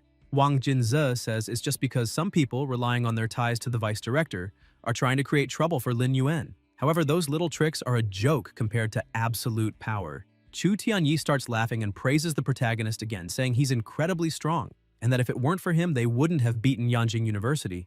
Lin Yuan smiles too and says they're all fighting for the same honor, so there shouldn't be any division between the strong and the weak, then asks his captain if he's right. Chu Tianyi agrees with that, but Wang Jinze starts pulling him to sit down and asks if he's not tired. With a goofy expression, he asks the protagonist if he's tired and wants a shoulder massage. Lin Yuan asks when he became the boss. Wang Jinze says that from the moment he defeated Luo Jie, crushed Chen Longxiang, and beat Zhu Xiao, he knew recognizing the protagonist as his boss was the smartest decision of his life. Lin Yuan asks if he's okay or if something's wrong. Wang Jinze keeps joking and says he's fine, but from now on, if his boss tells him to go east, he wouldn't dare go west. If he says chase a dog, he'd never chase chickens. Lin Yuan starts to get embarrassed and tells him to stop talking nonsense, because once the battles are over, they need to head to the infirmary to check on Sumu. Chu Tianyi remains focused on the match and calls out to Wu Xuangu, saying that if Shen Kang loses, then he knows what to do. Wu Xuangu looks at the protagonist in disbelief, wondering what the point is of sending him out now, at the very end, since Lin Yuan already stole all the spotlight. He keeps thinking that there's no way the protagonist suddenly became that strong without reason, as he clearly didn't have that kind of power before the survival battle began. He starts analyzing the situation and remembers encountering a weak black mist inside the Dragon Bone Ridge. Lin Yuan's power boost could be related to that black mist. He keeps thinking, because the military is still keeping the black mist incident a secret, and it seems he'll have to ask his uncle about it and uncover the whole truth. Not long after, Wu Xuangu wins the final match, and the announcer congratulates Masadi University for defeating Yanjing University and successfully securing a spot in the top 4. Everyone celebrates, but they also point out that although they won the direct battle, Yanjing University is still in first place on the scoreboard. That means, to surpass them, they'll have to win the team battle since that's their last chance. In the early evening, everyone goes to the hospital and finds Song Lan. He thanks them all for their hard work, and his team asks why he's not resting properly in the infirmary considering the team battle is coming. Song Lan smiles and says not to worry since there are still more than 10 days before the team battle, and the director even sent a professional doctor to treat him, so there's no need for concern. Wang Jinze notices that Wu Xuangu is walking alone with his head down, so he walks over to the protagonist laughing, and says that because he stole all the spotlight, he made that miserable guy even more miserable. Lin Yuan says he couldn't care less about him, and in fact, he just wants to go to the infirmary right away to check on Sumu. As soon as the protagonist enters the hospital, he notices the director is also there, and asks what he's doing. Wang Ting says someone finally had the courage to show up, and, as a friend, he thought he'd come to give support. They stop in front of the door, and Lin Yuan asks if he's saying that. The director replies that they should let the two of them have a long father-daughter talk. Inside the hospital room, Su Jun asks his daughter to speak to him, as he knows she's already awake. But Sumu starts yelling at him to get out immediately, saying there's nothing they need to talk about. The director admits he knows he hasn't been a good father. Sumu shouts that in fact she doesn't have a father, because from the moment he abandoned her and her mother, he stopped being one. Su Jun is shocked by her words and says he never abandoned her mother, nor did he ever think of abandoning her. He says he just needed to prove to her mother's family that he was worthy of having her as his wife. Sumu keeps yelling that he really did prove he was worthy. But what about her mother in all of this? She starts pouring her heart out, saying he doesn't know that during all the years he was gone, her mother waited for him every night. Even while sick, she would still murmur his name. She even told Sumu not to blame him for everything. She says he's a hero to the country, the Red Dragon Emperor. To everyone else, he's the youngest beast soul master of Emperor Grade in history. But to her, he's not a father. The director says he never meant to leave her mother behind, but he was young and reckless at the time. She starts crying and covers her eyes, saying the worst part is that he feels no remorse, because at her mother's funeral he just stood there, cold like a stranger. The director asks if she hates him, but she doesn't answer. She just begs him to leave because she doesn't want to see him. Su Jian lowers his head and tells her to rest a little more, then says he's leaving. As he walks out of the room, she starts remembering her mother and can't hold back the tears streaming down her face. As soon as the director steps out, Wang Ting asks how his daughter is, but he's completely devastated and can't say a single word. His friend puts a hand on his shoulder and says that at least she said something, and that's already a sign. Su Jian looks at the protagonist and asks him to take good care of Sumu because he's counting on Lin Yuan to do that. The protagonist just smiles and tells him not to worry. With that, he starts walking away, and director Wang Ting says that unfortunately, that man is too stubborn and doesn't know how to say kind words. The protagonist asks what exactly happened between him and Sumu, but the director says it's a long story and that he should go in and see how Sumu is doing. Lin Yuan enters the room and calls her. She quickly wipes her tears, and when she sees him, she looks a little happier. He approaches and asks how her injuries are. With a smile on her face, she tells him not to worry, that she's fine. Sumu tries to sit up, and the protagonist gets concerned, asking her not to push herself and to just stay lying down. She asks if he thinks she's weak for losing her fight against Luo Jie. Lin Yuan says no and emphasizes that her battle was brilliant, so no one would dare say she's weak. Sumu smiles and feels happy. She says she heard from the director that he managed to defeat Luo Jie, Chen Longxiang, and Xu Xiao. The protagonist smiles and says that if he hadn't defeated the three of them, there would have been no way for them to win against Yanjing University, and he promised the director he'd help Ma City University claim first place. She smiles and says that's also thanks to the little dragon.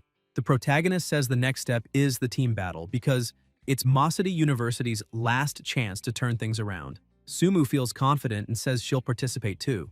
However, he says that considering her current injuries, she'll need at least a month of rest to recover. She refuses and says she doesn't want to, because she wants to be by his side and fight with him. She says she knows the protagonist is very strong and that even without her, he can still win the team battle. But she doesn't want him to carry all of it on his own. He starts to smile and she gets flustered. When he asks what's wrong, she says it's nothing and that she's just happy to have him by her side. He holds her hand and she looks at him, asking if he didn't like it. He asks her what she thinks. Completely in love, she says she'll rest as much as she can and try to recover from all her injuries before the team battle begins. He says he believes in her.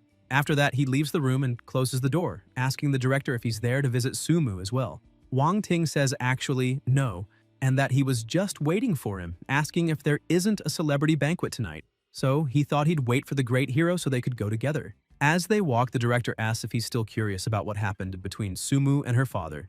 Lin Yuan asks him to explain. The director starts telling him that back then, Su Jian enrolled in Yanjing University and ranked first in the entrance exam. It was there that he met Su Qinggru, Sumu's mother. They fell in love. Everyone thought they were the perfect couple, a match made in heaven. Although both shared the surname Su, their backgrounds were completely different.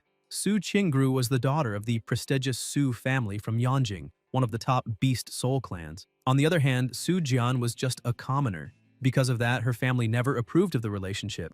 In fact, the Su family arranged a marriage for Su Qinggru. She had no choice.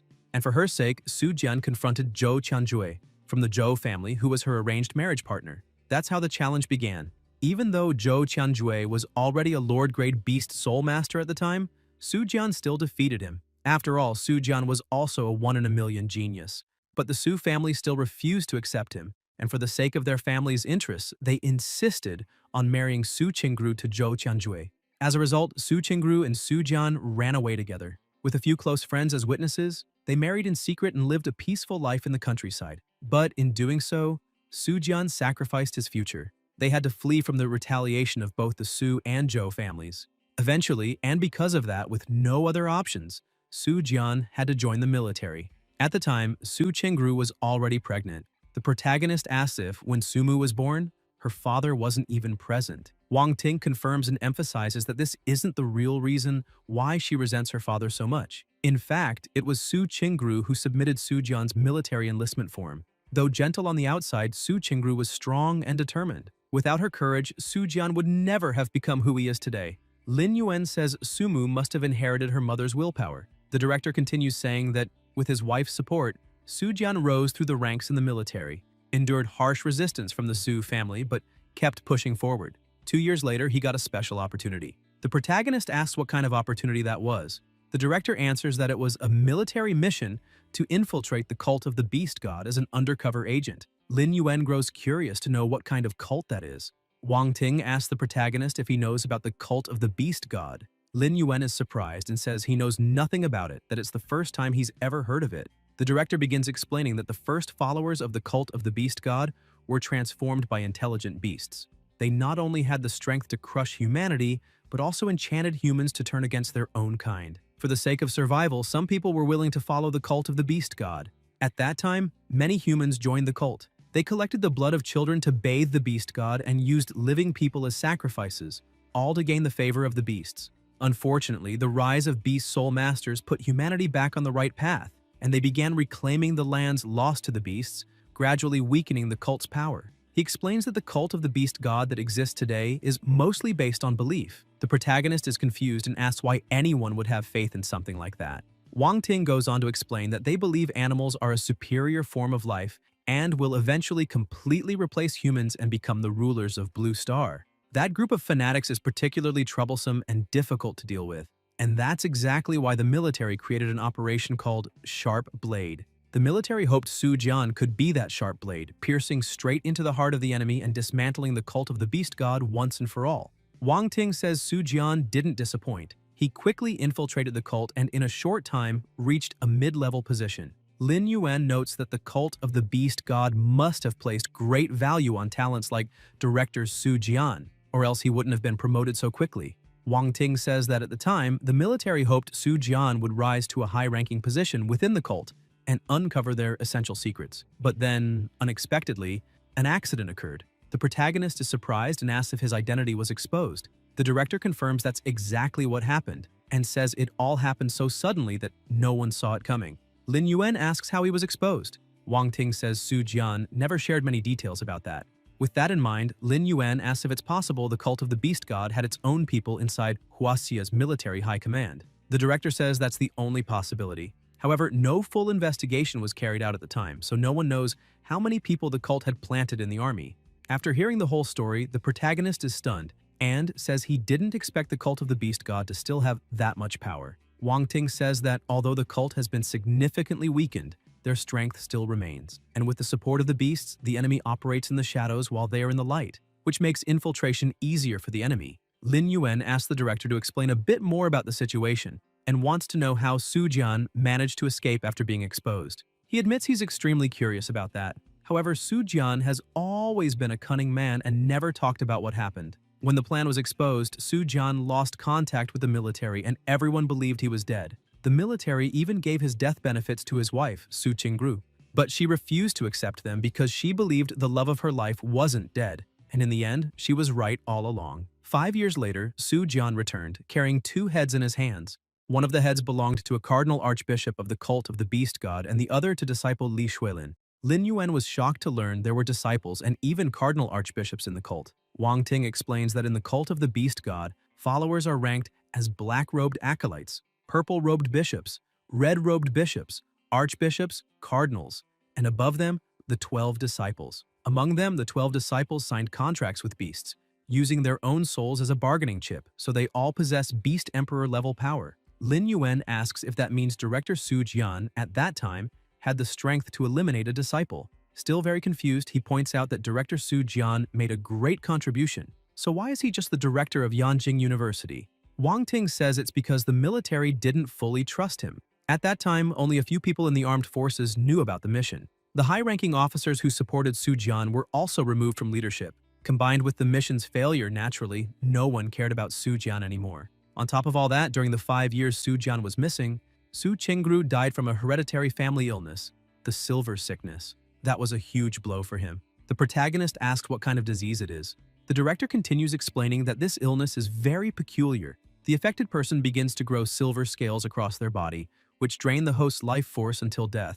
The incidence rate is 20%, and Su Qingru was one of those 20%. Lin Yuan starts to worry, asking if there really is no cure because that would mean Sumu. The director says the disease requires the blood of a special emperor-level beast, and the Su family invested enormous financial and material resources for it. However, Su Qingru died anyway. He emphasizes that it was because her family wanted her to admit she had made a mistake, abandon Sumu, return to the family, and remarry according to family arrangements. The protagonist says that's disgusting to even hear or think about. Wang Ting says Su Qingru was also a remarkable beast soul master, and fate played a cruel joke by making her die young. Lin Yuan asks if that's the reason Sumu treats her father the way she does, because she feels he let her mother down. Wang Ting confirms that's exactly it. During the years when mother and daughter needed Su Jian the most, he didn't fulfill even the bare minimum of his responsibilities as a husband or a father. The protagonist asks if all of this wasn't actually caused by the Su family itself. The director points out that naturally Sumu hates the Su family even more. However, she doesn't hate her father. She just can't get over her mother's death. Lin Yuan lowers his gaze and says he unfortunately understands the situation. The director points out that since they have a good relationship, if the protagonist tries talking to her, sometimes she listens. Lin Yuan looks at him and says that if there's a chance, he'll try to make things right. Sometime later at the Drunken Immortal Pavilion, Wang Jinze is a little tipsy with a drink in his hand. He's surprised, saying that the protagonist drank so much, and yet isn't even slightly drunk. Lin Yuan says that's an ancient technique called 1,000 cups without getting drunk, and points out that it's getting late, so Wang Jinzi should head back to the hotel with Wang Lin and the others. Wang Jinze asks what he's going to do and if he's not coming back with them. The protagonist explains he's going to the cultivation room.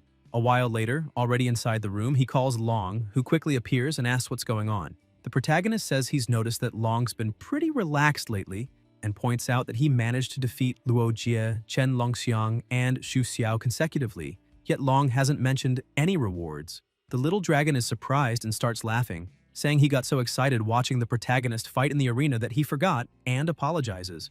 Quickly, Long checks the system and says that after an evaluation, all 3 opponents were deemed Lord level. Therefore, Lin Yuan earned 3 platinum treasure chests and asks if he wants to open them. The protagonist confirms that he does. Long congratulates him, saying he earned 1,500,000 evolution points, 3 Beast King level secret techniques, 3 Beast God armament fragments of Beast Emperor level, and 1 Beast God armament of Beast Lord level. Lin Yuan asked what those Beast God armament fragments are. The little dragon explains they are special fragments used to synthesize a Beast Emperor level Beast God armament, and if he manages to collect 10, he'll be able to craft one.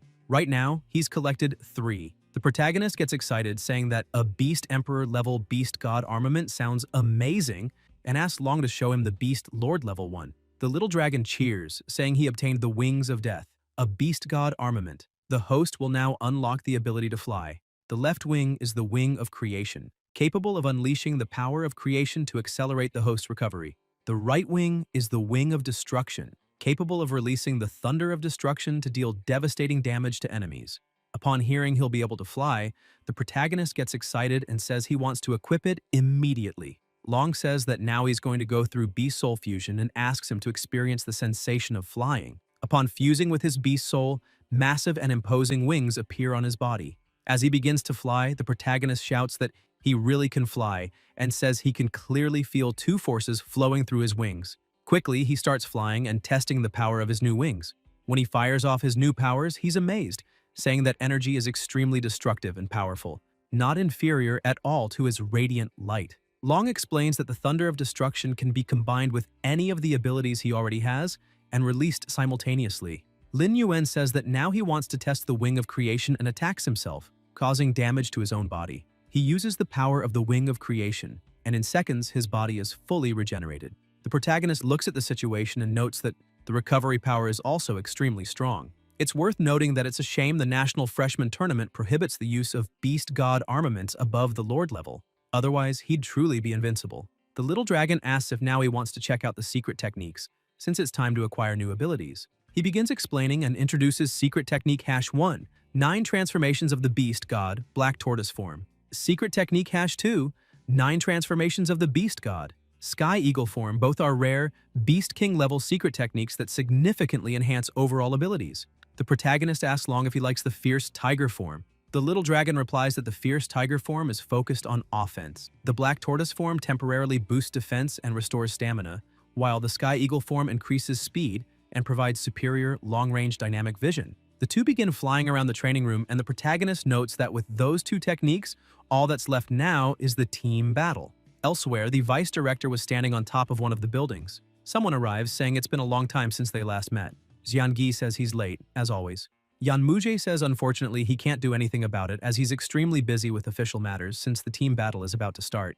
The vice director asks if now he can hear the plan. Yan Muje points out that he never said they'd make a move during the team battle. Xiangyi asks if he's really saying they need to wait until the end of the team battle. Yan Muje asks if the vice director really can't see that the Ministry of Education is building up the reputation of all those young people. Xiangyi asks if he's trying to say. Yan Muje interrupts and says the ministry wants to create a new power the public can believe in. So the greater the hope, the more devastating the despair will be when everything collapses. He himself will be the one to destroy that beautiful dream. He clarifies that just because he said there wouldn't be any action during the team battle doesn't mean he hasn't prepared something for it. The vice director looks confused. Yan Muje says he's prepared a small surprise for those kids. He explains that Wu Moxuan holds resentment toward Lin Yuan. The vice director asks what that has to do with anything. Yan Muje starts laughing and says he gave him a Beast Emperor level soul crystal. Xiangyi is shocked, saying it seems like he's really spared no expense. Yan Muji says, if you want a good show, you have to be willing to spend a little. The vice director asks what makes him so sure Woo Moxuan will do what he's supposed to. Yan Muji explains that unfortunately Woo Moxuan has no choice. His reputation was destroyed after using a banned substance in his fight against Lin Yuan, so he hates the protagonist to the core. Besides, Yan Muji says he made an exception and let him into Jabei University, so it's more likely Woo Moxuan will feel grateful. The vice director asks if Yan Muji isn't worried the kid will report him when things go wrong. Yan Muji replies by asking if he really believes a Beast King level Soul Master's body can handle a Beast Emperor level Soul Crystal. Once all his value has been drained, Woo Moxuan will be completely disposable. Jiangi realizes he's found someone even crazier than himself and says in that case he'll just watch the show. But he asks to be kept informed if there are other plans. The cult of the Beast God sent him there to help, not to be kept in the dark. After that short conversation, they begin to leave. Yan Muji starts laughing and thinks that Jiangi's ambition is as blinding as the sun. He also senses another presence and says that if the person's already there, they might as well come out and say hello. A man in a black cloak and mask starts approaching and says he knew he wouldn't be able to hide from him. Yan Muji says if he had hidden properly, he wouldn't have been detected. But since he didn't, it's clear he has something to say. The disciple confirms this and says that Yan Muji should know the cult values him highly. That's exactly why they gave him full freedom to act as he wished. However, that's no excuse for acting recklessly. Yan Muji asks if he's referring to the Emperor-level crystal. The disciple, with a more serious tone, says a Beast Emperor-level soul crystal is incredibly precious, and yet it was wasted on trash. Yan Muji asks if the disciple really can't understand his true intentions. The disciple changes the subject slightly and says that apparently Yan Muji still doesn't fully trust the vice director. Yan Muji asks why he should trust Jiangi, since within the cult, he doesn't trust anyone other than the 12 disciples, and himself. The disciple asks if all of this is just to test the vice director's loyalty to the cult. Yan Muji says he wants to see whether Jiangi will reveal the entire plan or not.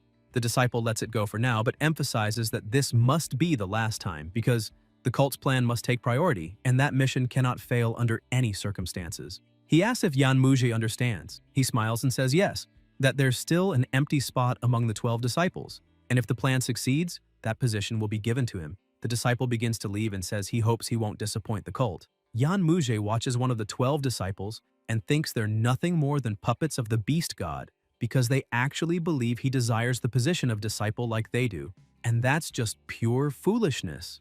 Meanwhile, at the Yanjing University auditorium, Wang Jinze was impressed, saying that everyone there seemed extremely excited. The protagonist asked if he was scared. Wang Jinze asked if he was joking and emphasized that he didn't want to brag. But aside from those guys from Yanjing University, he doubted anyone could break his defense. Lin Yuan stared at him and said he had heard the director gave him special training last month. Wang Jinze affirmed that it would have been a waste not to take advantage of his father's help, and stressed that he had to admit his father worked hard to train him, so the protagonist could expect an incredible performance from him. The protagonist was amazed at his confidence. Suddenly, Sumu approached and said it had already been a month, yet Wang Jinze was still as arrogant as ever. Lin Yuan was happy to see her and asked how her recovery was going. She replied that she had just removed her bandages that morning and rushed over. The protagonist asked if she could really participate in the team battle in her current condition. Sumu felt confident and excited, telling him not to worry. Lin Yuan began taking care of her, saying that if her body couldn't handle it, she didn't need to push herself so much. Sumu felt safe and happy with his concern and told him she already knew that. Wang Jinze watched the scene a little embarrassed, saying that such affection so early in the morning was too much. Song Lan, along with the rest of the team, came closer, saying they were all there and that he had been looking for them everywhere. Wang Jinze asked why he was smiling so much, as it was almost scary. Song Lan explained it was because he was truly happy since they had finally managed to have a proper fight. He added that he had also spoken with the director and the captain, and, after a long discussion, they decided that Wang Jinze and Lin Yuan would replace Li Qingyan and Yuan Li in the team battle. Li Qingyan said that was why they had been waiting there for the good news to arrive. On the other hand, Yuan Li was a bit upset with the situation and called the protagonist. Wang Jinze stepped in and interrupted him, saying that apparently he still wasn't convinced. Still annoyed, Yuan Li said he wasn't that petty and stressed that the protagonist was dead if he dared to lose. Lin Yuan told him not to worry as he wouldn't get that satisfaction. Sumu started laughing, saying he had really changed as he used to be extremely arrogant.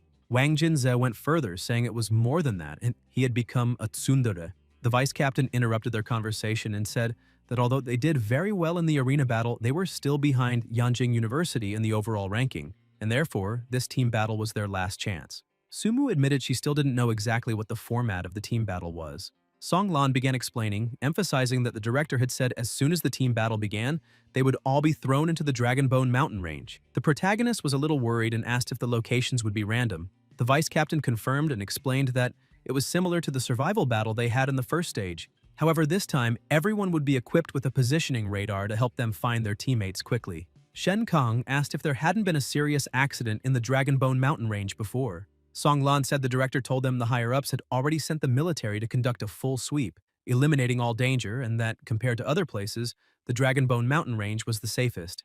Chu Tianyi added that this was also part of the test. The protagonist confirmed, saying that was right, because the team battle didn't just test teamwork but also the practical combat skills of beast soul masters. Wang Jinzi asked how long the team battle would last since it couldn't be as long as the survival battle. The vice captain explained that there were a total of 300 participants and the team battle would only end once 270 of them had been eliminated. Sumu looked a bit worried, saying that was a 90% elimination rate. Wu Xuangu was excited, thinking it was fine since this was a great opportunity.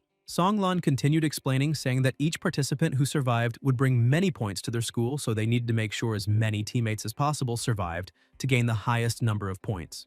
Wang Jinze was impressed, saying this was a real battle and very exciting. The protagonist said he now understood why the director wanted Wang Jinze to practice and emphasized that, apparently, it was his turn to carry the whole team. Sumu also said that with Wang Jinze's beast soul characteristics, he really had a good chance of making it to the end. Songlan spoke again, saying this meant that as soon as the team battle began, they needed to regroup immediately. That way they could avoid unnecessary losses. Shen Kong remained worried and said that even so, it probably wouldn't be easy for everyone to regroup. The protagonist began thinking about it and realized Shen Kong was right, because it would be a problem if they got separated since danger lurked everywhere. Suddenly, director Su Jian began speaking to everyone, greeting them and saying that they had finally gathered. He emphasized that today was the final event of the National Freshman Tournament, the team battle, and reminded them that they had already experienced the survival battle and the arena battle. Because of that, he could sincerely say they were the most talented generation of young people he had ever seen, and he hoped that in the final event, the team battle, they would continue to shine with their own brilliance. The students grew excited with his words. Meanwhile, standing apart from the crowd at the back of the auditorium, Sumu just observed, confused by it all. The director continued speaking, saying that he hoped everyone already knew the rules of the team battle, and just like last time, this battle would be broadcast live to the entire country. With that, he expected everyone to give their best. Suddenly, they heard noise outside and upon looking saw helicopters landing there. The director shouted that it was time for everyone to depart. As the students lined up to board the helicopters, Wang Ting called the protagonist and reminded him not to forget their promise, saying that apparently he had improved a lot in the short time since they last met. Lin Yuan smiled and said that it seemed he hadn't been able to hide his improvement from the director's eyes, then asked how his little pet Hong was doing. Wang Ting told him not to worry since that little guy just ate and slept, had even gotten a bit fatter, yet still remained temperamental, always baring its teeth at people. Lin Yuan felt relieved and thanked the director for taking care of him for so long. Wang Ting pointed out that the protagonist hadn't even secured first place yet and he was already giving thanks. Lin Yuan replied confidently that he would fulfill his promise. The director was pleased and said he would be waiting for good news. Su Jian approached and remarked that the protagonist was truly confident. Wang Ting agreed, adding that Lin Yuan was exactly like Su Jian had been in his prime, or perhaps even better. Inside the helicopter, Wang Jinzi was looking at the scenery, saying it was his first time riding in something like that, so it was a new experience. One of the soldiers called everyone's attention, telling them to stay alert as he would begin handing out parachute packs and explain the procedures, stressing that if they messed up and fell straight to their deaths, he would take no responsibility. The soldier extended his hand and gave a parachute to Wang Jinzi, who was shocked, asking if he was really saying they would have to jump with parachutes. The soldier said yes, and Wang Jinze grew uneasy, saying he had never jumped from a plane before. The soldier laughed and told him not to worry, since there's a first time for everything, and that if he was lucky, even if he failed, people would still be able to find his body. Wang Jinze asked if the soldier was really sure he was trying to comfort people. The protagonist asked if his friend was afraid of heights, since they needed to get out one way or another. Sumu looked at him and said she didn't think he would be so cowardly, asking if all that fat around his body was useless. Wang Jinze grew irritated and asked what being brave had to do with the fat on his body. Lin Yuan stood up and said that since his friend was so scared, he would jump first, so maybe he'd have more confidence to do it after. Wang Jinze was impressed by his courage and asked how the protagonist was so skilled at this, wondering if he had jumped before. Lin Yuan said maybe he had done it at some point and emphasized once more that he would take the lead so they could find the courage to do it afterward. Wang Jinze was so delighted that he said his heart was pounding harder and declared that he loved the protagonist.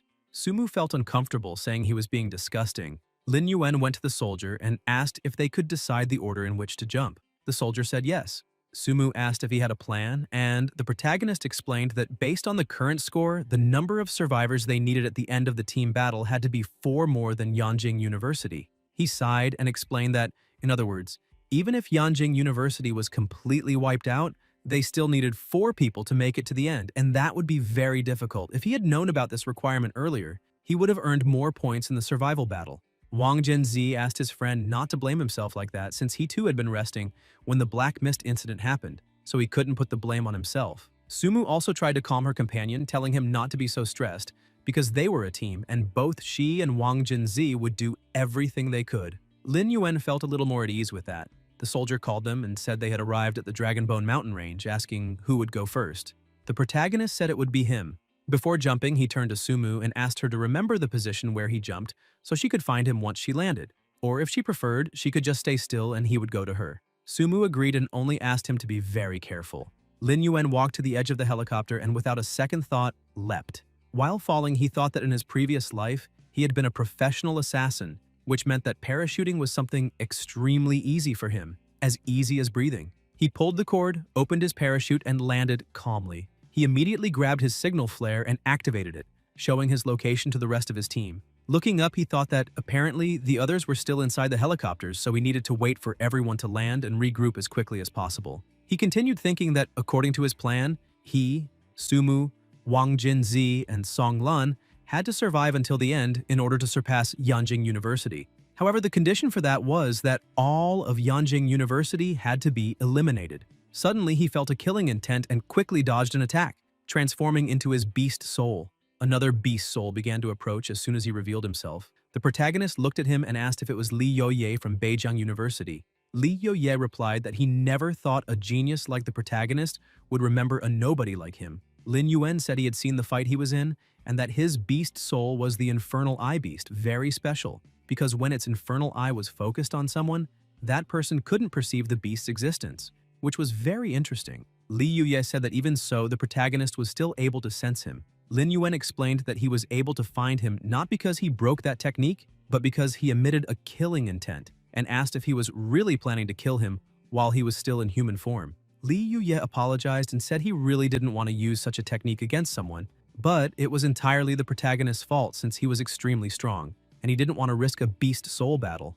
The protagonist said that apparently he was aware of just how shameful those actions were. Li Yuye asked if his director hadn't said anything, since the team battle was like a real battlefield where anything could happen, stressing that if he happened to be eliminated that way, then the fault was his alone.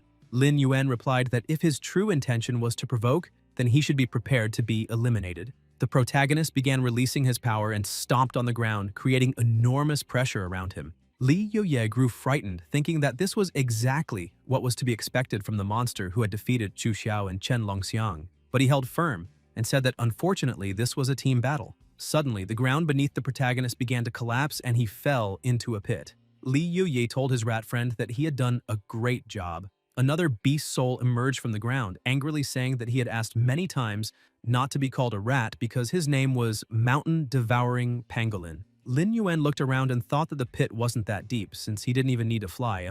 He could easily jump out. Suddenly, a water attack came at him. He dodged, but the attack hit the wall behind him and began flooding the pit. He kept thinking that clearly they would make other moves, but in fact, that water would only help him climb out. Li Youye shouted to Lazy that it was his turn, stressing that he couldn't miss and let them down as he had to fry the protagonist until he was crispy.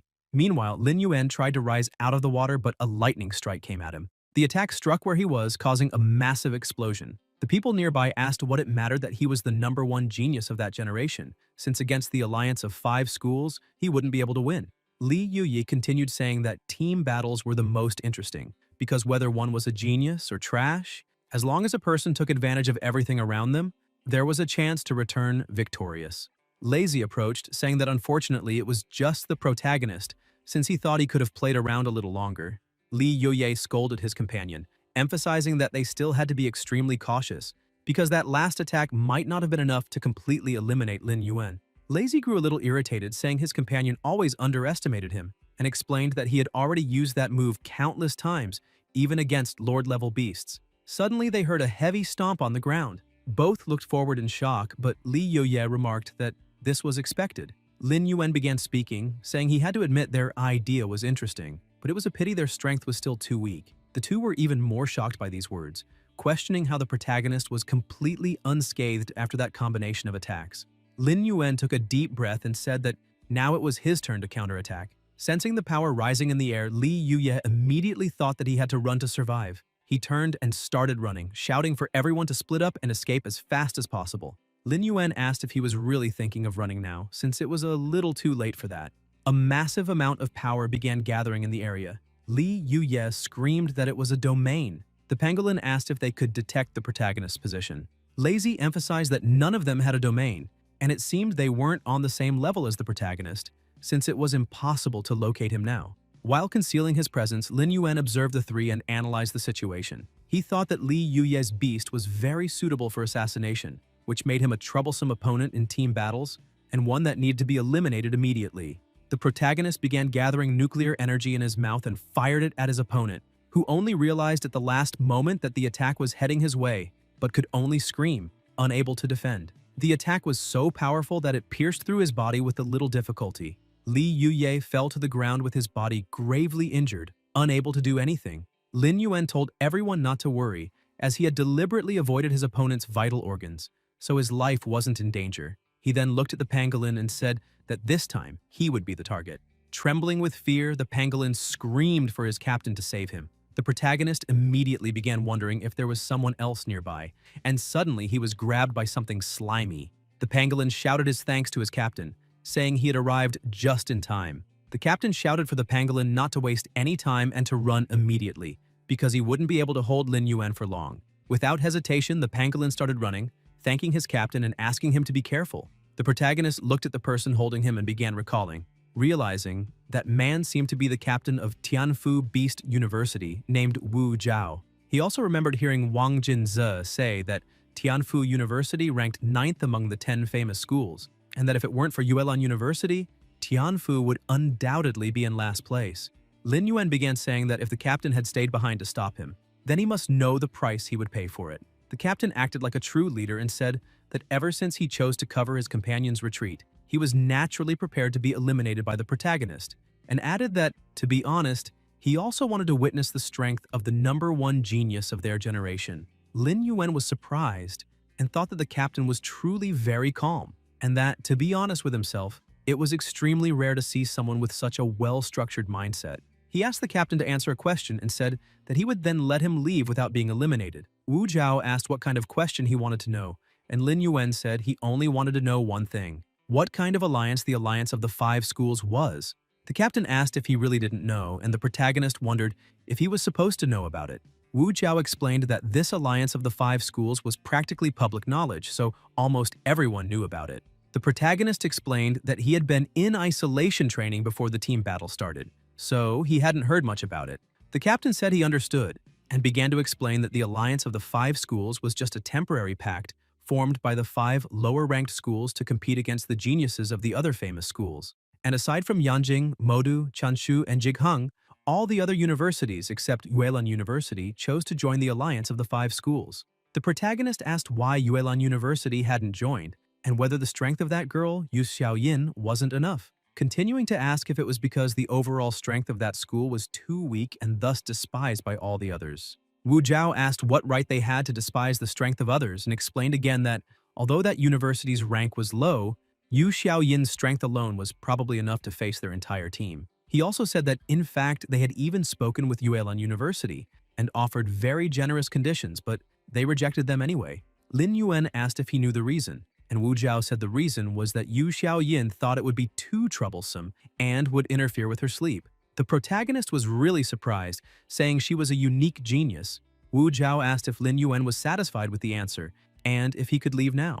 The protagonist said yes, since he wasn't the kind of person to go back on his word, but Before the captain left, he said he wanted to give some advice and stressed that if by any chance he attacked a member of Modu University again, then things wouldn't be so simple to resolve. The captain understood and left with a little more peace of mind. The protagonist returned to his human form and looked at his flare, thinking that it seemed to be right in front of him. Yu Xiaoyin was walking lazily through the forest, saying she was feeling a little pain. Suddenly, she looked ahead and the protagonist wondered why she was there. Yu Xiaoyin pointed her finger at him and shouted that she remembered him. She began saying that he was that substitute from Modu University, though she couldn't recall his name. The protagonist introduced himself, saying his name was Lin Yuan. She clapped her hands happily, saying that was right, emphasizing that a girl from her team had spoken about the protagonist all the time, saying that he had managed to defeat Chen Longxiang and Zhu Xiao one after the other. Lin Yuan asked what exactly she meant, and she explained that after hearing about it, she went to watch his fights and emphasized that he really was an extremely strong person. The protagonist said they had already met and asked if she wanted to fight him a little, but Yu Xiaoyin immediately refused and explained that it wasn't fun at all and was too much trouble. Lin Yuan was a little confused and asked what she was doing in the team battle since she couldn't be there just to stroll around. She said she was only there to rest and do nothing. The protagonist was shocked again, saying that she clearly had lofty ambitions. Yu Xiaoyin explained that the only reason she had joined the team battle was because her mother had made her an offer she couldn't refuse. Lin Yuan grew curious and asked what kind of offer it was. Yu Xiaoyin explained that her mother told her that if she participated in the team battle and wasn't eliminated until the end, then she would be gifted with a Kendangji man. At the time, she had been very excited about it and told the protagonist that if it were him, he wouldn't be able to refuse either. Lin Yuan was even more baffled by all this and asked what kind of offer was that which couldn't be refused, wondering if she was really doing it just for that. Yu Xiaoyin got a little sulky and stressed that he clearly didn't understand the value of Kendangji. She started dancing and singing the song, Kendangji burger, Kendangji fries, ho ho ho, French fries, Kendangji milkshakes, come, Kendangji milkshakes. The protagonist just stared at her whole performance, thinking that the girl's brain was really a bit out of touch. He turned and started leaving, saying that if she had no intention of fighting him, then he would go. Yu Xiaoyin shouted, asking him to wait. Lin Yuan turned back and asked if she had anything else to say. She came closer and asked if he was looking for his teammates now. The protagonist said yes, because since it was a team battle, he needed to find his team first. With pure eyes and a cute smile, she asked if he could treat her as a teammate too. Lin Yuan was confused and said that was a very strange request. She explained that if she were his teammate, then clearly he would protect her. He admitted that yes, if she really were his teammate, he would protect her at all costs. Smiling, she went on to say that since he was so strong, basically she wouldn't have to lift a finger. And as long as it wasn't a particularly troublesome situation, she could handle it herself. She started celebrating, saying that this way she could justifiably have a bodyguard until the team battle ended. Lin Yuan asked her to calm down because he hadn't yet agreed to be her teammate. Yu Xiaoyin stopped jumping and looked at him, asking if he was going to agree. The protagonist face-palmed and asked if what she really meant was that he should protect her until the end of the team battle. She said that was exactly it, but he replied that the problem was he wouldn't get anything out of it. He explained that since they weren't from the same school, there was no reason for him to take on the obligation of protecting her without benefits. Yu Xiaoyin started thinking about what kind of benefits he could get. The protagonist continued, saying that on top of everything, if she wanted his protection, then she had to show some sincerity. Yu Xiaoyin said that as long as he joined her, if there was someone he couldn't handle, then he should just leave it to her since she was very strong. Lin Yuan thought about it, saying he didn't doubt her strength, but she interrupted him, asking what he meant by that "but," and demanded he explain. The protagonist asked what she thought of the proposal he was about to make, then explained that he could join her and guarantee she wouldn't be eliminated until the end of the team battle. But there was one condition. Yu Xiaoyin asked what condition, and Lin Yuan said that if other members of Modu University were in danger and he couldn't help, then at that moment, he would need her to intervene and protect them. He thought to himself that his own strength was limited, and ultimately, no matter how strong he was, even if no one could defeat him, his companions weren't as strong as he was and could be defeated one by one if he couldn't reach them in time. That was why, if he had her strength as backup, his team's safety would increase drastically. Yu Xiaoyin thought about it and agreed, saying fine, she accepted everything, and from now on, they were teammates. They started walking, and Yu Xiaoyin said that since they were teammates now, she wanted to ask one more thing. The protagonist asked what it was, and she explained that since he was going to use his beast soul fusion anyway, she wanted him to let her ride on his shoulders because walking was too tiring. Lin Yuan said fine and thought the girl was lazy to the bone. He fused with his beast soul and told her to climb up. She ran happily and quickly hopped onto his shoulders. The protagonist told her to hold on tight because he was very fast. She said it was fine and held on tighter. He began running, leaving her surprised, as she shouted that he really was fast. Meanwhile, in the Dragonbone mountain range, Wu Chao managed to meet with the two members of his team. Lazy was surprised to see that his captain had managed to escape. Wu Zhao said that in truth, he hadn't escaped.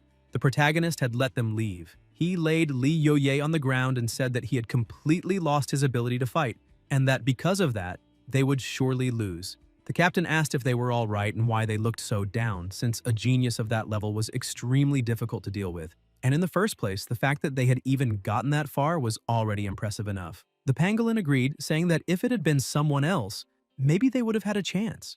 Lazy said it was all their fault, since they had been too reckless and overconfident, always thinking they could finish things in one go, and in the end, they had only managed to get Li Youye eliminated. The captain said that without Li Youye, their team's next moves probably wouldn't be so easy. The pangolin agreed, saying that his companion's ability was very well suited for ambushes, and that if he hadn't been eliminated, maybe they could have even achieved something big. The captain told him not to keep saying meaningless things. Suddenly, they were interrupted by Wu Moxuan, captain of Jibei University, Jiang Wang, captain of Beijing University, and Jia Yuhai, captain of Yuhai University.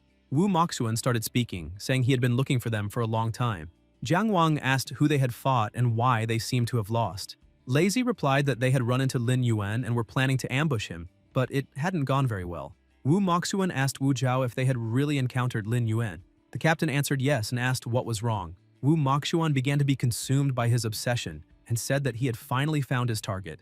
Guys, if you enjoyed the video, leave a like, comment, and subscribe to the channel so you don't miss new content. Thank you.